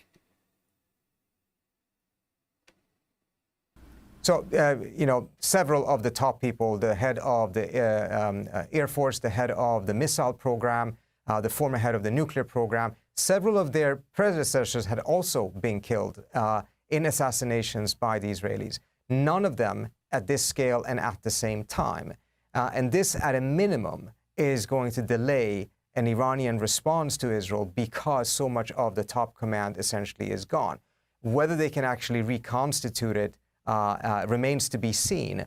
But in that sense, the Israelis have pursued exactly the same game plan that they had with Hezbollah, and it appears that the Iranians have learned nothing from that, because that's what the Israelis did in Lebanon. They went after the top ranks, and by that they made sure that much rest of the organization was not capable of striking back or fighting. And once that happened, the Israelis intensified their bombings, which is probably what will happen in this case as well.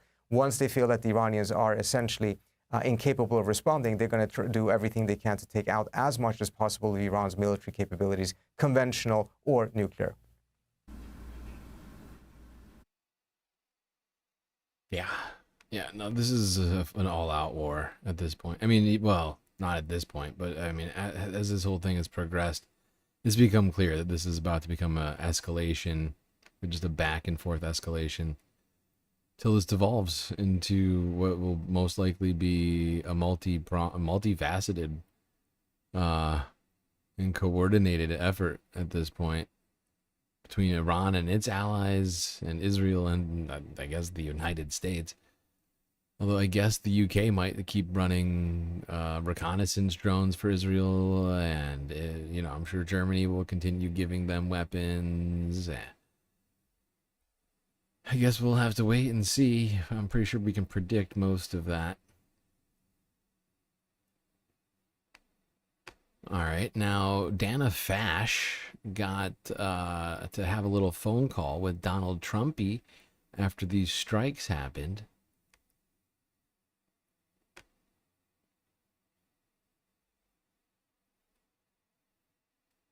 On the phone with us now, CNN's Dana Bash, who I understand, Dana, just had a chance to speak with President Trump. What did he tell you? Good morning, John. Yes, I mean, first question I had was about what his point of view is about the strike that Israel conducted, multiple strikes that Israel conducted last night. I know we were reporting real time that his Secretary of State, Marco Rubio, released a statement simply saying that Israel informed the Trump administration about these strikes beforehand, but didn't say explicitly that the U.S. supported what Israel was doing. So that's how I started a very brief conversation. And he responded by saying, quote, "We, of course, support Israel, obviously, and supported it like nobody has ever supported it."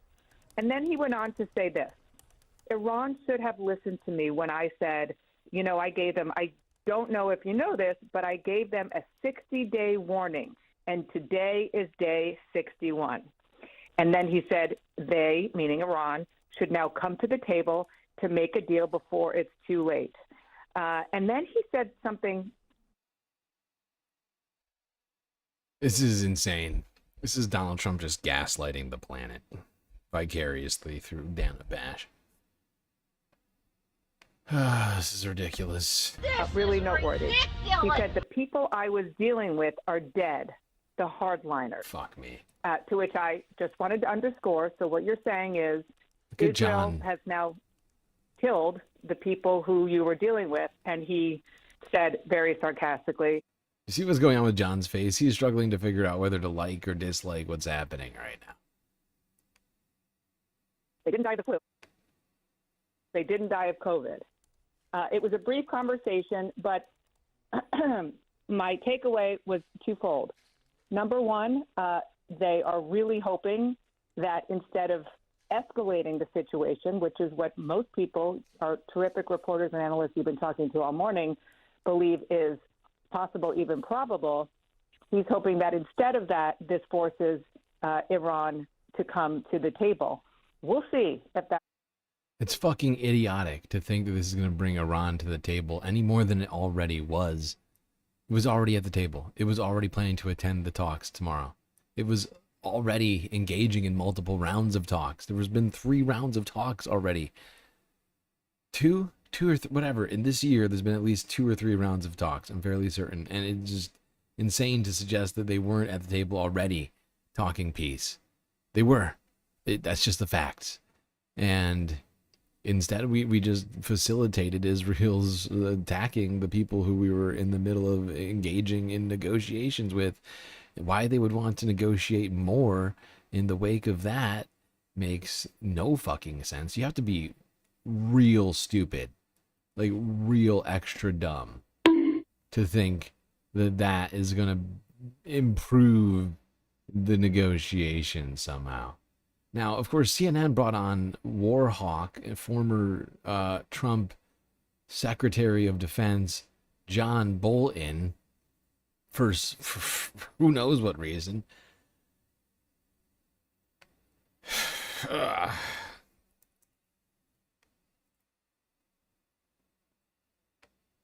Thanks, Dan. Okay. So just getting you reporting in that Israeli Prime Minister Benjamin Netanyahu is set to speak to President Trump later today. That's according to an Israeli official. And also Netanyahu is expected to hold a situational assessment on Friday. That's the terminology that we were given from that official. The timing on both unclear. So a lot more to come today and a lot more to come in just moments. Joining us right now is the former National Security Advisor to President Trump in his first term, John Bolton, who also served as U.S. Ambassador to the United Nations. It's good to see you again, Ambassador. I have a million questions, but first and foremost, what do you make of this first wave of strikes by Israel, how far they hit, and who they took out? Well, thank God for Bibi Netanyahu. He has cut through the fog and done, frankly, what should have been done as long as... Oh my God. As if CNN thought they were going to get any other answer from John Bolton. Oh my God. Dude comes in so hot. That's hot. I mean, right out of the gate. Right out of the gate. One of the biggest, biggest hawks of Middle East policy in the last decade. They bring him out on CNN to tell us, actually, thank God for Benjamin Netanyahu. Get the fuck out of here. Jesus ain't say that. She's right. Jesus ain't say that. Jesus ain't say that ever. Thank God for Benjamin Netanyahu. Come on. Come on! We don't need the rest of it, but he's on there for another 5 minutes saying a bunch of insane shit about how this is so great that Israel struck Iran and has possibly instigated an all-out war. It's a fascinating take from a psychotic man. But CNN doesn't, they don't care. They love this shit. Eat up that John Bolton garbage. A delicious meal.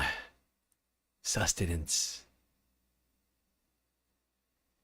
We need this weird guy to come tell us about how actually war in the Middle East is great. We should have more wars in the Middle East because Muslims are dangerous.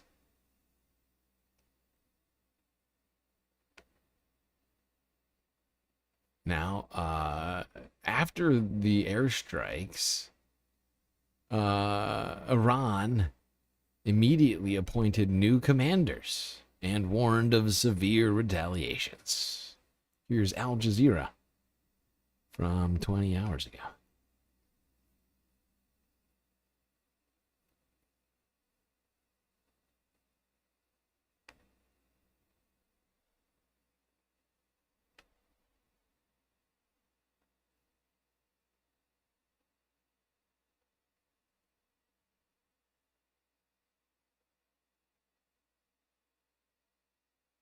To Tawhid Assadi in Tehran. So all the attention at the moment is going to be paid towards the way that Iran chooses to respond to this. We've already seen drones flying over Syria and I understand Saudi Arabia towards Israel. Talk to us about what Iran's response is likely to be.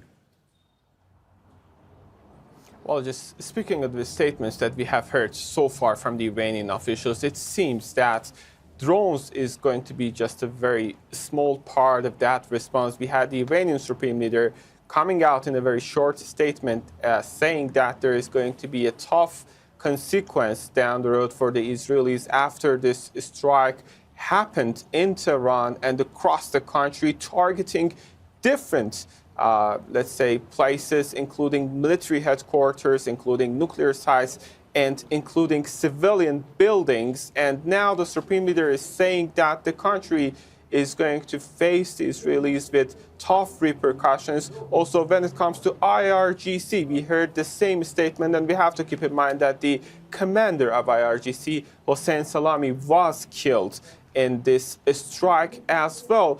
And the IRGC is saying that there's going to be a crushing answer down the road as a sort of retaliation to this attacks. Also, the defense ministry of the country has said that Iran has prepared for actually years of war, meaning that there is a possibility of further escalated situations, seeing that there are so many unprecedented, unpredictable developments that has taken or are going to take place in this regard. And also, we have this statement from the different Iranian officials, and the gist of the matter, if you look at the statements that came from the Ministry of Foreign Affairs, from the Speaker of the Parliament, from other Iranian officials, all in all, now there is this emphasis on the necessity of a strong retaliatory reaction from the Iranian side.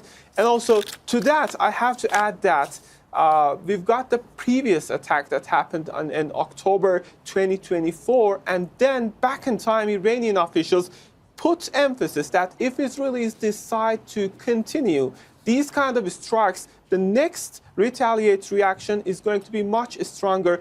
And now we are seeing an extensive damage to the infrastructures of the country when it comes to nuclear facilities, when it comes to some military targets across the country in different provinces, including Azerbaijan. Okay. Now, an Israeli military official came out with a pretty disturbing statement, which leads one to believe that things are not going to be ending anytime soon. Here's the AP from about 20 or so hours ago.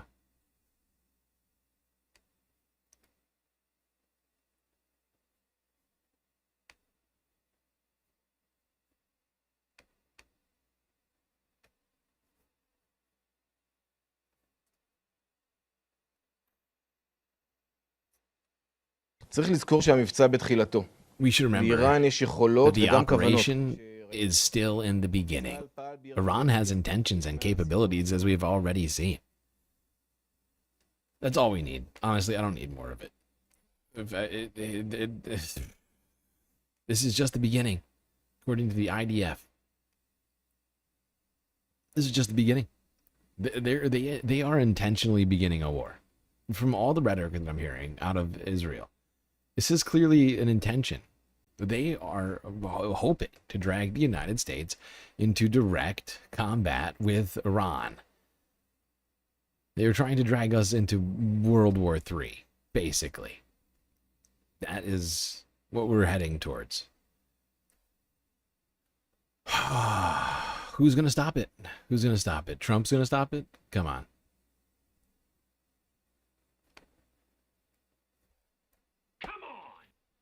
Now, shortly after that statement was made by the IDF, Iran raised a red flag of revenge in a place called Qom after Israel's airstrikes. Whoa, what just happened? Why did we just get kicked out of my list? Don't do that. Come on. I made a huge, tiny mistake.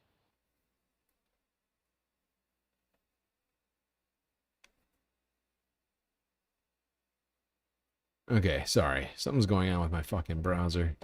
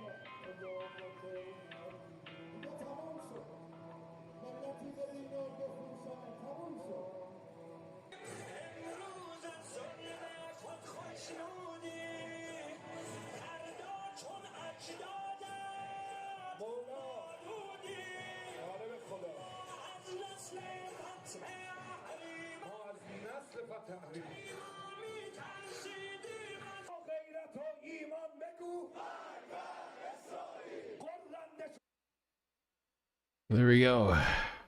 I don't know what's being said, but supposedly the raising of this flag is one supposedly has some sort of a deeper meaning, that being revenge. Not shocking that Iran wants revenge for more assassinations on its own territory by Israel, when both countries are members of the UNSC.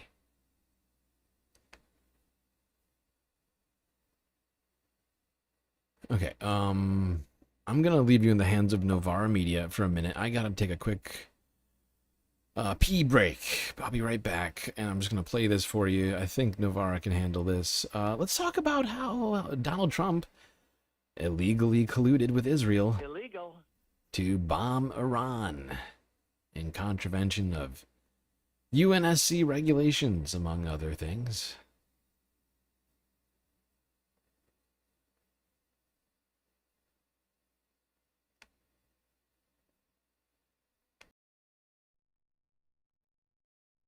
When news first broke of Israel bombing Iran, the Western media repeated the line that this had nothing to do with the United States. The White House had been briefing that they wanted Israel to hold off attacking Iran until after negotiations between the two countries had concluded. And most journalists appeared to take that at face value, like The Economist defense editor Shashank Joshi, speaking here on the BBC. Firstly, your headline thoughts about what's happened overnight. Well, first of all, this is perhaps something of a surprise because it preempts US-Iran nuclear talks that were due for this weekend. So clearly, Israel preferring the element of surprise rather than waiting for those talks to conclude. Secondly, the Americans very, very clearly stating that they were not involved and trying to stay out of this, although they may well be dragged into the aerial defense of Israel from any retaliation.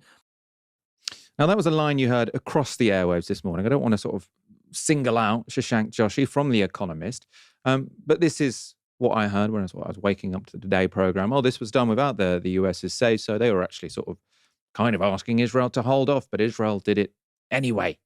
Some people suggesting that Netanyahu's actions might even have annoyed the Americans. That narrative, though, became harder to sustain after Donald Trump posted this. So he said, 2 months ago, I gave Iran a 60-day ultimatum to make a deal. They should have done it. Today is day 61. I told them what to do, but they just couldn't get there. Now they have perhaps a second chance. Right, so he's saying, oh, I knew this was going to happen all along. In fact, this was part of my plan. So why had everyone got the wrong end of the stick? Well, according to the website Axios, Trump acting like he wanted the Israelis to hold off bombing Iran was actually all part of a carefully planned ruse. Axios laid out what was the received wisdom before this morning. So say friction point, even as President Trump pursued a nuclear deal, Israel was preparing for this strike, gathering intelligence, positioning assets, and eventually conducting drills. Those preparations alarmed some in the White House, who worried Netanyahu might move even without a green light from Trump. Netanyahu assured Trump he wouldn't. The White House, for its part, told Netanyahu that if Israel attacked Iran, it would do so alone. Trump himself said several times in recent days, including several hours before the strikes, that he opposed an Israeli strike that could blow up the negotiations. So this is what the received wisdom was. Before this morning, the Americans saying, oh, we really don't want the Israelis to, the Americans, sorry, saying they don't want the Israelis to go ahead and do this yet because we're in the middle of negotiations. Then, though, Axios shows us what was the... Let's not forget that 2 days ago, almost 3 days ago now, the Trump administration directed all U.S. personnel to safe zones out of embassies in the Middle East, including Iraq. It's another sort of blaring piece of evidence, I guess you might call it. Reality, or what they've been suggested by some sources was the reality. So they say the intrigue. In the hours after the attack began, Israeli officials briefed reporters that this was all coordinated with Washington. 2 Israeli officials claimed to Axios that Trump and his aides were only pretending to oppose an Israeli attack in public and didn't express opposition in private. We had a clear US green light, one claimed. The goal, they said, was to convince Iran that no attack was imminent and make sure Iranians on Israel's target list would move to new locations. Wouldn't move to new locations, sorry. Netanyahu's aides even briefed Israeli reporters that Trump had tried to put the brakes on an Israeli strike in a call on Monday, when in reality the call dealt with coordination ahead of the attack, Israeli officials now say. Aaron, I want to bring you in on this. This is quite extraordinary, right? So the argument being made here is that both people in Israel and the United States were briefing the press that Donald Trump didn't want Israel to attack Iran, but the only reason they were doing that is because they didn't want to tip off the Iranians that Israel were about to attack them. So Trump was essentially sort of lying to the whole world to try and trick the Iranians not to move their military commanders and their nuclear scientists away from where Israel would know they were. We assisted in assassination, full-blown multi-victim assassination conducted by the country whom we give the most military aid to on the planet. This is just genuine complicity at the highest level. Well, I think there's two levels to the answer, really. Did Trump want this to happen? We don't really know if the Americans wanted it to happen. They certainly didn't stop it, which would suggest they were indifferent at best about it. And they certainly knew about it. Given the noises that Trump has made in regards to how, Israel will follow the orders of Washington, I mean, that certainly is at odds with the kind of narrative we've had since Trump really, stepped into the White House, the Oval Office, in the last 6 months. He was meant to be this break, and in some ways he has been, a break with the foreign policy preferences of the US deep state. When it comes to Israel, he absolutely has not been. He categorically has not been. On Syria, there was clearly a bit of a divergence with preferences that you might say come up the Democratic Party, foreign policy establishment, a few other places too, obviously Russia, Ukraine being the most famous one. But when Israel's involved with regards to the specific conflict of Israel and Iran, it's play for play, the exact same thing that would have happened with the Democrats. Hear no evil, see no evil, behind the scenes, you work together. It is extraordinary given that Trump said such sort of, kind words to the Iranians in many ways. And of course, we were about to have these negotiations. He's saying... Yeah, I would honestly say this is stepping it up from what the Democrats were doing. I mean, I'm not trying to give cover to the Democrats in any way, but just trying to piece all this together. I don't recall the United States actively deceiving Iran with fake peace talks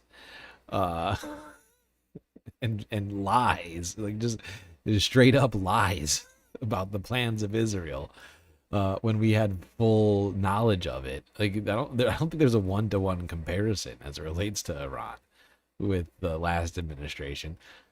I'm not saying it's it's much worse than what we did, but at least in the Biden administration, it's just we happen to be really stepping up our support for Israel. Honestly, in my opinion, I think everything Donald Trump has done in the Middle East since taking office has been problematic for the whole Middle East. I mean, whether it's suggesting ethnic cleansing would be fine half a dozen times over and over again, and suggesting that he's going to put a hotel on Gaza, or just without any objection for months while Israel broke a ceasefire that we facilitated and then blockaded for 3 months straight, the Palestinians. I mean, at least during the Biden administration, we pretended to care about the blockades. We didn't do jack shit about it. But the Trump administration was just completely silent for 3 months on the blockade. They didn't say a fucking word. They're like, it's fine. Just whispering into Benjamin Netanyahu, it's fine. Starve those Palestinians. Gave you 60 days. It's day 61.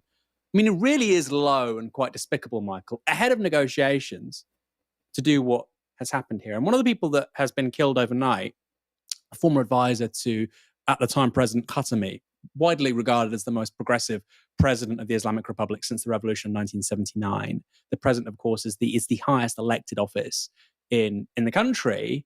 A former advisor to him was being interviewed in American media, I think a week or two ago, and he said, we're looking forward to these negotiations.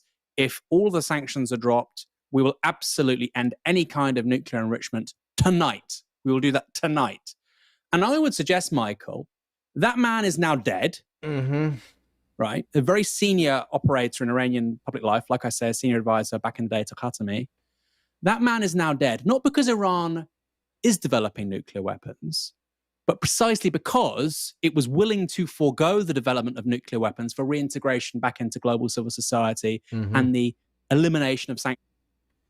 Yeah, because that would be detrimental to Israel's entire thing, right? Not having Iran existing as it does now, and rather having it reintegrated into the global order is a massive inconvenience for Israel, because Iran is basically their entire narrative. Iran is a scary, scary country that threatens us just by existing, because they don't want us to exist. And therefore, we are justified in attacking them and all of their proxies, Hezbollah, Houthis, Hamas. You know, it gives Israel endless excuses for committing war crimes. Always saying, "Oh, but Iran is planning on doing nasty things to us, and all their friends don't like us either." Without that, what do they have? They have Hamas, a group that has been utterly, decimated in terms of its, ability to really do anything, even govern Gaza. But it still continues to exist in, much more limited capacity. And, they've been exhausted throughout this war. It's not like there's a lack of people, but in terms of capability militarily, it's basically just non-existent at this point. And, how long can they go on? We know how long. It's not long. People are starting to grow tired of it. It's becoming more and more apparent just how the tides are shifting. And I don't think it is an accident that this happened within 72 hours, within 3 days of the flotilla and the kidnapping of Greta Thunberg and all those activists on the aid flotilla that was going to Gaza. I don't think it's an accident at all. They are hoping to gin up support somewhere by doing this. Most likely within their own country. Because the support for Benjamin Netanyahu and his coalition has been waning dramatically. Now, around the same time that Novara video came out, sirens were heard across Israel as Iran responded with a massive bombardment.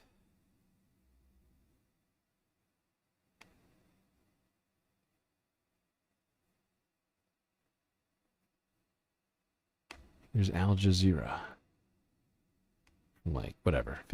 16 hours ago or something like that. Getting close to current.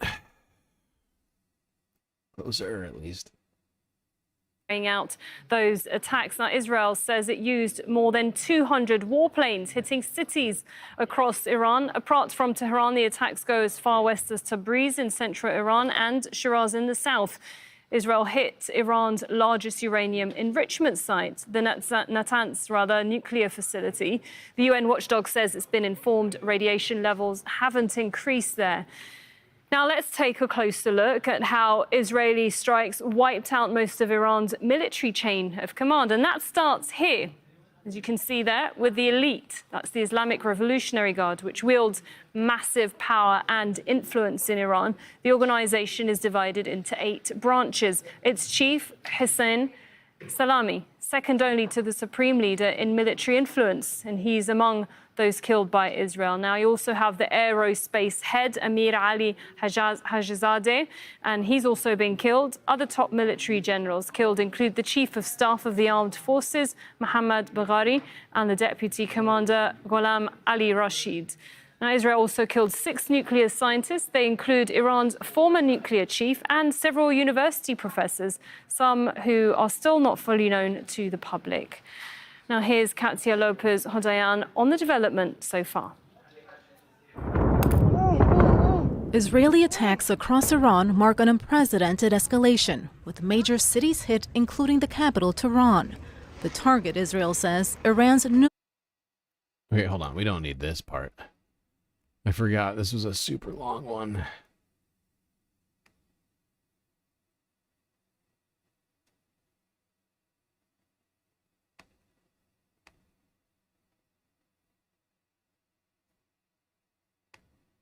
Republic of Iran's legitimate and powerful response will make the enemy regret its foolish actions. Protesters in Tehran are also calling for retaliation. They say Israel's attacks Right, so we're just going to go to live pictures that you can see there. That looks to me like it's Tel Aviv. This is Tel Aviv. I've been there before. I seem to know that that's the landscape of Tel Aviv there. We've just seen a hit. If that's the case, that looks quite central to Tel Aviv. That is a central spot. I'm just going to still get confirmation whether this live pictures that we are seeing there is that Tel Aviv. Yes, it has been confirmed to me that this is Tel Aviv. And knowing that landscape, this looks like it's a very central area in the heartland of Tel Aviv there, not far from the coastal part of the city there. This is Tel Aviv, what we're seeing. It's still not clear the strikes, how many, but we can see 2 plumes of smoke there. And of course, this is all as Iran has promised retaliation. This is what our reporter Tohed was just talking about, the retaliation that Iran said that we will be seeing. From what we understand, that the Supreme Leader Ayatollah Ali Khamenei has promised that this is what will be happening, that the Iranian nation, he said, will not fail in this regard, and that the armed forces will respond with force, were his words. Those are the live pictures that you're seeing there. And all of this comes just minutes before the Israeli military had instructed the public to enter a protected space in Israel. They have many... Okay, we don't need this whole thing, that's for sure. I can't remember if they have full video of the strikes. This one. I don't think so. Yeah, we're gonna go to the next video. You just don't need this whole thing. This was very much late breaking news that they were covering.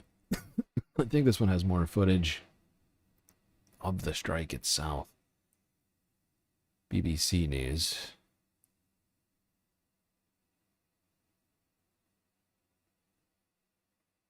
We begin with breaking news from the Middle East as Iran launches retaliatory strikes against Israel. These are the live pictures from Tel Aviv, where we can see huge plumes of smoke rising over the city. It's not clear if they came from missile strikes or the interceptions, but emergency services say 7 people were injured on the ground, according to the AFP news agency.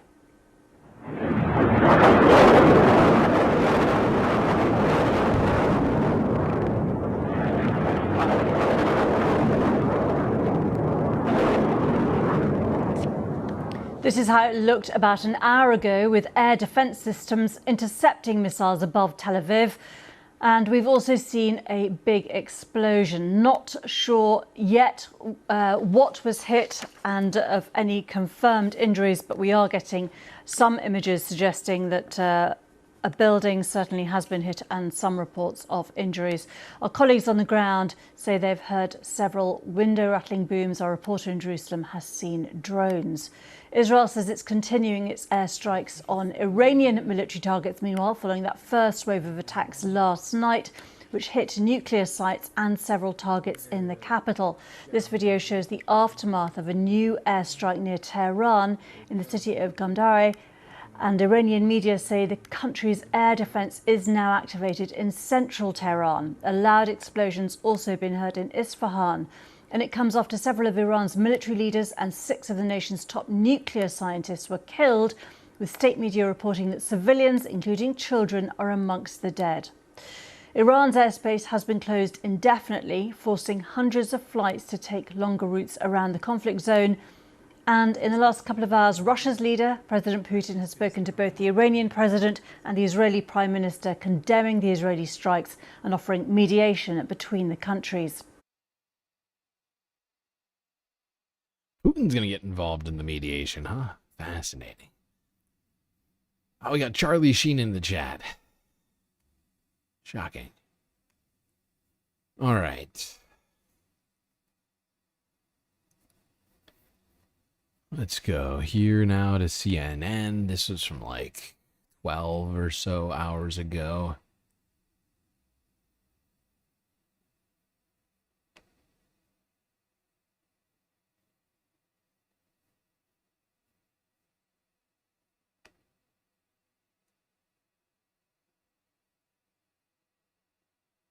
I want to go to Oren Lieberman, who is in Jerusalem, and where it sounds like the missiles are hitting again. Oren, tell us what you're going through. Jake, this looks like the third wave of incoming ballistic missile fire from Iran. The Israeli military put out a statement just a few moments ago saying the IDF identified missiles launched from Iran toward the territory of the State of Israel. Sirens were going off in Jerusalem behind us. I don't know if the mic is picking up on it, but it sounds like those sirens were so loud they set off car alarms in the area. And even after they stopped here for a moment, you could hear them in neighboring towns and villages. And then over the course of the past probably 2 minutes or so, we heard what sounded like 4 or 5 likely interceptions, but also possibly impacts. We're not sure about that yet. And as I sit here talking to you, the red alerts keep coming in for areas all around Jerusalem. Shoresh, for example, is just west of us. A number of other locations in the area. So this appears to be, from what we're seeing here, the third round of Iranian ballistic missile fire incoming at Israel. Again, the sirens went off here for quite some time, and then they continued in areas around Jerusalem, and we heard a number of intercepts. Let me stop talking for just a minute here. I doubt the microphone can pick it up, but I can hear red alert sirens in the distance, essentially west of where we're sitting right now, that is towards Tel Aviv. And it looks like sirens or red alerts are also going off in the West Bank in places like Shiloh as well. So it's not clear if this... Yeah, I don't think I've heard reporters in Israel sound this concerned for I don't know how long. Like about their own safety. Because, of course, being in Israel, you know, has generally been very safe since Hamas really doesn't have much capability of launching rockets at Israel anymore. There's been very little activity. All across the country, but it certainly looks like it is around Jerusalem and potentially central parts of the country as well, with what is the third round of incoming ballistic missile fire. Meanwhile, my cameraman here looking behind me, are you seeing... Yeah, we're seeing possibly an interception or a some flame of some sort behind us, whether that's a down missile? Yeah, we're seeing some images right now from Jerusalem and also some from Tel Aviv. That's Tel Aviv right now. We're seeing images. And what, for folks not used to seeing this, some of them are missiles and some of them are we just saw a launch right behind us. Anti-missiles. Yeah, we just heard, you might even still be able to hear it in the background. We just saw an interceptor launched off from pretty much right behind us that was headed up right. Okay, we don't need this whole video. Just wanted to give you a sense of how things were on the ground when these missiles from Iran were heading towards Israel. Apparently 3 different rounds of attacks at that point, both targeting both Tel Aviv and Jerusalem. Now, Benjamin Netanyahu made another statement after these barrages came from Iran. Here's the AP from like 12 hours ago. I guess it's a little longer now. Haven't updated the list, and so sometimes I have to start doing math in my head. In the past 24 hours, we've taken out top military commanders, senior nuclear scientists, the Islamic regime's most significant enrichment facility and a large portion of its ballistic missile arsenal. More is on the way. The regime... Jesus Christ. All the rhetoric coming out of the Israeli officials is that they started a war. The regime doesn't know what hit them. They know exactly what they did. They started a fucking The nation war. of Iran and the nation of Israel. A war that they are hoping continues. So that Benjamin Netanyahu can stay in power, so that they can hopefully drag the United States into this war with them. Of course, Benjamin Netanyahu is currently under corruption charges, but is not actually facing those corruption charges due to the fact that there's something in the Israeli constitution, I guess, that keeps him from actually standing trial until the war is over. So as long as he can keep missiles firing and planes and drones going, it's a justification to keep him from facing his own crimes internally, let alone outside of Israel with the ICC or the IGJ.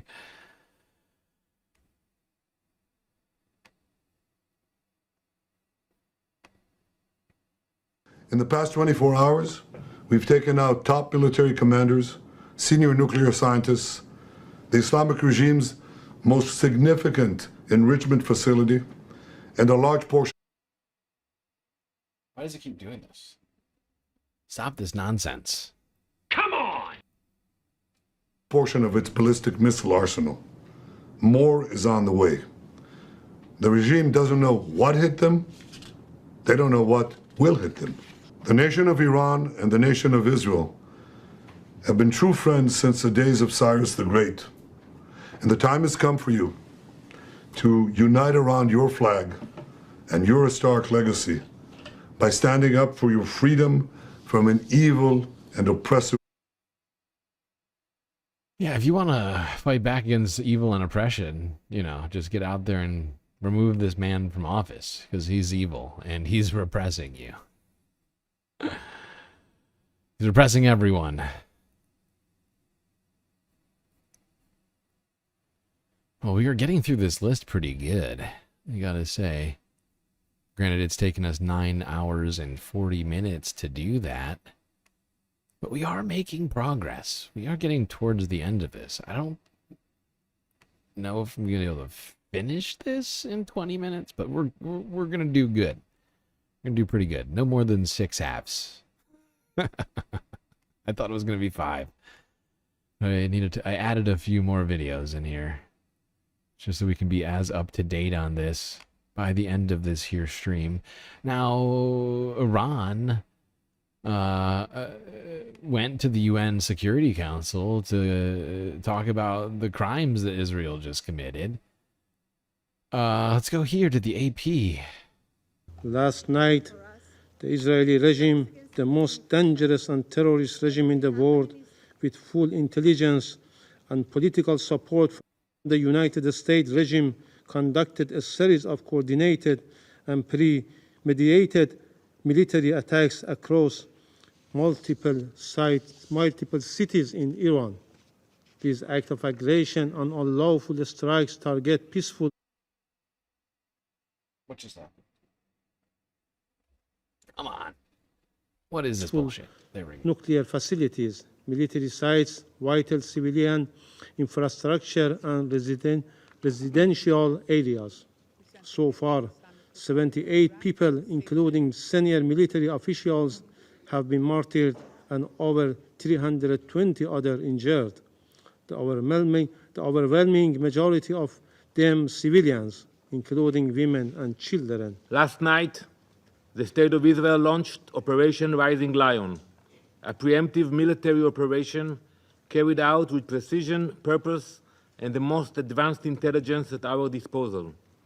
The mission was very clear: dismantle Iran's nuclear program, eliminate the architects of its terror and aggression, and neutralize the regime.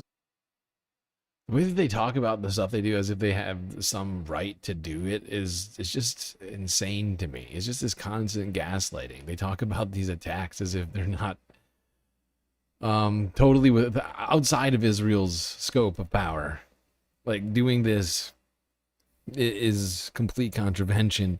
They should get kicked. I mean, they should have already been kicked off of the UN Security Council at this point, but these sorts of actions, I mean, how can Israel continue to remain on the UNSC? It's beyond me. It contradicts any sense of reality that I have. I don't want reality. I feel like I'm taking crazy pills. It's fucking wild. But yeah, according to Iran's UN ambassador, 78 people have been killed in Israel's attacks, the vast majority of them being civilians. That's a crime. Illegal. All right. Now, this is after that came out. Iran launches overnight missile barrage. Another one. This is like the 4th round of attacks. There's Al Jazeera.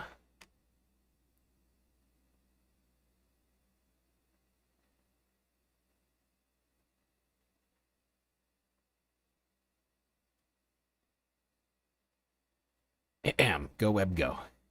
Air raid sirens across Tel Aviv have been activated throughout the night and into Saturday morning as Iran launches relentless waves of missile attacks.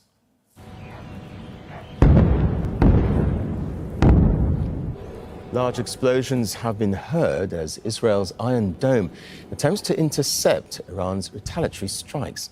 Several missiles overnight have evaded defense systems and struck parts of the city, causing significant damage. Vidya Khan reports. Well, it's not clear to me entirely that Israel knew fully what they were. I mean, they must have known, generally speaking, and but it just many of these Iranian attacks, these missile attacks, are seemingly making their way through the Iron Dome. Now, my understanding is that the U.S. has been giving air support. I'm not sure if it's like planes in the air. I think it's actually probably anti-missile defenses, which we have in multiple bases in the region, like in Iraq and Qatar and where else? There's a bunch of places. I just can't think of it right now. My brain's broken. Tom Jones is back. Tom Jones, I didn't know that you were ever here, but thank you for this comment. Thanks for being a sane boys, brother. Hey, I'm doing my best. I'm doing my best. This is my job. All right, let's go here. This is Forbes breaking news from 6 hours ago. Emergency personnel on the scene after Iranian missiles strike Ramat Gan in Israel.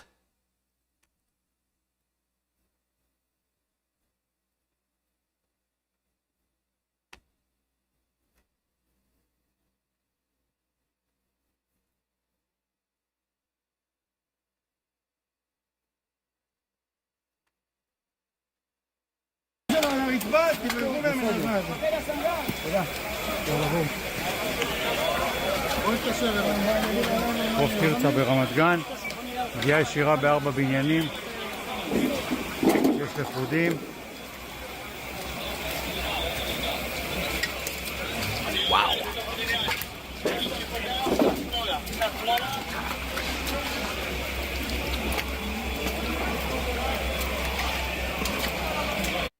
One thing I find interesting about this video is that it's actually very quiet. There's not a lot of sound going on after this strike. And the other thing I noticed immediately is that I don't think we've seen this level of devastation in Israel for the last 19 months, since October 7th, 2023. I don't think we've seen this level of devastation in anywhere in Israel proper.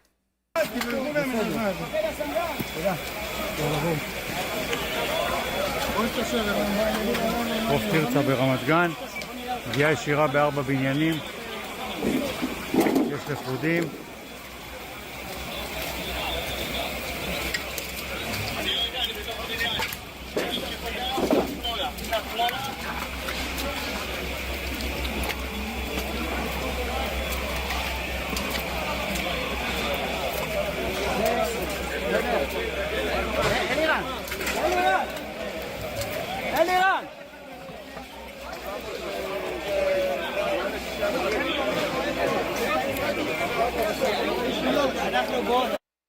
one thing that I cannot wait for, and I'm being sarcastic about this, I hope everybody understands that.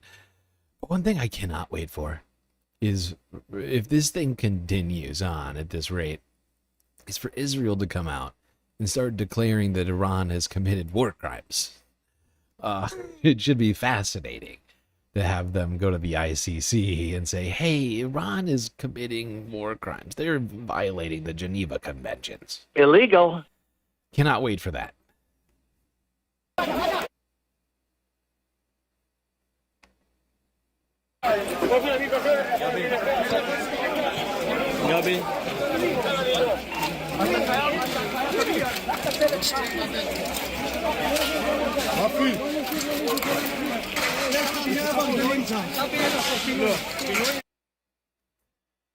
The fact is they're not going to be able to play this in the way they're not. Yeah, I see you, Charlie Sheen. It's going to be frustrating watching the media turn this into another October 7th.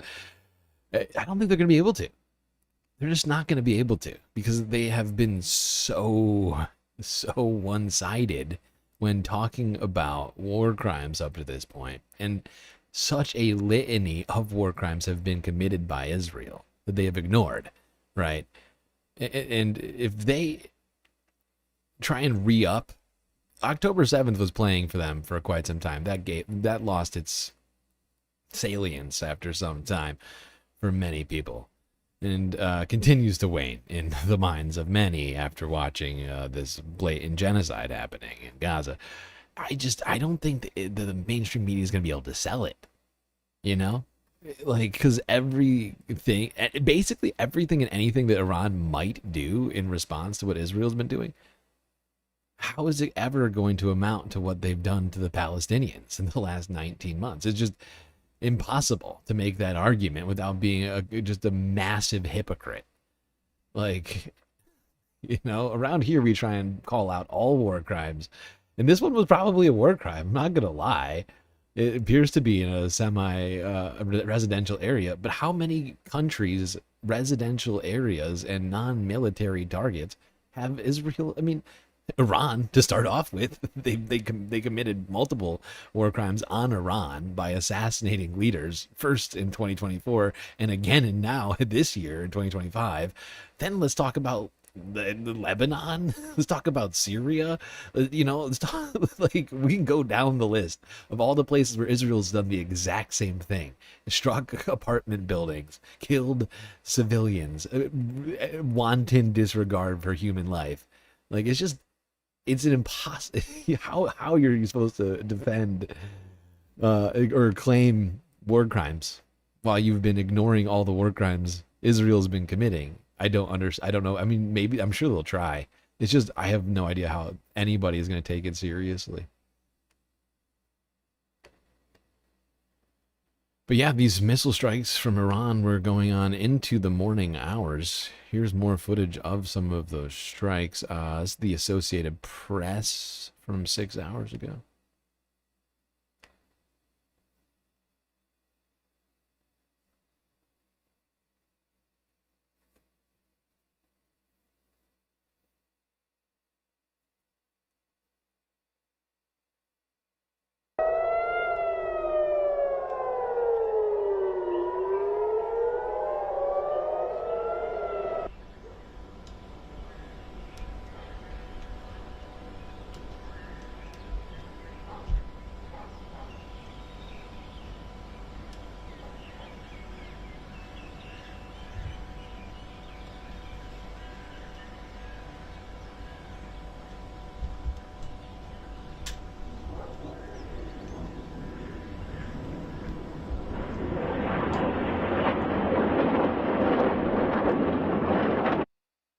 I still think it's a good idea. This is another joke. Give me a joke. But I still think it's a good idea, for us to live stream. We started off, you get like 1,000, just the cutest puppies you can find, big ol' eyes and, innocent looking faces. We live stream them, putting them into crates with parachutes attached. No food. I know this is disgusting. but they're not humans. And we just start airdropping puppies into Gaza, okay? Because if people love puppies, all right? They really do love puppies. And I think if we can get enough puppies into Gaza, we will be able to mobilize the whole planet against Israel and the United States and this genocide. You know, I just don't think the world could handle a puppy genocide on top of a people genocide, you know? Just saying. Obviously, I'm kidding. I don't want to put puppies into harm's way. I'm just running out of answers. I'm not gonna lie. I'm just running out of answers. Oh, God. All right. I think I have more footage of these morning strikes. Wait, no, that's not. Why are you doing this to me? Here we go.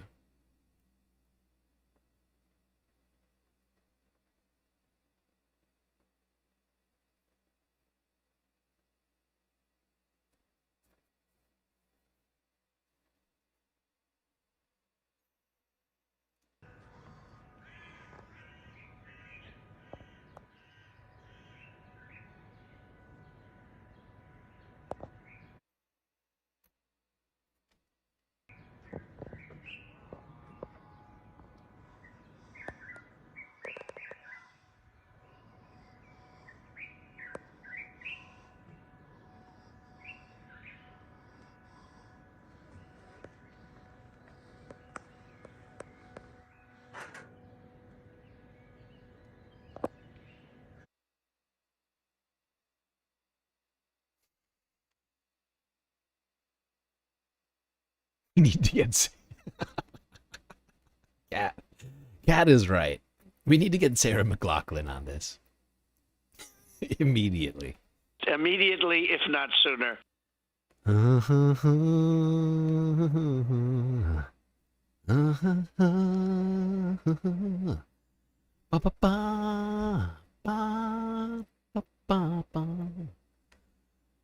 right, I'm probably getting a copyright claim for that.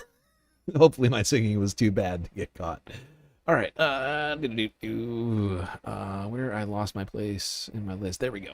How are we doing on time? Oh, God. Not doing good. We are not doing good. Son of a bitch. All right. Everything's fine. Let's go to BBC. From 2 hours ago. That's right. We are basically butting up against current time. Gotten through all of the goddamn Israel content.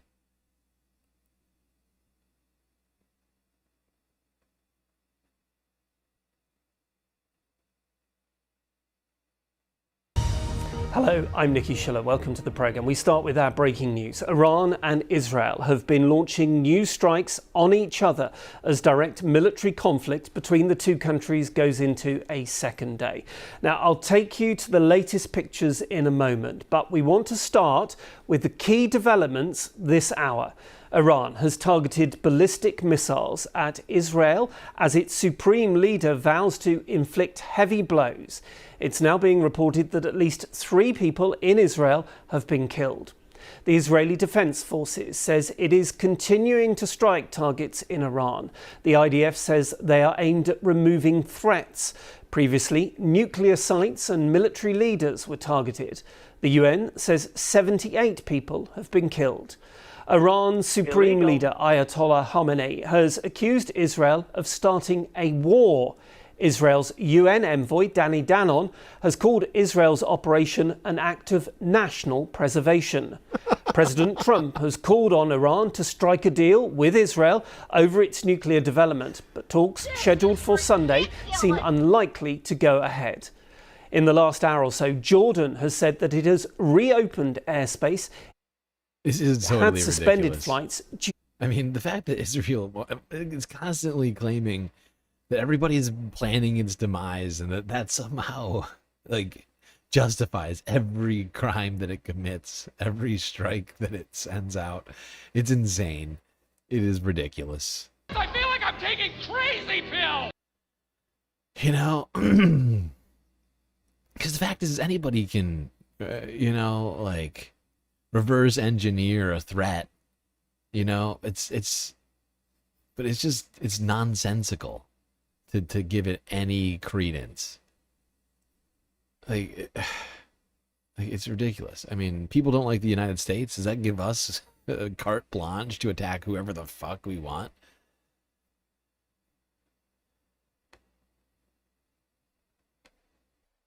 To the strikes.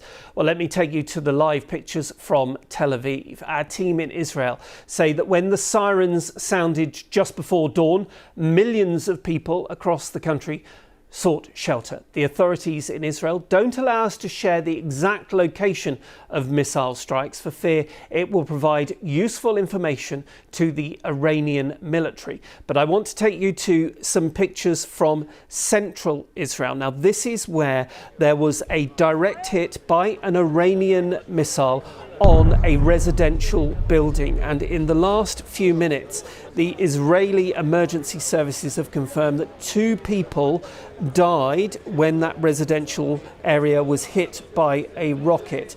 We're told it was a woman in her 60s who was rescued unconscious and without vital signs. And you know, it's quite a paradox. Quite a dichotomy, if you will. The fact is, BBC continues to be as shitty on this as they've ever been. I mean, where's the bios on the Palestinian deaths? You know, they're sitting here spending multiple minutes describing the lives of the people who died. Meanwhile, Palestinians die 100 a day. I mean, BBC spend an hour per day describing who died in Palestine. I'd actually really appreciate it if they'd start doing that. And I'm kind of sick of them, you know, favoring humanity, like human lives over others. It's like, how about you give us a bio on everybody who's dying? Not, or none. But don't frame things as if Israelis are more important than Palestinians who die, or Lebanese people who've died, or, you know, any of the Muslims who've died in the Middle East at the hands of Israel over the last, you know, basically we're on the cusp of like 2 years now. A man around the age of 45 who the Israeli Emergency Service, the MDA, say was pronounced dead after being evacuated. You can see that there is still an operation going on around that area where that Iranian rocket hit that residential building. We understand around 20 people were also injured in this particular incident. Israeli media reporting that across the country 3 people have been killed. And I want to show you some of the pictures that we've been getting in. You will see the moment. I just want to remind BBC that probably today, the day that they were doing this story and going down this list of 3 people who died in Israel, 100 children and women and men died in Gaza today and yesterday and the day before.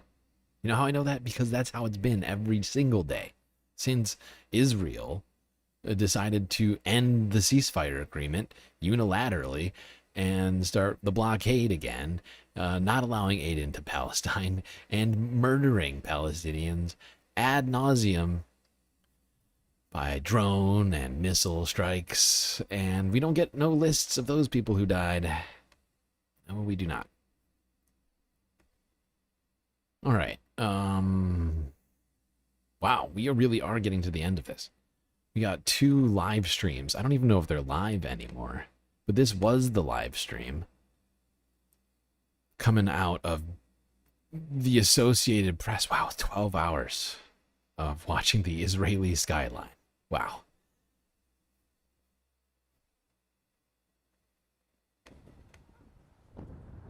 I'm just gonna speed it up here. Get towards the end of all this. So just go 1 hour by hour. See if there's anything for us to see. I just figured I'd put this in at the very end so that we could be as up to date on what the fuck is going on with all of this as possible. There's the sun.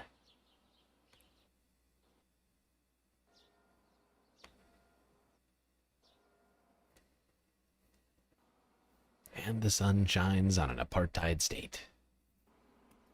Illegal.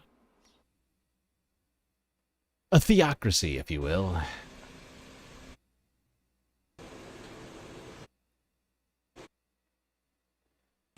Well, Jerusalem seems fine. You know, aside from the apartheid and the occupation.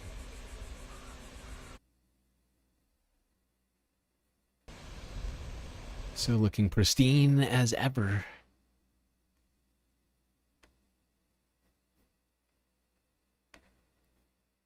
Okay, let's go to Middle East Eye. I don't know if this is still live. I think this is the Tel Aviv cam.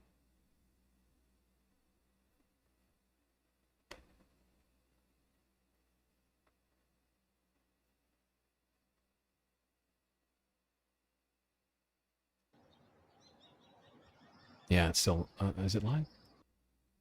Can't tell. It is live still. Okay. Can I go back? I don't think they let you scoop. Oh, they do.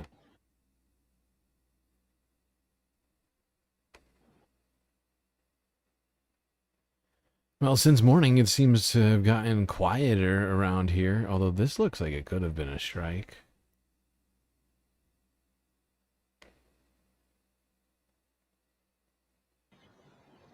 Maybe not. Maybe just fog. Hard to say. That was like 4 hours ago. But yeah, all skies clear here in Israel, it would seem. Iran has seemingly taken a break from its barrage in response to Israel's illegal actions.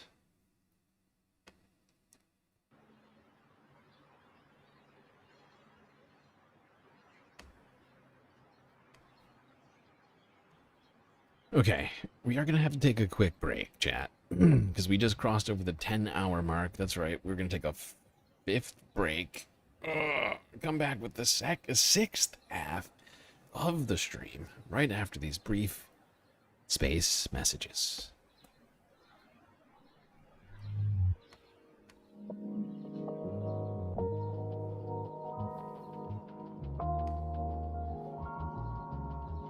All right. Well, I hope everybody's been enjoying the stream so far. If you haven't already, hit the like button and don't forget to subscribe. Hit that bell icon too if you want to get the latest notifications from the Galactic News Network and ensure that you don't miss a single episode of this spacecast. While you're at it, do also consider contributing to the Galactic News Network, as we are completely funded by individuals such as yourself, enjoyers of the stream, space fans, collaborating, combining their power to keep this here spacecast alive. Now, there's many great ways for you to show your support. YouTube, Super Chat, Super Stickers, memberships, Cash App, and PayPal if you prefer not to have YouTube take a hefty cut of that money, and instead would rather every penny go directly to keeping this stream going. But of course, the best way to get the most space benefits for your Earth dollars is to go on to Patreon and become a patron. Of course, Galactic patrons only pay $3 a month, but get access to a truly incredible spread of space benefits unseen by the rest of the goddamn Milky Way galaxy. And if every subscriber only contributed a couple bucks a month, we would have no space financial problems whatsoever. Anyway, chat, that's enough for me. Enjoy the break, grab yourselves a drink, maybe a snack, and I will be right back.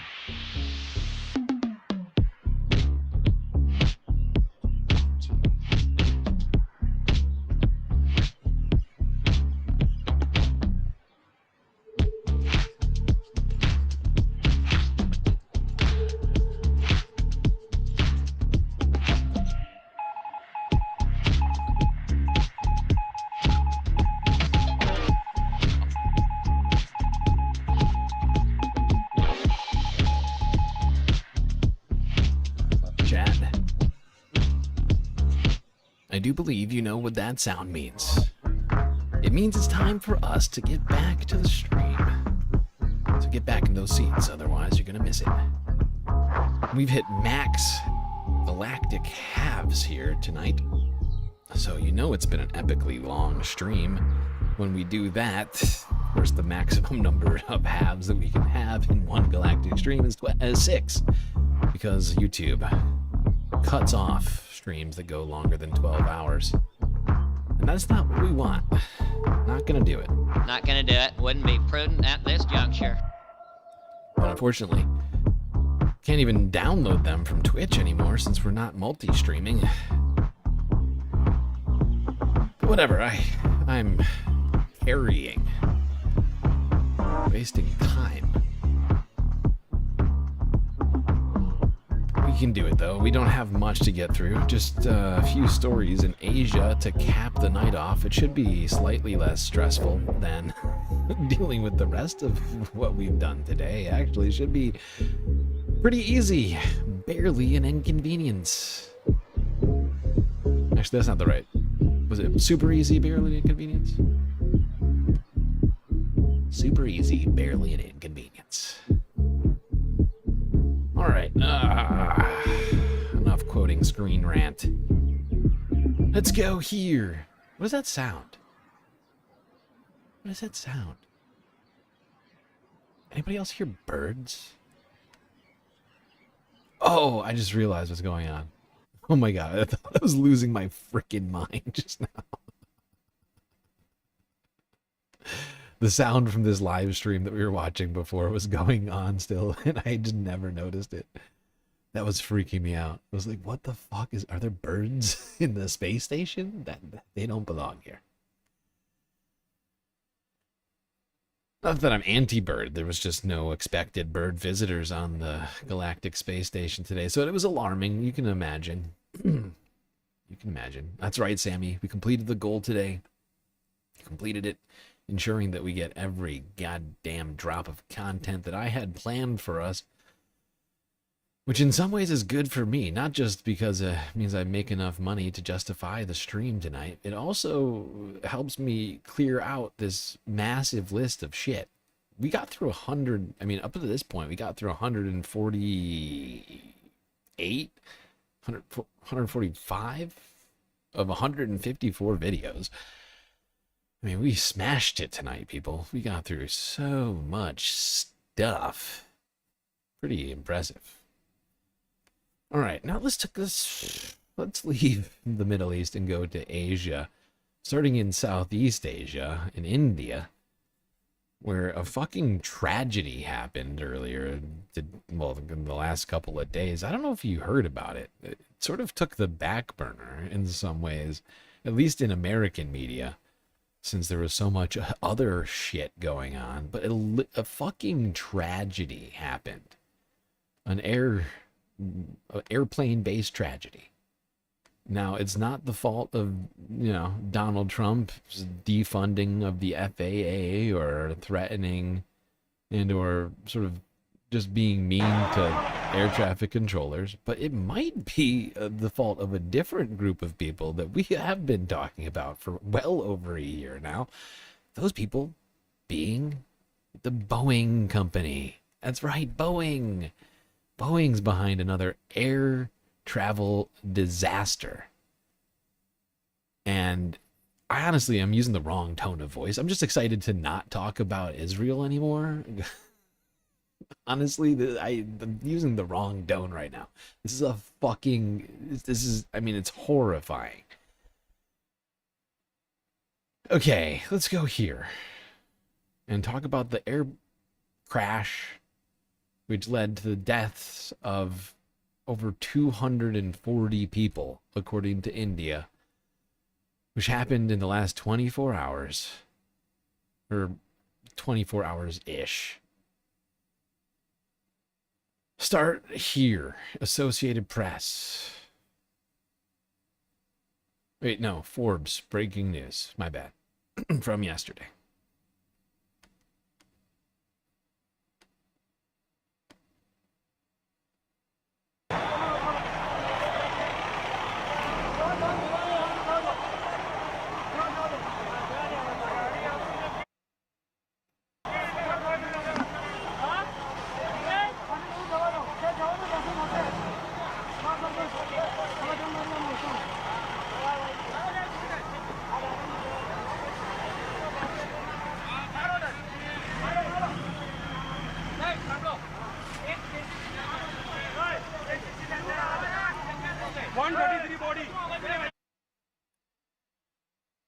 I wonder if this puddle is like gasoline. It's not clear to me, but it is horrifying. Look at the devastation. Burnt, charred cars. Windows blown out. Looks like a fucking bomb went off. It is horrifying. You haven't seen Donald Duck in a while? I think I saw Donald Duck at the last stream. He's been in and out. Flitting in and out like a bird does. You know who I haven't seen in a while, who I miss a lot? Well, there's been a few people, actually, I feel like I haven't seen that I miss a lot. But Jerry, who was constantly in here and then had that important event, and we haven't seen her for like a couple weeks, which feels strange because she was always yelling at me about emotional support characters, and I feel like without emotional support characters right now, this is why I keep thinking about her, I think, is because right now we don't have the emotional support characters set up, and I'm just imagining Jerry yelling at me in the background all the time, like, where's my emotional support characters? I can just imagine it right now. Streamlord, we're missing 8 emotional support characters. It's like, hey, settle down. Okay. But I hear she's coming back. She was in the Discord earlier talking about stuff. By the way, if you're not in the Galactic Discord, you should be in Padilla. You should be there. And since there's no mods in the chat right now, because I don't think there are, here's a link. It's a secret between you and me. But remember to accept the rules before when you get in there, because if you don't, you'll be blocked from 97% of the server.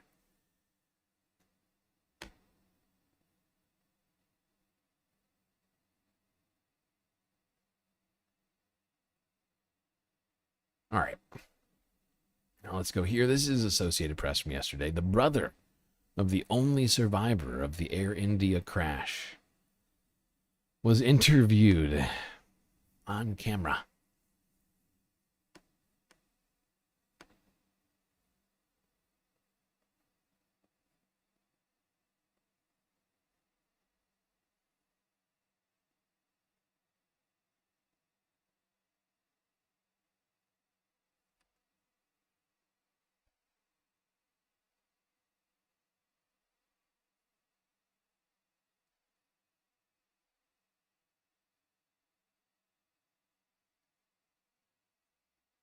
Even though we survived, yeah, it's a miracle. Like, still worried about our other brother, my other brother. When he was on the runway, well, my dad called him, and Vishwa said, "Oh, we're gonna take off soon." And then literally like 2 minutes later, he video called my dad. As he crashed, he said, "Oh, our plane's crashed." All of that. I don't know where my brother is. I don't see any other passengers. I don't know how I'm alive, how I exited the plane. I mean, you can see the state of my mom there. Like, we're all just, I've got no words. I mean, that guy better play the fucking lottery, because his number came up. Oh, God. Although maybe karmically that wouldn't be the best. I don't know. I'm just saying. 1 in 243. What are the odds of that? 0.4%? Might be lower than that. I'm just trying to think. I mean, probably lower than that, actually. You factor in some other shit.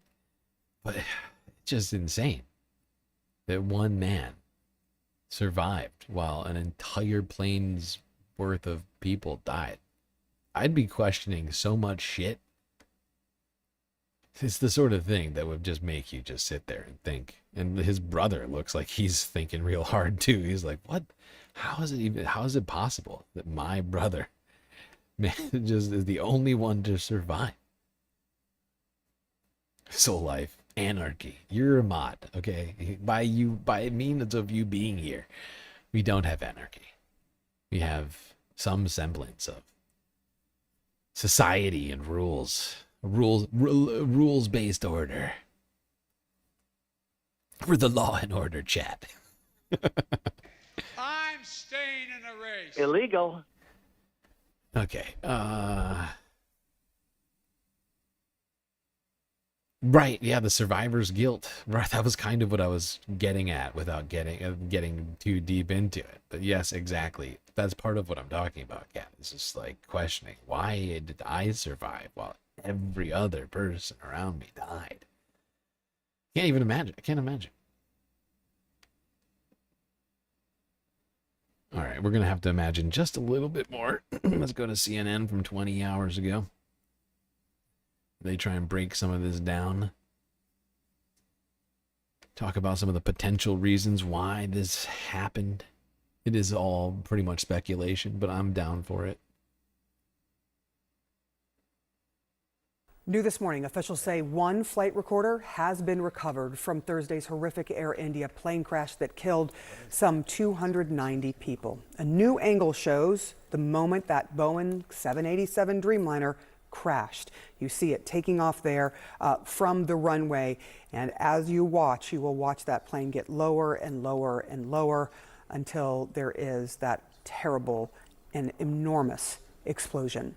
Remarkably, after all of this, one man managed to survive not only the explosion or the fact that it went into buildings. He's apparently a British national who was in seat 11A, according to his boarding pass. The Hindustan Times reporting that he told them he heard a loud noise just before the plane went down. Remind me to always sit in seat 11A. Okay, I'm kidding. I'm kidding. Bad joke. Dozens of others on the ground were killed when the plane slammed into a hostel housing doctors and medical students. With us now, CNN transportation analyst and former inspector general at the Department of Transportation, Mary Schiavo. Mary, thank you so much for being here. That black box, one of them recovered, where we will start getting some concrete answers. But you have two clues here. One that you pointed out yesterday, that the flaps not being deployed may have been a problem. But another big clue from that sole survivor of the crash saying that he heard a bang about 30 seconds after takeoff. And we know that this plane went down about a minute or a little less than a minute after takeoff. What might that indicate? Well, it could indicate a number of things. I mean, immediately when you hear of a big bang on takeoff, you think of it what's called an uncontained engine failure. And that is the engine literally has a breakdown. It has a failure of various parts, and it can spew out literally metal flying pieces Now, of it's the hard engine. it's hard to et cetera. And tell in this image. But you can, because it may be heat dispersion that's causing this effect. I can't remember what it's called. There's a specific word for it. But you can see the wings like shaking, almost tremoring. You hear of a big bang on takeoff, you think of it what's called an uncontained engine failure, and that is the engine literally has a breakdown. It You has see a it, failure like, of right various there. parts, and it can spew out literally metal flying pieces of the engine, et cetera, and the housing doesn't contain it. It would be extremely rare to have a dual uncontained Jesus engine failure. It could Christ. be a bird strike. It could be any How did that guy survive? I don't understand. How could anybody survive that? et cetera, and the housing doesn't contain it. It would be extremely rare to have a dual Look at it. uncontained engine failure. It could be a bird strike. That fucking cloud's like 200 feet in the air. It could be any number of things. And he also reported, and I found this very interesting, he said the lights were flickering about the same time. And so he has a wealth of information. The doctors, I also saw the doctors put him on strict order and observation. So it'll be a while before the investigators probably can talk to him officially, but those are important clues. Yeah. Yeah, it's a disturbing situation that happened here just minutes after takeoff. This Boeing 787. Boeings have had enough problems already. You'd think they'd take safety a little more seriously. Now, it's not clear that it is the Boeing negligence caused. They don't have a good track record right now, and Boeing whistleblowers keep winding up dead. So, you know, I have some preconceived notions about Boeing. You know, sue me.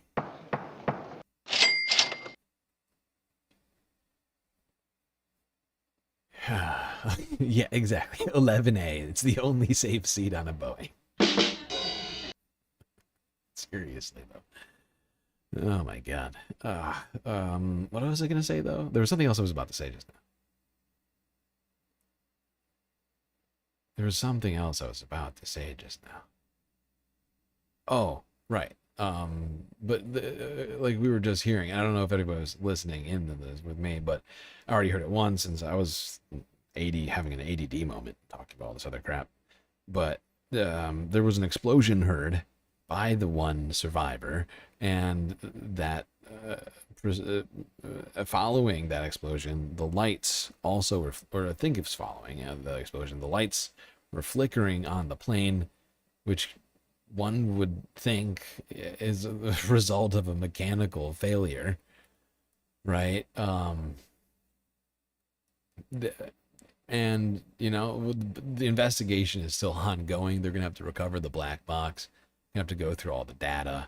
Not that there's going to be a ton of data to go through, considering the flight only took 2 minutes. It shouldn't be too hard to figure out what happened. But they're still, I'm assuming, gathering evidence. But this guy is in the hospital. I saw a video. I don't have the clip. I saw a video of him, like, he looked fine. It's kind of shocking. Like, he looked a little banged up.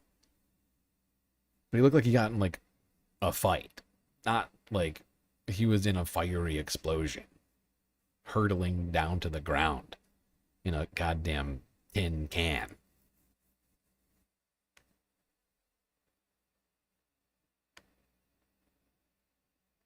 All right, let's talk China. China!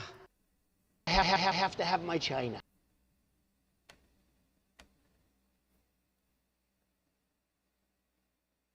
Now, China has been innovating in trolling on social media in the wake of Trump's trade war. Let's talk about that. What's that face? New tariffs on steel and aluminium imports to... God damn it. What is my freaking browser doing? Being a dick. In a few hours ago, now doubling to 50%. The struggling US steel industry is applauding this latest broadside from the Trump administration. But other sectors that rely on the metals are warning of price hikes everywhere, from car lots to grocery store shelves, although it's not entirely clear how or when the cost will be passed on to consumers. Meanwhile, the Trump team has asked all countries that trade with the US to submit trade proposals by the end of today. The White House called the letter that went out a friendly reminder that the deadline is coming up. Meanwhile, trade tensions between the US and China are still flaring as Chinese state media is taking some new swipes at President Trump with the help of AI. CNN's Will Ripley explains. This AI-generated anime is going viral in China, portraying US President Donald Trump as a tariff-wielding superhero. It's one of several recent videos mocking Trump's trade war policies, many of them created with AI. Your taxi truck, your taxi tire, red was burning in your dumpster fire. China's English-language broadcaster produced this video, blaming Trump's tariffs for U.S. inflation and global instability. The video echoes Beijing's official stance. Since the U.S. imposition of the unilateral tariff measures, it has not resolved any of its own issues, she says, and has instead severely undermined the international economic and trade order. China's Xinhua news agency produced this AI animation featuring a robot named Tariff, programmed to impose trade restrictions. I now choose death to end the harm. Please, don't do this. Goodbye, Dr. Mallory. The robot self-destructs Goodbye, rather than Dr. obey Mallory. orders to raise tariffs. AI-generated clips like these, showing Trump and Elon Musk hard at work in factories, have been flooding China's tightly controlled social media platforms for months. Not gonna lie, that song slaps. The one from Two Back, I think I know what you're talking about, and I agree. It does kind of slap, even though it's definitely AI. All untouched by Beijing's army of online censors. Designed to push China's narrative, the U.S. is making a fool of itself, and more importantly, losing ground to China in the global trade war President Trump started. China's foreign trade has been able to withstand the difficulties, he says, maintaining steady growth and showing strong resilience to maintain competitiveness on the international front. China's Bureau of Statistics put out numbers claiming exports are actually rising despite the trade war, partially due to a surge in orders before the tariffs kicked in. Outside observers often question the accuracy of China's numbers, which are impossible to independently verify. At this Chinese textile plant, the director says the U.S. no longer dominates their strategy. The trade war made me realize the U.S. is just a small part of the global market, he says. We'd rather bring Chinese products to the rest of the world, reasonably priced, high quality.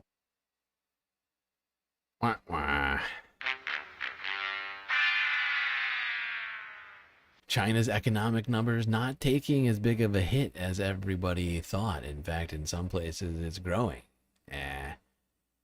Some of that may have to do with people trying to get inventory before tariffs took place, but fact is they increased trade across the world, not and imports from the United States waned. So how does that add up? And so yeah, it's fascinating. Not only are they winning in the tariff war, it would seem, they're also winning in the memes war. China. China. I have to have my China. Sorry. I know, I have too many China sound chats. What can I do? What can I do? Look how freaking late it is right now, people. Or early. 7:13 a.m. Eastern Standard Time. On, by the way, my birthday weekend. That's right. It's official now. Birthday weekend. Which day is it? Who can say? All we know is it's an approximation of the time when I was born. Ah, boy. It's crazy. Crazy getting older and older. Basically going to be ancient. Anytime, any minute now. I'm just going to keel over and die. We're going to do Trump's birthday parade today together. Don't you worry. I'm planning to do it live. Hopefully soon. But boy, we are getting close, chat, to being completely over with the stream. Good God. Let's go to Reuters here from 4 days ago. Talk about the talks. Let's talk about talks. The talks between the United States and China.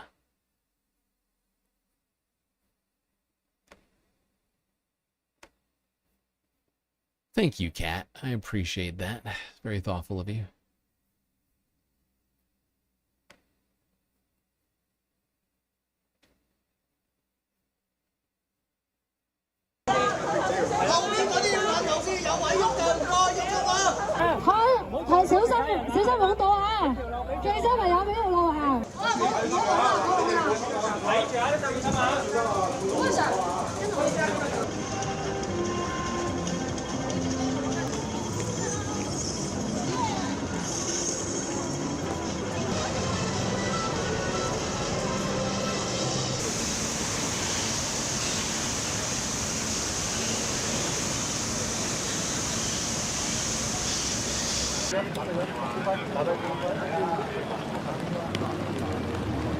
What is this? Oh, shit. I just realized what this is. I don't know how I overlooked this. This is from over a week ago. That's probably why. This has nothing to do with the thing I just said. I mean, it's got to do with China. In Hong Kong, on the Tiananmen Square commemorations, there were protests that were held in different places in Hong Kong, and at least 2 people were arrested. 10 were detained for illegally recognizing the Tiananmen Square incident. Illegal. That was like 10 days ago now. I'm sorry, that one slipped its way in here. It's my bad. I made a huge, tiny mistake. We were supposed to do that one last week. This is what fucked me up, is not being able to stream all week.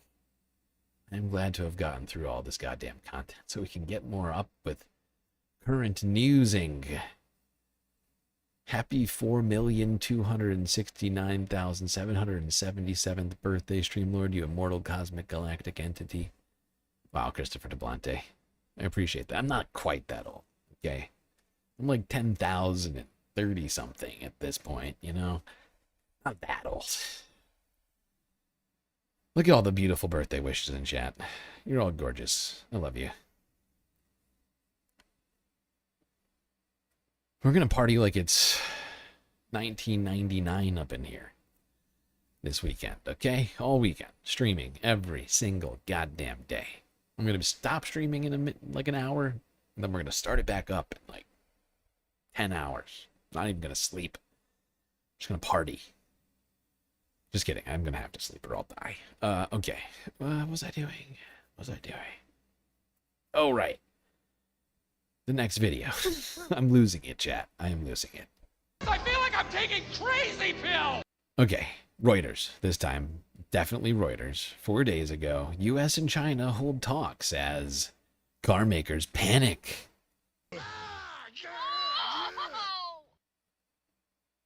Let's do it. Go, go, go. Get in position.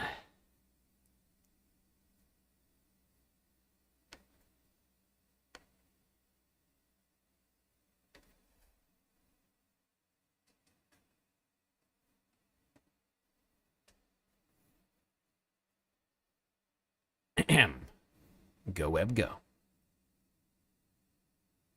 It's like it hears me.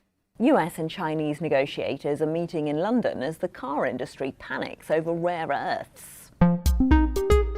Rare earths. I hear they're very important. It's Monday, 9th of June, and here's what you need to know.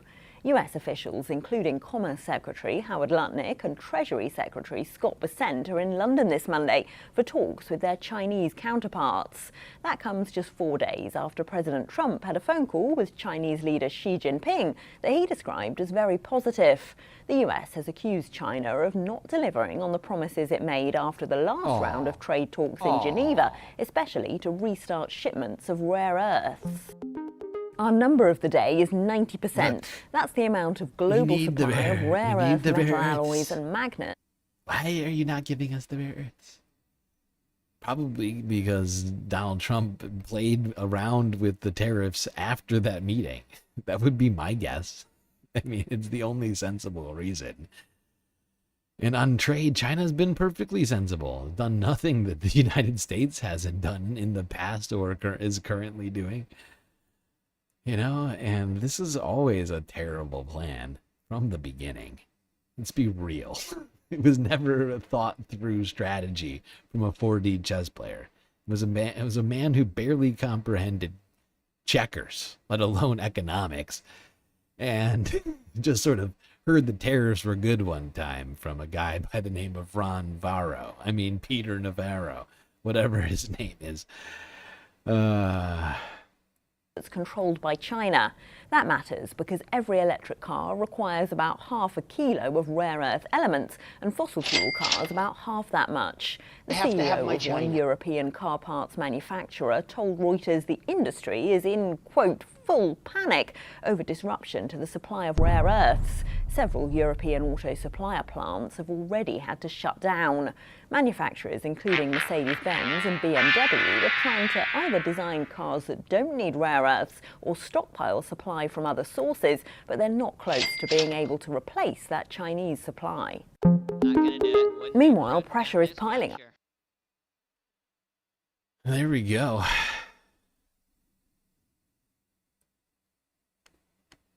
It's true. What Soul Life is saying in chat is 100% true. It's a fun fact, and it is a fact. The U.S. relies on China. I have to have my China. For rare earth, it can't refine itself. It's true. Rare earth doesn't. refine itself. To get those metals out of the earth, which is not actually that rare, it was just what we call it. You gotta refine it. You gotta put it through a bunch of mechanical processes which separate the rare part from the earth, so that it can be further refined and then sold.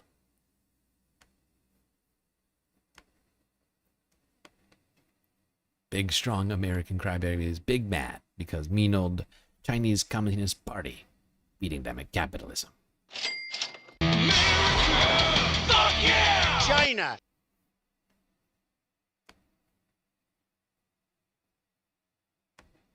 Okie dokie.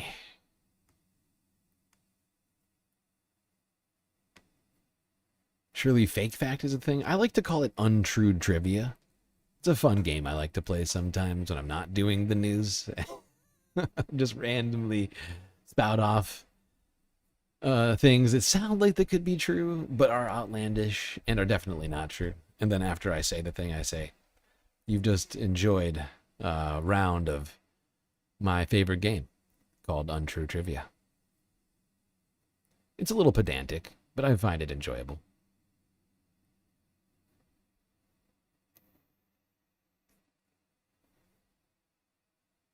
Okay, let's go here to CNN from 2 days ago. According to Donald Trump himself, trade deal with China is done. Oh, okay. That sounds pretty good. It's done. There's no way that that's a lie.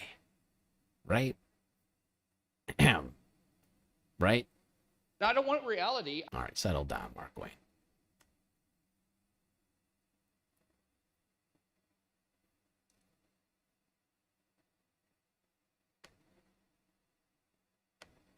A big announcement from President Trump saying a trade deal with China has finally been reached and the relationship between the two nations is, quote, excellent. Let's go live now to New York and CNN business and politics correspondent Vanessa Yarkevich. Big development here, Vanessa. Yes, significant development, and coming from the president this morning, confirming that U.S. and Chinese trade officials have worked out a framework. He posted on Truth Social this morning saying the deal is done, indicating that he expects that China is going to continue to increase the flow of rare earth minerals and magnets. She and me. Wow. Our deal with China is done, subject to final approval with President Xi and me. Full magnets.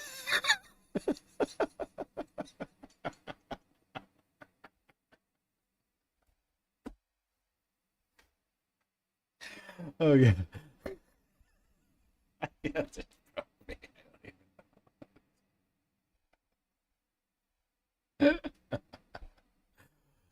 Oh, my God. Full magnets. Full magnets, comma, and any necessary rare earths will be supplied. This is way too many commas. Up front by China. There's like 7 commas in that sentence. Full magnets, full stop. Well, not full stop. Gonna get a comma in there. And any necessary rare earths. Full magnets. What does full magnets mean? What the hell does full magnets mean? Can anybody explain this term, full magnets? We're gonna have full magnets, everybody.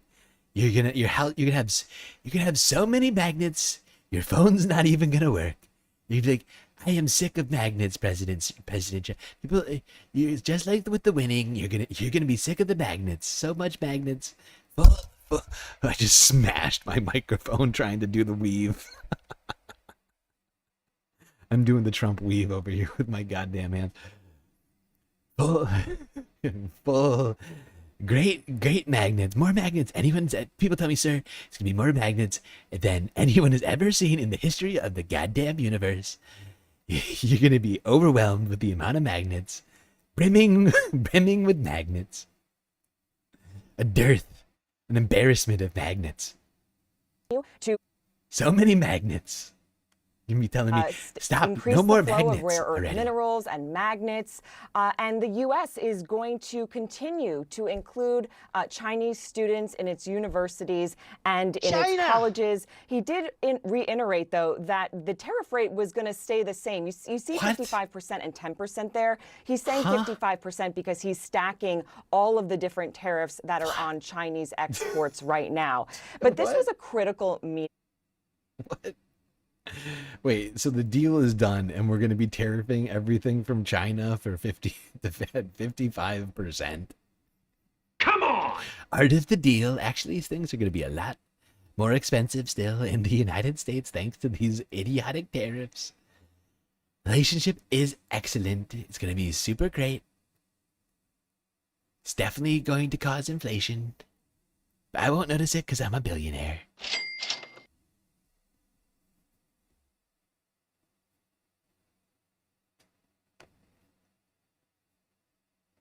Just everybody just count on full magnets, okay? That's at least one shining spot in our future. Full magnets. Ah, God, I'm just basking in the glory of full magnets. Not enough neodymium in my life.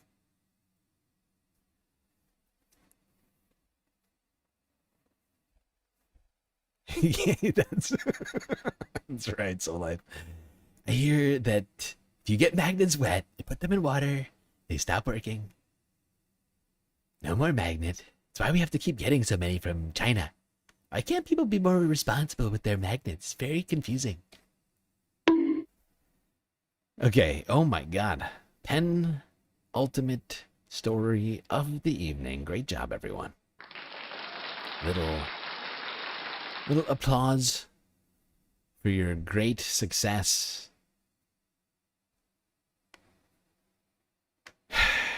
Truly impressed with your fortitude, chat. Let's talk about the Chinese EV market. Here's BBC News from 11 hours ago.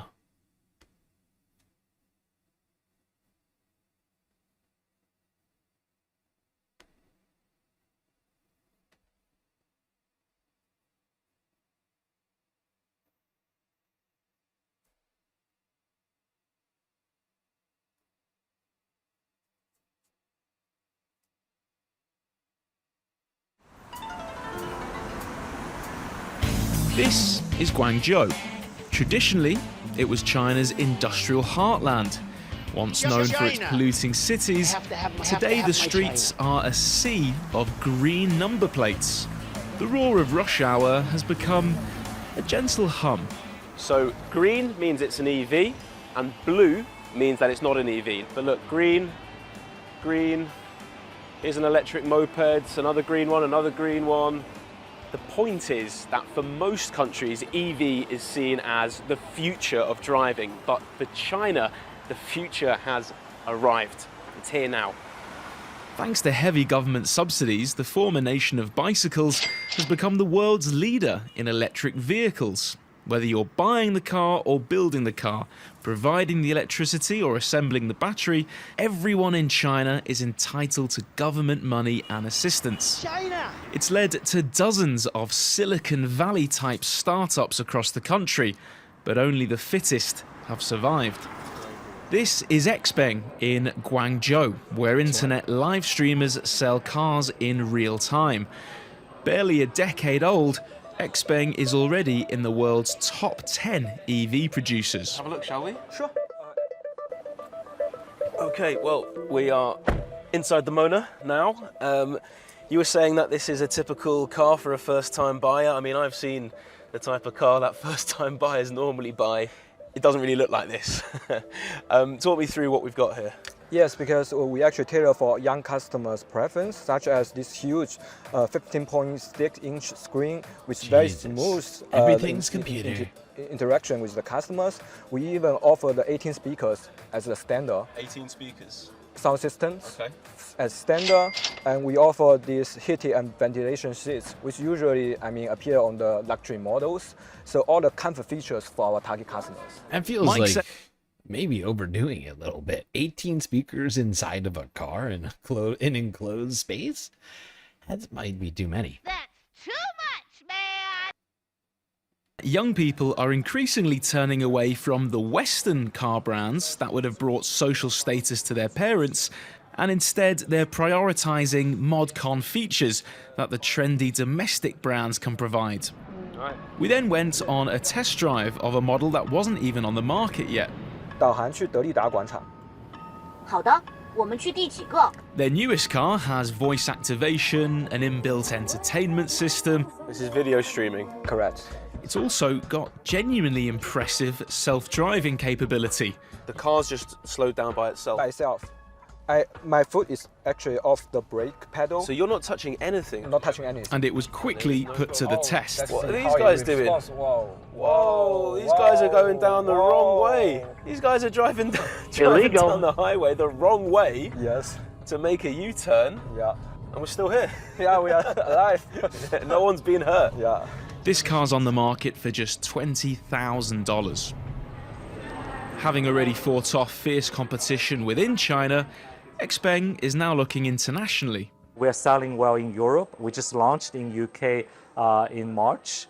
We see tremendous interest in our products. It is, traditionally a stigma attached to some Chinese products.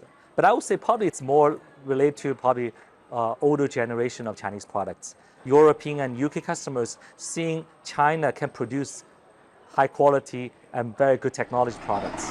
In Shanghai. Yeah, he's right.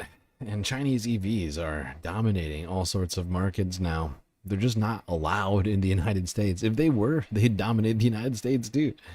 Because they're completely functional, everything is computer, they're just as good as Teslas, and they're a tiny fraction of the cost. And I'm fairly certain, I mean, it's absolutely cheaper to buy them in China if you're a Chinese citizen, because as a Chinese citizen, you're entitled to assistance with important life purchases. Sounds nice. Oh, God.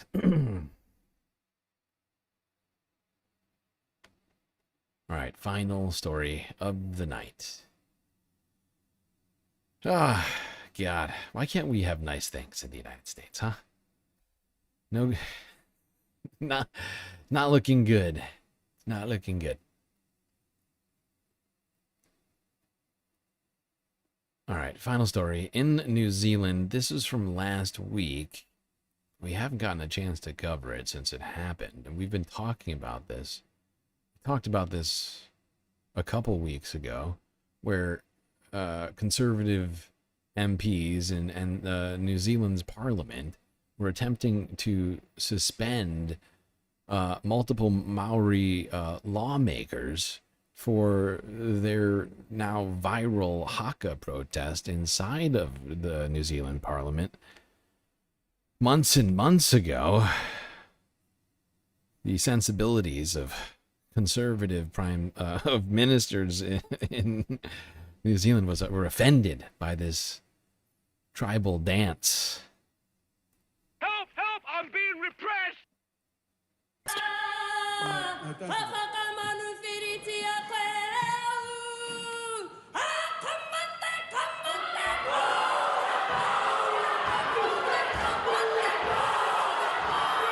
New Zealand legislatures have suspended 3 lawmakers from Parliament who performed a Maori haka to protest a proposed law.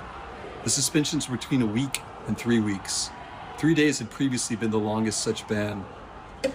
The lawmakers performed the haka, a chanting dance of challenge, in November. They were opposing a... So if you didn't catch that, I'm going to go back 10 seconds. If you didn't catch what he just said, all 3 of those people that you see dancing in front of you were suspended for different periods of time, between 3 days and 3 weeks, essentially. It's fucking ridiculous. The fact that they are clutching their pearls, acting like they were martyrs for having to sit through an indigenous dance while they were trying to rip up the very charter which was created to avoid, you know, all of the problems that every single British colony has ever fucking had. Like, it is just wild. It is insane. that they could behave like that. Be like, oh, but my feelings were hurt because I had to see them dance in Parliament. Oh, it's quite terrible. I had to see the hands were shaking, and it was very bad. Oh, goodness. 3 weeks. 3 days had previously been the longest such ban. The lawmakers performed the haka, a chanting dance of challenge, in November. They were opposing a widely unpopular bill that they said would reverse indigenous rights. The bill was later defeated. Committees said the punishment was so strict because the lawmakers strode toward their opponents while doing the haka. But the sanctioned lawmakers said they were being punished more harshly because they are Maori. Inside and outside Parliament, the haka has increasingly been welcomed as an important part of New Zealand life. The sacred chant can be a challenge to the viewer, but it is not. Yeah, I mean, here's a question. Do they think that the All Blacks should be suspended every game?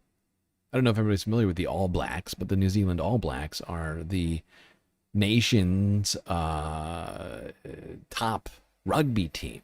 And look it up. It's pretty terrifying, but I mean, it's not that terrifying. It's pretty cool, honestly. But the rugby team, for every single match, they do the haka, right? To get them amped up. And to also, pay like homage in a way, like to the culture, indigenous culture of New Zealand, right? It's like he just said, it's an intrinsic part of New Zealand culture, and the fact that they're complaining about it while they were trying to take away indigenous rights and rip up that fucking treaty, like, it is just pathetic. It is so lame. Awful, awful, awful. Weak. Now, this isn't going to have a ton of effect. Like, it's a short period of time that they're being suspended, but it's just on principle. It's just ridiculous. Okay, well, that's the last story.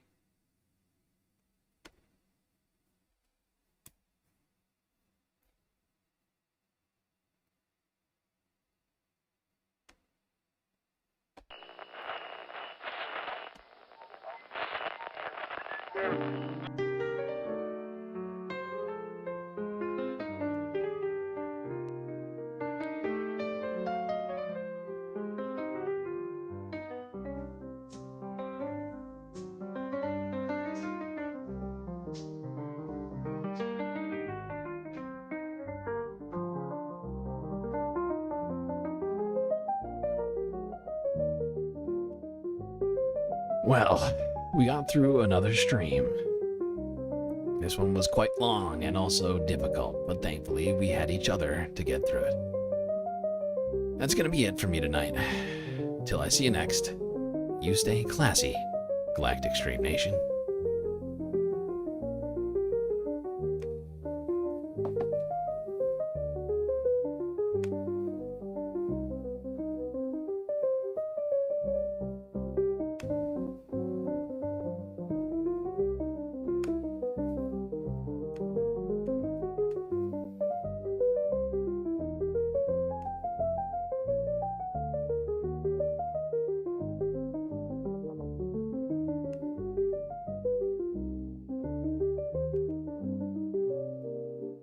Can't forget this.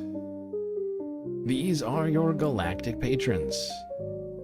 Gabby, Goth Dogs, Aaron W, Schmegley, PB, Mitty, Afroponics, Snarl by Nature, Interplanet Janet, Godcat, Robot Cat, Disco Wolf, Callie Brading, Sammy, Geo Dragon, The Anti-Corporatist, Obsessive Audio, Moa Noah, Nadia, Choki.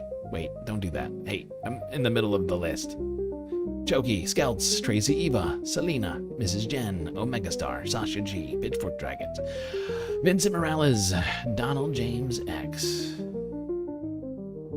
Evan from Portland, Daredevil, McGoggles, Lovely Pariah, Mish, Becky, D Cypher, Sue Bates, and Icebreaker. That's right. All these people here have helped produce the show, which your eyes and ears just got done enjoying. You can too for just a few US dollars a month on Patreon.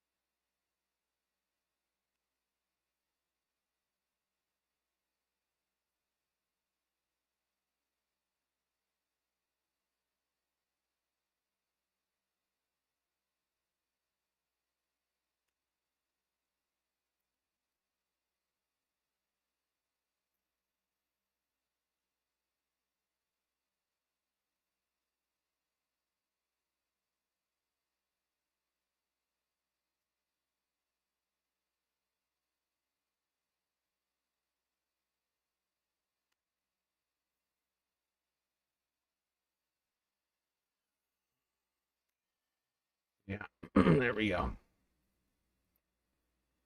Galactic After Stream. Beginning in 3, 2, 1.